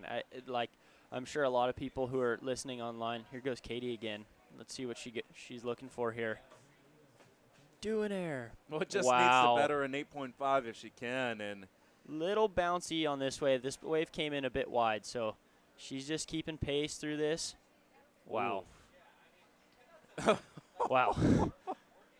That was incredibly well surfed. Again, I mean, she's caught 3 waves. And she's converted on all 3. I'm pretty sure all 3 of those waves are excellent. Yeah. We could even see a change in situation again, as she could improve on the 8.5, too. Yep. I mean, 20 years ago, she'd be keeping all these scores in the 3-wave format. Now we're just down to 2. And I asked you about the progression, especially in the last 4 to 5 years for the women. Isn't it really incredible to see that it's the youngest of the women that are actually at the forefront of that? Yeah, Sierra Kerr, her dad was always leading the charge and still is in the air show aspect of things, and I know she really looks up to him. And Katie here and Bella Kenworthy. Yeah, Bella's down here surfing as well, and it's so cool to see that innovation and the progression, and I think the generation below them, they're going to look up to them. And I honestly think the older generation is kind of looking up to them too, because these young girls are putting airs down in events, and they're pushing where surfing is going. Here goes Sawyer on a little inside right, but sometimes these inside ones have really nice wall on them. You ever feel like, I know you tend to sit on the left quite a bit as we see Lindblad finish up. That was nice, well surfed. Looking to break combo, needs at least, an 8 to do so, and then she would need a 10. But as we do have 10 minutes still remaining, you ever feel during the free surfs, you need those kind of anchors, those people out there so you can position yourself a little bit better, as we see Lucas Austin coming up right now in the boys U16 final? It's difficult to surf a heat out here with 3 or 4 people, right? It is. Your lineups change, and with the scaffolding being set up on the beach, that was nice. I'm curious to see what this comes in at. She tagged it 3 times. Maybe she'll be able to get herself out of combination. Big opening wrap. Nice. And then she finishes it here. Well, just compared to the 783 smaller wave, Mm-hmm. if it's going to be anything close to the 783, maybe just under, maybe just a little over. So, especially compared to the 8.5 that Simmers originally had. Right. Wow,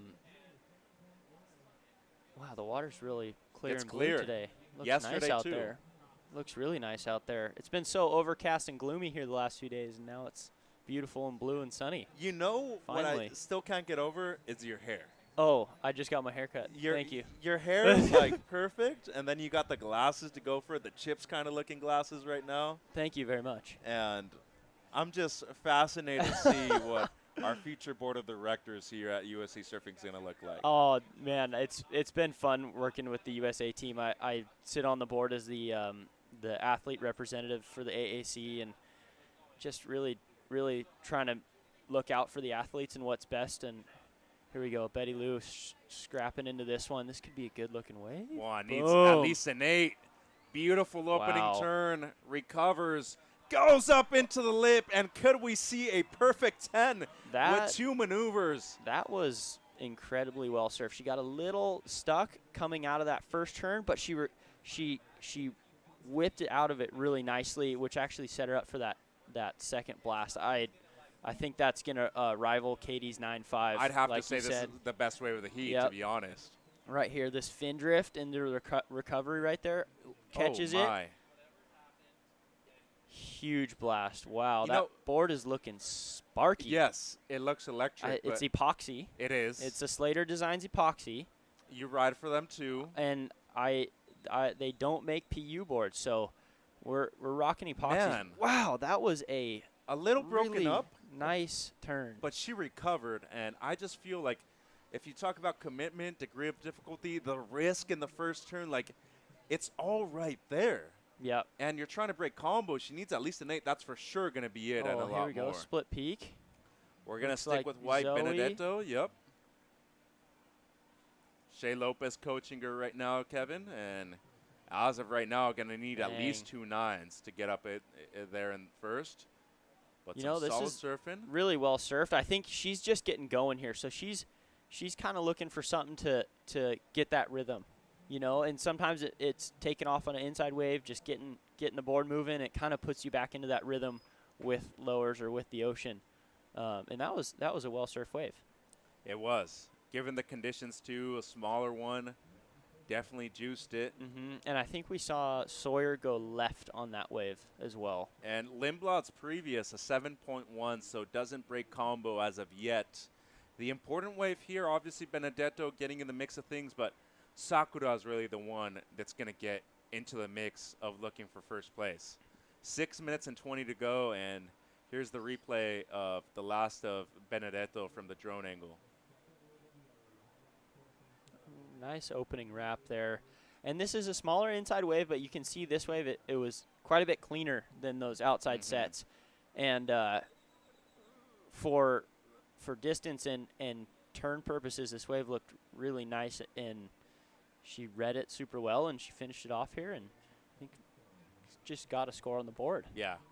And and she's got such good style there. I mean, super composed, keeps that front arm low to her knee, and then opens up the wrap and lets that tail drift a little bit. Yeah, she kind of has that Andy style, right, where she finishes her turns like that. With a little tail slide in it. Actually, Kelly kind of does that a lot too. Yep.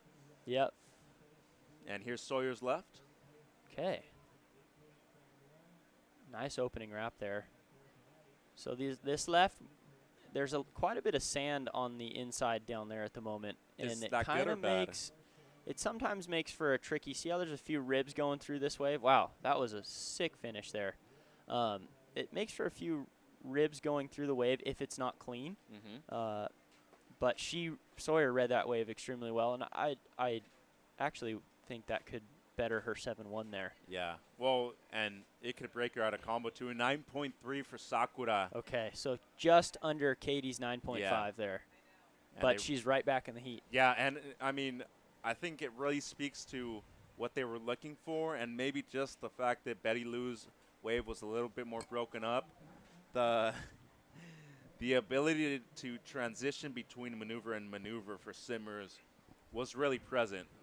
And we're going to get a comparison between the two scores here. We're going to stick with Simmers. This is the 9.5.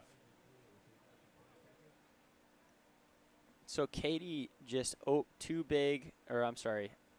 open face wrap, a float, another open face wrap, a couple more carves, and then she just got the inside track. I don't know if that's. I believe that was the 8.5 of Caitlin Simmers. This is the 9.3 of Sakura.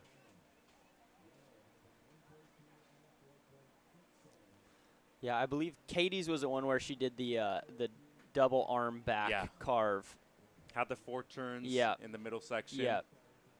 So that previous wave, I think, was Katie's. Well, at least you saw the comparison between the 8.5 and the 9.3. Clearly better was Yellow's wave, right? Yes. So, but by how much once you see Katie's 9.5? But the important thing here is a battle for strategic purposes between Priority 1 and Priority 2, who, if you're Simmers right now, are you waiting for the best wave and like not letting Sakura get that opportunity?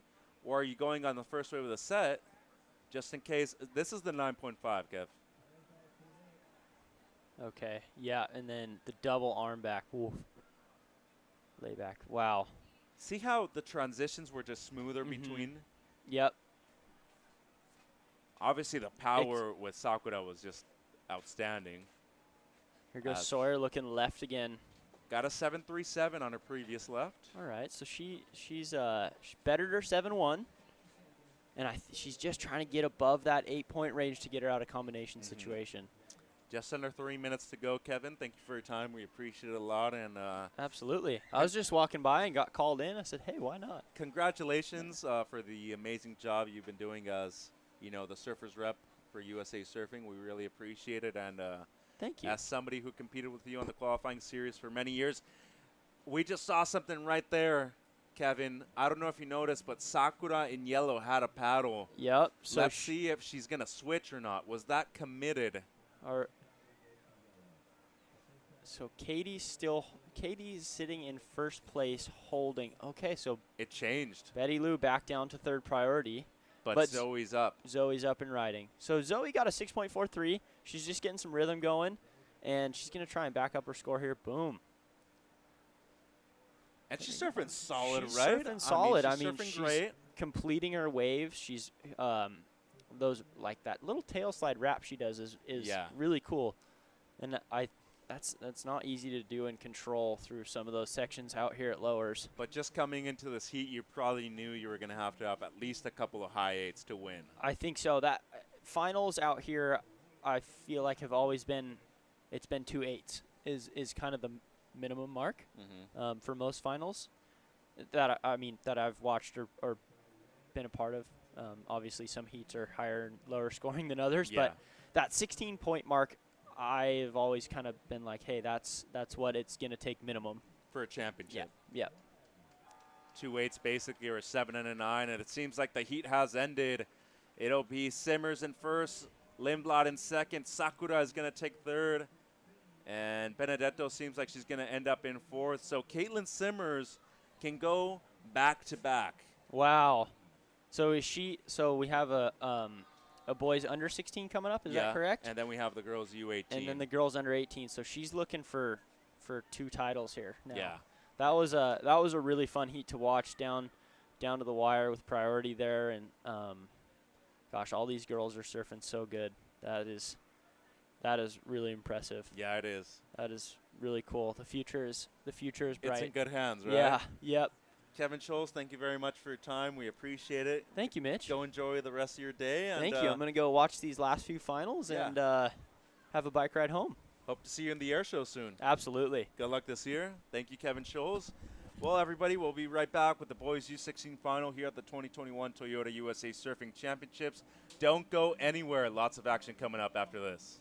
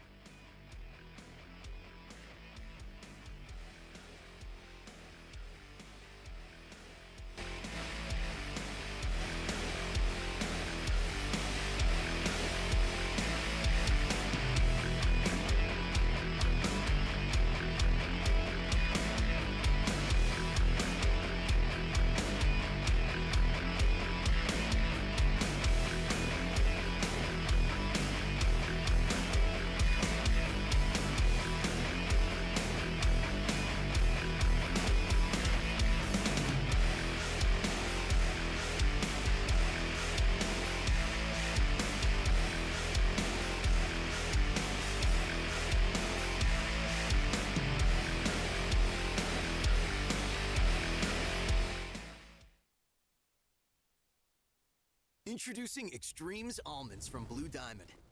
Good for you. Extreme for your taste buds. New scorchingly snackable Blue Diamond Extremes Almonds.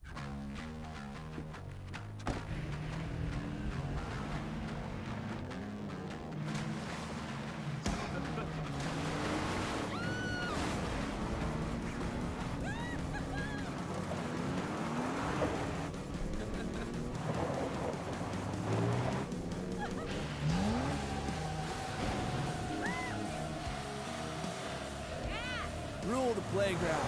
Toyota, let's go places.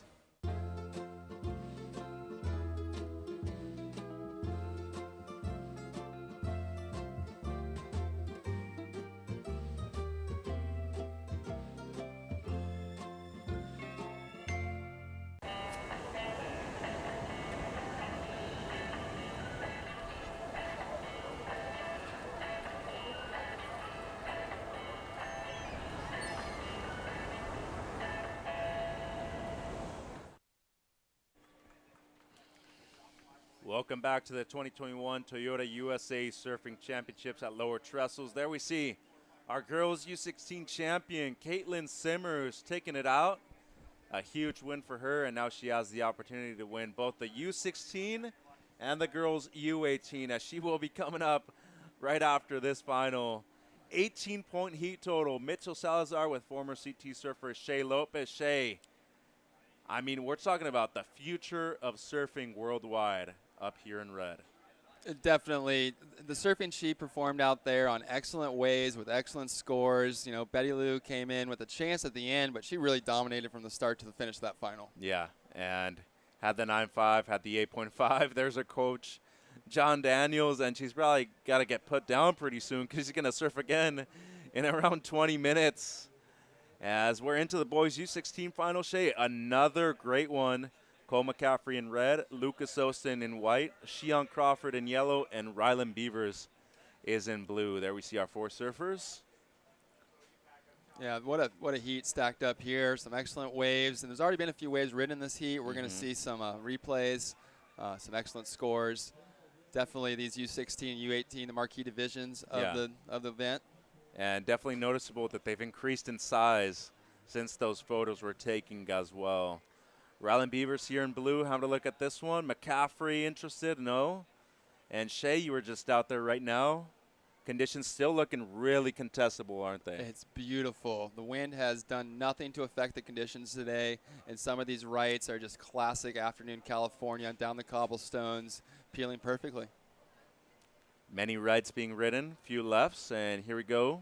replays of these opening rides. Seems like Ostin and McCaffrey at least up and riding at the beginning of this heat. We're gonna the surfer in white, Lucas. Yeah. Yeah, he had a terrific wave. You know, it was between 9 and 10 points. There it is, a 9.43 for Ostin. McCaffrey with a 5.5 on his opener. And here we go, the replay, the opener of Cole. Cole got busy on his backhand here. Some nice surfing, getting up into the lip, releasing the fins, and doing well here.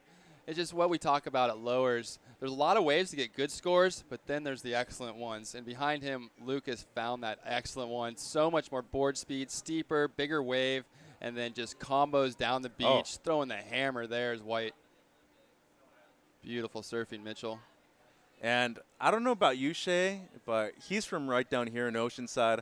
I feel like he surfs a lot like Kei Kobayashi. He does. A lot of totally speed, a lot of power, a lot of intensity, and he's a natural-born competitor. You can see that. He was stoked with that wave, too. Oh, yeah. Anytime you start with anything better than a 9, you got to be pretty stoked. Yeah, not often do you get to start with a 9.43 in a final. Not at all. We can see surfer in yellow, Shion Crawford up and riding, the surfer from Hawaii.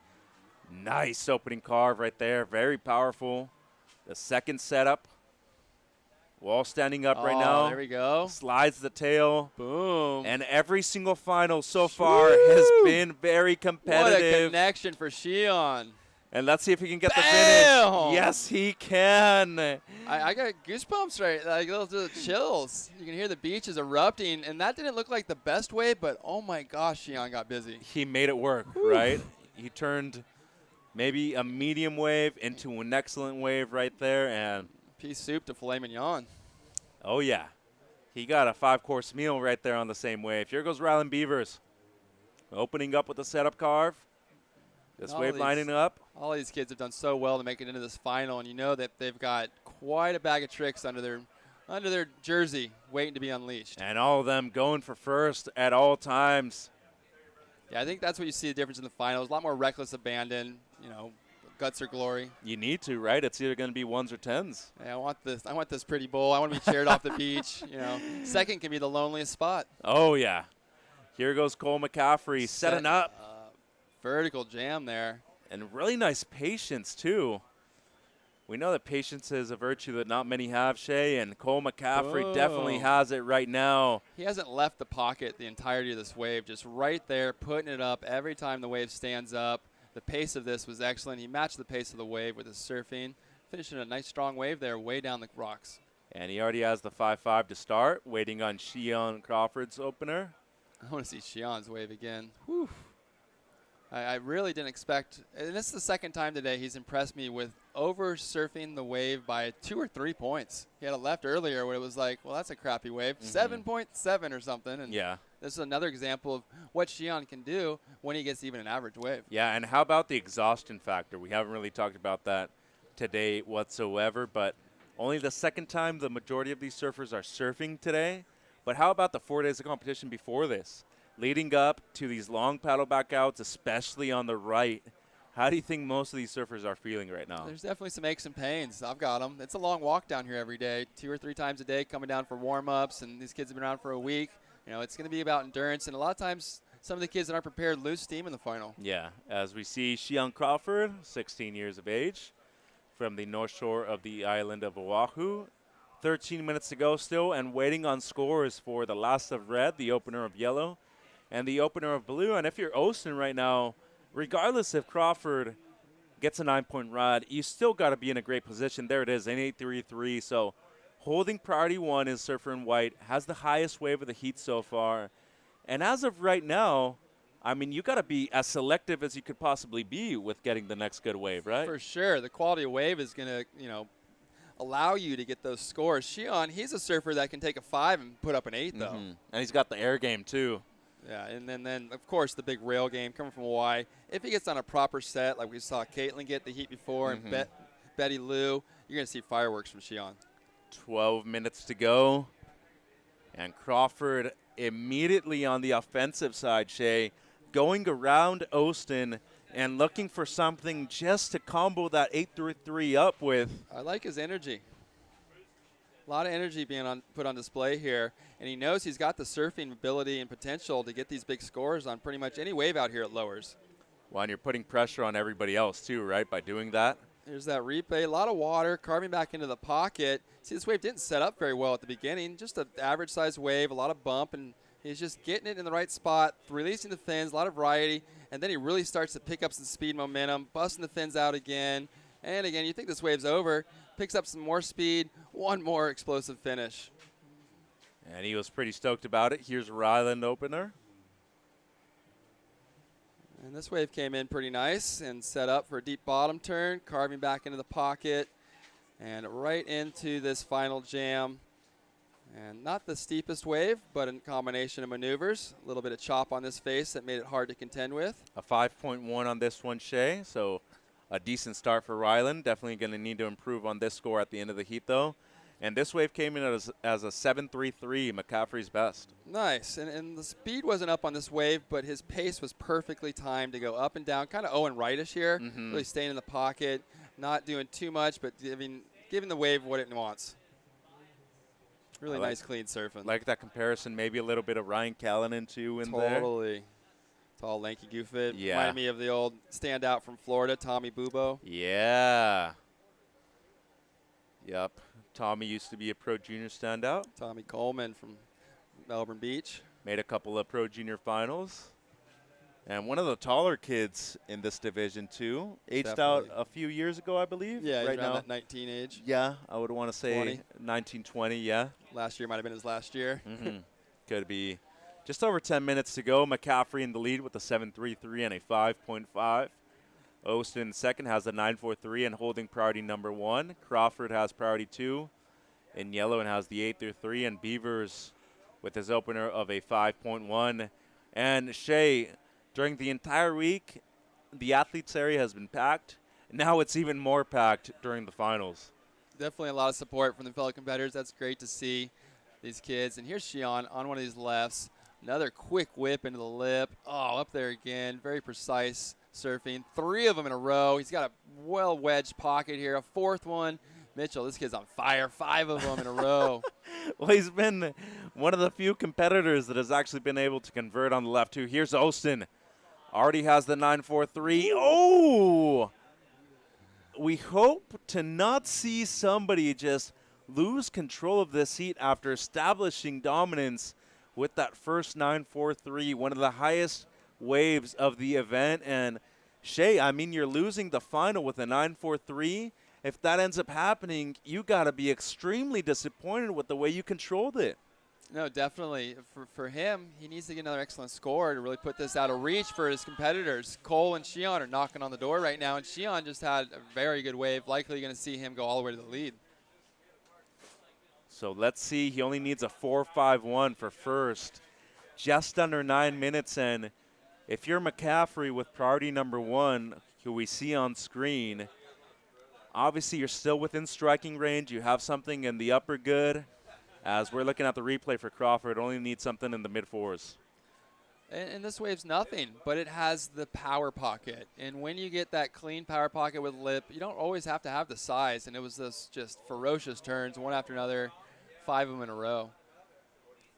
And McCaffrey controlling the priority situation. Good-looking set coming through, Shea. Some options coming through here on the left and right. Surfers spread out. And if you're Crawford coming back from the left, you see another left pop up, good decision to maybe go on one of those and improve on your low score. Yeah, he's definitely got a lot more on offer that we're going to see, hopefully, if he gets some bigger waves. Those have been small waves, and he's given them tons of grief. Yeah, just under 8 minutes.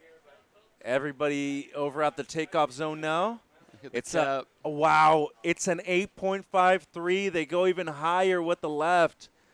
Now McCaffrey in second needs a 9.54. Austin needs a 7.44. There was another wave where it was like a 5 scoring potential, and he went 3+ points above what most people were thinking when he took off. Yeah, and one of the few lefts that has really gone up into the excellent range in this final day of competition. And Shea, I mean, if we were impressed before, we're impressed even more now as we're looking at the stats for Lucas Austin. 15 years of age from Oceanside, California. a surfer that has competed in both the U16 and the U18s. Got eliminated in around the second or third round of competition in the U18s, but in the U16 final right now and has the highest wave of the final, but currently down to fourth. Yeah, for Lucas, he's been waiting for a long time for a good solid set wave. He had a misfire on an average wave that I think was actually kind of a blessing. He didn't work it all the way in because it wasn't going to be the 7.44 that he needs to match Xi'an right now, sitting on a heat total of 16.86.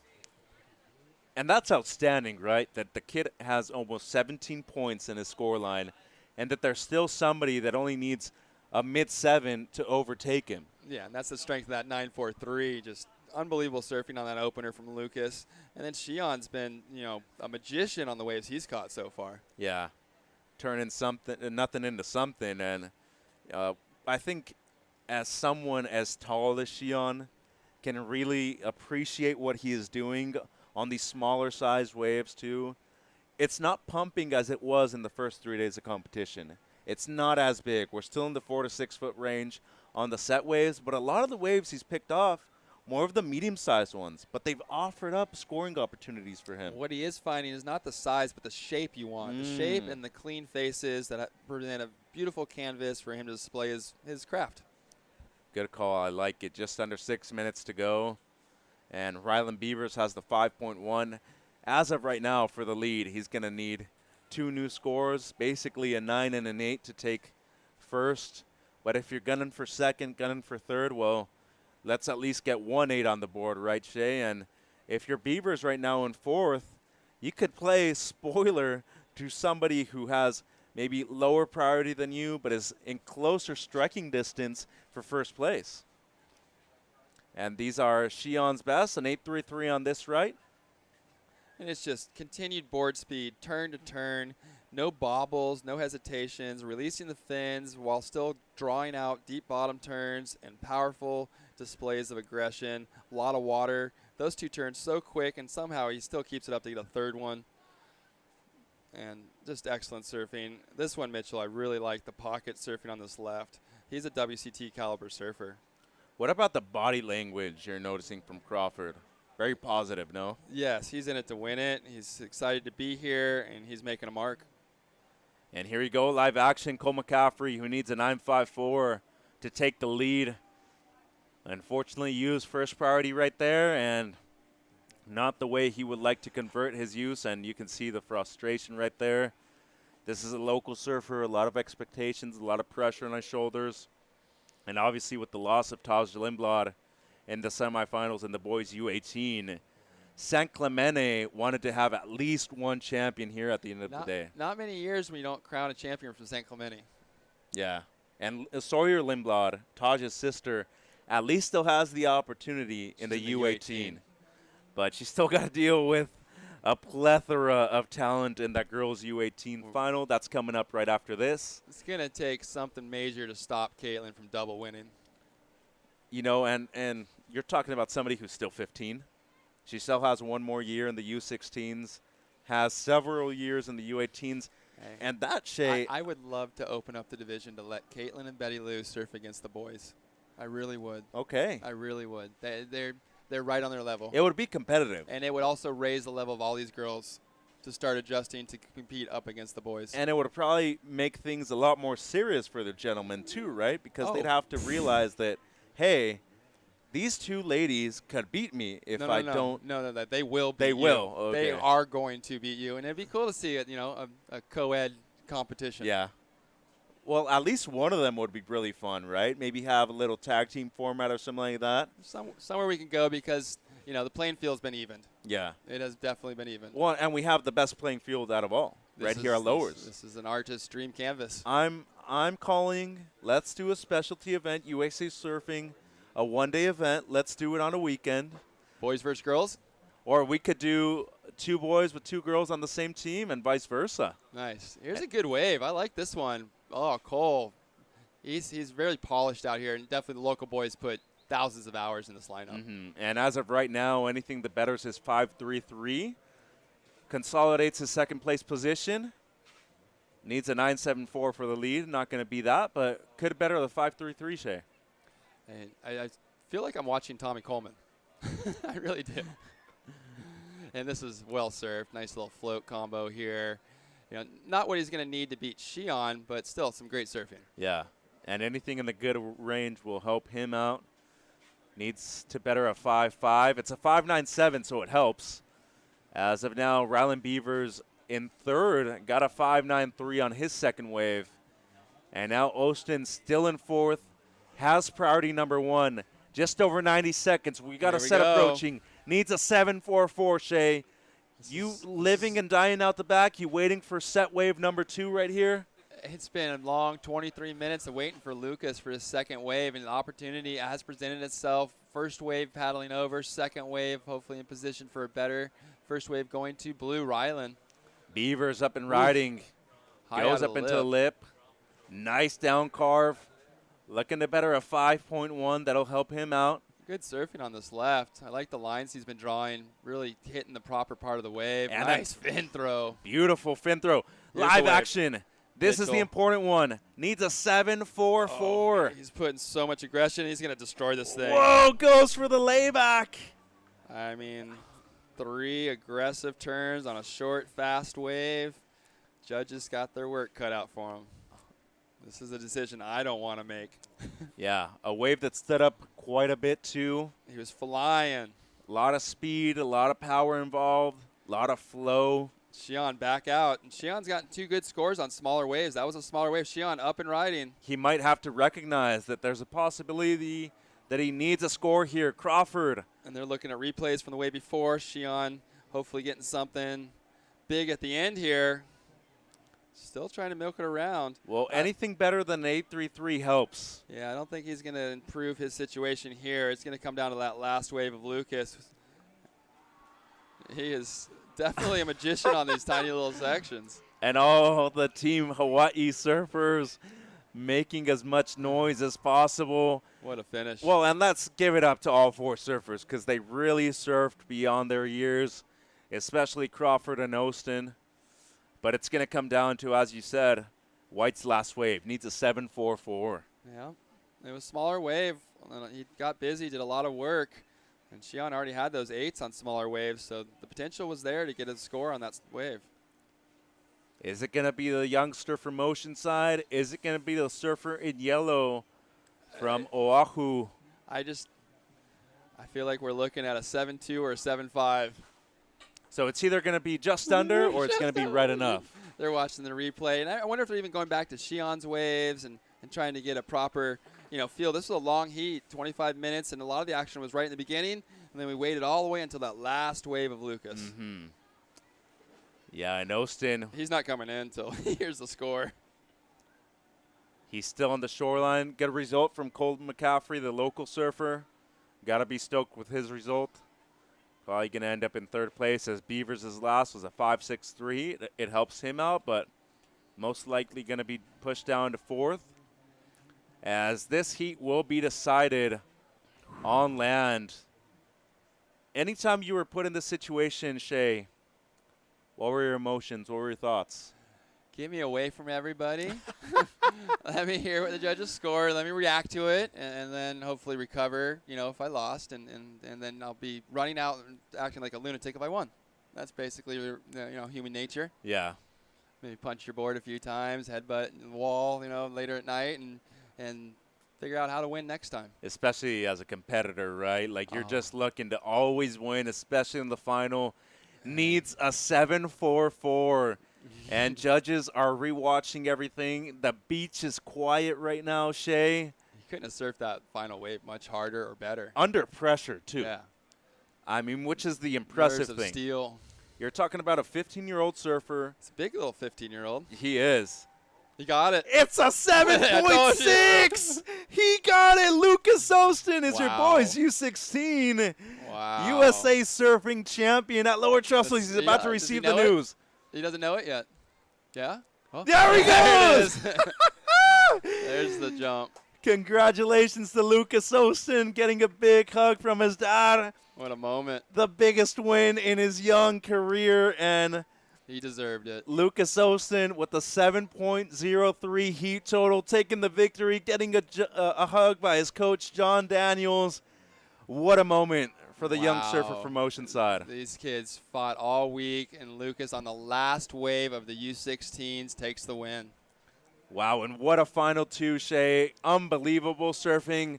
Ladies and gentlemen, Lucas Austin is her boys U16 champion. We're going to take a quick commercial break and be right back for the girls U18 final. It's your 2021 Toyota USA Surfing Championships at Lower Trestles. Don't go anywhere.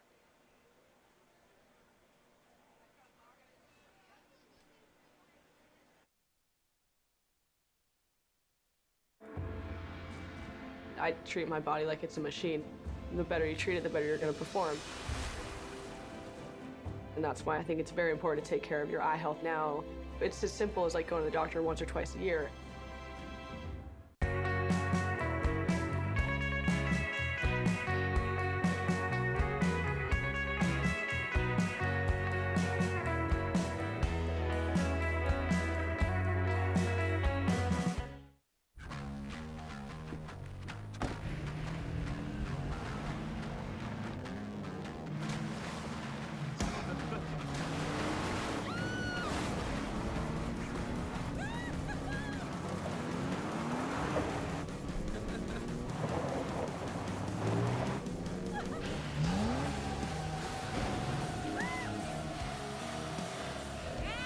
Rule the playground. Toyota, let's go places. It's time we unleash the potential in all of us. It's time to join the ones who cleared the way for us and move this world into one full of possibilities, where all have access to more opportunities and resources. It's time to create a new legacy together. When we all can move, there's no telling how far we'll go.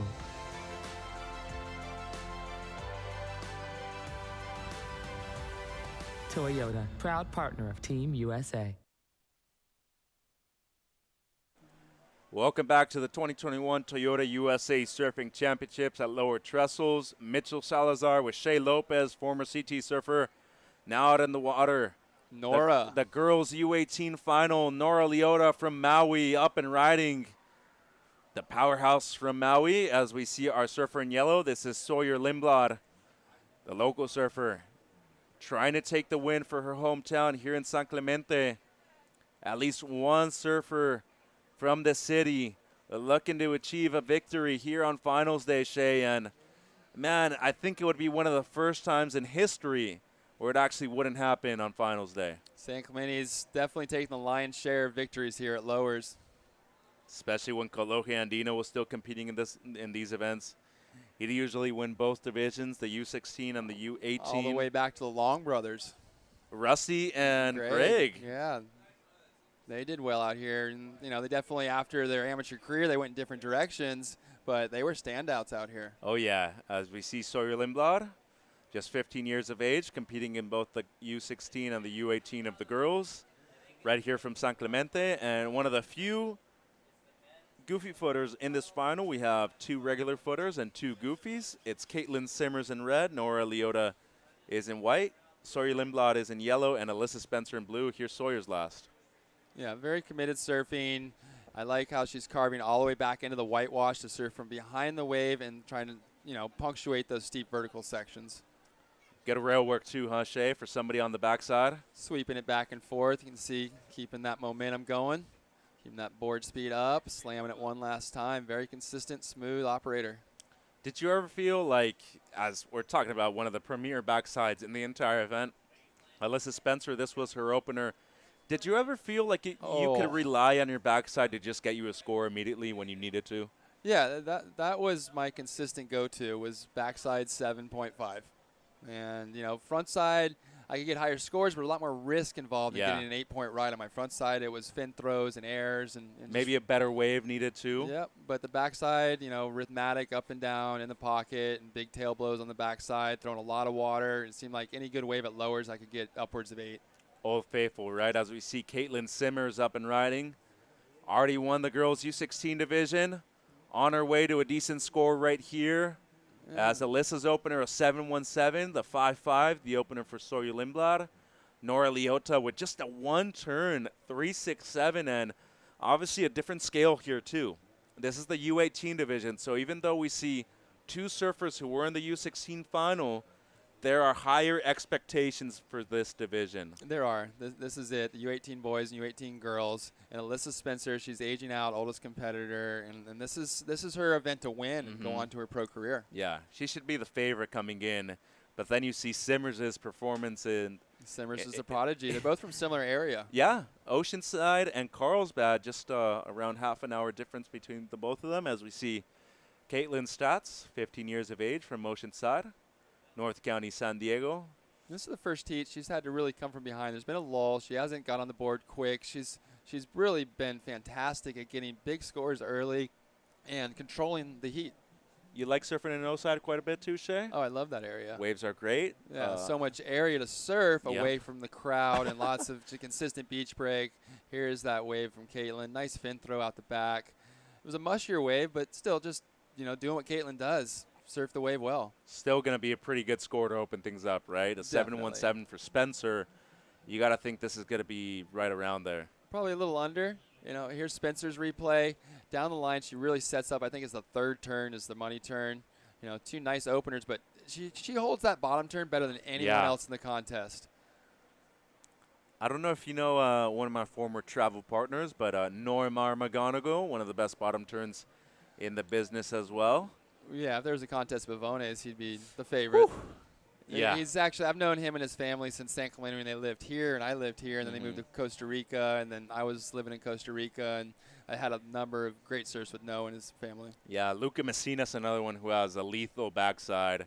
Yeah, the Peruvian. Yeah. I remember seeing him for the first time somewhere, and I was like, that kid knows how to surf Oh, backside. he actually won a Pro Junior in Cocoa Beach. I think you were actually doing the beach announcing. Yeah, probably where I saw him.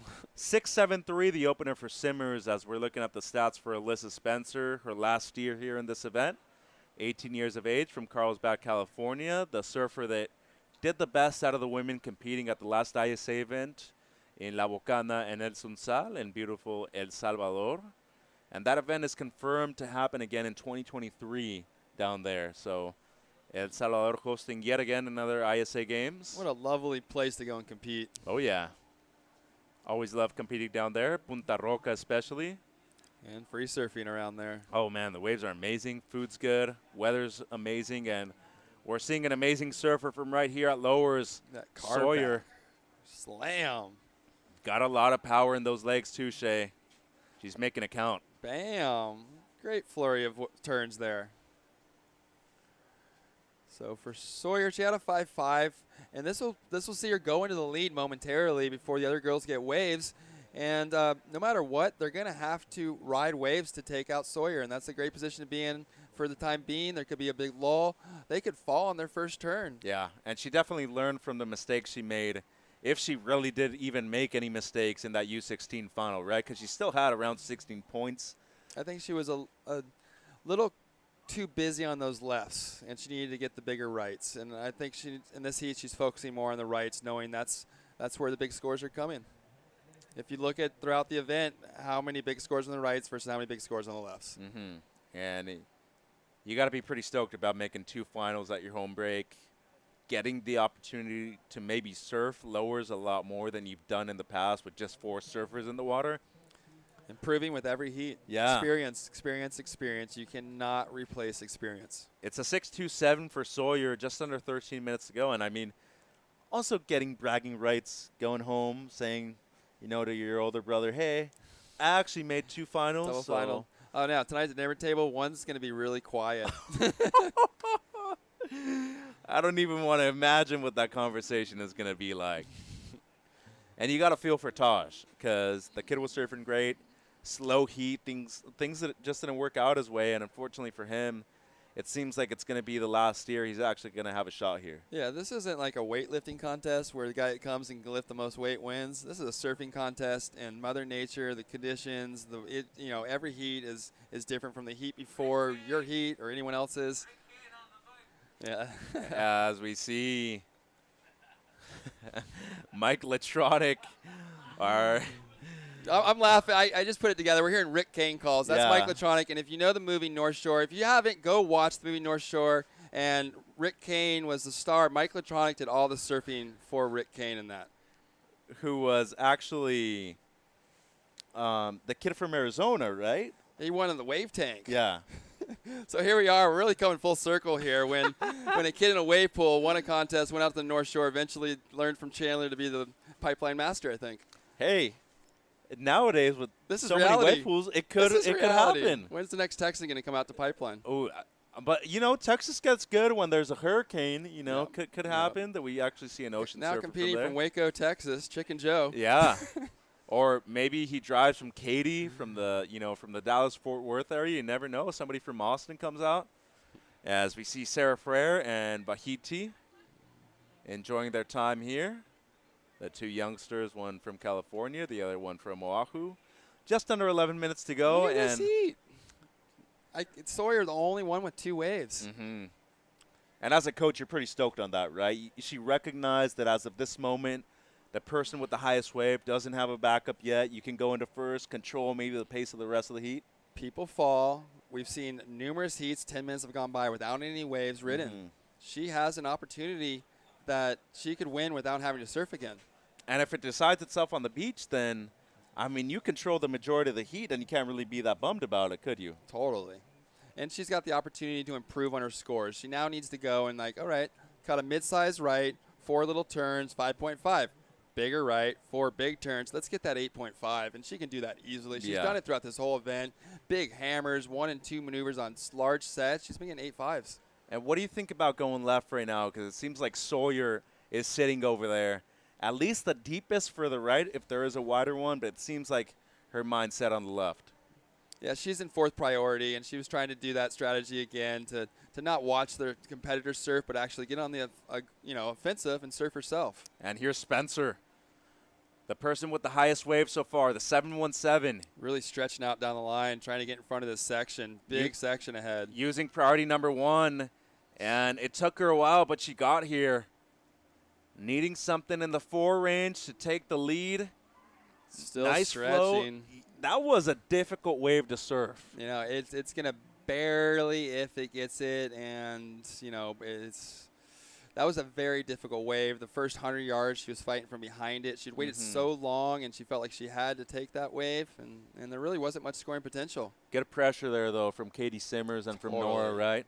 Totally. As we see a beautiful drone angle from behind our scaffolding. We're basically in that white tent you see to your right. But just an amazing setup for this amateur event. The best surfers in the United States definitely getting what they deserve. And we do want to thank our production crew from Action Sports Productions, Gio, Mike, Shaddy, Jay, and all our cameramen for your amazing work over the last 2 days. We appreciate you guys. Such a talented group of surfers as well. And you know what's funny about it? Everybody in the truck and a lot of our cameramen were former pros in a lot of action sports too. Everyone around this event is, in some way, was competing or surfing with all of us. Yeah, really fun to see. Live action now. We're going to stick with Sori Lindblad. Current heat leader on the left. And that's why she wants to go left. She's got that big front side. Those were beautiful turns, all like Caroline Marks. And 2 of them, and she's got a knee brace on her right knee, and I don't know if you've noticed that, but it has not hindered her performance so far. She doesn't look like she's holding back at all this whole event. And here's another section, lining it up for the big finish. Ooh, could this be the icing on the cake? Could you imagine getting second in the U16 final and saying, okay, I'll just take the U18, the best of the best right here. Yep, I'll get one back on Caitlin. And I do believe, is that Caitlin out the back? Yep. Somebody, it was Nora that made it went right out there. So there's another wave that was surfed. And Alyssa and Caitlin getting back out the back. Alyssa only got the 4.4. Needed what was it, like a 4.41 she needed or something? Yeah, a little bit more. Yeah. And that was a lot of work to not get it. And used her first priority. Yeah, which is the worst part for her probably, as we're going to see the replay of Nora's wave. Yeah, nice wave. Glassy, clean face. Carving it back around. Going to get really steep here. And just a little late into that section. Yeah, and things just haven't worked out for Nora so far in this final, as we're probably going to see one of the better waves we've seen all final long. These 2 cars were just flawless. I'm very surprised she was able to fit both of those in right there. For how flat that section was, yeah. It looked like, those turns were of a better wave quality. Mm-hmm. And even got the finish too, She did. This thing wedged right up, and she just nailed it. Wham! Really compressing onto her board and putting the board over the lip. And nice use of her weight distribution too right there at the end to get the finish. waiting on scores now, and important here because Caitlin Simmers, who's waiting with priority number 1, probably going to need something big after this wave of Lindblad. Leota's not really going to factor in as much. And Spencer needed the 4.61. So it wasn't going to be enough regardless because Sawyer's probably going to replace her low score anyways. Yes, Gets the 4.4. Yeah, based on what I saw on the way before where she got the 5.5 or the smaller right, I did like that left better. So everything's going to shift upwards likely for the requirement of Alyssa, Caitlin, and Nora. Mm-hmm. Well, priority 1 sitting with Simmers, the surfer who already won the U16. It's a 3.87, the last of Leota. So as of right now, she is in 3rd. But we're waiting for Lindblad's last. This is going to be the important one, Shay. 7.67. Yeah, and that was well-deserved. Beautiful surfing, aggressive surfing. Look at the situations now for blue and white and red, all needing those 6.7s and a combo for white needed. Yeah, well, Nora's going to need to go for broke here in the last 5 minutes. She basically needs 2 7s to take the lead. Simmers, though, with priority 1, needs a 7.22. Spencer needs something relatively close to a 7.2, 6.78, which she requires. Look at this. Here it is. This is a good wave. Scratching is blue. Alyssa trying to get over to the left. Meanwhile, red, Caitlin's going to take this wave. And she's going to go right. Important wave. Needs a low 7. Goes for the setup carve. This wave standing up. Goes for the roundhouse carve. Oh! And she falls. She has not fallen the entire event. She let a lot of energy go in the U16 final. And it is noticeable right look, now. There's a bomb out the back. Caitlin blowing the first wave of this set. But 2 look or 3 at this. more waves. Spencer. Alyssa, where's she at in the lineup? Too deep.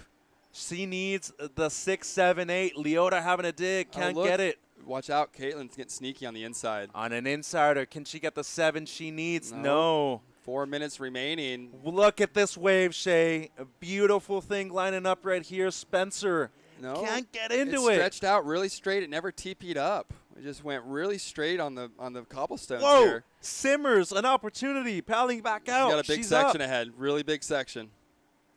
Oh, just not it. And the stars are aligning right now for Sawyer Lindblad. San Clemente surf gods are shining on Sawyer right now. I think Taj is just down there. He's maybe doing a little bit of a ritual. He's got a cobblestone in his hands. Mark probably just looking at things and saying, oh, head lifeguard Mitch is definitely rooting for Sawyer right now. Ocean, go flat. But, I mean, you're talking about the person that's going to age out of the division. It's her last event. And Spencer has the second best wave of the heat so far. So if she already got the 7.17, no doubt she can attain the 6.78. Eyes closed on any set wave, pretty much. Any clean set wave right, Alyssa's getting a 7. Oh, 3 minutes to go, Shay. U.S. first priority. Priority 1 is with blue still, oh, Spencer. Wow. And look at these waves. They're doing some weird things. And we've had a little bit of a beach break. See the wedge coming across, northwest wind swell, split it up. They all went that way. Now the wave came all the way back as the south has now filtered through the wind swell. Yeah. And now it's going to break on the part of the cobblestones where the traditional reef is. Boy, these are some nervous moments for these ladies. Alyssa went wide, and it came all the way back deep. Is she going to get back into position for this? Worst case scenario, you got to go on the left, right? No, she's getting back into position, but this wave's a little small. Just over 2 minutes to go. And time is running down. Ooh. And where's Simmers at? We don't even see her on screen. She caught that super wide one. Did she catch another? No, she was just paddling out after that wide one she caught. And this is smart, paddling out slower, right? Just in case there's a wider one, everybody's super deep now. Fourth priority, you don't want to be watching them surf, and especially if that big wide one goes. They started the heat before that she won with an 8.5 on a big wide one. Yeah, you're absolutely right. 2 minutes. There's that second little sneaky peak. That's the Grom Peak where all the kids sit over there and their little tea party waiting for us to miss one. Well, Simmers has a great backhand, too. We haven't really seen it during the entire event. I'd like to see her go left. I don't think I've seen her go left this event. Me neither. I don't think I've seen her go left since she came back from the surf ranch, where she was actually forced to go left on a couple waves. I'm sure at South Swells at Oceanside, she goes left plenty. A lot. That's a dominant left. Here we go. A little bit of bump here with 130. We're going to get a set before this heat finishes. This is going to come down to the wire. U18 final in the water. Blue and red are two, standout surfers of the event. Alyssa and Caitlin have the pressure on them as young phenom, 15-year-old Sawyer Lindblad in the lead of the U18 at this time. I don't know if it was us being in the booth right now, Shay, or what's going on, but first and second right now are the two goofy footers. Nice. And I think that it's really rad to see the diversity of champions, a lot being regular footers, a lot now being goofy footers, and one of her best waves being on the left, the other one being on the right too. Yeah, secretly we always pull for the goofy footer. 40 seconds to go. Spencer with priority one. Boy, and the ocean just went flat right now at the end. My knees are getting weak right now. You're going to feel for Sawyer Lindblad if the horn just sounds. Oh, wow. Look, Alyssa making a move over to the right, paddling fast. Oh. Look at this. I knew there was a set coming. It just takes a while here. Is it going to be it takes in a time, long though? time, 15-second intervals. Oh, man. I don't think this wave is going to break. Only this wave. This is the only wave they have even a chance to catch, and it's going to be right as the hooter goes if they get it. And I don't think they're getting it. Caitlin making a move. 3, 2. You can see how long it takes for these waves to come in. Well, Spencer's up. Needs a 6-7-8, not Caitlin 8. on the end. Simmers needs a 7-2-2. Goes for the nice quick hit. Beautiful wraparound. That is great surfing. Needs this wave to stand up again, though. She needs another section. She really needs another good section. And she needs to blast. It does so. She did. 7-2-2 needed. Wow. Every heat so far has been decided on the beach. That was amazing. She never gave up. Looking to 2-peat here at the 2021 Toyota USA Surfing Championships. Your initial thoughts, Shay? Wow, that was sketchy. This is pretty, but it's just a cutback. This is nice. So 3 turns, and it was dead right here. And it was, she wasn't getting the score. This is what may get her the score. Oh, my.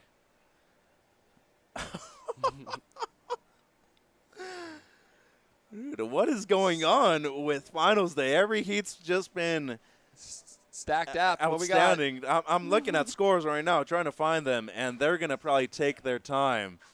They got to get this right. And so what you got to also understand is it was a long time since Sawyer's waves, and they got to compare those waves. The 7-6-7 of Sawyer's last left was pretty similar to that.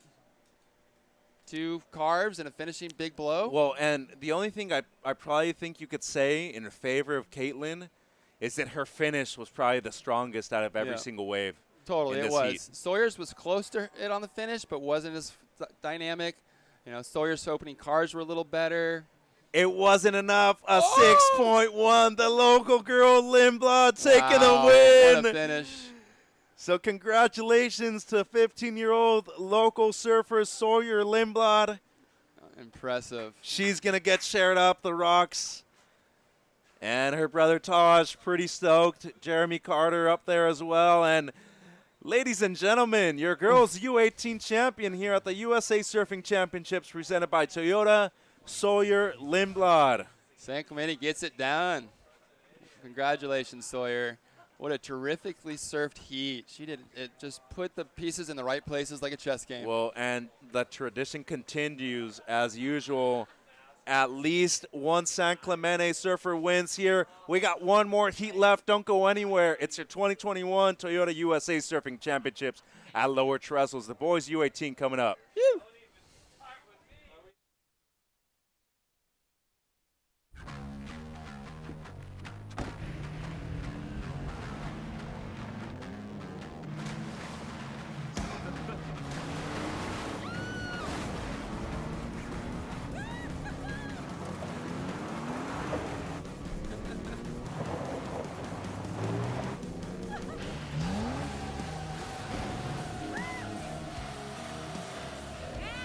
Rule the playground. Toyota, let's go places. Introducing Extremes Almonds from Blue Diamond. Good for you. Extreme for your taste buds. New scorchingly snackable Blue Diamond Extremes Almonds.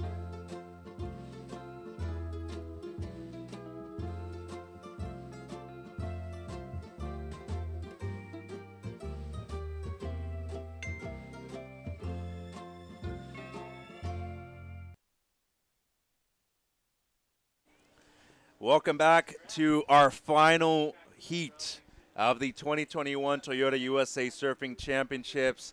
It's a bittersweet moment for us, but it's been an excellent finals day of competition so far.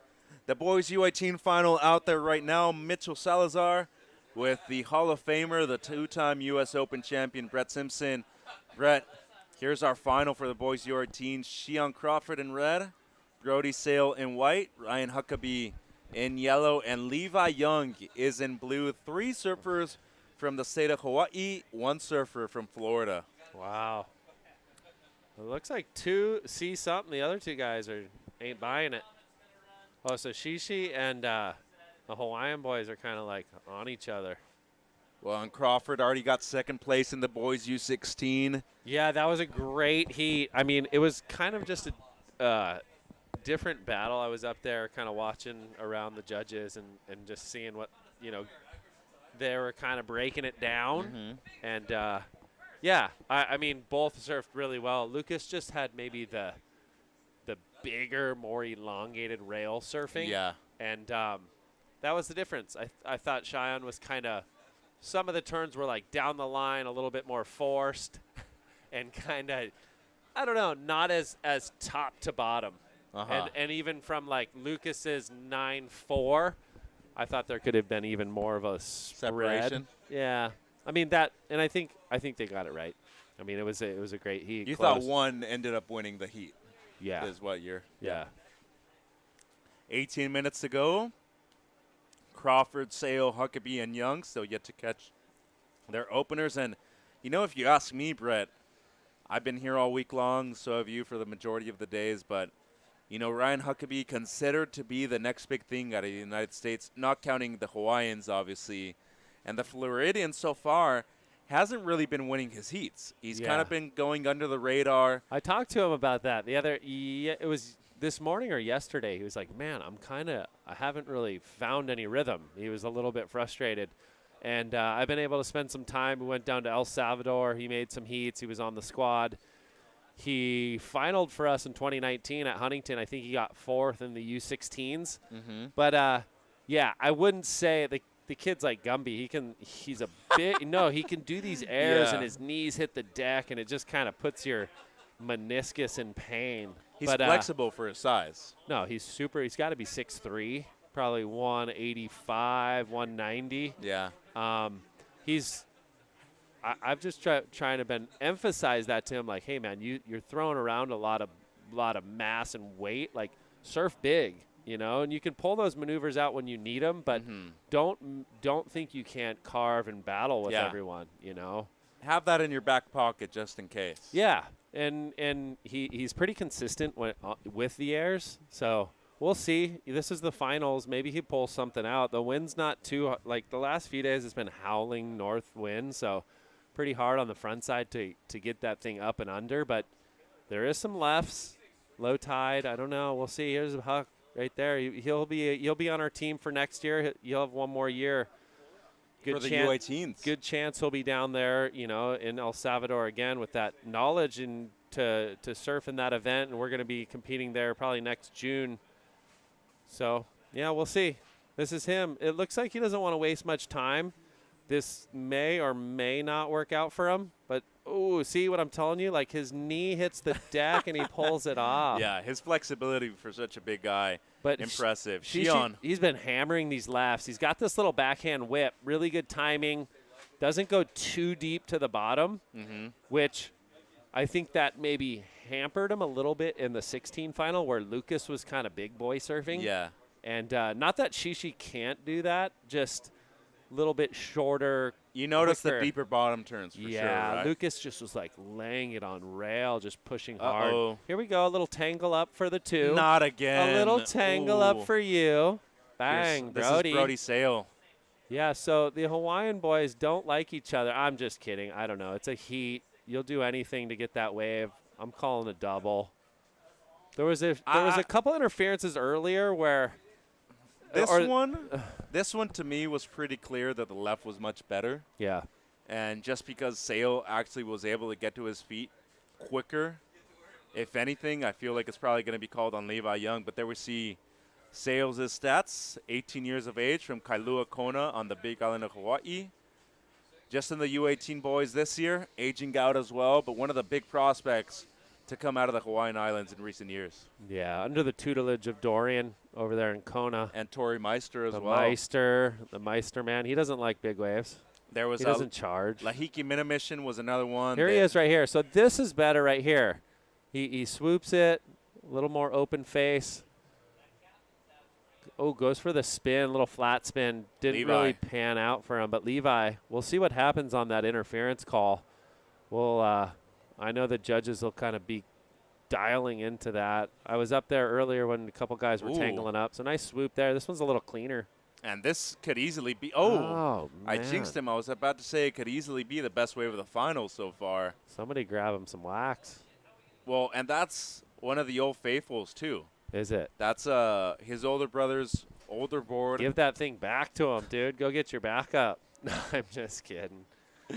It's a 5'11.5", and here's Huckabee. Huckleberry hoofs. Nice setup, Carve. He's going to the sky, fellas. Well, he might have to. It's the final. See, I told him, like, we went to Punta Roca and kind of worked on our game. Oh, my.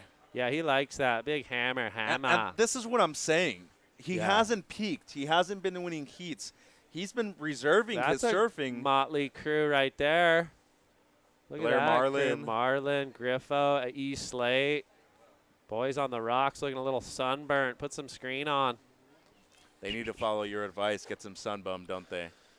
Dude, I don't know. Sunbum's good. I'm a Virtue guy, though. But Sunbum's our sponsor, so I don't want to get anyone in trouble. Here's the replay Here we go. of Huckabee. Woo, so speed check. Kind of build that speed. This turn was sick. I thought he was going to huck something. Big huck. But two-turn combo. Bang. That thing pinned it off that one. He likes it. Dude. It's all about. We talked about it down there, and we talked a little bit about it here, where it's like you got to peak when it matters, and so far so good. And this is where it actually matters, right? Because you're seeing everybody. You're the one that actually makes the decisions. I mean, Huck he's a no-brainer. He got first or second in his region. He's competed at a high level for us on. Did the best in El Salvador too. El Salvador. Here's Shion Crawford on the left, which has been one of his strengths so far this competition. Goes vertical. Wow. And he fits a third one in, too, right in the pocket. He thinks he's back in Waco, so that might even go better. 12 minutes to go. Here's the answer back by Brody Sale. What's Brody got for us? A rotisserie. Ooh, dude, headed over to Kramer's. My knee hurts. Don't be jinxing any of these kids, Coach. I mean, no, that was gnarly. He went twirly bird. I was waiting for somebody. I mean, the wind is like pretty darn mellow. Pretty mellow. Look at the drone. I want to see a drone angle of that thing. If you're anybody in the U18s, you got to be pretty stoked on what you're seeing right now, right? Conditions are great. Scoring opportunities for everybody. The lefts have really awoken. And if you're Ryan Huckabee right now, pretty good opening ride right there. Catching up on some scores. And judges have a hard one here. The judges always have it hard. They'll tell you that until they can't get it right. You better not get me fired, Red. I'm serious. Dude, stop being so worried. They're doing a good job. It's an 8.5, the last to Huckabee. This one's going to be good. He pins it right there off the bottom. Poof. Kicks a tail. Bing. He's got that turn on lock. Definitely great timing on the backhand. And like I said, a good backhand is going to take you along. Here's the drone view. Huss. Man. Oh, my gosh. That was a 9.27 all day. Look at the pop he got. That didn't look good. He landed on his booty. Looked a bit weird the way he landed with one of his knees. And this is the highest heat wave, highest wave of the heat so far, the 8.5 from Huckabee. Yeah, I think she's going to have something to say about it. That left was kind of, he corked it. Well, Huckabee has the 6.5 on his opener and then the 8.5, so 15 points. Last of red, Crawford, 7.93, Brett. So situation is red in first. Excuse me, yellow in first, red in second, and here goes Brody. Has the 5.87. That was on the left, going right now. Goes for the reverse, pulls it. Needs something big here to finish. Floats the boat and goes for the foam climb. So not a bad wave there for Brody Sale. Just under 10 minutes. Uncle Reynos. I don't know. I think Reynos wants to see a little better quality wave. Maybe likes a performance right there with about 9:30 on the clock. But we're looking at 15 points. I mean, that score is not going to be you're going to need 2 8s to win this. That score is going to be a 5-something. Kind of spun it, little slow motion, inside little chipper. That's where I sit, right there, inside and wide. Get yourself like pocket 4s. He should have just almost went for it right there. He did the spin. You might as well just, I don't know what he was looking for down the line. It was kind of a 2-footer. Well, and there was a non-priority interference on Levi Young, too. So, unfortunately for him, his best wave so far, a 4.57. Going to be pretty hard for him to win this. Yeah. As actually, as of right now, the only way he can actually win is if he gets 2 10s. Because since you get the second so you're saying score, there's a chance. There's a chance. So you're but he saying needs to get 2 10s. He has to turn into Griffin Colapinto real quick. He's got to like, Griff paddles out and gets you a couple 10s. And with just over 8 minutes to go. What do you think Griff's thinking about? He doesn't know what he's thinking about. That's what I was about to ask you. He doesn't know what he's thinking about. When you see these big names, when you see these big names on the beach, did you ever feel any pressure when you're still competing in the amateurs when, your idols were probably looking up on you? Oh, yeah. I mean, I think that's that excitement, too, a little bit of fun. I always felt like, yeah, you want to bring it out when, the big dogs are around. Yeah. You're like, I need to impress them. Trying to sign a deal, man. Who are some of the people that you look up to? In surfing? Well, especially when they were on the beach, yeah. Well, Pat O'Connell. I mean, Pat was always like, obviously riding for Hurley. I was one of the first guys he got on, or obviously Hurley had been around, but he helped me with a killer deal and a killer opportunity. And, dude, like the tour, those guys on tour when I got on there were a lot of my favorite surfers, the Micks, the Parcos, Kellys. I mean, the list goes on. It's kind of that, turn your idols into your rivals type of thing, but I don't know. I never set really high goals, and I think that's something I look back on and I tell kids when you get to each step of your career, you got to kind of keep setting goals and keep trying to achieve more. And when you get satisfied, it's definitely doesn't push you as much. Yeah.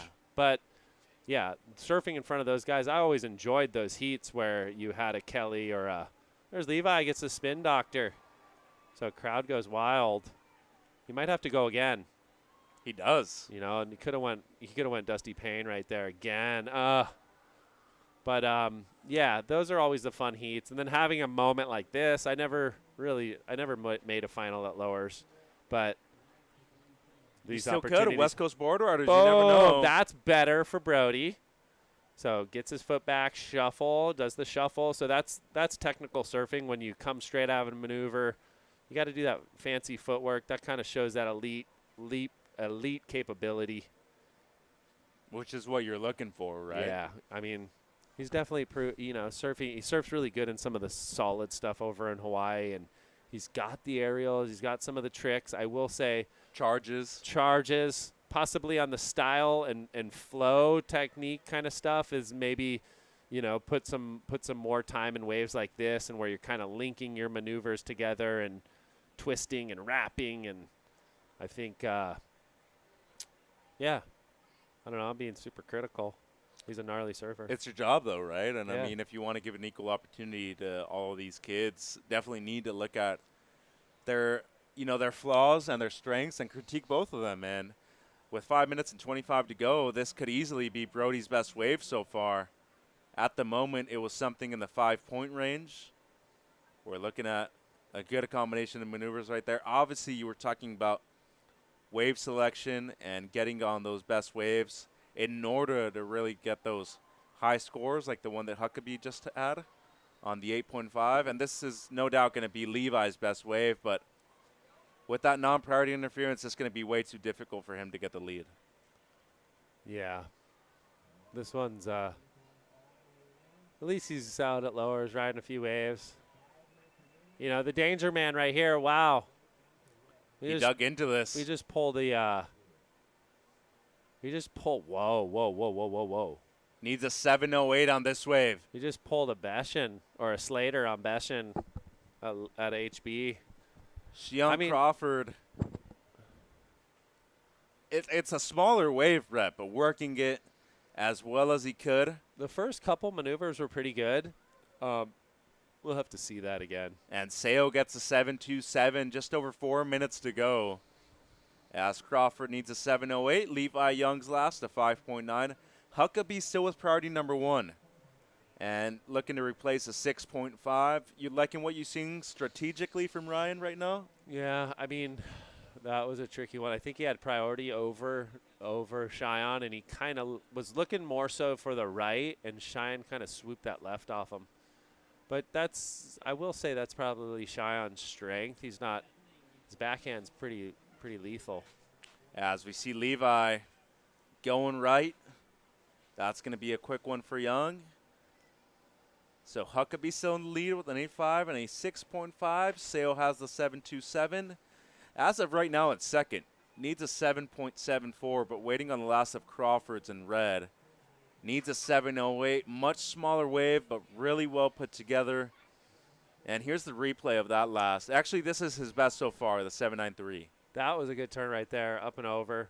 That one, so one thing I will say to be super critical, he's kind of just poking it, and it's not as like rail release, you know, driving off the bottom. He's kind of 3/4 kind of windshield wiping. Yeah. So I watched that. I watched him surf that wave pool too, that event, and I was like, the Grom surge. Yeah, I felt like he was trying to do too many turns, and it's quality over quantity, and I think he does. Like Cheyenne has the big turns. That second turn, he belted it, clicked it, drift the fins, but then he kind of started to pop it a little bit more. Mm-hmm. And I mean, it'll be interesting to see, you know, how the judges view it. I just know from like surfing and kind of watching and doing it, like. Well, and being a championship tour surfer, it throws spray, but it's not like you're not like pushing through the turn super hard. There's not as much commitment in that, yeah? Yeah, I mean, he's kind of just like poking it. It's weird. He's coming at a weird little angle. He comes up short, 6.73. Yeah, and I apologize. That was actually the replay of that last wave for Crawford. So as of right now, still needs the 7.08. Moves up into second, though. 2 minutes to go. And Huckabee has done an outstanding job controlling priority at the end of this heat. Here he goes, having a look. Wow. Looking to replace the 6.5. It's going to be a split peak. We're going to stay with Huckabee, though. On the right, current leader, the best surfer for Team USA down in El Salvador for the ISA Games at just 17 years old. Been kind of the sneaker and the sleeper in this event so far. He is pumped up. He wants a title. I got the trophy right here. I might just keep it. It's the 2021 Terry McCain Memorial Cup trophy. And this is... Well, Cheyenne went and did a big air maybe. Boom. See, like that? Nice. That again. Holy moly. So, or is this? This is live action for Crawford. Wow. So before Huckabee's last, he was needing the 7.08. And I'm noticing a lot what you're saying. Maybe a little too much. Turn variation is a necessity in this sport. And when the first 2 or 3 were like spot on, and then he kept going to the well. At a certain point, you got to like use the rail and wrap it down and change the direction. Let that wave form up, so then maybe you can go up in the lip again. Yeah. And he kind of just keeps doing the little click, click, click. So we'll see. I mean, the first 3 were spot on. It's not as pleasing to the eye anymore, is it? When I think that's where Lucas edged him out. It was like, even on that last wave, it was like a mid-chip, smaller inside one, but he did 3 just like rail. He got the score. 7.53 on that wave. So Ryan Huckabee on his last, needing a 6.97. 15 seconds to go. So that's what I'm saying. It doesn't always like you could still get the job done doing that, but I mean, I don't know. Sale right now before Huckabee's last, needing an 8.2, completes the reverse. Smaller wave. and he's a little frustrated with his surfing right here in the final. So it's going to come down to Huckabee's last, Brett. What's A he need? 6.97. Basically a 7-point ride. Brody's calling it a head scratcher. He's just scratching his head. I don't know. It was a great event, Mitchie. A hell of an event. Now I got to go out there and pick a team. Get yelled at by a bunch of parents. Is that why you're getting it all out right now and just being the fun personality that you currently are? I enjoy it. It's Because fun. then you got to go I mean, outside, and then you got to go home and deal with your own family. dude, it's my kid's birthday. I've been down at this Really? friggin' beach all day, man. Is it Kobe's birthday? It's Kobe's birthday, Happy bro. birthday to KJ. Yeah. But he don't care. He's 5. You're gonna go home. You're gonna have a piece of cake with him. He's you're gonna probably watch a had little movie. so much cake. So what's the deal here? We got scores coming in, or is waiting for the last of Huckabee. It's gonna be decided on the beach as Crawford took the lead, got a 7.53. Huckabee needs a 6.97. Here he is on screen, the youngster, the Floridian. Big Huck gave himself a chance. He's saying he got it. He's like, I got it. What do you mean? Comparison. The guy's pretty funny. He's just he's a big goofball. He reminds me of Margot. He's kind of just like, did I get it? You got it? Who got it? The Florida boys are down there. Still Looks waiting. like Willie Dean, Benji Lang. Here's the replay. So let's see. First turn was nice. Swoop. Kind of gets a little stuck there, but then another swoop. Then on the inside, snaps it. Catches his nose a tad, but then drops the wallet. I don't see why not, you know? I don't see why not. I think if you're just asking yourself. 7.01. If you're asking yourself who deserves to win out of red and yellow, that's really the big question. And I don't know, man. You know, Huckabee had the highest wave of the heat, the 8.5. Yeah. That's going to be a huge thing, too, as far as comparisons go. Mm-hmm. How much under that is it? How much under Shion's wave? Shion, I will say, has had some tight heats. I mean, he lost a tight one at to Huckabee in the air show at the Rip Waco. Curl. And then Owen Carter got him. Oh, my goodness. Not Scores are in. It's a 6.73. Wow. Shion Crawford takes the win, turns the heat in the last 5 minutes, and he is pumped up. He's throwing thumbs up right in front of his face. Whoa, and this is the kid that in the U16s ended up losing the heat in the last 5 minutes, too. To in the that last kid right there, seconds. to Louis Austin. There's Eli Hanneman. Who's this right here? Owen Moss. So cool. I mean, super close. Maybe mixed emotions up there on the panel. Yeah. I will say that those couple lefts, besides the end bit, it was like the first couple maneuvers were crucial, super were great, important. Yeah. I mean, that may have been the difference. Ryan was more carvy, swoopy, and Huck was Cheyenne was kind of snapping and drifting through the lip. So. Wow. Pretty cool. And after getting second place in literally the last 9 seconds of the boys U16 final, Shion Crawford is your boys U18 champion here at the 2021 Toyota USA Surfing Championships. What a moment for Shion Crawford from the North Shore of the island of Oahu. And Brett, get him to the stage, guys. Don't drop him at the front row. You still got a lot of work to do today, my friend. Yeah. And we got... Oh, we got the cup right here. Should I trophy. run it over to him? You actually should. Should I run it over to him? All right. I guess I'm going to run it over to him. We want to thank you for your... Thank you, guys. Great event. Great work, Brett. Always doing a good job. Congratulations on a huge event, and obviously, a big moment not only in U.S. right Junior Surfing. There we see the Terry McCann Memorial Cup. Brett, any last thoughts for you regarding the 5 days of competition? No, it was great. Lowers provided, as usual. Kids performed. You're stoked? Kids performed well. We got some work to do. I mean, some of these Hawaiian kids, Hawaiian kind of domination. Yeah. They haven't competed in a long time, to be honest, and they kind of came over here and performed really well. They were hungry.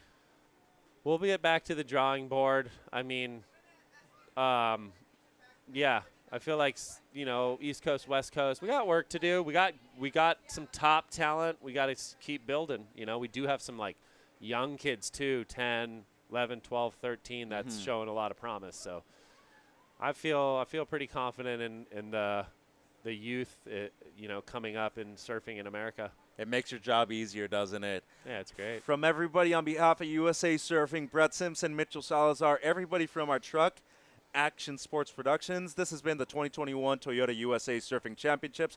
We got a great highlight package for you guys. See you guys next year in 2022. Oh, stay tuned for the award ceremony, actually. So Ben Way will be up there, and you're got to give away all of our trophies. So, yeah, we got the awards coming up. Thank you guys for tuning in. Oh, this thing's heavy, bro.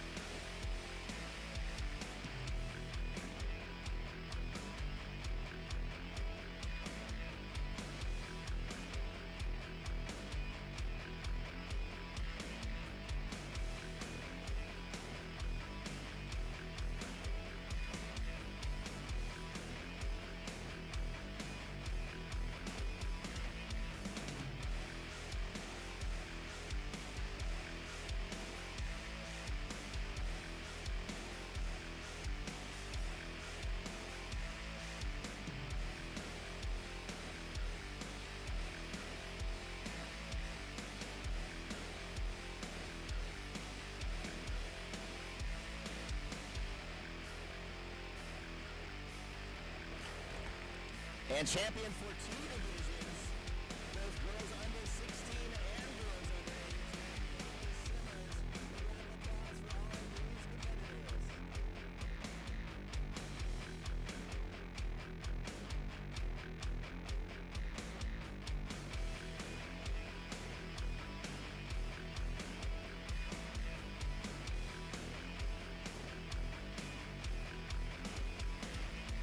And next we're going to call up our Prime East season champions. We need Lance Williams, Colin Berger, and Zoe Benedetto.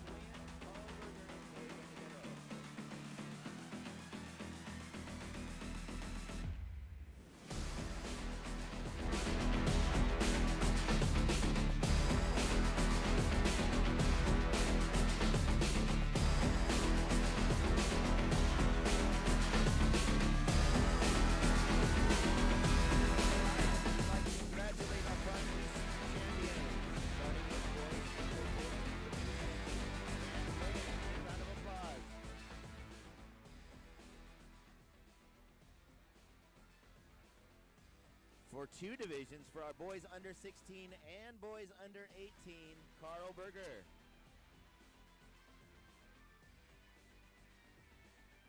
And for our girls under 16 and girls under 18 divisions, Zoe Benedetto.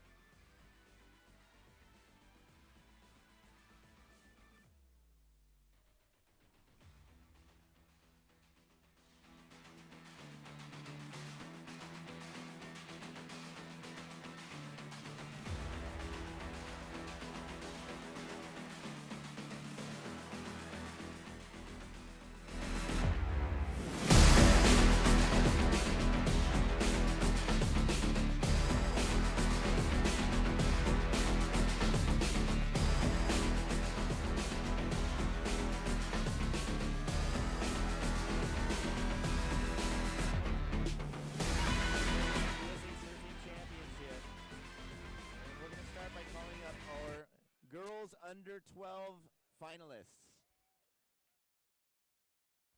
So we need Alana, Chesney, Kaya, and Caden.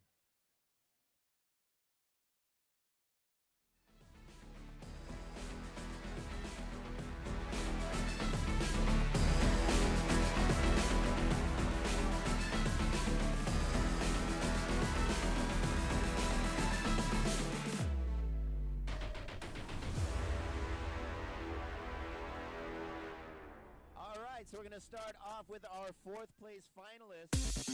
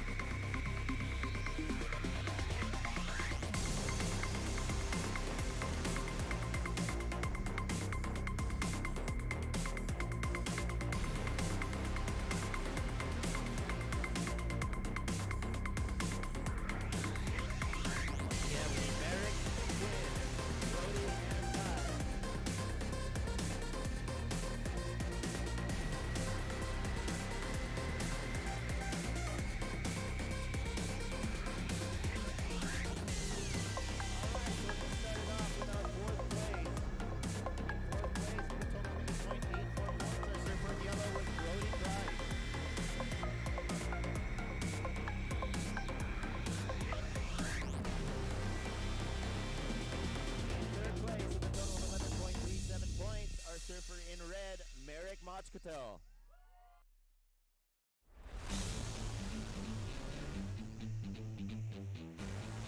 Our runner-up with a total of 13.5 points is our surfer in white, Jim McCarty.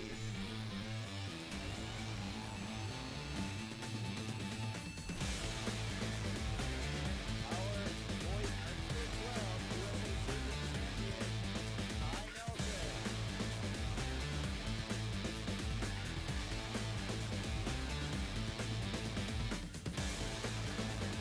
Big round of applause for our under 12 boys finalists.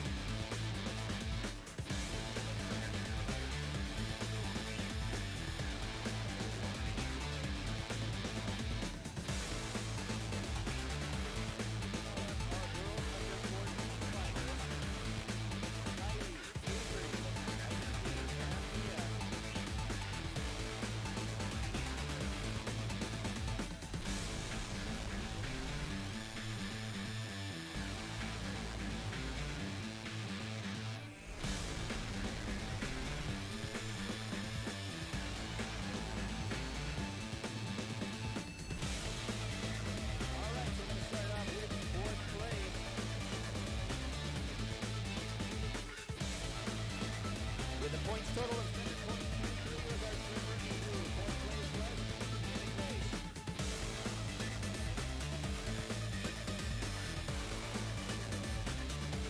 In third place with a total of 10.1 points, our surfer in white, Avery McDonald.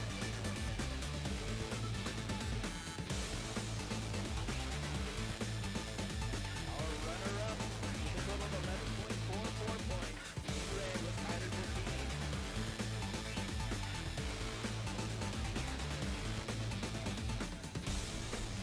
Big round of applause for our girls under 14 USA Surfing Champion, Vaihiti Mahana Inso.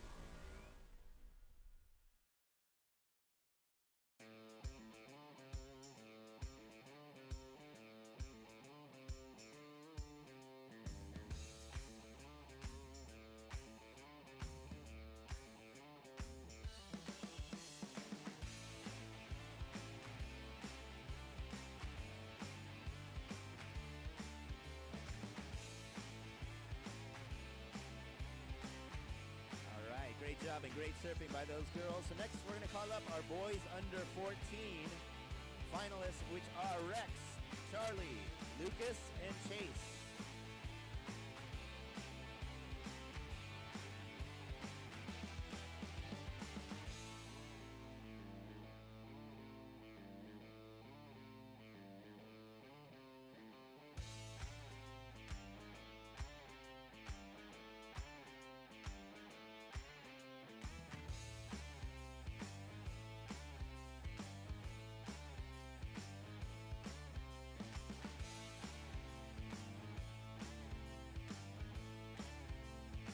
All right, so we're going to start with our fourth place.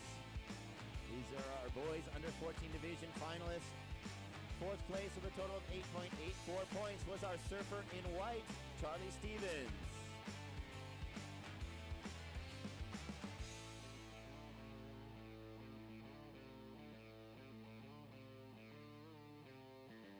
In third place, with a total of 13.84 points, our surfer in blue was Chase Burns.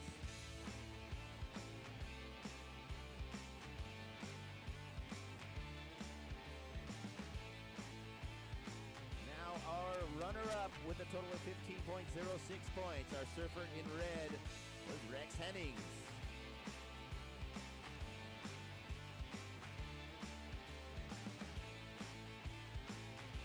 And your 2021 Boys Under 14 USA Surfing Champion, Lucas Sankbale Cassidy.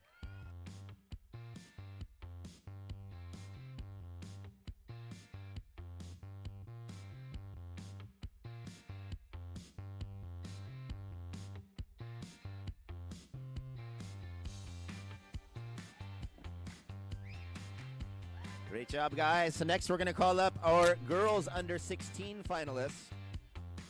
We need Caitlin, Zoe, Betty Lou, and Sawyer.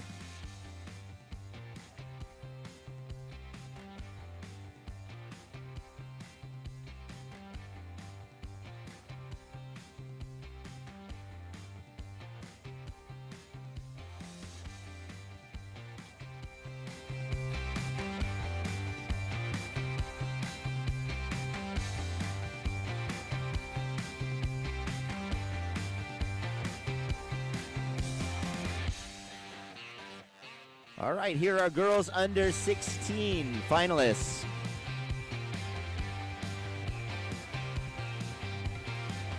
So we're going to start off with our fourth place finalist with a total of 13.06 points. That was Zoe Benedetto.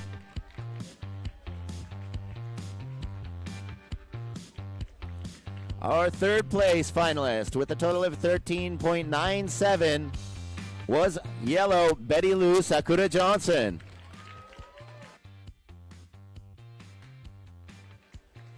Our runner-up with a total of 15.2 points, our surfer in blue, was Sawyer Lindblad.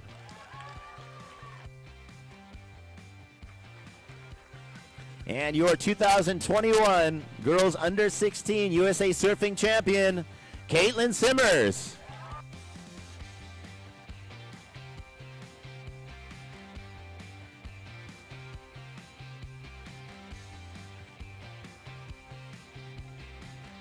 Great surfing by all of these competitors. So next up, I'm going to call up our boys under 16 division finalists. And that's going to be Cole, Lucas, Shion, and Rylan.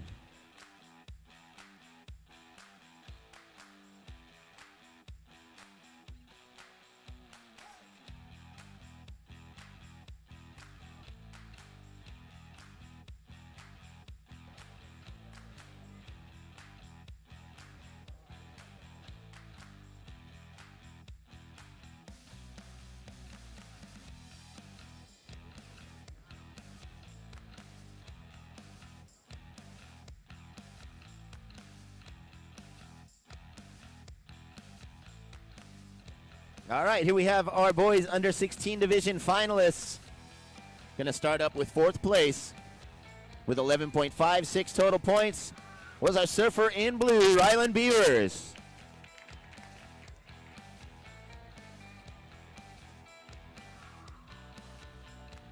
In third place with a total of 13.3 points, our surfer in red was Cole McCaffrey.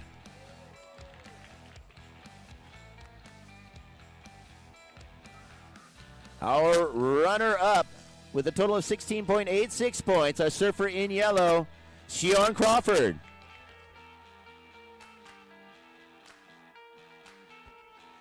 And your 2021 Boys Under 16 USA Surfing Champion, Lucas Alston.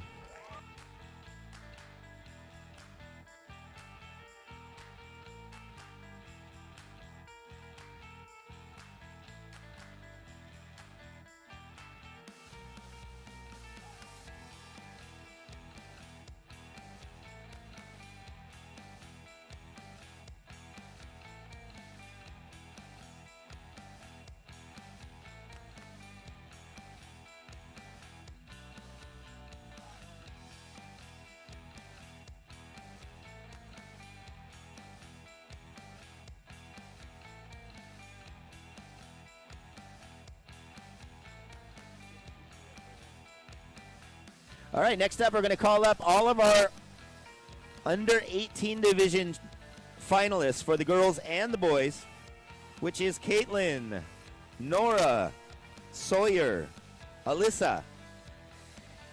For the boys, we need Shion, Brody, Ryan, and Levi. We want all of our under 18 finalists, all 8 competitors up on the stage, please.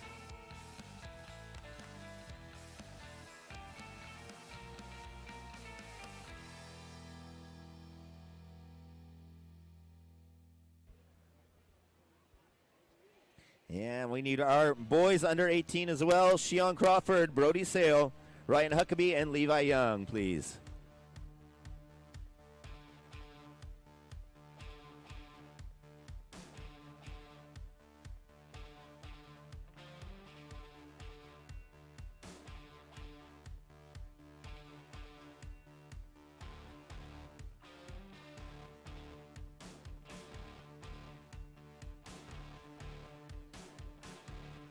All right, and these are our under 18 division boys and girls finalists.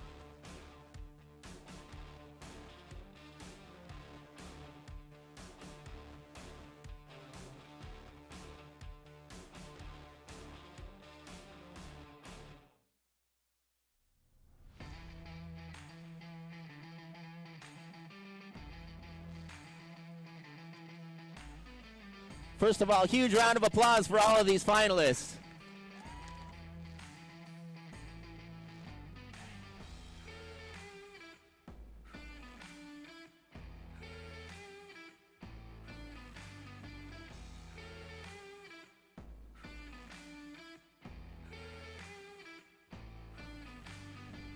All right, so we're going to start off with our girls under 18 finalists.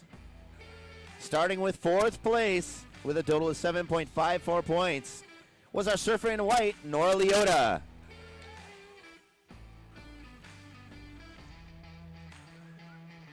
In 3rd place with a total of 11.57 was our surfer in blue, Alyssa Spencer.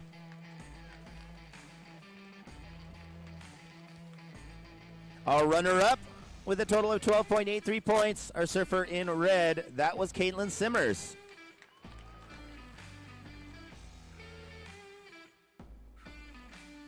And now for our boys finalists, we're going to start with 4th place. Our surfer with 8.19 total points in blue was Levi Young.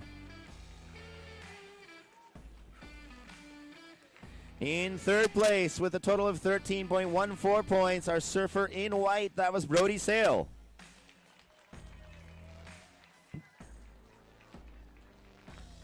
And our runner-up with a total of 15.23 points, our surfer in yellow, Ryan Huckabee.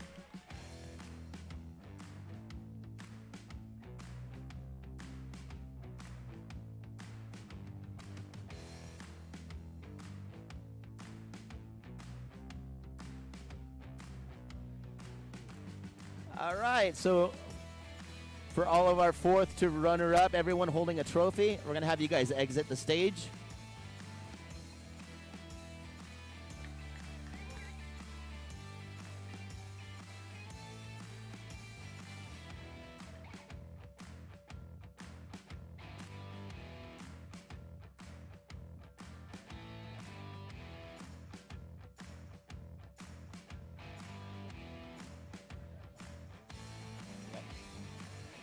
All right, and now we are going to introduce our special guest, PT, for a very special division.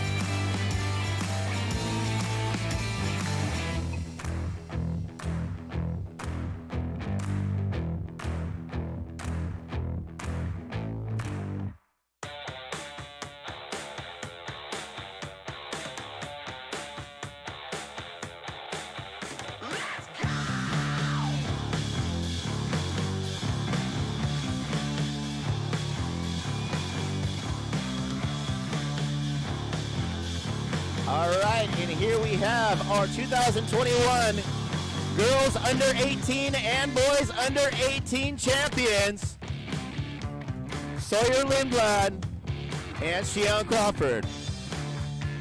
Big round of applause. And can we call up Frankie DeAndrea, please?